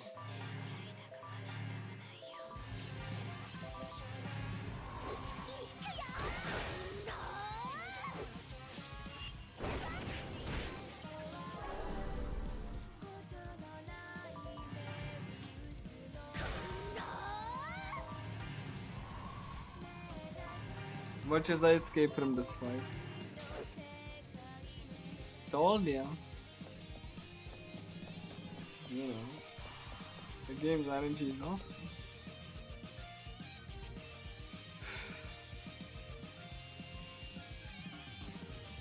So even if we are in the final, we are properly leveled. That's proper level. We are not like under leveled. Like the entire Go Home Club is fine. That is in my party, of course.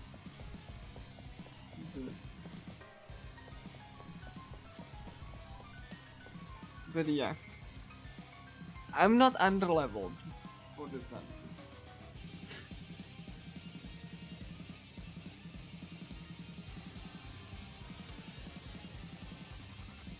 The attacks are just that strong.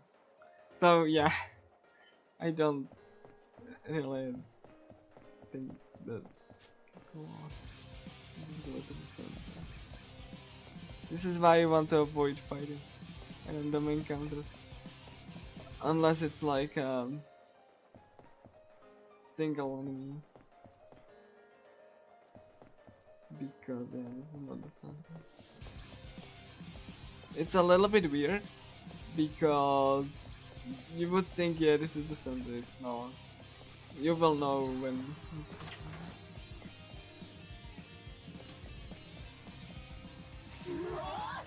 And you can see, I mean you've been able to like see I'm not under level, look at this, and this level 25, so I'm actually fine. So like it's not that I'm under level or not.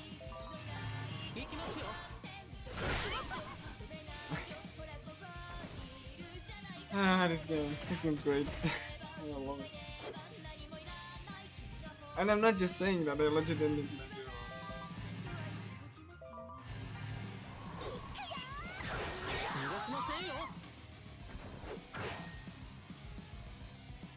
Come on.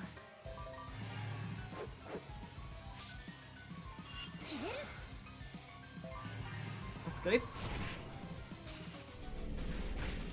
Are you serious? Are you actually serious now?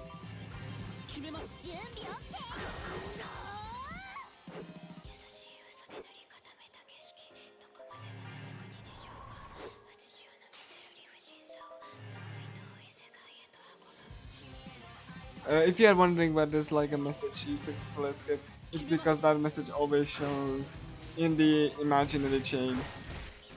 You know, it's just like what would happen if the attack will hit. There we go. Doesn't matter, like it doesn't really tell you if it's gonna hit.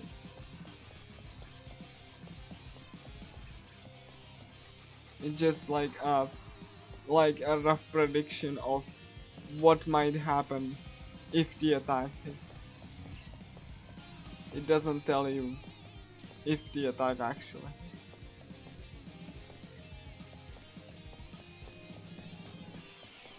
So that's why you know, even if you like I'm gonna show you, so even if you just say you successfully escape, that's gonna be just the prediction that, like, you know, the imaginary chain will hit, but it doesn't actually mean that you will actually escape.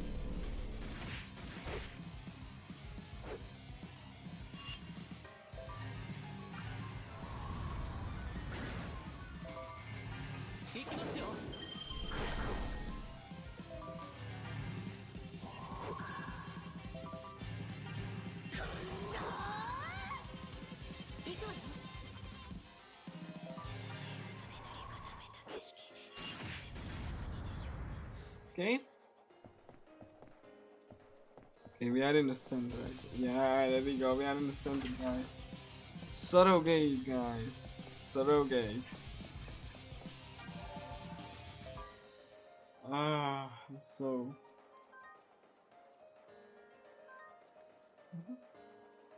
Okay, how my health go? Health not looking great. I'm gonna reload this, what I just saved.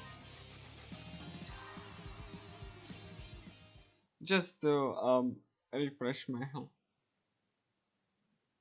And SP.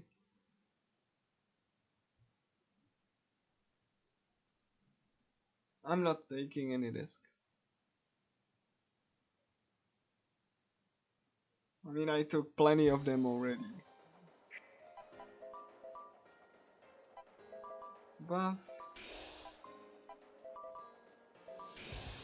The reason I'm not going too heavy on the buffs is because I really want to have some SP for the surrogate. Fight the musician. Who is gonna be the last one?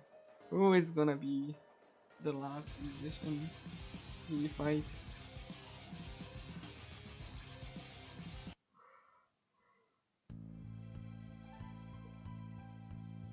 It's Mirai. Oh, and there's another one. You're gonna be fighting too. It's a dual boss. You're gonna be fighting both Wicked and Mirai. You know, with all of the bombs and stuff. So, you know.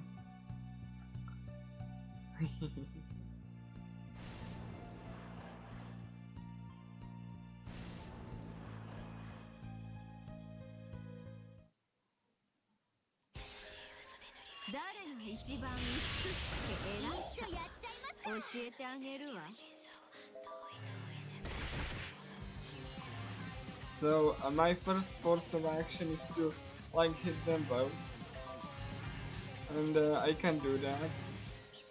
But Kotono first gonna do defense down, hopefully, and he's gonna do evasion down. Naruko is gonna go and deal with Wicked for a little bit, and Kensuke's gonna deal with me possibly. It's gonna be looking a little bit weird, but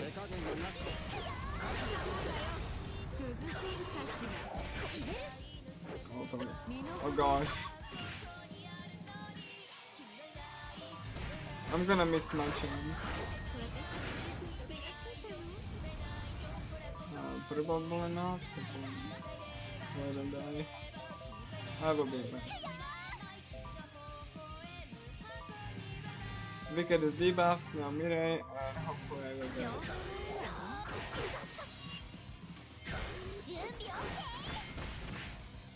it. Wicked has bombs on him. Not great. but they are not as dangerous. And you are much more powerful than me. And you have Naruto, so should be fine. Saying should be, not that it will be. I am. Okay, thanks for the wasted thing. I need a diva, and I'm gonna start pumping the risk up. Naruto's gonna heal SP. Oh, gorgeous blast of flame. I don't really like that sort of dance. It's kind of nasty.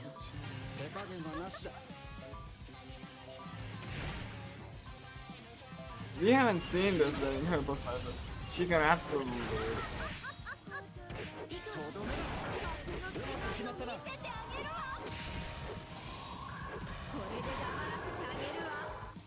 Cool. So now we have Mirai only. Wicked is down, which is great. And Naruto and MC got completely blasted. Okay, cool. Not great.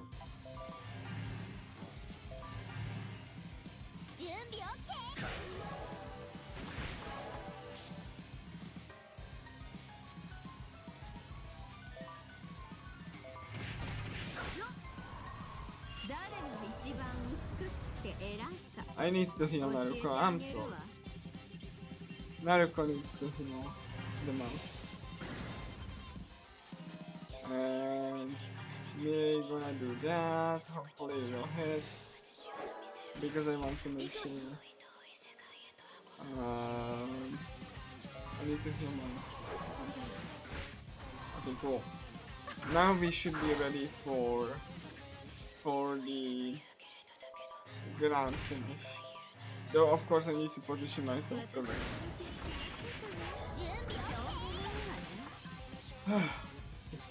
So much more tanks, like you have no idea. Oh my god. Oh. Okay, oof, cool. Nice, I love that. So yeah.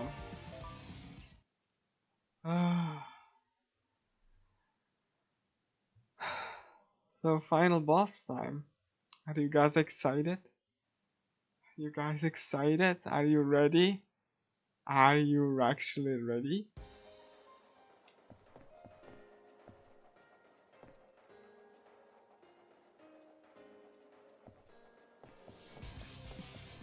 Since we have buffs ready, I'm not gonna refresh anything, and the final boss can do interesting things, which means I'm gonna try to make the boss not scary.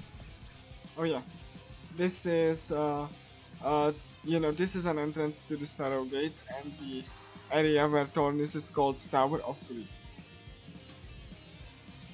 Yeah, Tower of Grief top. So yeah, you can see this majestic gate, this majestic golden, and it's very ominous. In the remake, the color balancing is completely off, so it doesn't look that majestic anymore. Anyway, this is like full of people with like glow sticks, symbolizing like brainwashed fans, you know, idols and stuff, which they kind of are. So you know, that's, and Thor has her baton. And you can see like how, you know, purple like everything is, because you know, again, they are in a very dark area. It is not as pronounced in the remake. It's kind of like disappointing actually. So yeah, my favorite cutscene. Very short.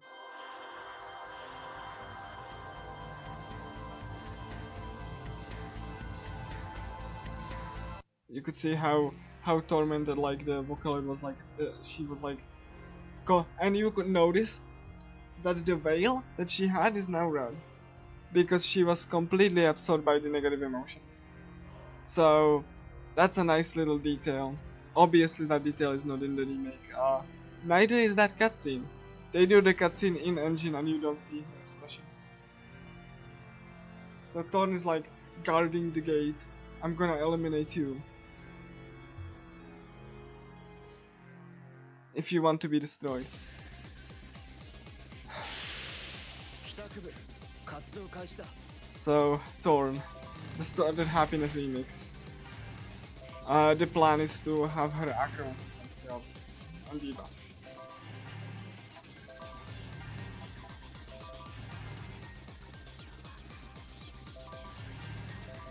I'm gonna wait until I wanted to wait until like Naruto can like get attack safe.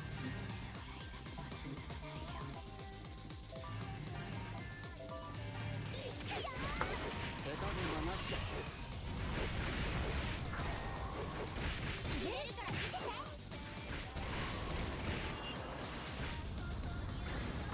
I messed up a little because now I don't get the risk break thing. No, because I'm out of SP. And it's fine. I'm gonna make her. That's a little bit of a disappointing thing. I'm gonna like just have Kensuke hold it.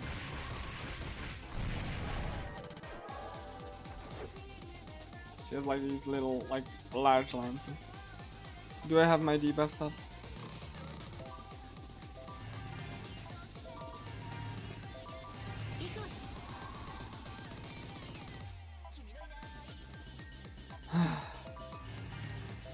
Okay.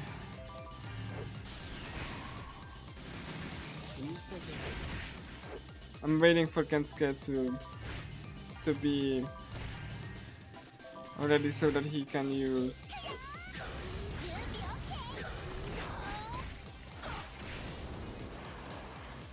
Oh god.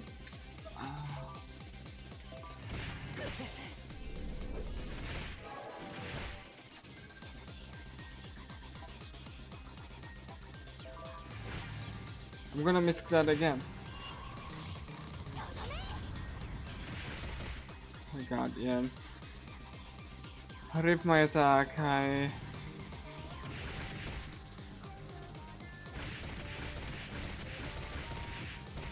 Okay, cool. Let's just do that. Losing a little bit of time. Okay.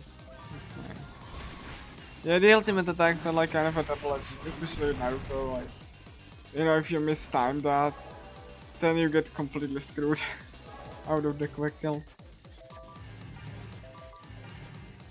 But you know, like I said before, I don't mind this.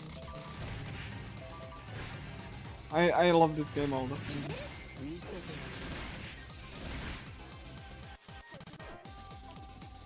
Okay, I'm gonna heal Naruto.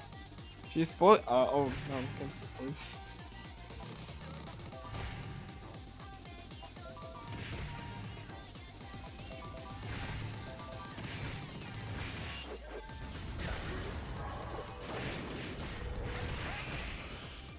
Oh, this is. Okay, I'm gonna try to keep Thorn on risk 5 if I can help it.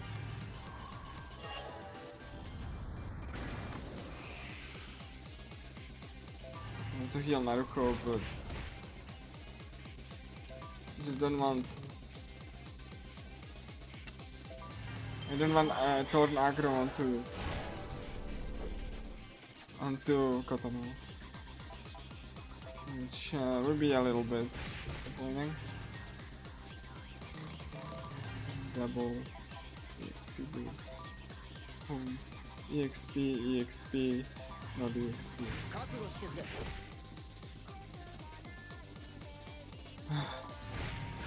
これで決めるこれで最後だ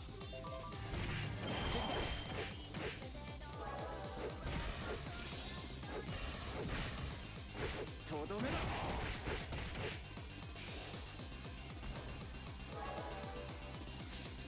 Okay, tone down. Not over yet.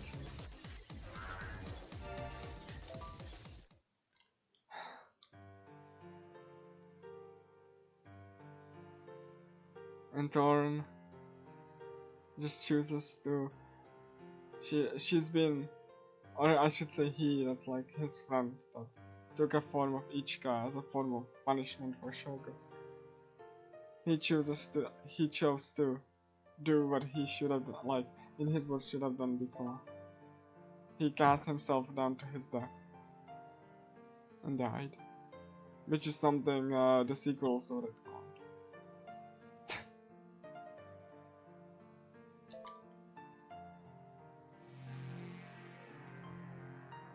Which honestly kind of cheapens the message, but who am I to judge? And you can see now she doesn't have the beautiful pink veil. She has like a red veil, since she's completely completely overwhelmed by negative emotions of all of the people in Mobius. So you can see that the metaverse is also very different in the remake. In the remake it's rather cheap looking. You know, it's like just like a water and static background. Here you have like a glass floor with like information, since this is basically the internet. Information as like beams of light. It's pretty cool actually. So yeah, that's also something that the remake didn't preserve visually. So, like I said, many things. So let's just so Miu shouldn't be too hard. However, like I actually wiped to her a couple times. So,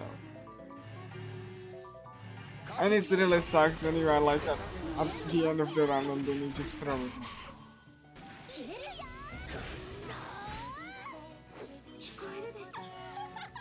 Oh yeah, and she is like laughing. The laugh also wasn't preserved in the remake. They didn't implement this. I mean, you might notice that I'm kind of like, oh yeah, you can see that the ball of negative emotion she like cast on everything.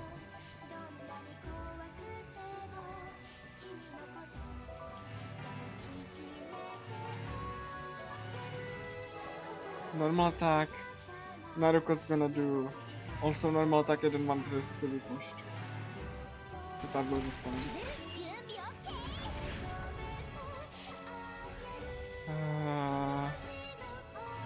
Okay. Let me just do that. Hopefully we will get.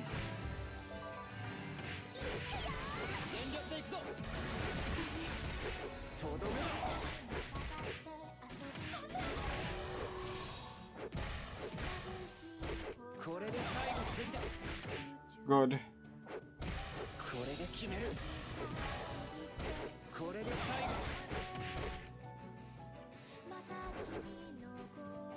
It's both.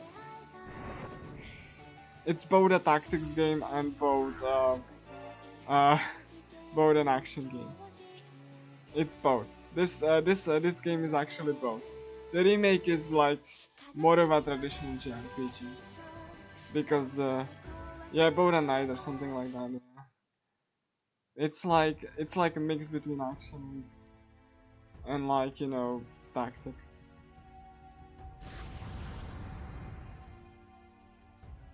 The remake is more of a traditional JRPG, like, because like it is, yeah. I mean, the timing is also in the remake, but like, the remake is just really simplified and like really just not that deep as this. So that's why I wanted to show it. It's okay. It's looking good. Yeah, and the final, like, this is the final boss. Like, you can see that the final boss, like, unlike a traditional JRPG, the final boss is not like that kind of a, which I appreciate a lot. The game is like really well balanced in the sense that you will get appropriately leveled, throughout the game. You don't really have much for experience, and it's really awesome having a nice change of pace when you don't have to like stop and really grind. Yeah, this is the rejection barrier.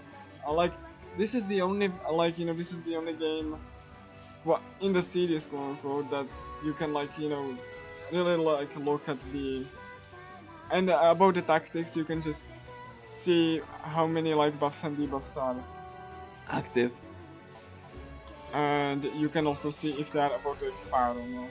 So now that I know that the buffs are gonna expire, I'm just gonna refresh them and spend a turn to refresh those buffs. Hopefully I don't get knocked down.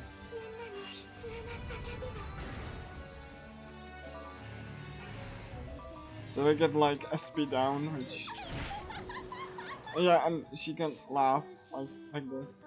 Like I said, this is not in the limit. Because having a simple laugh of madness was too much.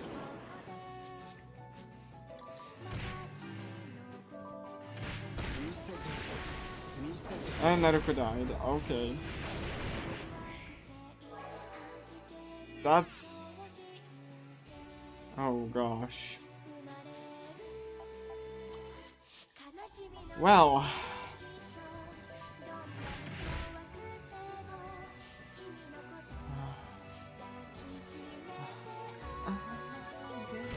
I'm gonna revive.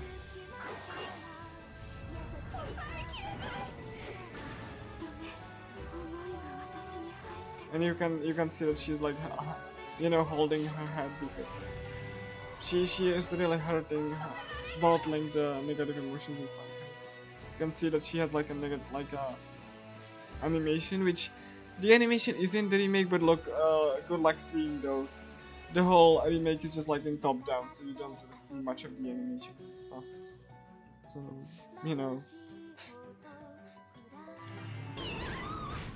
But considering the remake wasn't done by the original developers and the remake was done by like people that never play, like, you know, never made a game before, like a console PC game, then it's not really surprising.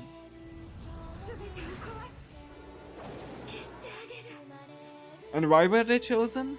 Simple, publisher wanted to save money. And that's not a hyperbole, but that is most likely what happened.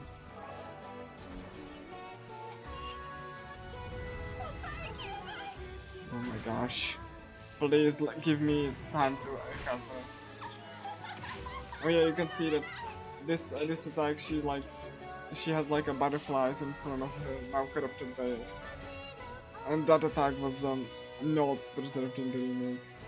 Well, in the same visual plot, obviously. You can see that much more like clearly in the close-up I'm showing. I need to make sure that I want to resurrect Kotono and Mariko. Just for a safety reason, because I've been hit before. Oh, paralysis, that's great.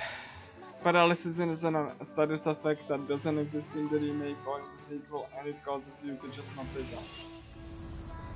So you just wasted a time. This is why I have a resurrection.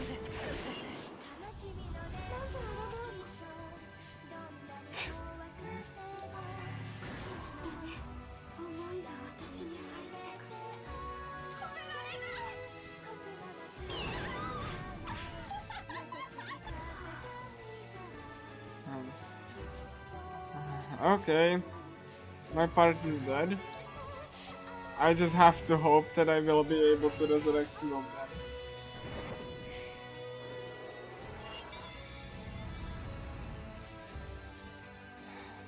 Okay, we need to recover. Oh my gosh, this is just a clusterfuck now. It's fine. It happened to me before. This is not new.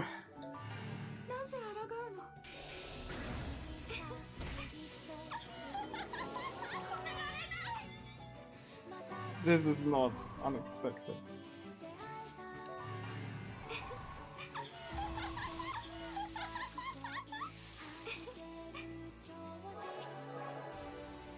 Please let me resurrect you in Naruto.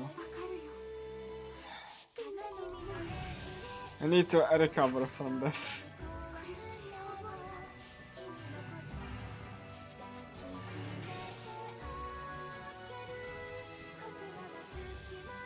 Did I apply debuffs?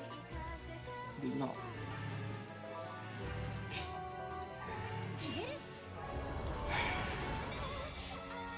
And that's why the estimate is so high. I'm not joking.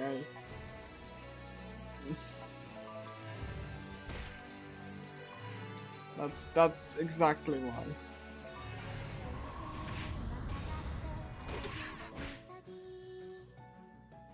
Okay. No doubt of the woods it. Okay, we have.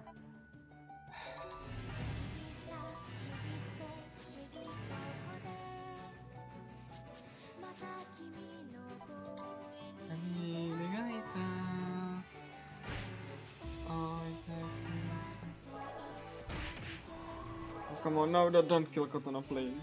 I mean, she's not as important right now, because I already have like debuffs applied, but... no, I'm not close enough. Again, this wouldn't be an issue in the remake, because I would just be spamming one single attack. Mostly, anyway. Because, like, you know, there wouldn't be any concern about environmental hazards. So, even though this game can be pretty unforgiving sometimes, I like it much more.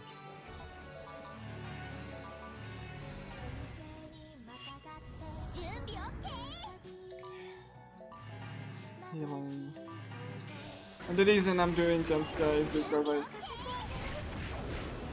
I kind of wanted him to be aggro, but... my gosh. Like, I really wanted to recover. I really want to recover. And I have paralysis again. This is the worst final boss fight I ever had. This is not supposed to take this long. So... this is not supposed to take.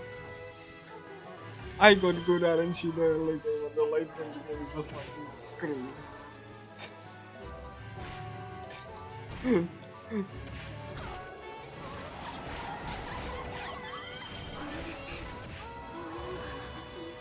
Oh my gosh, look at this attack. I've never seen this attack before.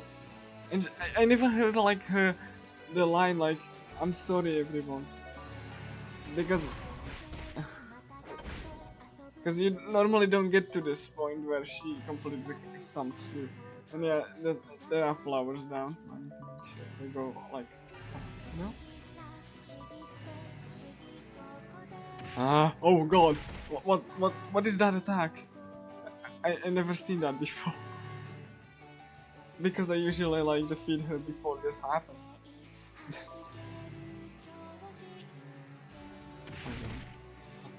Okay, it seems fine. Oh god, okay cool, it's fine. Oh no, no! Okay. Timing is all, okay. Timing was okay. That was just MC. Yeah, that's good stuff. There we go, okay cool. Ooh. Oh gosh.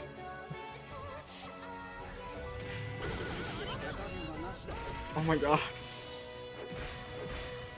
And I did, okay, I did launch him. This is awful. And the display went off. So I don't get the another. Do I have debuffs still? Yes.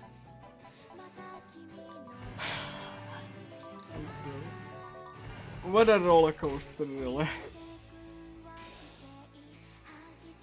This is the worst final boss I've ever seen. Like, if you give her time, she will absolutely destroy. Hopefully I'm recovered.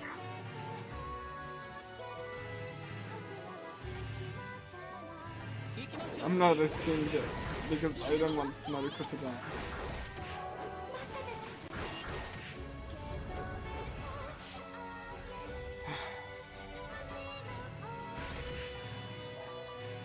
This game. Okay, cool. I think I'm fine, guys. I think this is alive. Okay. Just a little bit more. Gosh.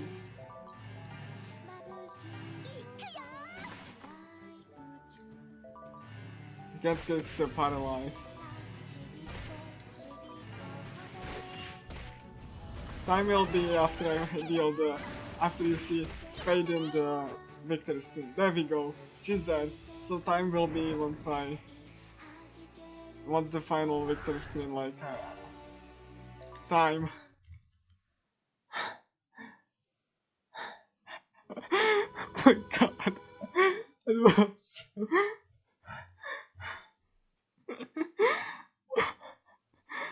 so happy. Oh my god, I thought I might wipe. Oh god. So yeah, you can see the yeah. This is the time, yeah. It is. I mean, if there is some more, some more time, I would be doing. I will do the bonus dungeon as well because I couldn't showcase it. Because you couldn't showcase it like. I couldn't showcase him before, and the bonus dungeon is very brutal.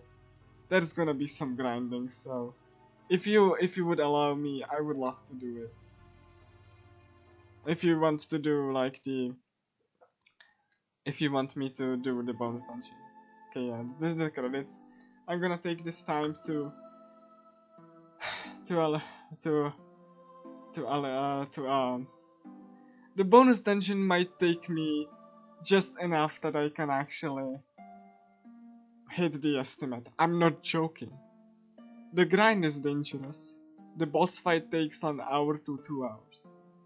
It's the most tense boss fight that I have ever did, like in any game or in any JRPG ever. It's not in the remake and nothing like that, it's in the sequel.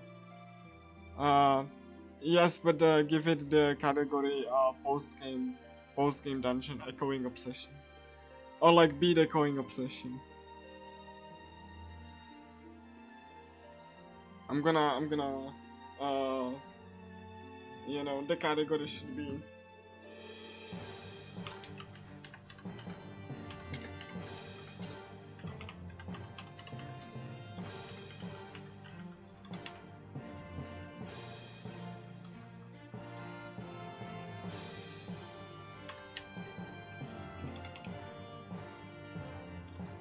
so that's a category, it's beat echoing obsession, which yeah.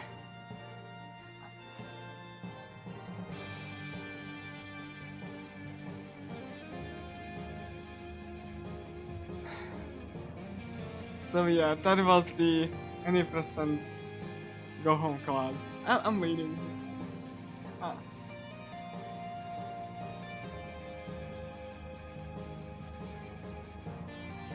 And yeah, the animation was made by dropping. There's gonna be after credit sequence, so. Which is also very different in the not even colored. It has more frames of animation, but it's not really you know,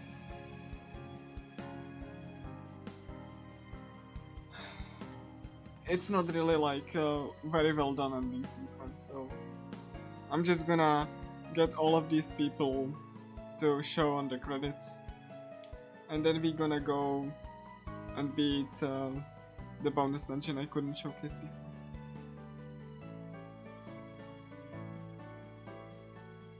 And if I have time after that, which I don't, estimate for this, then I have no clue. Depends on how the grind goes. The estimate for the dungeon is 2 hours. The grind, I'm not sure. grind might be 1 hour to 2 hours then, if it goes well.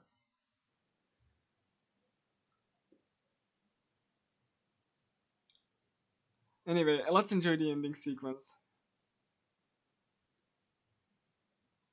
Alright, cool. まさか俺たちのやり取りしてたワイヤーがそのまま残っているとはな。 Sure. 信じらんないよね。これアリアとミュウが残しておいてくれたんですかね。絶対そうですよ。またみんなで会えますよね。メビウスとは見た目が違う人もいるんじゃない？それでも大丈夫？当然。何歳だろうがどんな姿だろうが俺たちはずっと友達だろ。恥ずかしいこと平気で言いますよね。もう慣れっこですけど。じゃあ今度の週末みんなシーパライストで打ち合わない？いいですね。構わないよ。俺を見ても笑うなよな。ドキドキしてきました。みんな集まったら And there's gonna be a surprise at the end of this 部 sequence. 長 Like, お前もちゃんと this is Shogo, Kotonobi Takun. 帰宅部集合にならないですか？ Look at how joyful the child is. 部 That's 長の Takun. 他にもう一人必要だろ。お呼ばれしたとなれば And look at them. MC's looking on his phone, smiles, and looks like up. And in the remake, this is not animated, but here you can see Miho and Arias like through phone, winking and smiling at the protagonist. That's not really shown in the remake in full. So I'm gonna save the clear data.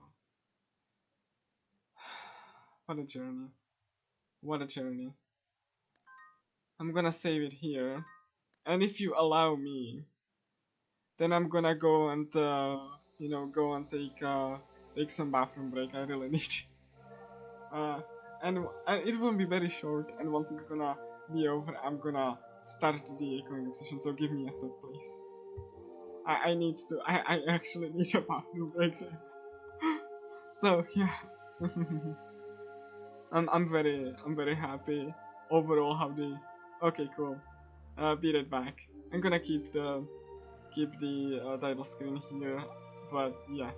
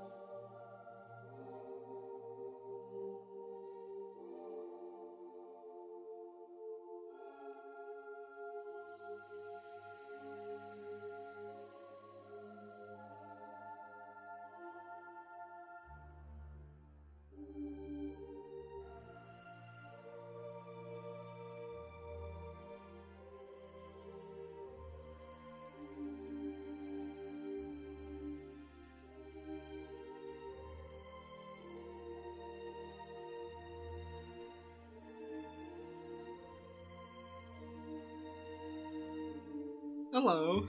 I actually had to eat something. I was pretty much starving. Because you know, this game is really difficult. So now that we've seen the base game, oh, I'm sorry. Anyway, post-game dungeon, exclusive to this version of the game, was like added in as a free patch. So we will be doing just that. When you load the completed game file, you can either start a new game plus or a post-game playthrough. Please choose how would you like to use the completed game file. Start the post-game playthrough. And you know, and we have to. So time will start whenever I get raised digit levels. So I'm ready when you know, when I select this, and the category is just beat echoing obsession, which is the bonus dungeon. So which includes grinding and stuff. So.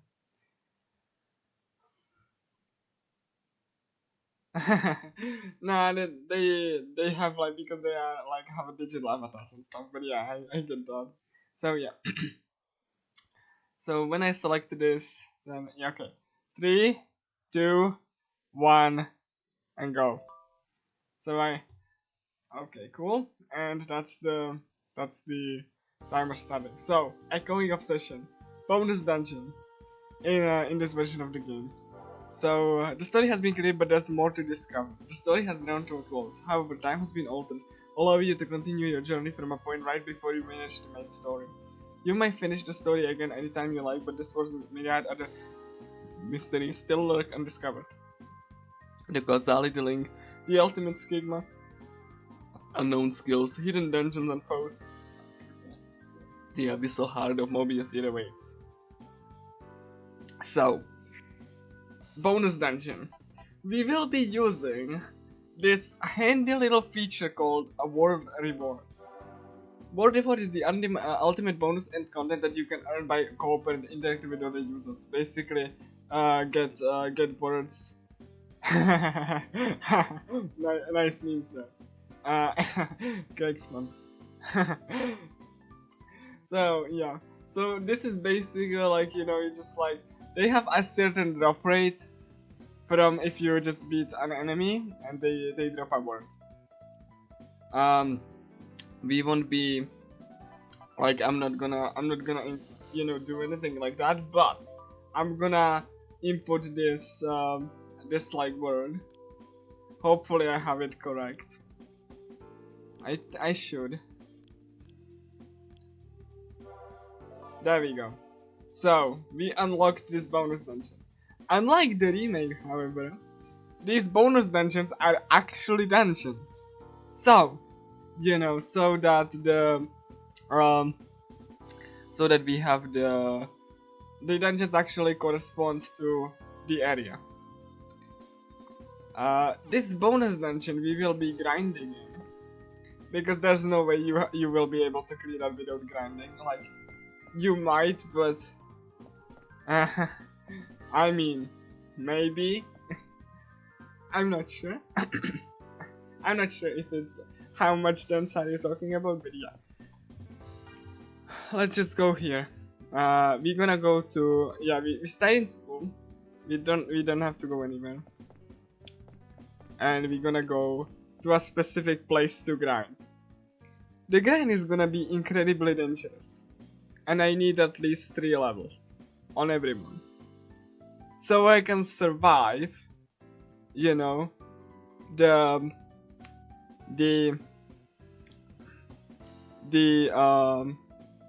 so I can survive the you know, the bonus dungeon. Anyway, for the purposes of the grind, I raised the enemy levels. If you want to toggle them back, is one way only. You have to beat the game again to untoggle the, like, unlock the option. So you have only like your you have only like, you know, this dungeon to you know, like you have only one chance to per playthrough, or like per beating the final boss. Hey, Shiny. Anyway, so yeah, let's just teleport to where the bonus area is, and it's in our favorite place. It's in old school building.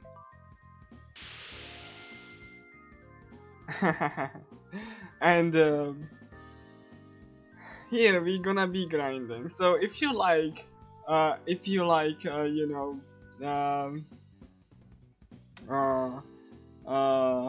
if you like Osmo Dancer, you're gonna like this a lot, because that's the song that's gonna be playing in this dungeon.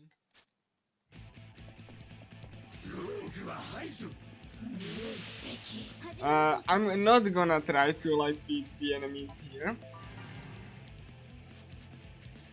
because I need to battle one enemy at a time.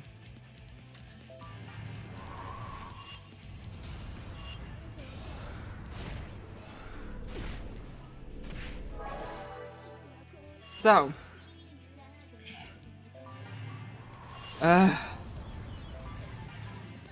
I can turn like you know, get the music down if it starts to become annoying, because we will be listening to it a lot. Because this is the theme music for this specific dungeon and the bonus dungeon. Yeah, I really need to. I really. So my healer is dead. So that's not great. I need to just like run away from this specific encounter. Please let me run away. Please, I beg you. Please, this is like.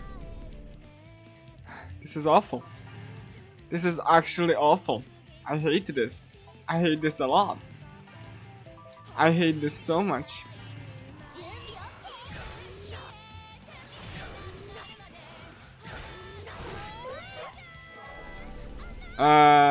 Alright, cool. Let's just do it again. Because, you know, let's just reload the save again and let's try. I'm not gonna restart. Don't restart the timer. It's fine. It's fine. I expected this to happen. Like, I just need to get into a place where I can save and be in the bonus.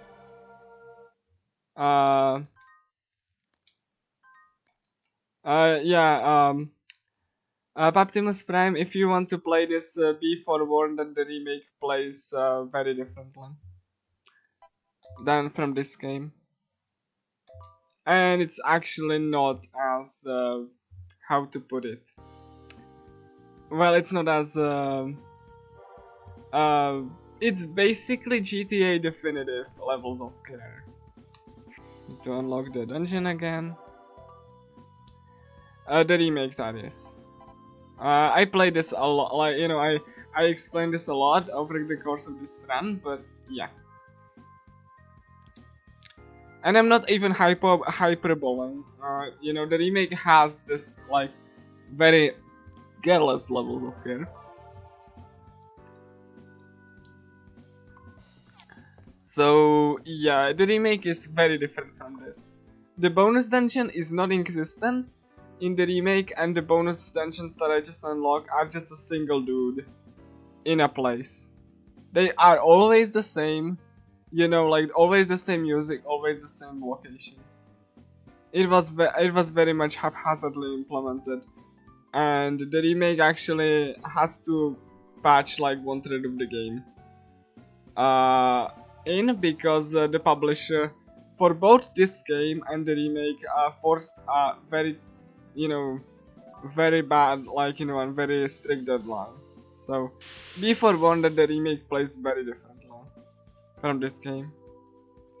The story is also the story in the remake also has like some additional plot holes and kind of very awkward additions. And generally the visuals took a hit for the worse across the board. So yeah.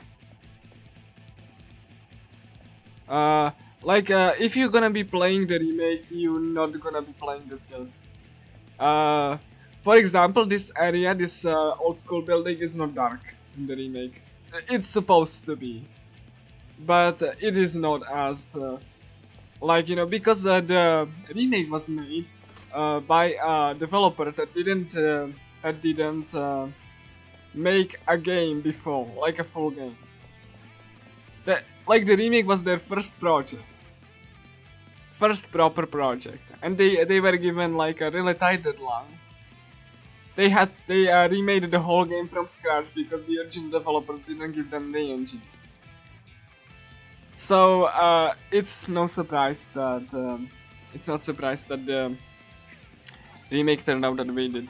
The anime cutscenes in the remake were done by 32 volunteering college students. Not even joking about that. Like at all.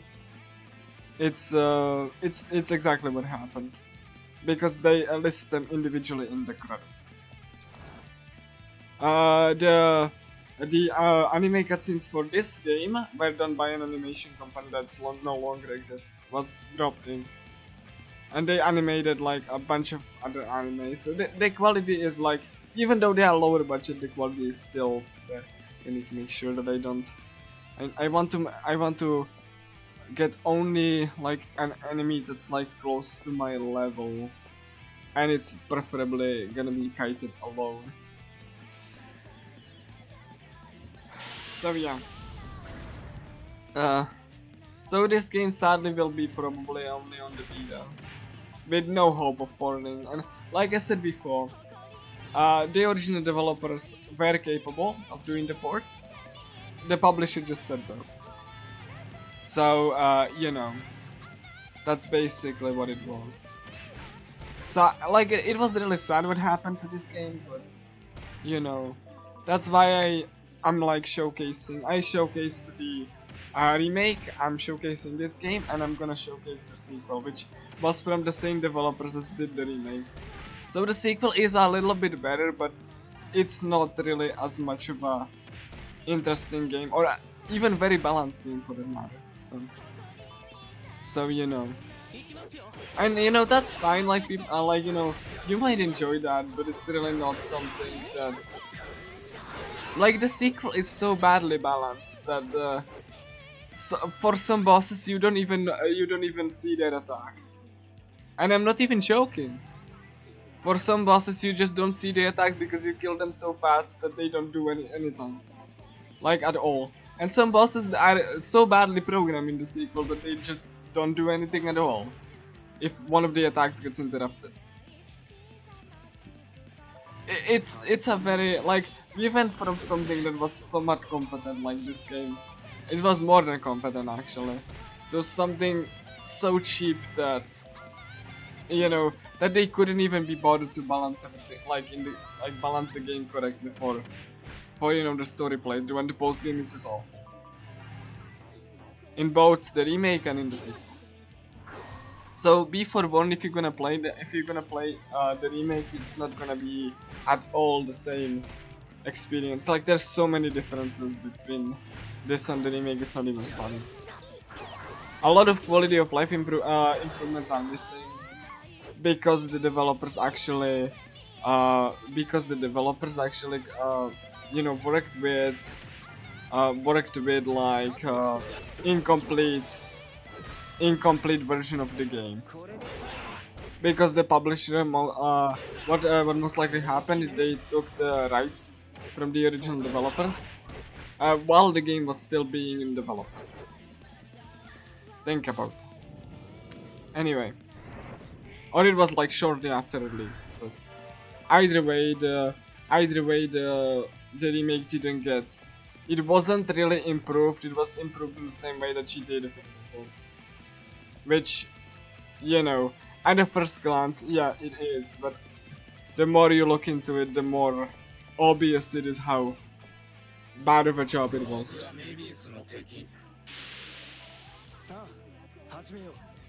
And the worst part is that GTA Definitive like plays the same as the original GTA at the very least. The remake doesn't play the same at all. it's like much less strategic and much more like, you know, simplistic JRPG type of deal. Like there is some kind of like, you know, timing, but since, you know, you get overpowered so easily and the difficulties are just done very lazily, like Persona 4 Golden type of lazy, where very hard just cuts down your EXP and money, then yeah, I don't really think that, you know, that the remake is representative of what this game was and wanted to be. So that's all that I'm hopefully okay. Well, I'm gonna try to find like a enemy that's gonna be like oh gosh, yeah, this dungeon is and the reason you need to grind is that the boss is like level 40 and with like normal digihead levels, not raised with them, because if I did raise digihead levels I would be here like for like a day. And I just want to beat the Echoing Obsession like normal, like, you know, non-raised digihead levels. Because the boss of that dungeon will be level 50 and grinding just really is really not that fast.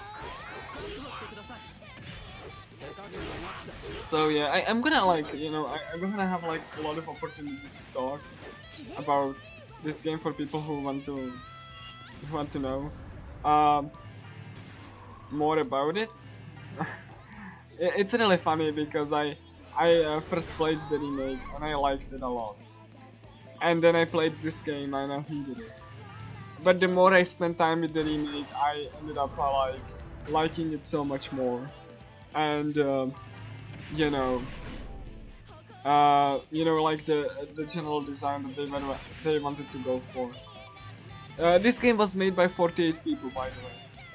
So this is not a AAA release. This is like, it's something in between indie and AAA. 48 people total made this game, and like some did marketing and stuff. So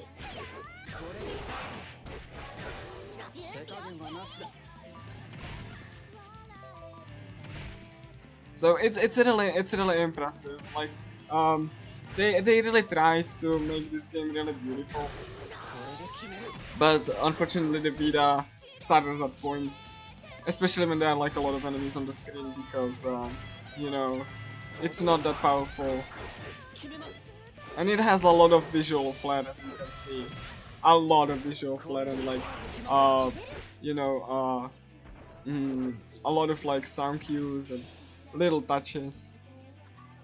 It's a pretty good game.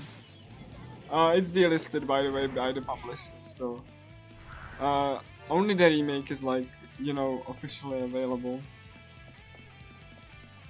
to buy.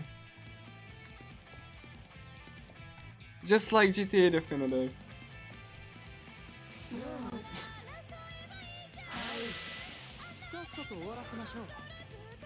And I think that just because the game had like a really bad like frame rate because it was on the Vita doesn't really discount that from the by the way, you know, you notice that I'm selecting the attacks from this menu. You can customize the menu as much as you like. You can like sort them out. You can just press down to move up. It's a rolling menu. This menu is not present in the remake or in the sequel. In fact, the sequel doesn't even have menu memory. So you can't really just like you know, have like your option selected between battles if you needed to like, you know, grind and stuff. It always resets every turn to the first option, and you can't really even press up to go down. So if something is at the bottom, you have to like just manually scroll that. This game had both like menu memory and it also has like cursor memory. So like I said, this game had a lot of care put into it, but people gave it a bad rap because of the simple fact. I hope I don't die. That would be kind of tragic. I'm gonna be periodically saving to the save file I made. Because, you know, it's, the grinding is very, like, difficult and dangerous. So...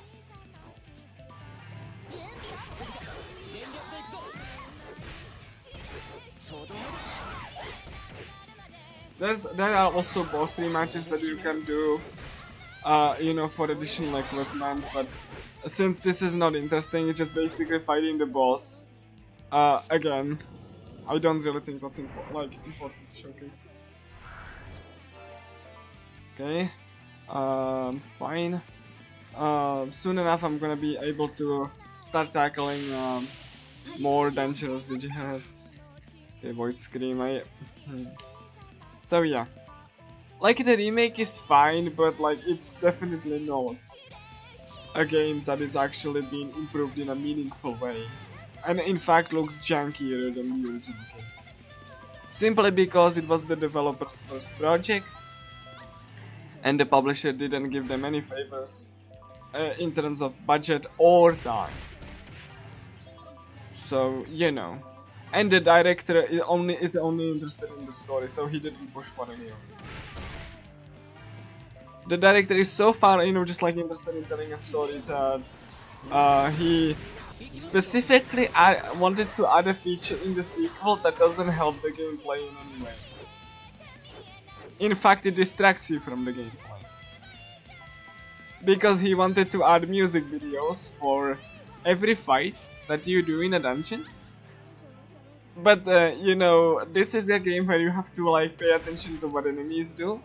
So the only thing that you the only thing that it accomplishes is that you get, you know, killed.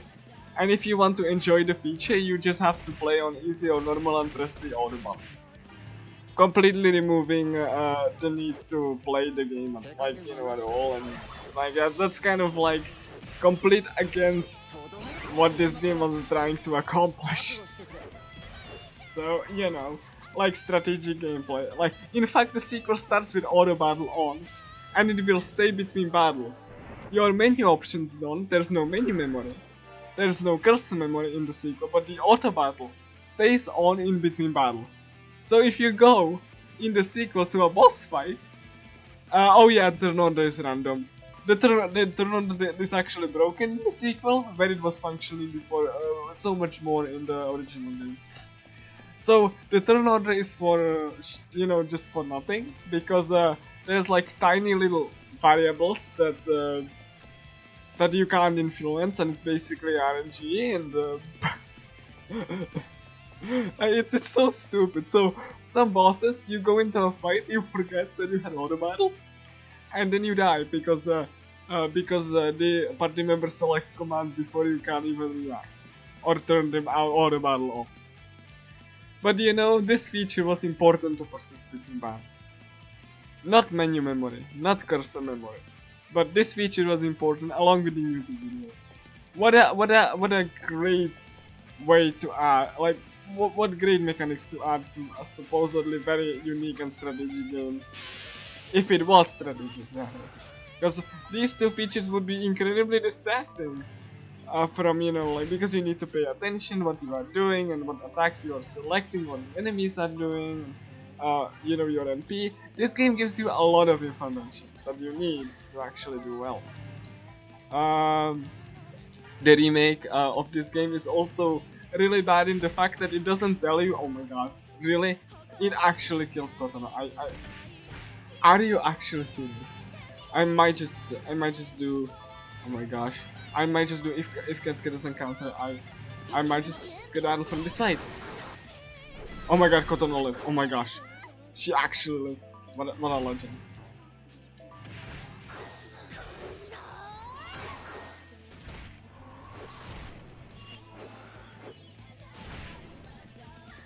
Okay, I lived. 190, you know what, I'm skedaddling from this fight, and I'm saving if I can. I'm really skedaddling.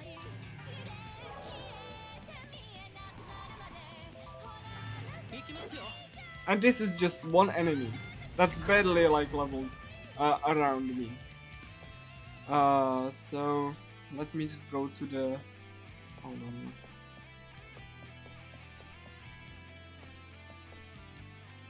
Okay.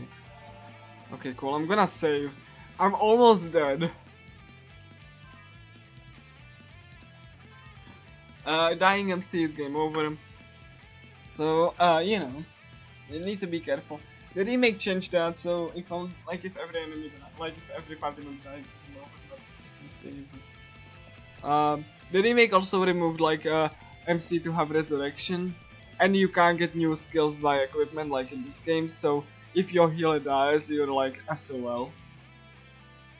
Yeah, this might seem stupid, but like all of these changes affect the surrounding game very much. So you know.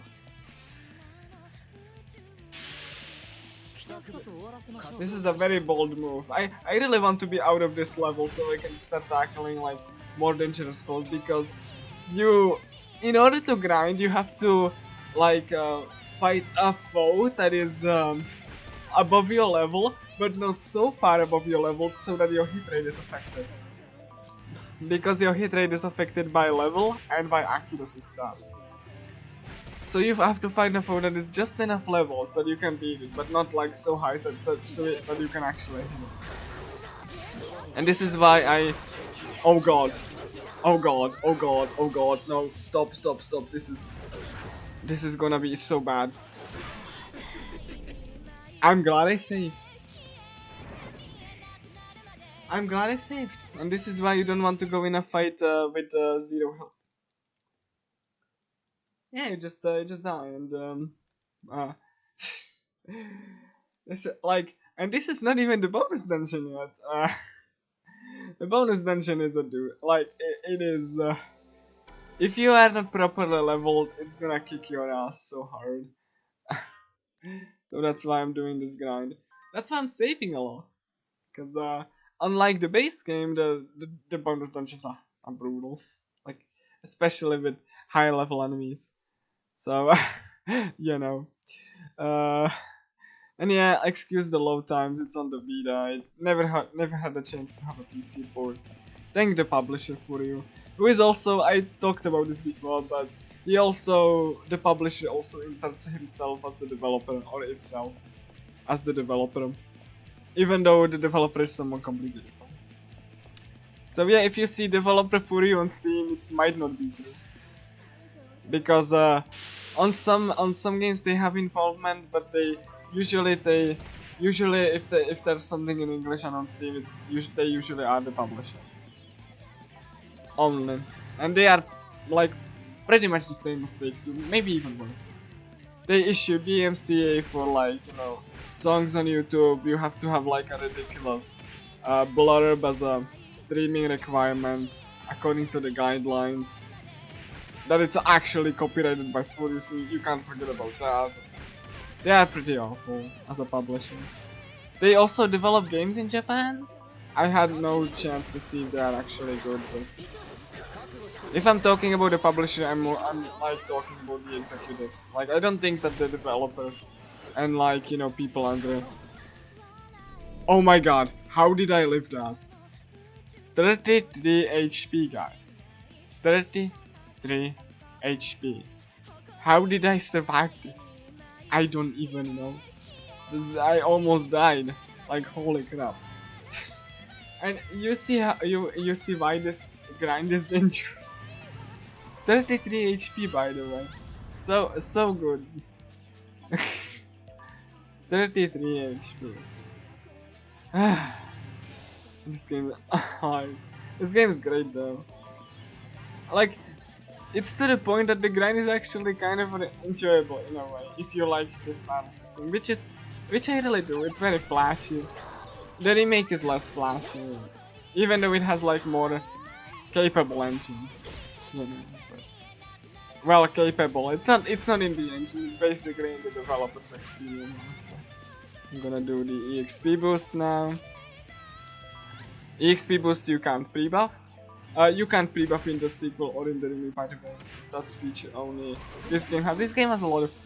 Are you serious? Oh god.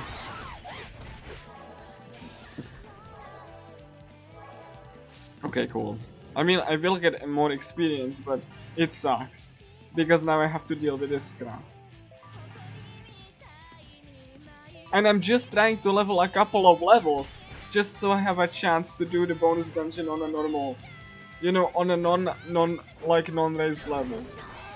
That's just a couple of levels I'm just scraping by.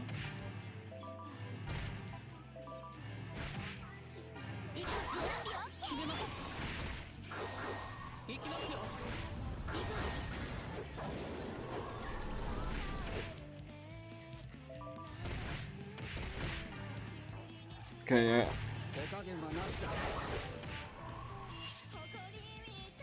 oh my god, like that's an AoE attack in a cramped space.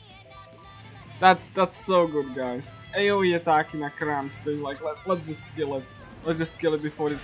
There we go. Thank you, thank you. Oh my god, Marukai. Oh, this is like wow. There we go.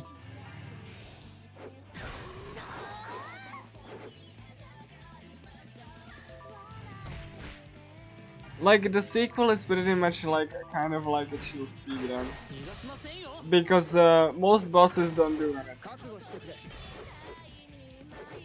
Like don't do anything meaningful. Like they don't live past first story.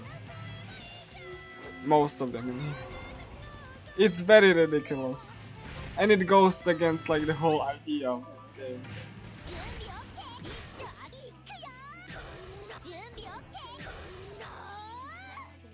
But you know, I kind of like, you know, I kind of like got over the fact that this game got, you know, okay, cool.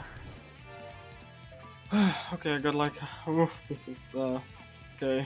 I'm gonna try to go only for level 30 and see how it goes. You can't save in the bonus dungeon, by the way. Once you're in there, you have to do it in one go. If you die at any point, go back to the save point. No save point in that particular dungeon.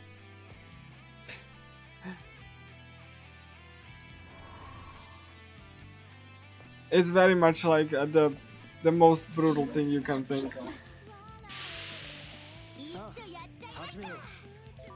of. Considering this game that is.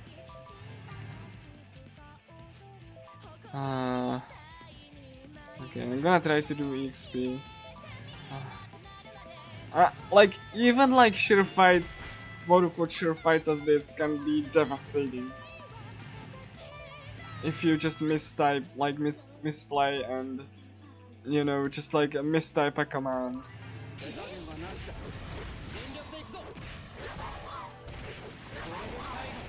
Even with like a lot of the tools I will have, there's not like,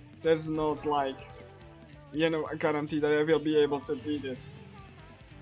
One mistake and that's like an hour gone. So yeah. By the way, if you do the character scenario, which is like similar to social links in Persona, if you do them in full, they will get, they do something very interesting, because like this game breeds like risk reward design. It doesn't limit the player in the way that you can get skills as much as you have the skill points for, though the skill points are really kind of harder to get to, and you get like more skill points the higher the character is like level wise, so like it's balanced in this way. Otherwise it doesn't restrict the player what skill you can get, because they want you to be able to experiment. The remake actually just like, you know, keeps the skills as it, but adds a level requirement, which is kind of like a really just like a big tease, right? So you know, because like the remake is so broken and unbalanced that like they had to do it because the player would be breaking the game like even more than they do already. And you know, if you are afraid that the player might be breaking the game, so you have to limit them, that's not a good design. I said that before during the speedrun, and I'm firm on this. This game is like really well designed for the story, that you don't need to do excessive grinding. you can like, you know, reasonably beat the game with the tools you have. And it allows you to experiment with what skills you get, like, because no skill is like actually objectively like super awful. So it's kind of encourages you to just, you know, experiment with different support skills, even though your attacking skills are limited because you have a limited arsenal. Naruko's dead. Okay, that's not great. She wouldn't be getting EXP. Which is not great, obviously. Because this is the whole point that I'm doing the grind to begin with. Is that I want to get... Okay.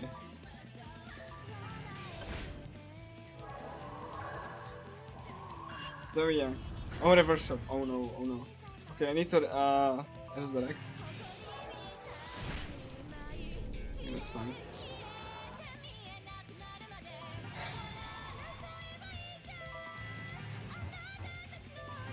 And remember, I'm doing only a couple of levels, so I'm not too under-leveled for the boss. I'm not doing the whole... I'm not grinding just needlessly just because I felt like grinding, lol, no.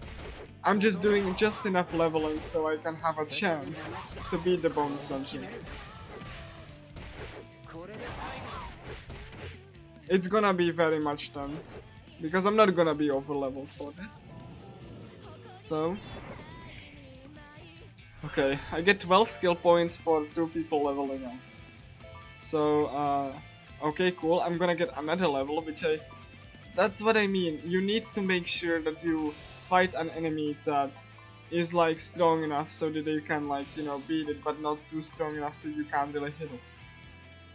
And I really, you know, this game might be like Monokun short, but it's like really, you know, kind of packed with like you know, with like very dungeons, and it's obviously not like Atlas levels of like, you know, it's like a game from a small studio that got like crunched to hell. So you like, you know, there's like a limit, but what the developers wanted to do, they did very well, I think.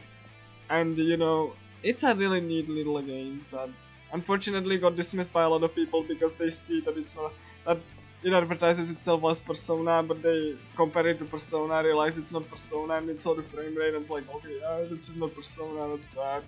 And you know, that was the whole conscience for this game.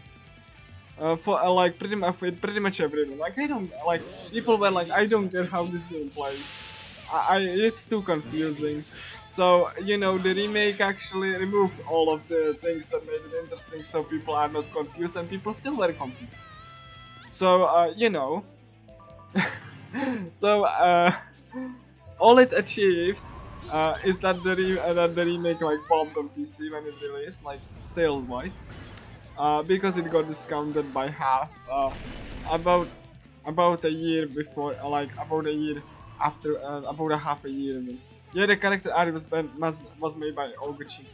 By the way, in the remake, the character art is not fully visible in the remake because they messed up the character height coordinates. So you will see less of the art, and you don't see this. You don't see the character portrait next to them with debuffs and anything like you can see here. It's pretty much very clinical, very simplified, clean, and it's very much tiny. And you don't even see the battlefield, like, you know, up close. You see them as like little ants. It's definitely not the game that you know, I really enjoy and adore, because you know, it's basically something completely different that has a skin of this game, but it's completely different. It like looks for us, it like plays for us, it's too simplified, and the additions don't mesh well with the old content doesn't mesh with the, you know, new content, I don't know. It's just pretty much like an awful remake. But people don't know that, so like a lot of people just say that the game is good, but it's basically, if you never played the original GTA, I only have like a definitive. But like I said, the difference between that and the battle system got completely mangled. At least GTA Definitive has like the same version.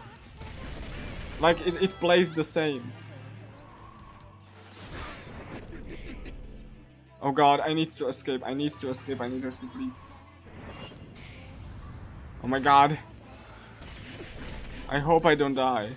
Because I need to escape. Like, my party members are completely dead now.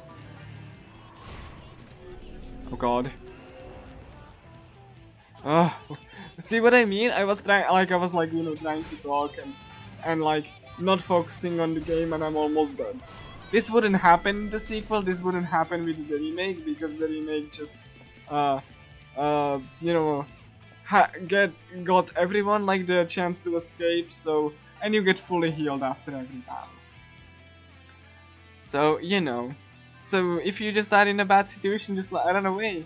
There are no unescapable battles that are not story based in the remake. So it completely removed the the agency of, like, you know, the danger of this, because it's pretty much just, you know, even if like a character is like that, they will still get experience, so you don't have to be careful at all. Like even if MC only lives, then you can just like finish the fight and you get EXP and stuff. It's just kind of like the result of this is that your brain gets numb, because you just don't care about majority of the fights, because you can just spam the first attack and you beat the enemy. It's fine. Like you don't get this kind of like tense and like, you know, kind of like tense gameplay like you did here, because a lot of the negative status effects have been removed completely. So yeah, that's also why I really don't like the remake at all. And you know, the remake looking worse is not even subjective. You can really compare it on chat. It definitely screams low quality, because it is low quality.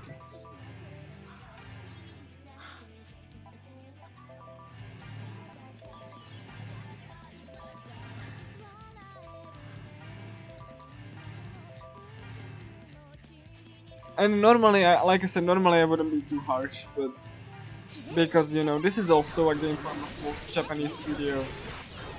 But you know, if you compare the two, the design and everything is completely on a different level.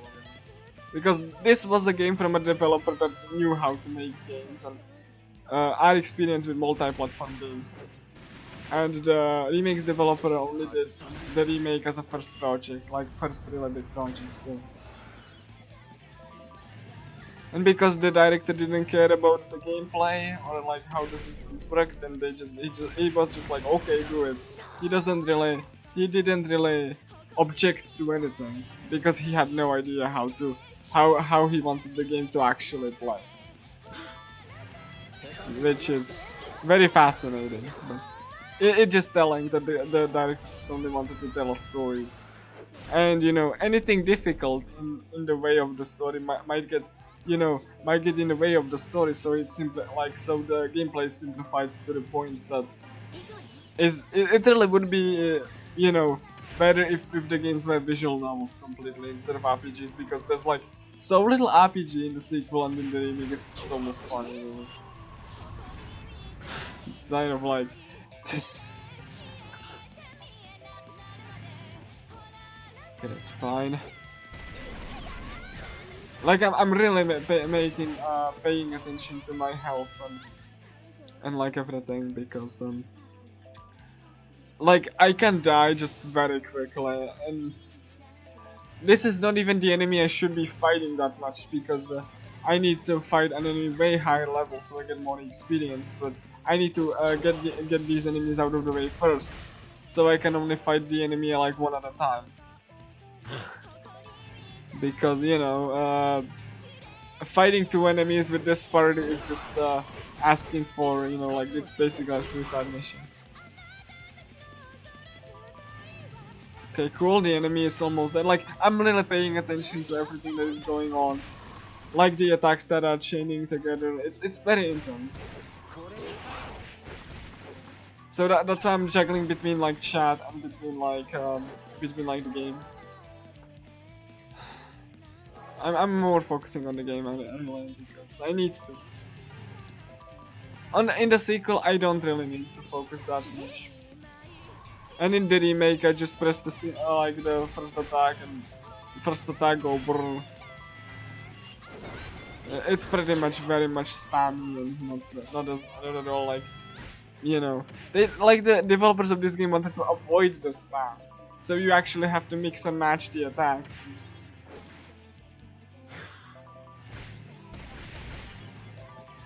Like I still do it because like I need to select which attack I need to, and you have like a limited arsenal. But still, I really mixing and matching the attacks according to the situation to get the best outcome, which you don't need to do in the sequel much, and in the remake, no.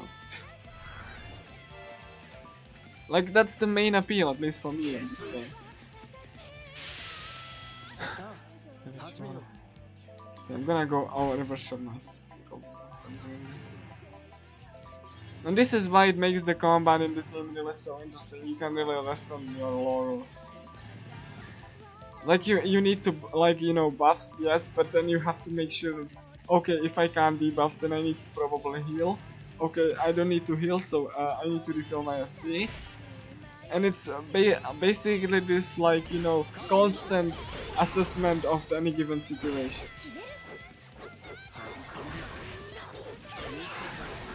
And that's why it, like, you know, drains me so much, because it is definitely not something chill. Like, I actually have to pay attention. Because you can see, like, since the enemy is, like, down, like, some of my bullets don't miss. Because it can hit down enemies, but I'm far away, so it doesn't hit. I could, like, go closer, but I know that the enemy is gonna, like, you know, wake up soon from this state, so I'm just, like, queuing the attack, so at least some of the bullets hit. Like I know that you know it might seem like really confusing at first, but you know, once you understand how the combat works, it's okay. So I can't do a headbutt attack because I didn't get knocked down, so I'm just using it. You know, I'm really even describing what I'm doing. Because you know because it is kind of like, you know, I want you to be able to understand what. Okay, so this is risk 5, which means I can do this attack, and then since I have enough, because this enemy is gonna be dead and Naruko is stunned, I'm gonna get the EXP boost off of here. And yeah, this is okay, cool. Ooh, enemies that I can relax now. As long as another enemy doesn't come into my view, I'm fine. A moment of breather. Skill points, nice. I got like equipment. One more level and then we're gonna try to beat the bonus dungeon. 1 or 2. I'm gonna try to get like no, this is like a low level. But I need to beat it, so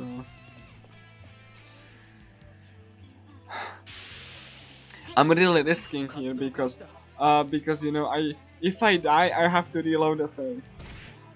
Oh god, okay, that's 1,000. So if that hits, that doesn't kill my character. I'm gonna, like, you know, just move and then select the other character's attacks. Okay, so debuff. It is really something that, like, you know, to just like play this for more, like, you know, for a lot, like for a long time, because like I end up so drained at the end of it. Because I actually, you know, have to pay attention. I have to pay attention where enemies are. If the okay, I almost died, and this is why I'm really. Oh my god, no. Oh, please. See, one wrong move and I'm dead. Oh god. Okay, I have a choice. If I make wrong choice, I will die. So all of my characters have the actions. You have to wait, and if this attack hits, I can hit risk 5, which means I can kill this enemy. So if this hits, I will be able to kill this enemy. If this doesn't hit, I'm dead.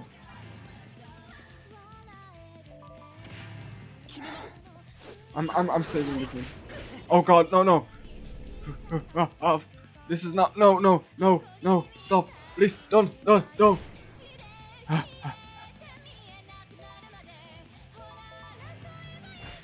Okay, cool. I'm so... This is... yeah, this is a lot more stressful. And the bonus boss is just... This is why I wanted to showcase. This game is like full of... Like, this might seem like a simple game, but this game is like full of tense moments like that, especially if you go for the bonus dungeon. I'm not even, like, you know, I'm trying to stay calm, but it's really, you know, it is really stressful. I promise you the sequel will be anything but that. Because if something goes bad the first time in the sequel, I just kill him. And the boss will be dead, and like bosses and enemies will be dead with the first run anyway. It's like so much chill, and you can probably just watch an anime while doing it. So. Oh god.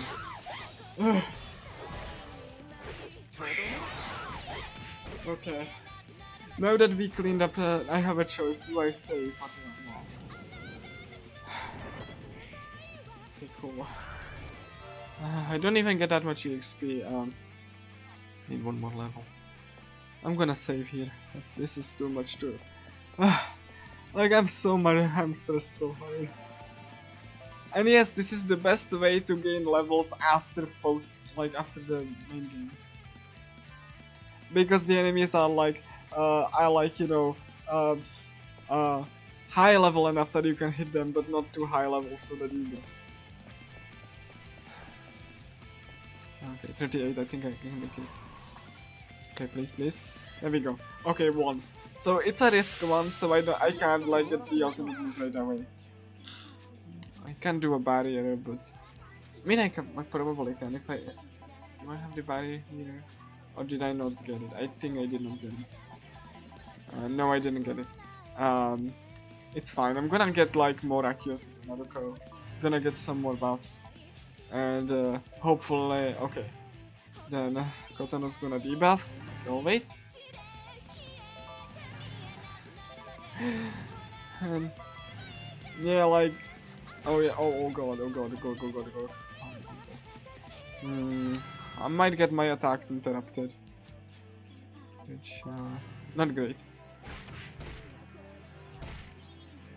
Okay. Which is not great. I'm gonna provoke here. Thank you, Mecheon. This bonus dungeon is really brutal. So. Okay, that's a slash. I think it's defty actually. Yeah, it's defty. Ah, come on. Okay, cool. I'm not even grinding that much. Like I'm trying to grind a couple levels.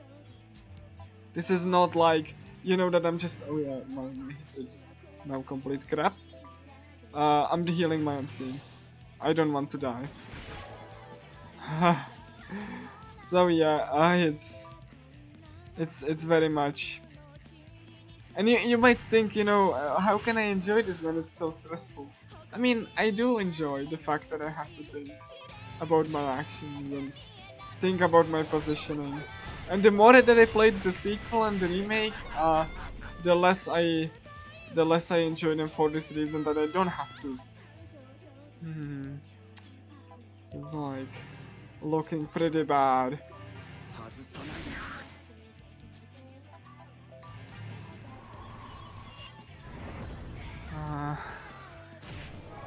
Please.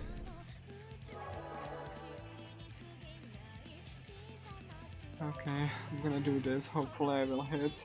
I'm not gonna do this much more because if I do, then I will push him over the risk, and that means that I won't. And I shouldn't resurrect Naruto.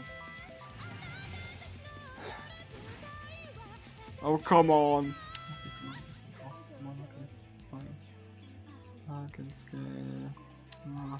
Naruto is still not recovered. It's fine. I was banking on the fact that she's gonna push him into this fight. But...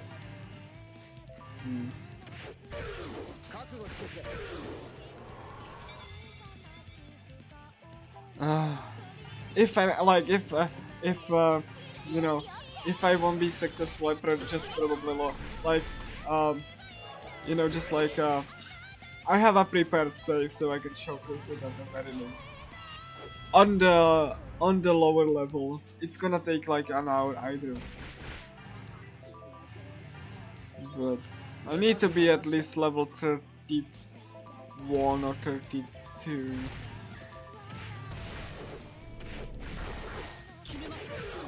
Okay, cool. There we go. Oof.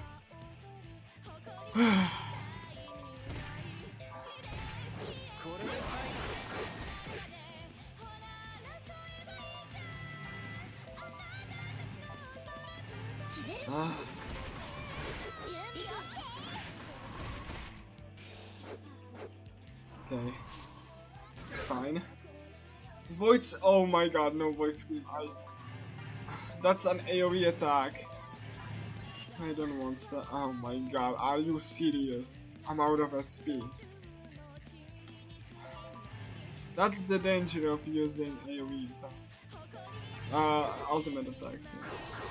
Yeah. Please, please hit.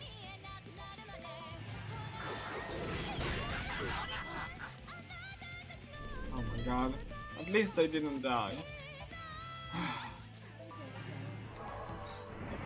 Reminder everyone, this is to get like 3 levels. All of this is to get 3 levels so I have a chance to beat the boss. It's not a guarantee.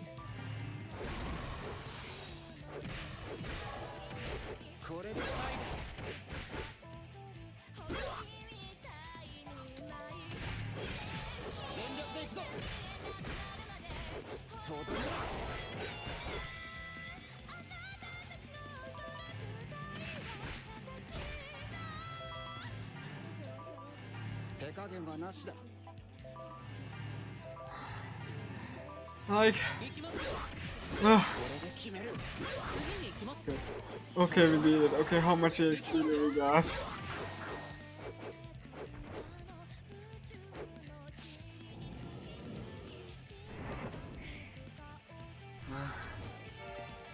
Okay, that's fine. That's fair. One more enemy of the same type. Saving. After every encounter like that. So...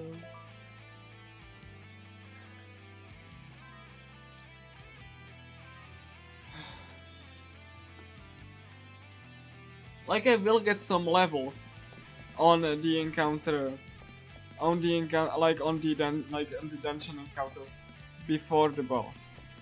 However, this might not be enough. That's 33. That's not a really good one. Because 33 is like much closer to my level, which means I will get like much more of a hit rate, but I also don't get that much experience. Not really a good encounter. But I have to take it because I'm not over leveled enough so that I can, like, you know, so that I can just like ignore the encounters. Because this game has, you know, ignore encounters when you are high level, but I'm not that. Okay, cool. I'm not. I might get like Caligula, which might give me more experience, but not that much. I need like level 40, 39.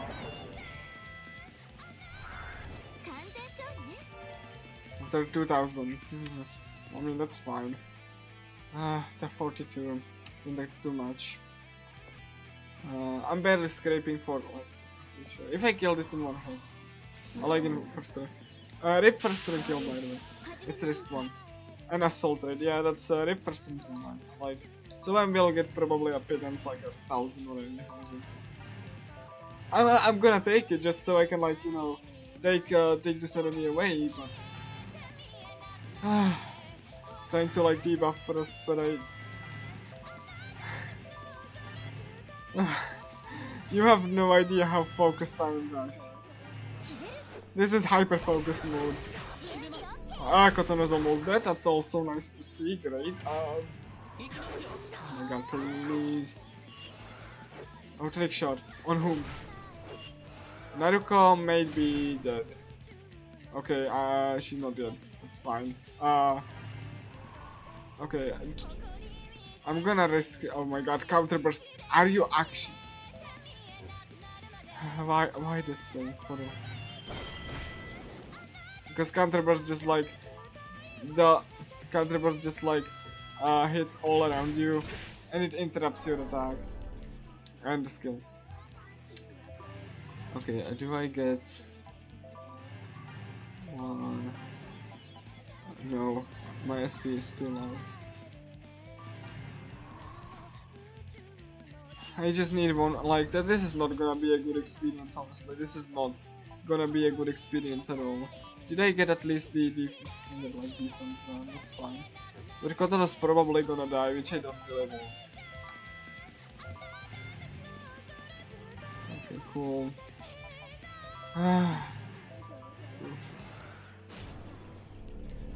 Okay, I'm gonna try to whittle him down. Oh my gosh, I really will need rest after this.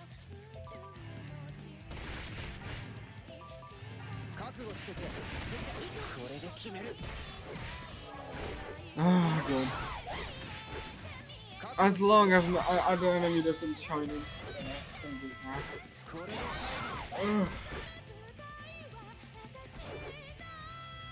Okay, I'm gonna try after I get this level, the bonus dungeon.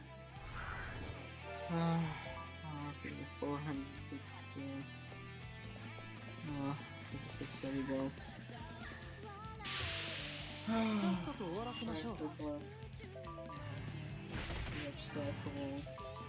This is fine. I'm getting a good like power difference right now. Oh my gosh, this is very stressful. My heart is beating up so fast, you have no idea. Pretty much like.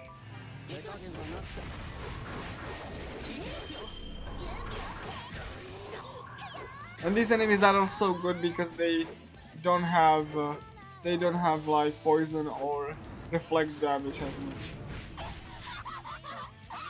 Thanks, that's bad by the way. Naruko dead is just bad. Because I need to wait until she dies and then I need to resurrect her, you know, after she's completely gone. Okay, I didn't push him with either of these. That's a hate cannon. I don't want to do this because hate cannon means I will lose. I will lose the risk that I'm accumulating. Did I debuff? Yeah, I did debuff. I'm gonna resurrect Naruko.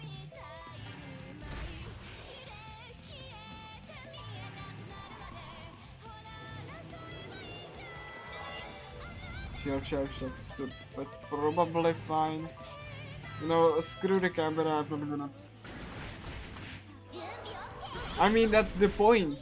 That's the point. Like, even with the particle effects, why do you think that the original developers went for this aesthetic? That's the point of that they were trying to make. They wanted to they want to you know, get the anime into the battles, and the remake just kind of destroyed that really. They are like not really as much of a visual clarity. So the empty, like the battles may like feel a little bit like a lot empty and not really as epic. Like there's a lot of like, you know, like sound effects that like enforce this. A lot of like, you know, even if the animations are basic, you know, the particles and their direction sells this so well. Good. Okay, one more level and we're trying the bonus dungeon, guys.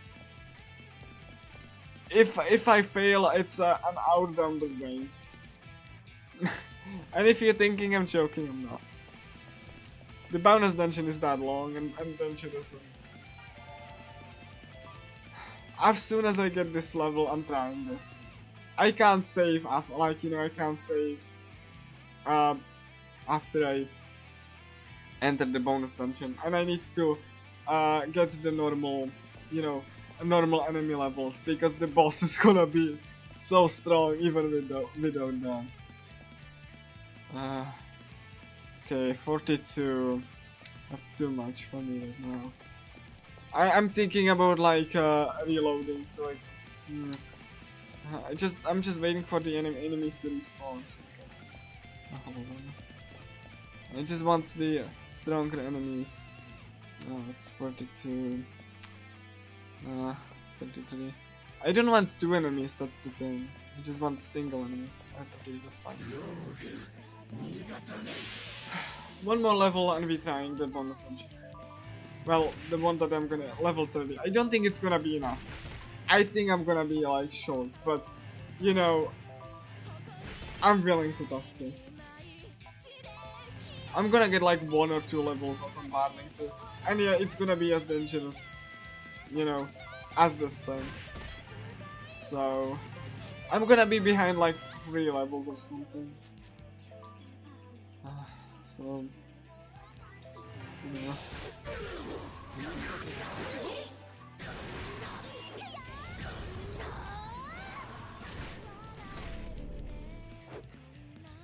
Oh my gosh. If I beat the bonus dungeon and get like a time after that, I'm gonna showcase the character scenarios that what's gonna be. Because that's gonna take a little bit longer because the game loads like really slowly and stuff. But that's gonna be after the bonus dungeon. I want to showcase this first. You know, the character scenarios are like, you know, it's fine. You get like more story about the characters, and I'm probably gonna just do one, but I want to get through this bonus dungeon first. Yeah. Come on. Okay, right. Okay, I'm gonna provoke this. So far, I've been missing a lot. I'm probably just gonna use like accuracy once I get a turn done. Not really great with my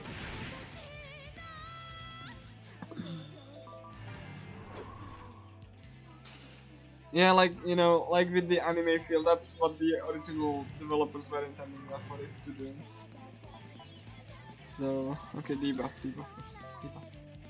Okay, debuff accuracy then. Hopefully it's enough. Like I said, if you will see the sequel, it's pretty much not gonna be this. Because the sequel just went out of its way to make sure that the battles are not really... Well, they are so little epic that, you know, they are just over before you can even take in what's going on.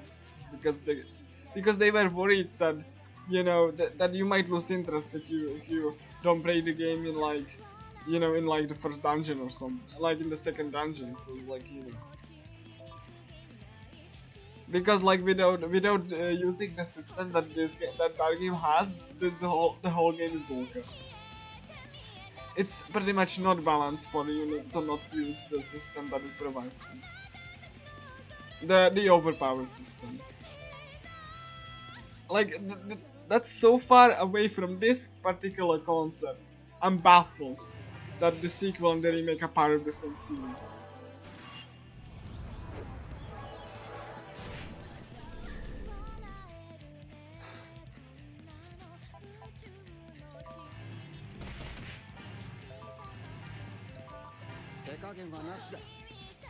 If you're wondering why I'm using this attack in particular, it's because I have the best chance of doing it. I'm sacrificing a lot of SP to do it though, so... Okay, did I... okay, both of them are defense now, okay. Let me just... yeah, and the ultimate skills are really powerful, but they consume a lot of SP, which... Yes, you are powerful, but if you miss time attacks then you might die. But you know, the sequel removes that, like removes all of this like risk reward agency. Because you have literally a button that undoes everything bad. Are all characters down? Press the button. and you have one free X that runs straight up your butt. You can even upgrade it so you can get like the free turn every time you do an action. Like it's so backwards from what this game was trying to accomplish. I'm just baffled like why the sequel is like that, why the remake is the way it is. But you know, I guess you know the director and the others didn't see what I'm seeing in this game really. They just thought of this as like problems that needed to be fixed, and not actually like a, you know, kind of like this really neat and complex battle system that is actually really cool, and I would love to see this expanded, but instead of that it got completely just obliterated for ease accessibility, because apparently this was too much, even though this is not that complicated once you get into it. It's like, if I can like compare this to something, imagine in the sequel there's a final boss that has like an ultimate attack that does too much damage. You can upgrade the button that gives you a free turn. So when you get the powerful attack, not only you don't take any damage, but you will just fill the button to full, so that you can get a free turn for just blocking an attack. Let me repeat that again. You will get a free turn if you block a dangerous attack that if you block, then not only you don't get like damage, but also you get like tools to beat the boss. I don't like who thought of that? Like I would have to have like some words with them. Like the and if you think that sounds ridiculous, that's actually real. That's how the sequel plays. And screw you if you wanted something more deep. Or something more strategic. Screw that. Here, have a win button. The game even starts with the game even starts with introducing the win button. Like literally, the first fight is like, look at how slow the battle system is. Here, you have a win button that when you press, you get like not only more attack, but you get a free turn, and you can upgrade it to be even more broken. And if you don't use that, then the game is bullshit, because every boss summons ads, and since in that game you only get one turn per action, then if you can get overwhelmed super easily and you can just die. So the game punishes you for not using the broken win button. And the whole battle system is just so broken that it's like an insult for someone who likes the strategic gameplay, or like who wants to have like a mix up between interesting, like like real-time action and strategy. It's pretty much like laughing at me for just suggesting that maybe you should make the system a little bit less for the players. Just so that they don't have any challenge.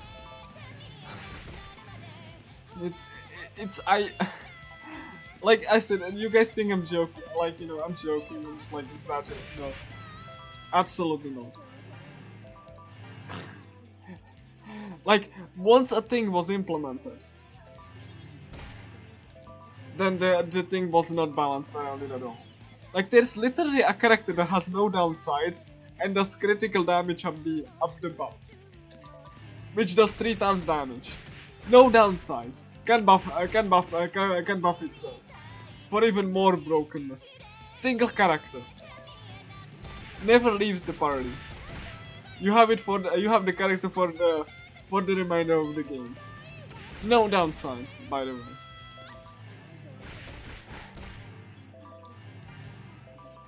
Skills have also no downsides.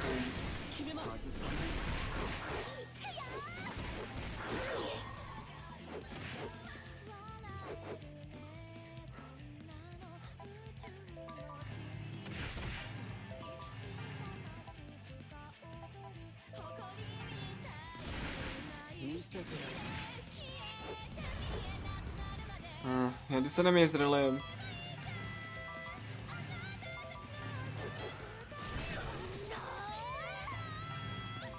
So yeah. Oh, no, no, no, no, no. This is bad. Because I see an enemy. I don't want the enemy to... I don't want the enemy to join the battle. That would be just... I would just have to know out of this.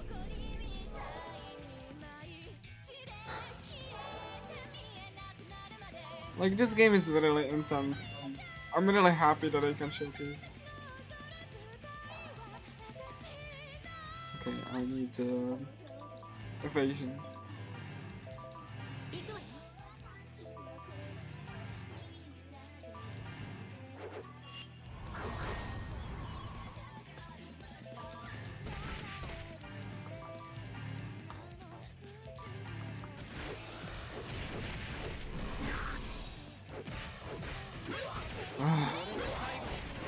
Okay, cool.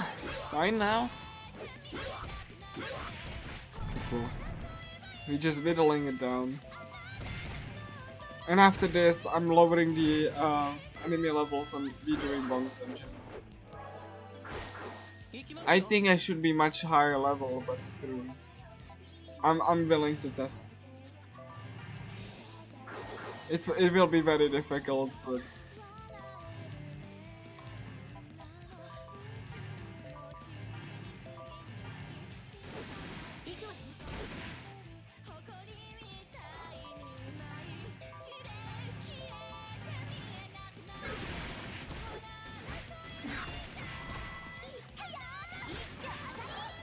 Alright, cool.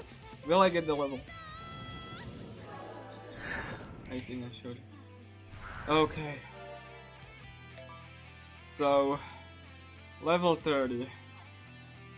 I'm gonna save this and go to the bonus dungeon.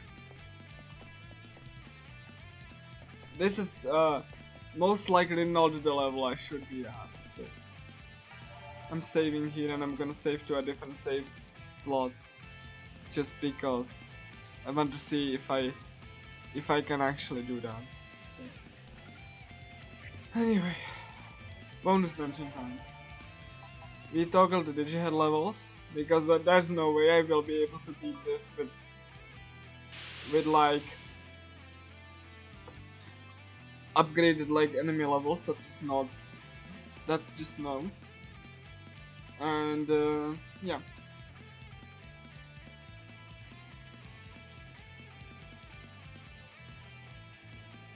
Okay, and that now that we then we're gonna teleport ourselves to the 3rd floor of the school, and we're gonna go to the 2nd floor where the bonus dungeon is. Get ready, guys! It's gonna have the same music and the similar, like, you know, feel, but it's gonna be much more brutal. No save point, 1 death, and you send back, and you have to be like 12 battles. The enemies get all the more obnoxious. Obviously they are not just the boss enemies you have to defeat. They are also regular enemies. 1 wrong move and you're dead. Anyway, now that we are here, I'm just gonna go to the left side.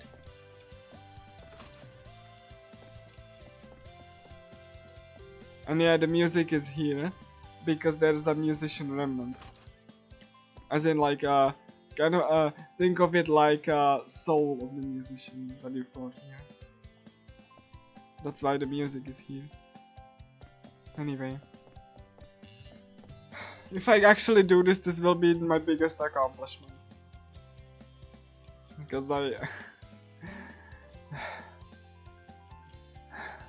well, as far as this game is concerned. So, you know. Bonus dungeon time, guys. I'm really shaking. I don't.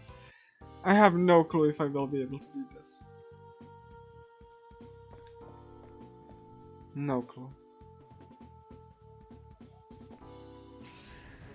Yeah, this is the strong enemies, so even though I'm over leveled, the strong enemies do notice you. It's fine though, they're not gonna harm you. Because I'm level 30, they're level 6. So cool. I mean, I get like what, like 100 EXP. It's okay, cool. Yeah, I didn't get too much in binding. It's fine. Oh, I get a stigma. Okay, cool. Equipment time. Did I get? Okay, I have a lot of skill points. I probably should use them, and I will use them. Naruko's gonna get a lot of skills now. Because Naruko has like very cool skills that we have like that are not important, like not really important in the you know, in the main game, but like in the, you know, in the bonus dungeon you need all the help you can get. So Naruko first. I need, what is that? Transmute essence. See, this is a like a skill with risk reward. Transmute essence. You have THP to fully restore a target ally's HP. So, and you know, and you know, and healing actually, like, you know, healing actually lowers your defense as well. So you can heal everyone to full, or like someone to full, but it's gonna cost you. Anyway, I need the attack. Just jump in, just shoot it, and just break it. MC. Okay, Kotono later, Gensuka later. MC. Kirasi, pre-ignition. I need something. Okay, I need barrier. I'm gonna have like a flash heal. I'm gonna have a backslide. Soft reset is not that important really on these. I'm gonna get the disruption shot. Nice, 69 skill points. Gensuka. Word of Glory. And Kotono. No. No.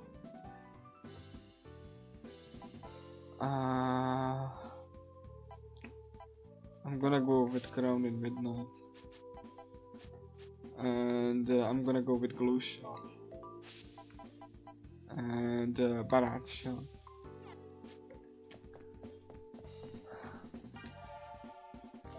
Bonus dungeon, guys. Let's do it. We gonna, okay. Let's just pick up some of the saves that we've been, okay, this one. Let's pick up why not this one? It's fine. There we go. Are we ready? I think we're ready. I just need to make sure that I buff myself first.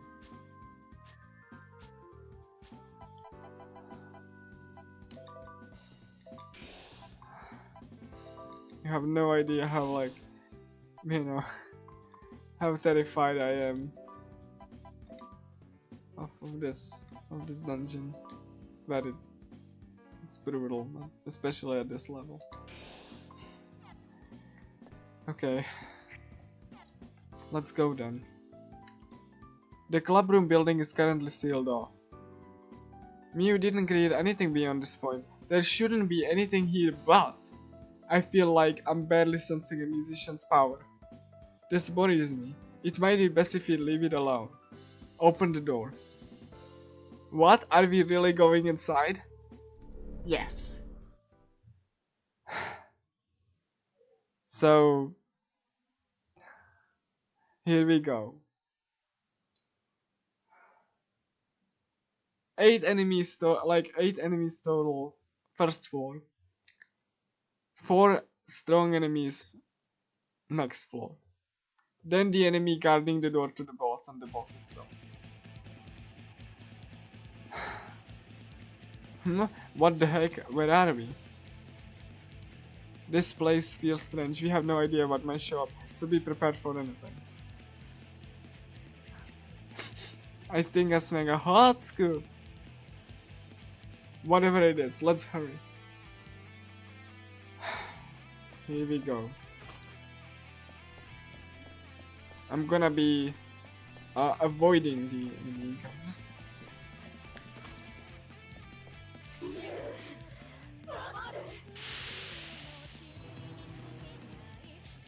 And I actually have to pay attention here.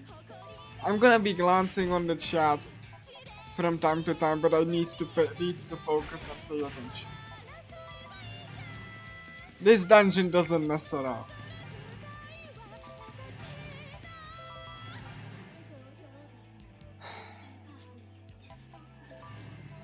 You can maybe feel how tense I am, and I am.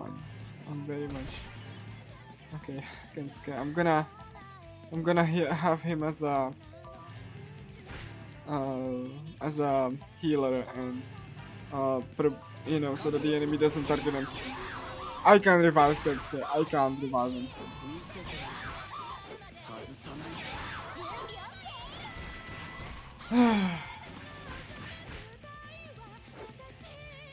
This is called echoing obsession. It's basically the same function as it's like a Super Bowls thing, like something like Kingdom Hearts, right? So yeah, it's basically that, though it's just not one room that you can fight the boss in. It's just like multiple rooms leading to the boss, and you can't save in between.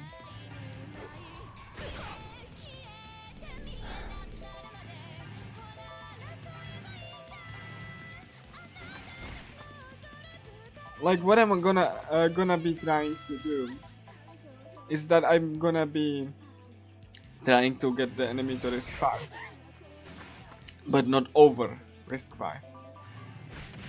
So I can do the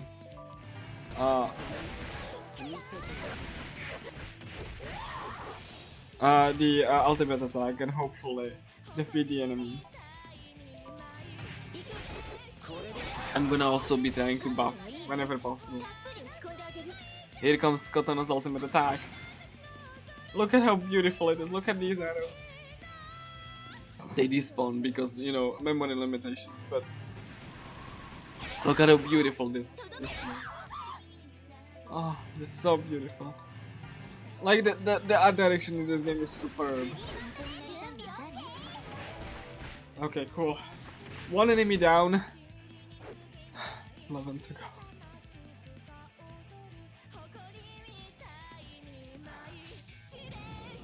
I need to be very careful when moving here. I get some equipment, but that's not gonna help me.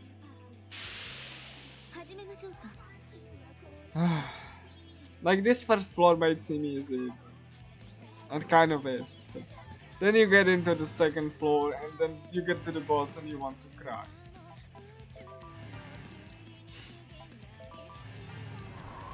I can't believe I'm doing this either, but I wanted to showcase this last time and I'm doing it.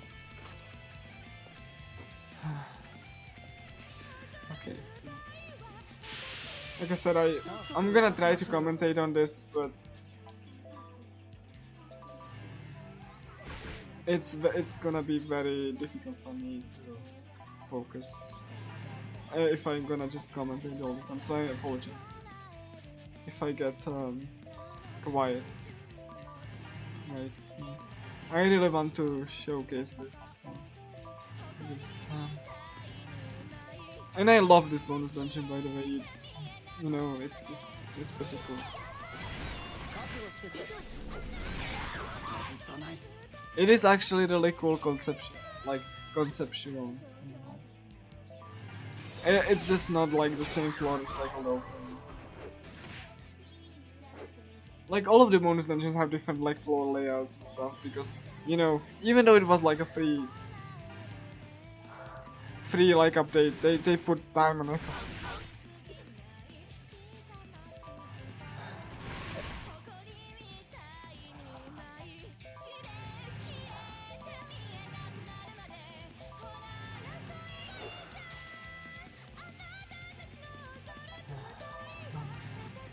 Did I debuff that? I did. Fine. Nice. Okay, I can lock on the push to response. This is fine. Kensuke's health is also fine. Again, this is not the hardest part. Not by a long shot. I can die at any point.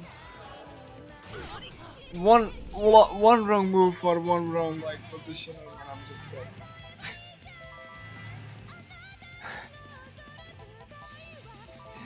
Do you want to know, guys, something funny? When I was doing the tech check for this, I actually wasn't paying attention to what I was doing. I died. Unlike a very easy enemy.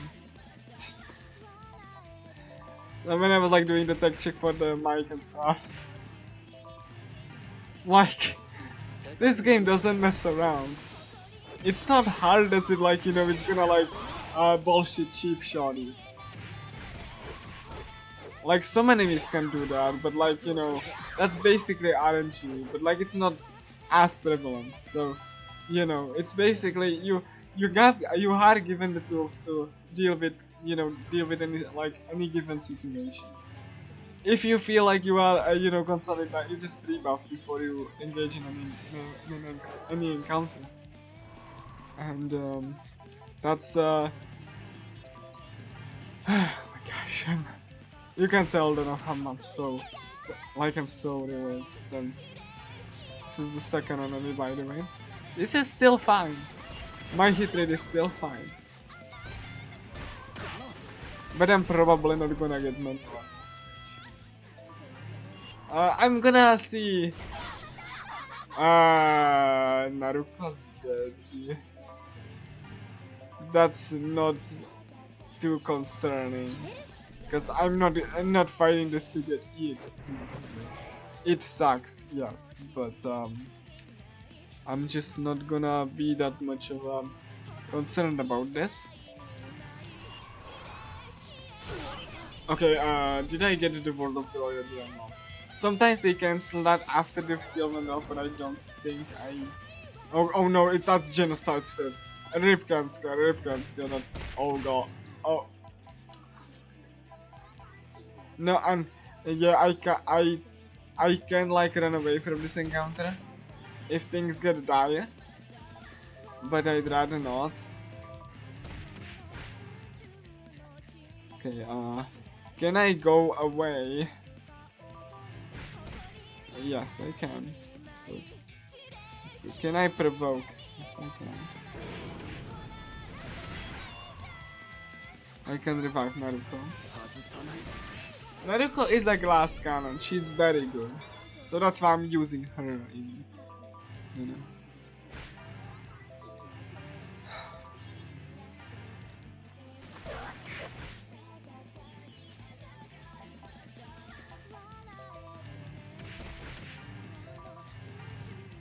Okay, I'm out of ultimate move. I hope I'm not gonna regret this.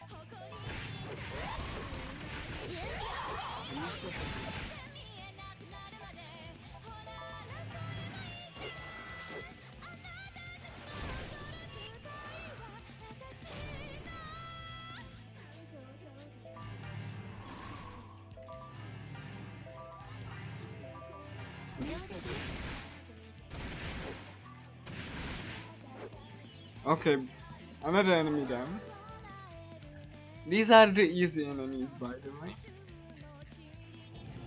It's gonna get worse. Much worse.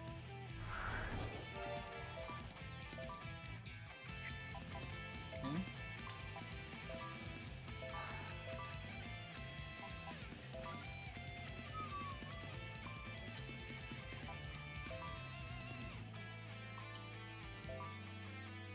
Fine, I'm gonna get self-delusion for MC.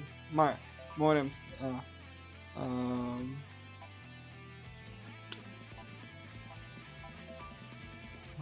No. I can't replace any of these for Naruko, by the way. I would lose her ultimate attack. So the ultimate attack would be... I wouldn't be able to use it. Naruko's fine. You have no idea how, how stressed I am at this moment.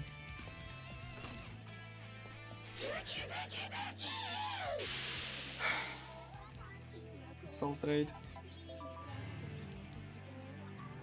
No, that's let's. Okay. I'm just gonna wait because the imaginary chain is giving me mixed messages. Or I'm just gonna move away. It's fine. I need to provoke real quick.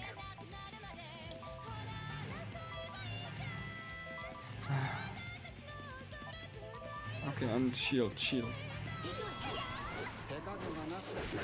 Cool. I'm gonna stretch a little bit because I have a little bit of time when I need to input commands. Oh my gosh, this is so tense.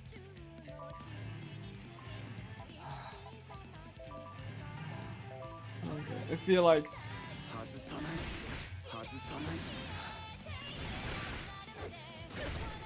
okay, that's fine. Did I debuff? I debuff fully. Now it's time to get like the risk up. I'm gonna do is just shoot it, Okay. I hope I don't get. It's hate cannon. Okay, why I guess. Okay, I'm gonna just heal myself. This will aggro the enemy just a second. Okay, cool, I'm fine. Okay. Should I trust that? I'm gonna put my trust in the imagination. And the risk was paying off. Cool. We are safe for now a little bit. Again, these are the easy enemies.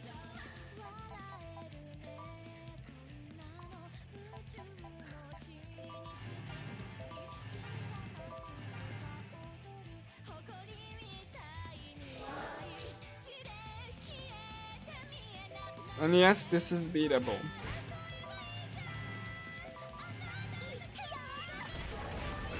Not sure if it's beatable at this level, but it probably is. It's gonna take a while. Okay, I'm not gonna. I just have to dash. There we go, and then I'm gonna do spin and hopefully. Oh come on. Okay, cool. Because I was like worried that I might not get the time to, because like everything is like timing based, so I was like hoping that the enemy doesn't finish the attack so I can actually jump it. It's very tense. I love this game. Hit cannon. Okay, cool. You're giving me really the easy ones. I appreciate that. I don't have. Okay, yeah. I don't think it's gonna hit. You have to have a particular order within these attacks, really. But you know. Okay, debuff it is. So.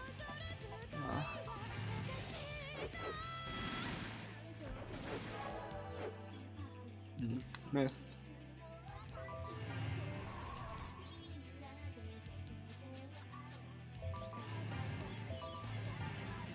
We will see if when I get to the, enter the boss, if I can actually hit the boss.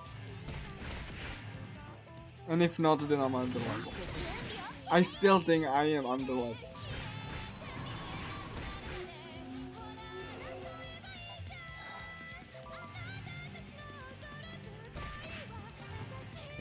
This is against like least accurate attack, but it hit.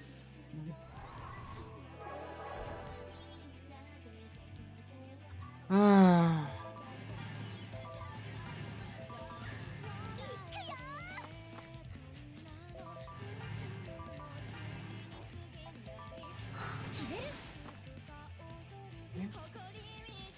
Fine now.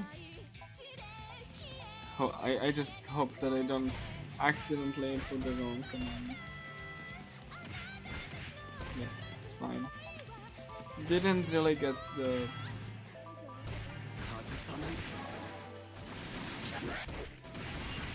void scream. That's not great. I'm gonna try that. Because like Gensuke can like, you know, block an attack and then counter attack. I mean, he's the protector, he's the paladin. I usually don't like use that much because the attack's kind of like inaccurate unless your accuracy is still, like, you know, big enough and compared to the enemy level, but there we go. Oh, hate cannon.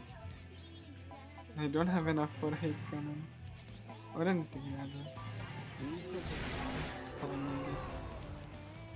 Yeah, I think hate cannon is fine. Like that's just like a lower powered attack. Oh my god, this still hit. I don't believe it.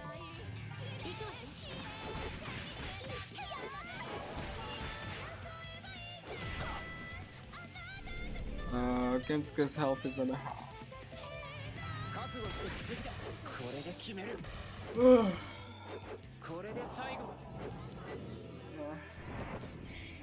Oof. I'm really, after every single one of these, I'm just like rustling a little bit. My hands and stuff.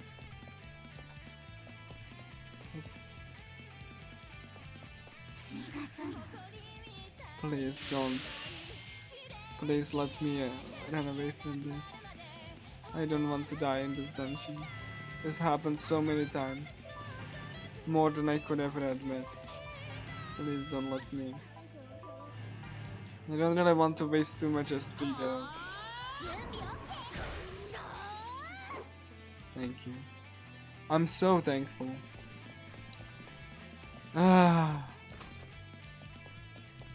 Okay. Thankfully, didn't notice me. Now he noticed me. Which attack? Sure. I'm gonna... That's a shooting attack. So. Defense. Naruto's gonna go. And can skip provoke. Shield is gonna getting a bit low. Okay, cool.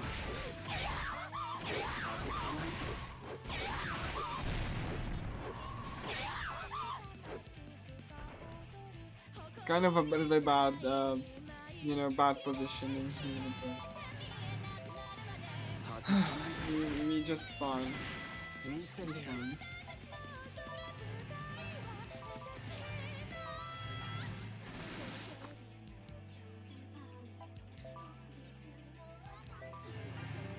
Let's lower the evasion. Okay, I'm gonna like get one evasion lowering attack.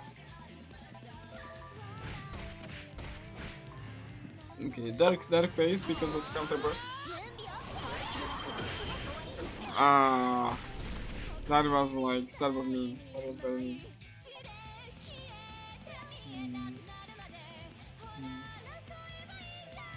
Sure. Okay, void scream.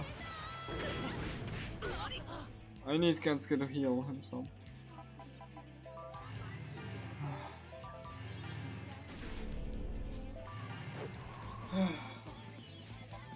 No, don't select accidentally escape. That would be pretty bad.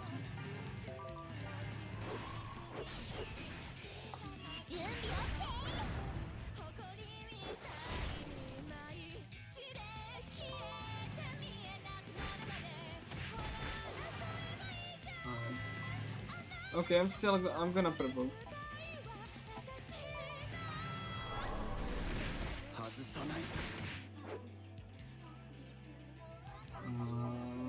Sure.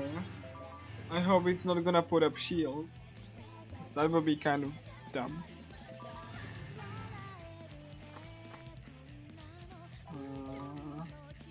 Okay, I don't have active spell. let's fix that.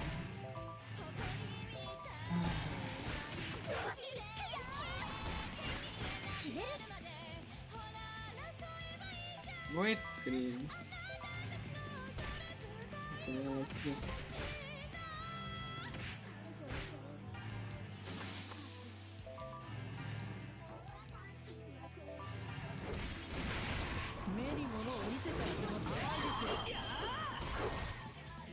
Cool, thank you, Kensuke.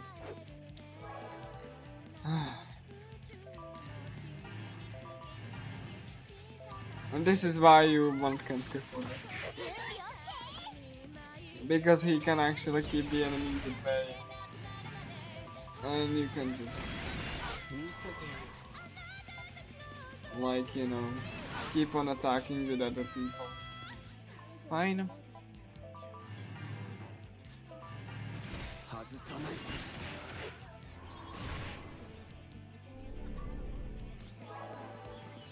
He needs healing. I think he's gonna be dead now. Okay, cool. I can counter this.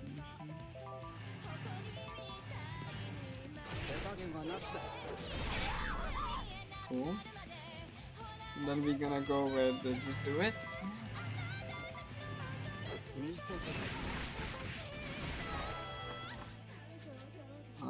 I don't want anyone else to.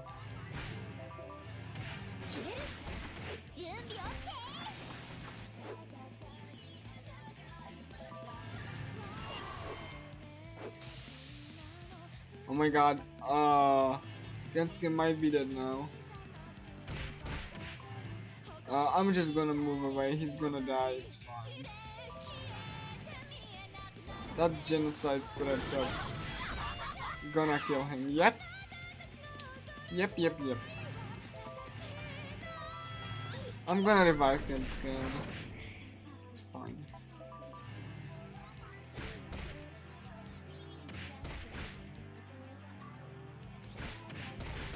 Okay, cool. I can't revive him with MC. Can't revive him with Cotton. So Kensuke will miss out on experience. It doesn't really matter, but like what does matter? He's gonna be missing out on health.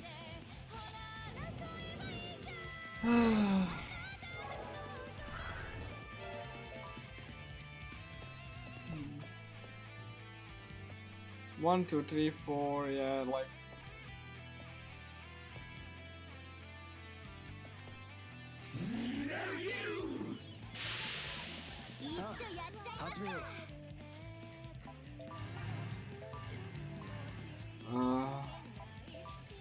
I'm gonna heal Kensuke. I'm gonna just try to put the enemy away, I think.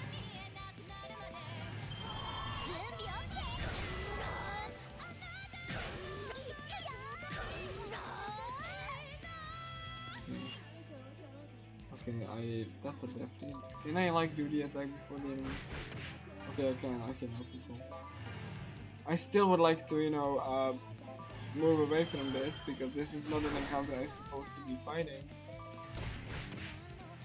I mean, I think I might just like, double take this and do the XP boost on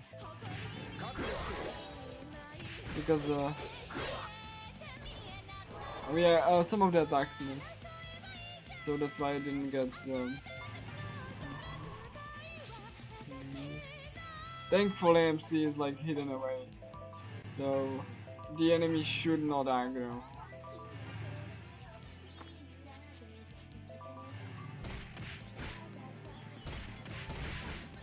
Hopefully this will kind of like, hopefully this will do the thing. There we go. I'm doing this to heal Kensuke.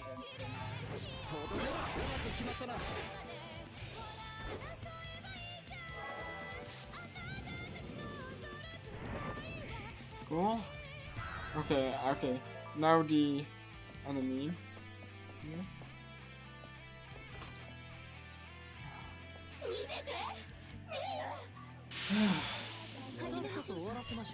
Void Scream. Fantastic.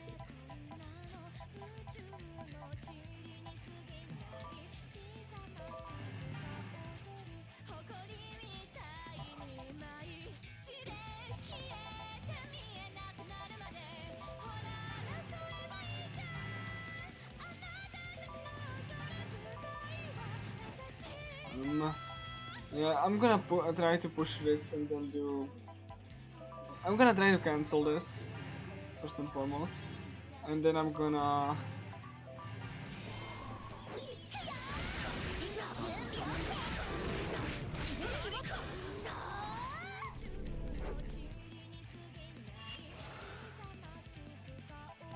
And this is the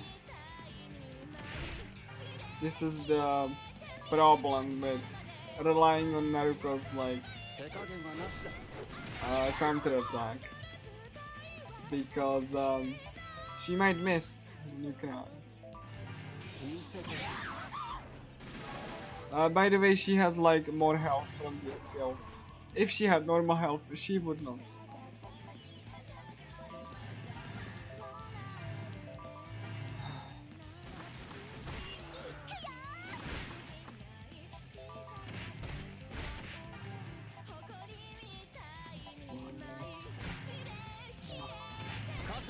These shots not gonna hit. Okay, cool. I mean, I need to like refill SP here right now. Defense down, accuracy down, and glue.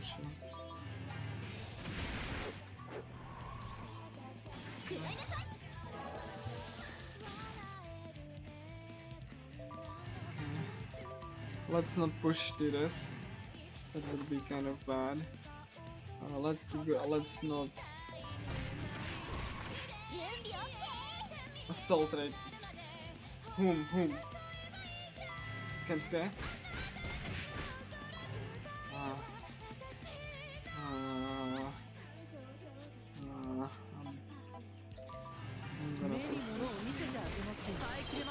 Skanski's gonna counter attack and it's gonna. Okay, cool, that's fine. It didn't push. Oh my god, I'm so happy with this thing. So yeah, as you can see, this is not a walk in the park.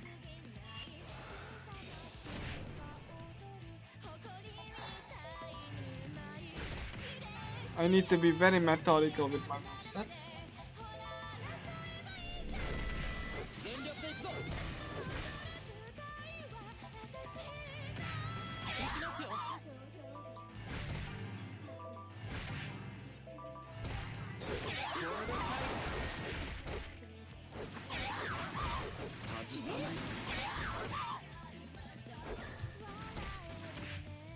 Cool.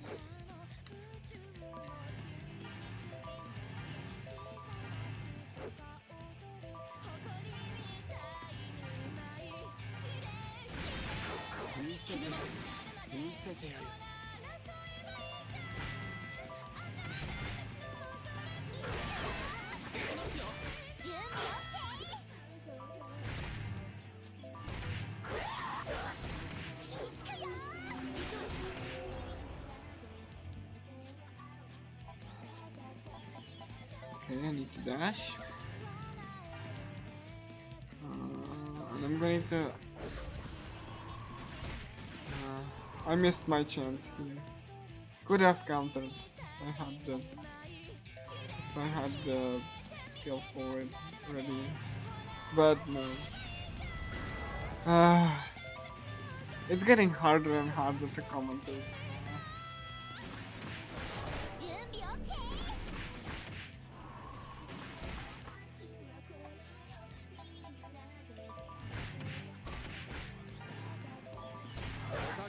Basically what I'm doing is that I'm like trying to defeat the enemies that I can go and challenge the boss.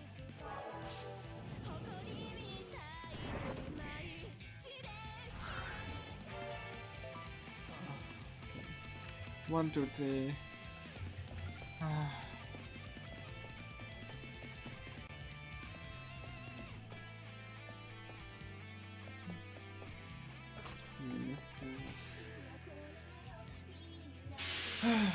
帰宅部活動開始だ。 Assault ready. Okay, let's dash away. I don't want to do the attack.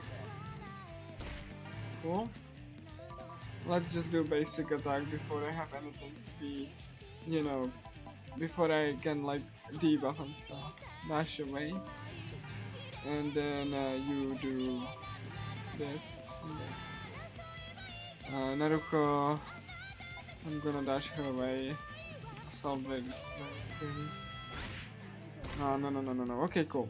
Not dashing away because she wouldn't. I would have to like move her. Actually. No, she's not gonna. She's not gonna make this. Yeah, that's got around. It's fine. Yatsuke heals himself. Not just for the flex, because I want the aggro.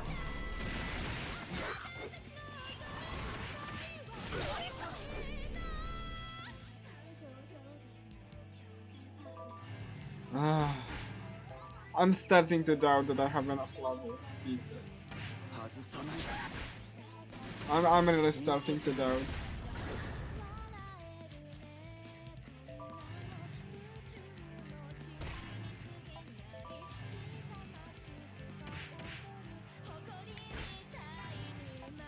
Because the boss has a lot of HP, and you have to constantly make sure that you do like a debuff, like you do a debuff correctly. Yeah.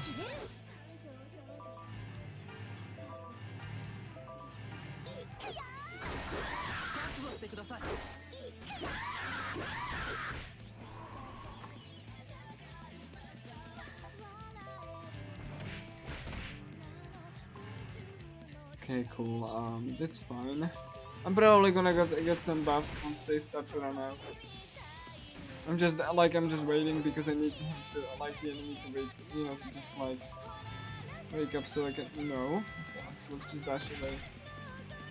Let's just there we go. EXP boost is fine. I don't need to.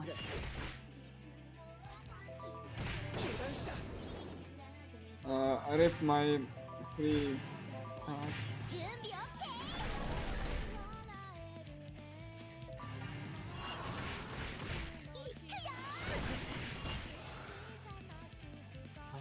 Yeah, my SP is gone. Oh my god. Oh my. Hi. Okay. Don't. Give me.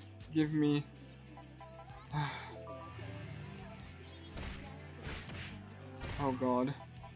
I'm trying to, but like, you know, this is really stressful just because, you know, MC almost died, so I'm gonna just like waste this. I'm just gonna counter them, even if it means that I don't get this attack, because I really need to make sure that MC doesn't die, otherwise it's game over.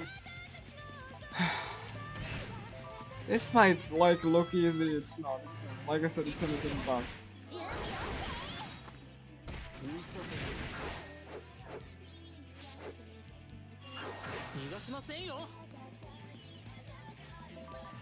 This is the first floor, by the way. Thankfully, the next floor is shorter, but the enemies are like higher level, so a little bit. But the boss is like level 42. I seriously doubt I will have the, but we will see. If I get the hit rate in 3%, I'm obviously not leveled enough. Oh, genocide spread. Oh my god, stop with this stuff. That's fine. Okay, as long as no one dies, I'm fine. Probably gonna get something, like I'm just gonna take a bite of a granola bar or something. Because I really, you know, I really need it. I need to put the controller down a little bit. Let me just do that real quick.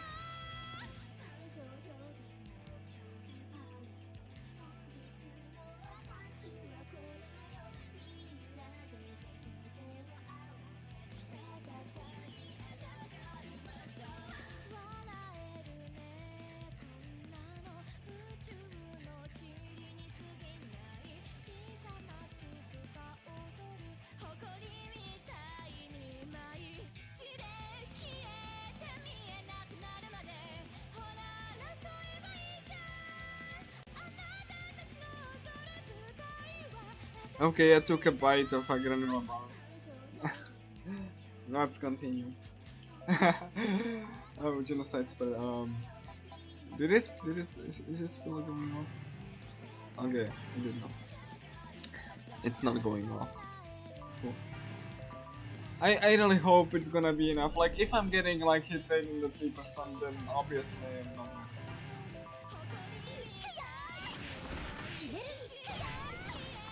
The boss also has like 200,000 HP. So, you are there for a while. Like, 外さない。決めます。覚悟してください。決めます。 there we go. I mean, 見せてやる。 but like I said, you will see the difference between this and the sequel or the remake. Because I promised, if I have time after the sequel, I will showcase the remake more and I finish what I couldn't finish before. And since it was like a filler run for the remake, I didn't really mind that I didn't, because I don't really like the remake. I said that many times before over the course of this thing.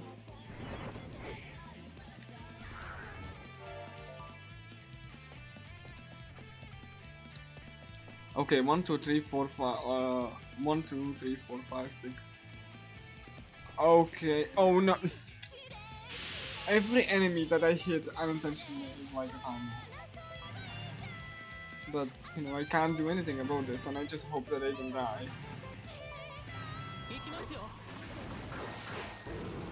Yeah, thank you, game. Thank you, game.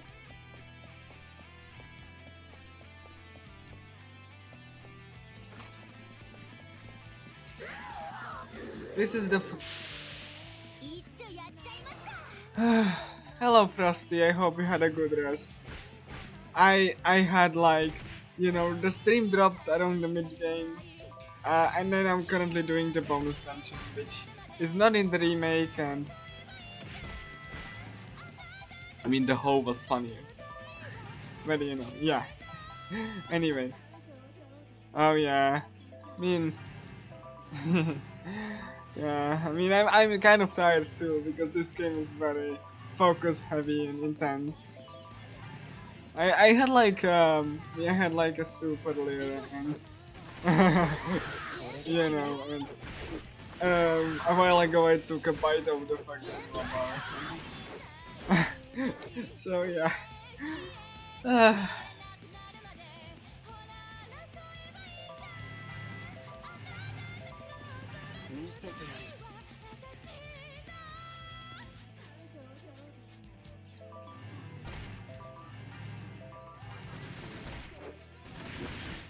Oh, I didn't provoke. I need to use Kensuke to his full potential. Needs the evasion game. Katana doesn't have like the best. Okay, cool.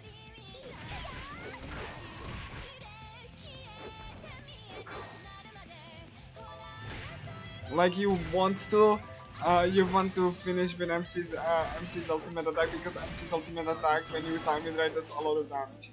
If you don't time it right, it does kind of like a really almost pitiful amount of damage.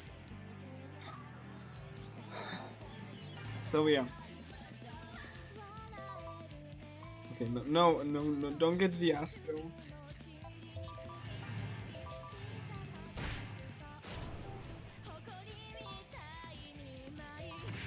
I still need to debuff this. Like I'm trying to provide commentary like throughout the whole run. Though it's getting really hard because I also need to focus and holy crap, oh my god, that wasn't great.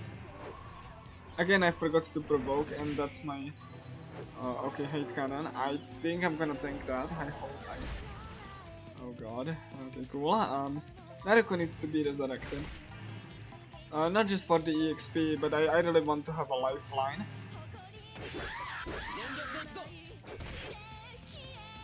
And yeah, that's I'm gonna get Word of Glory to the protagonist.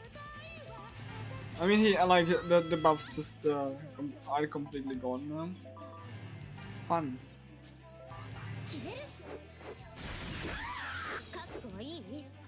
Oh yeah, an enemy was like in the air, so I can like knock him. The ultimate attack doesn't do that much. It like looks flashy, but it's not really. Just like I don't think it's that damaging as MC's. But it's kind of like a free activation, so as long as you can get enemy into the air, it's like a free activation. Of like kind of an okay attack. Like the main attraction is for the attack is the risk cap. So that's the main, like, I need to make sure that MC can just get provoked. It's for this because I really don't want the enemy to do anything bad. Like no.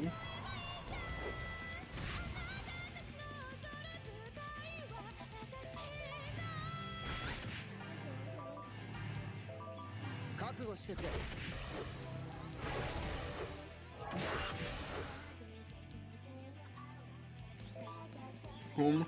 Gensuke is fine. He has more than enough health to pound this. I just need to heal. Okay, Angel's awesome. Cool. And MC can. Oh no, not genocide spread. Yeah, I mean at least it's aggro, not against this.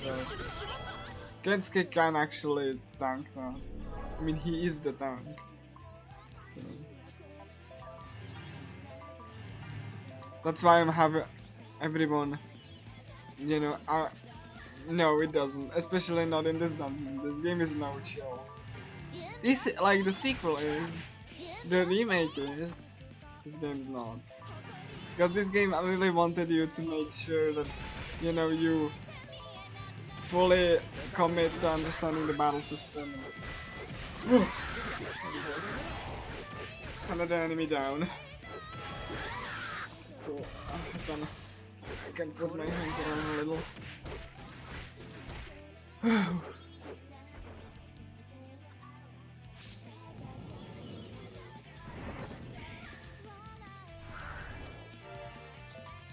They really didn't want the player to feel overpowered.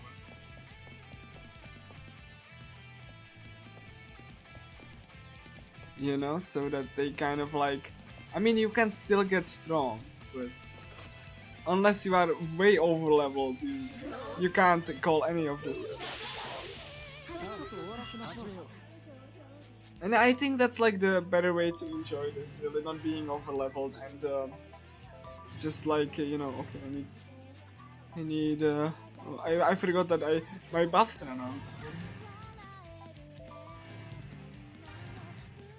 out. Whoops, okay, like I'm juggling between like, you know, between like my stat buffs and enemy attacks. Like I have no breaks.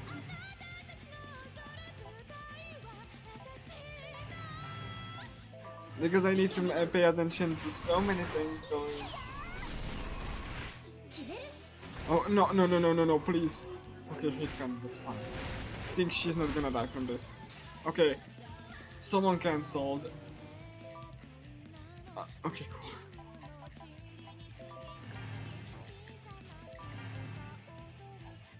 I mean, this is a bonus dungeon after all. This is supposed to be really challenging. But as you saw in the speedrun, even the speedrun, it's like no joke. Especially since, you know, I'm not.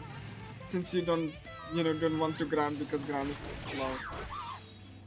So you know, so that you have to just like make whatever you have, and like for the main game, it's fun. Even though it's a little bit dangerous, but for the post game, it's just like.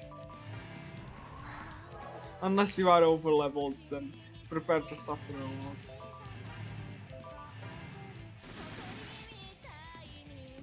and the game makes sure that you do, you know, the grinding is not really, you know, easy, so that you actually still have to play the game well. Do you want more experience? Play the game well.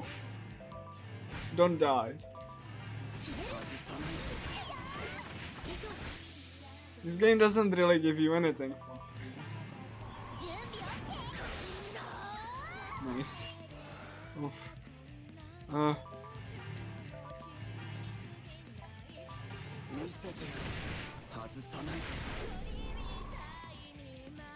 And I think that was the point. Oh come on! Please, I hope. Oh, Jesus. Do I get the counter? Yes, thank you, Katana. Oh gosh. But you know, if I wanted to relax, I wouldn't submit this game into a marathon. And if I wanted to relax, I wouldn't do the coin obsession.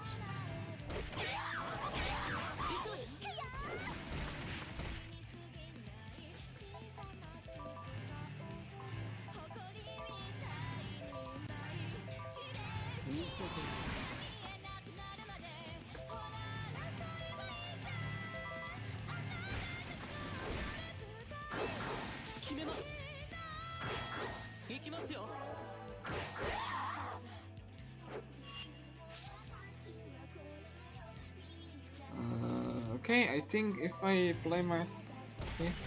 Okay, cool, okay, cool, that's fine. We can relax a little bit, because I think we beat the enemy.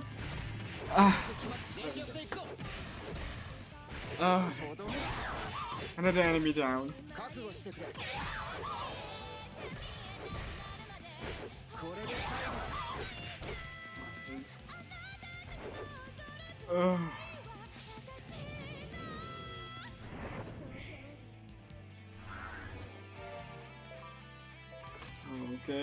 Okay. The first floor has been conquered. Yes, all of this was first floor. There's a second floor. Thankfully with less enemies. But they are stronger. You know. Just in case you wanted more pain.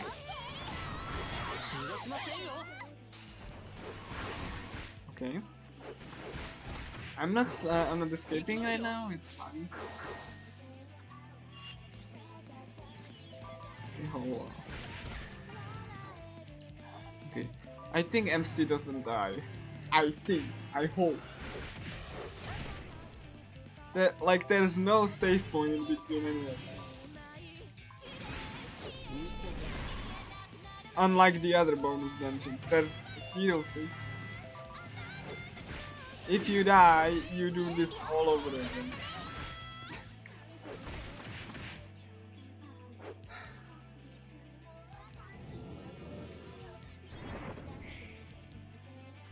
I get 1 skill point at random because I did well. Game gave me warning. Thank you. So this door opened and I will get loot. I need to check if the loot is actually good.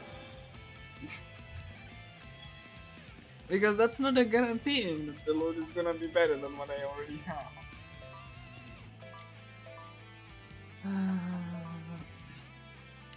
Shield evasion, no accuracy, screen guard. Let's shield evasion. I'm gonna get this. Less accuracy. That's a terrible one to give that guy.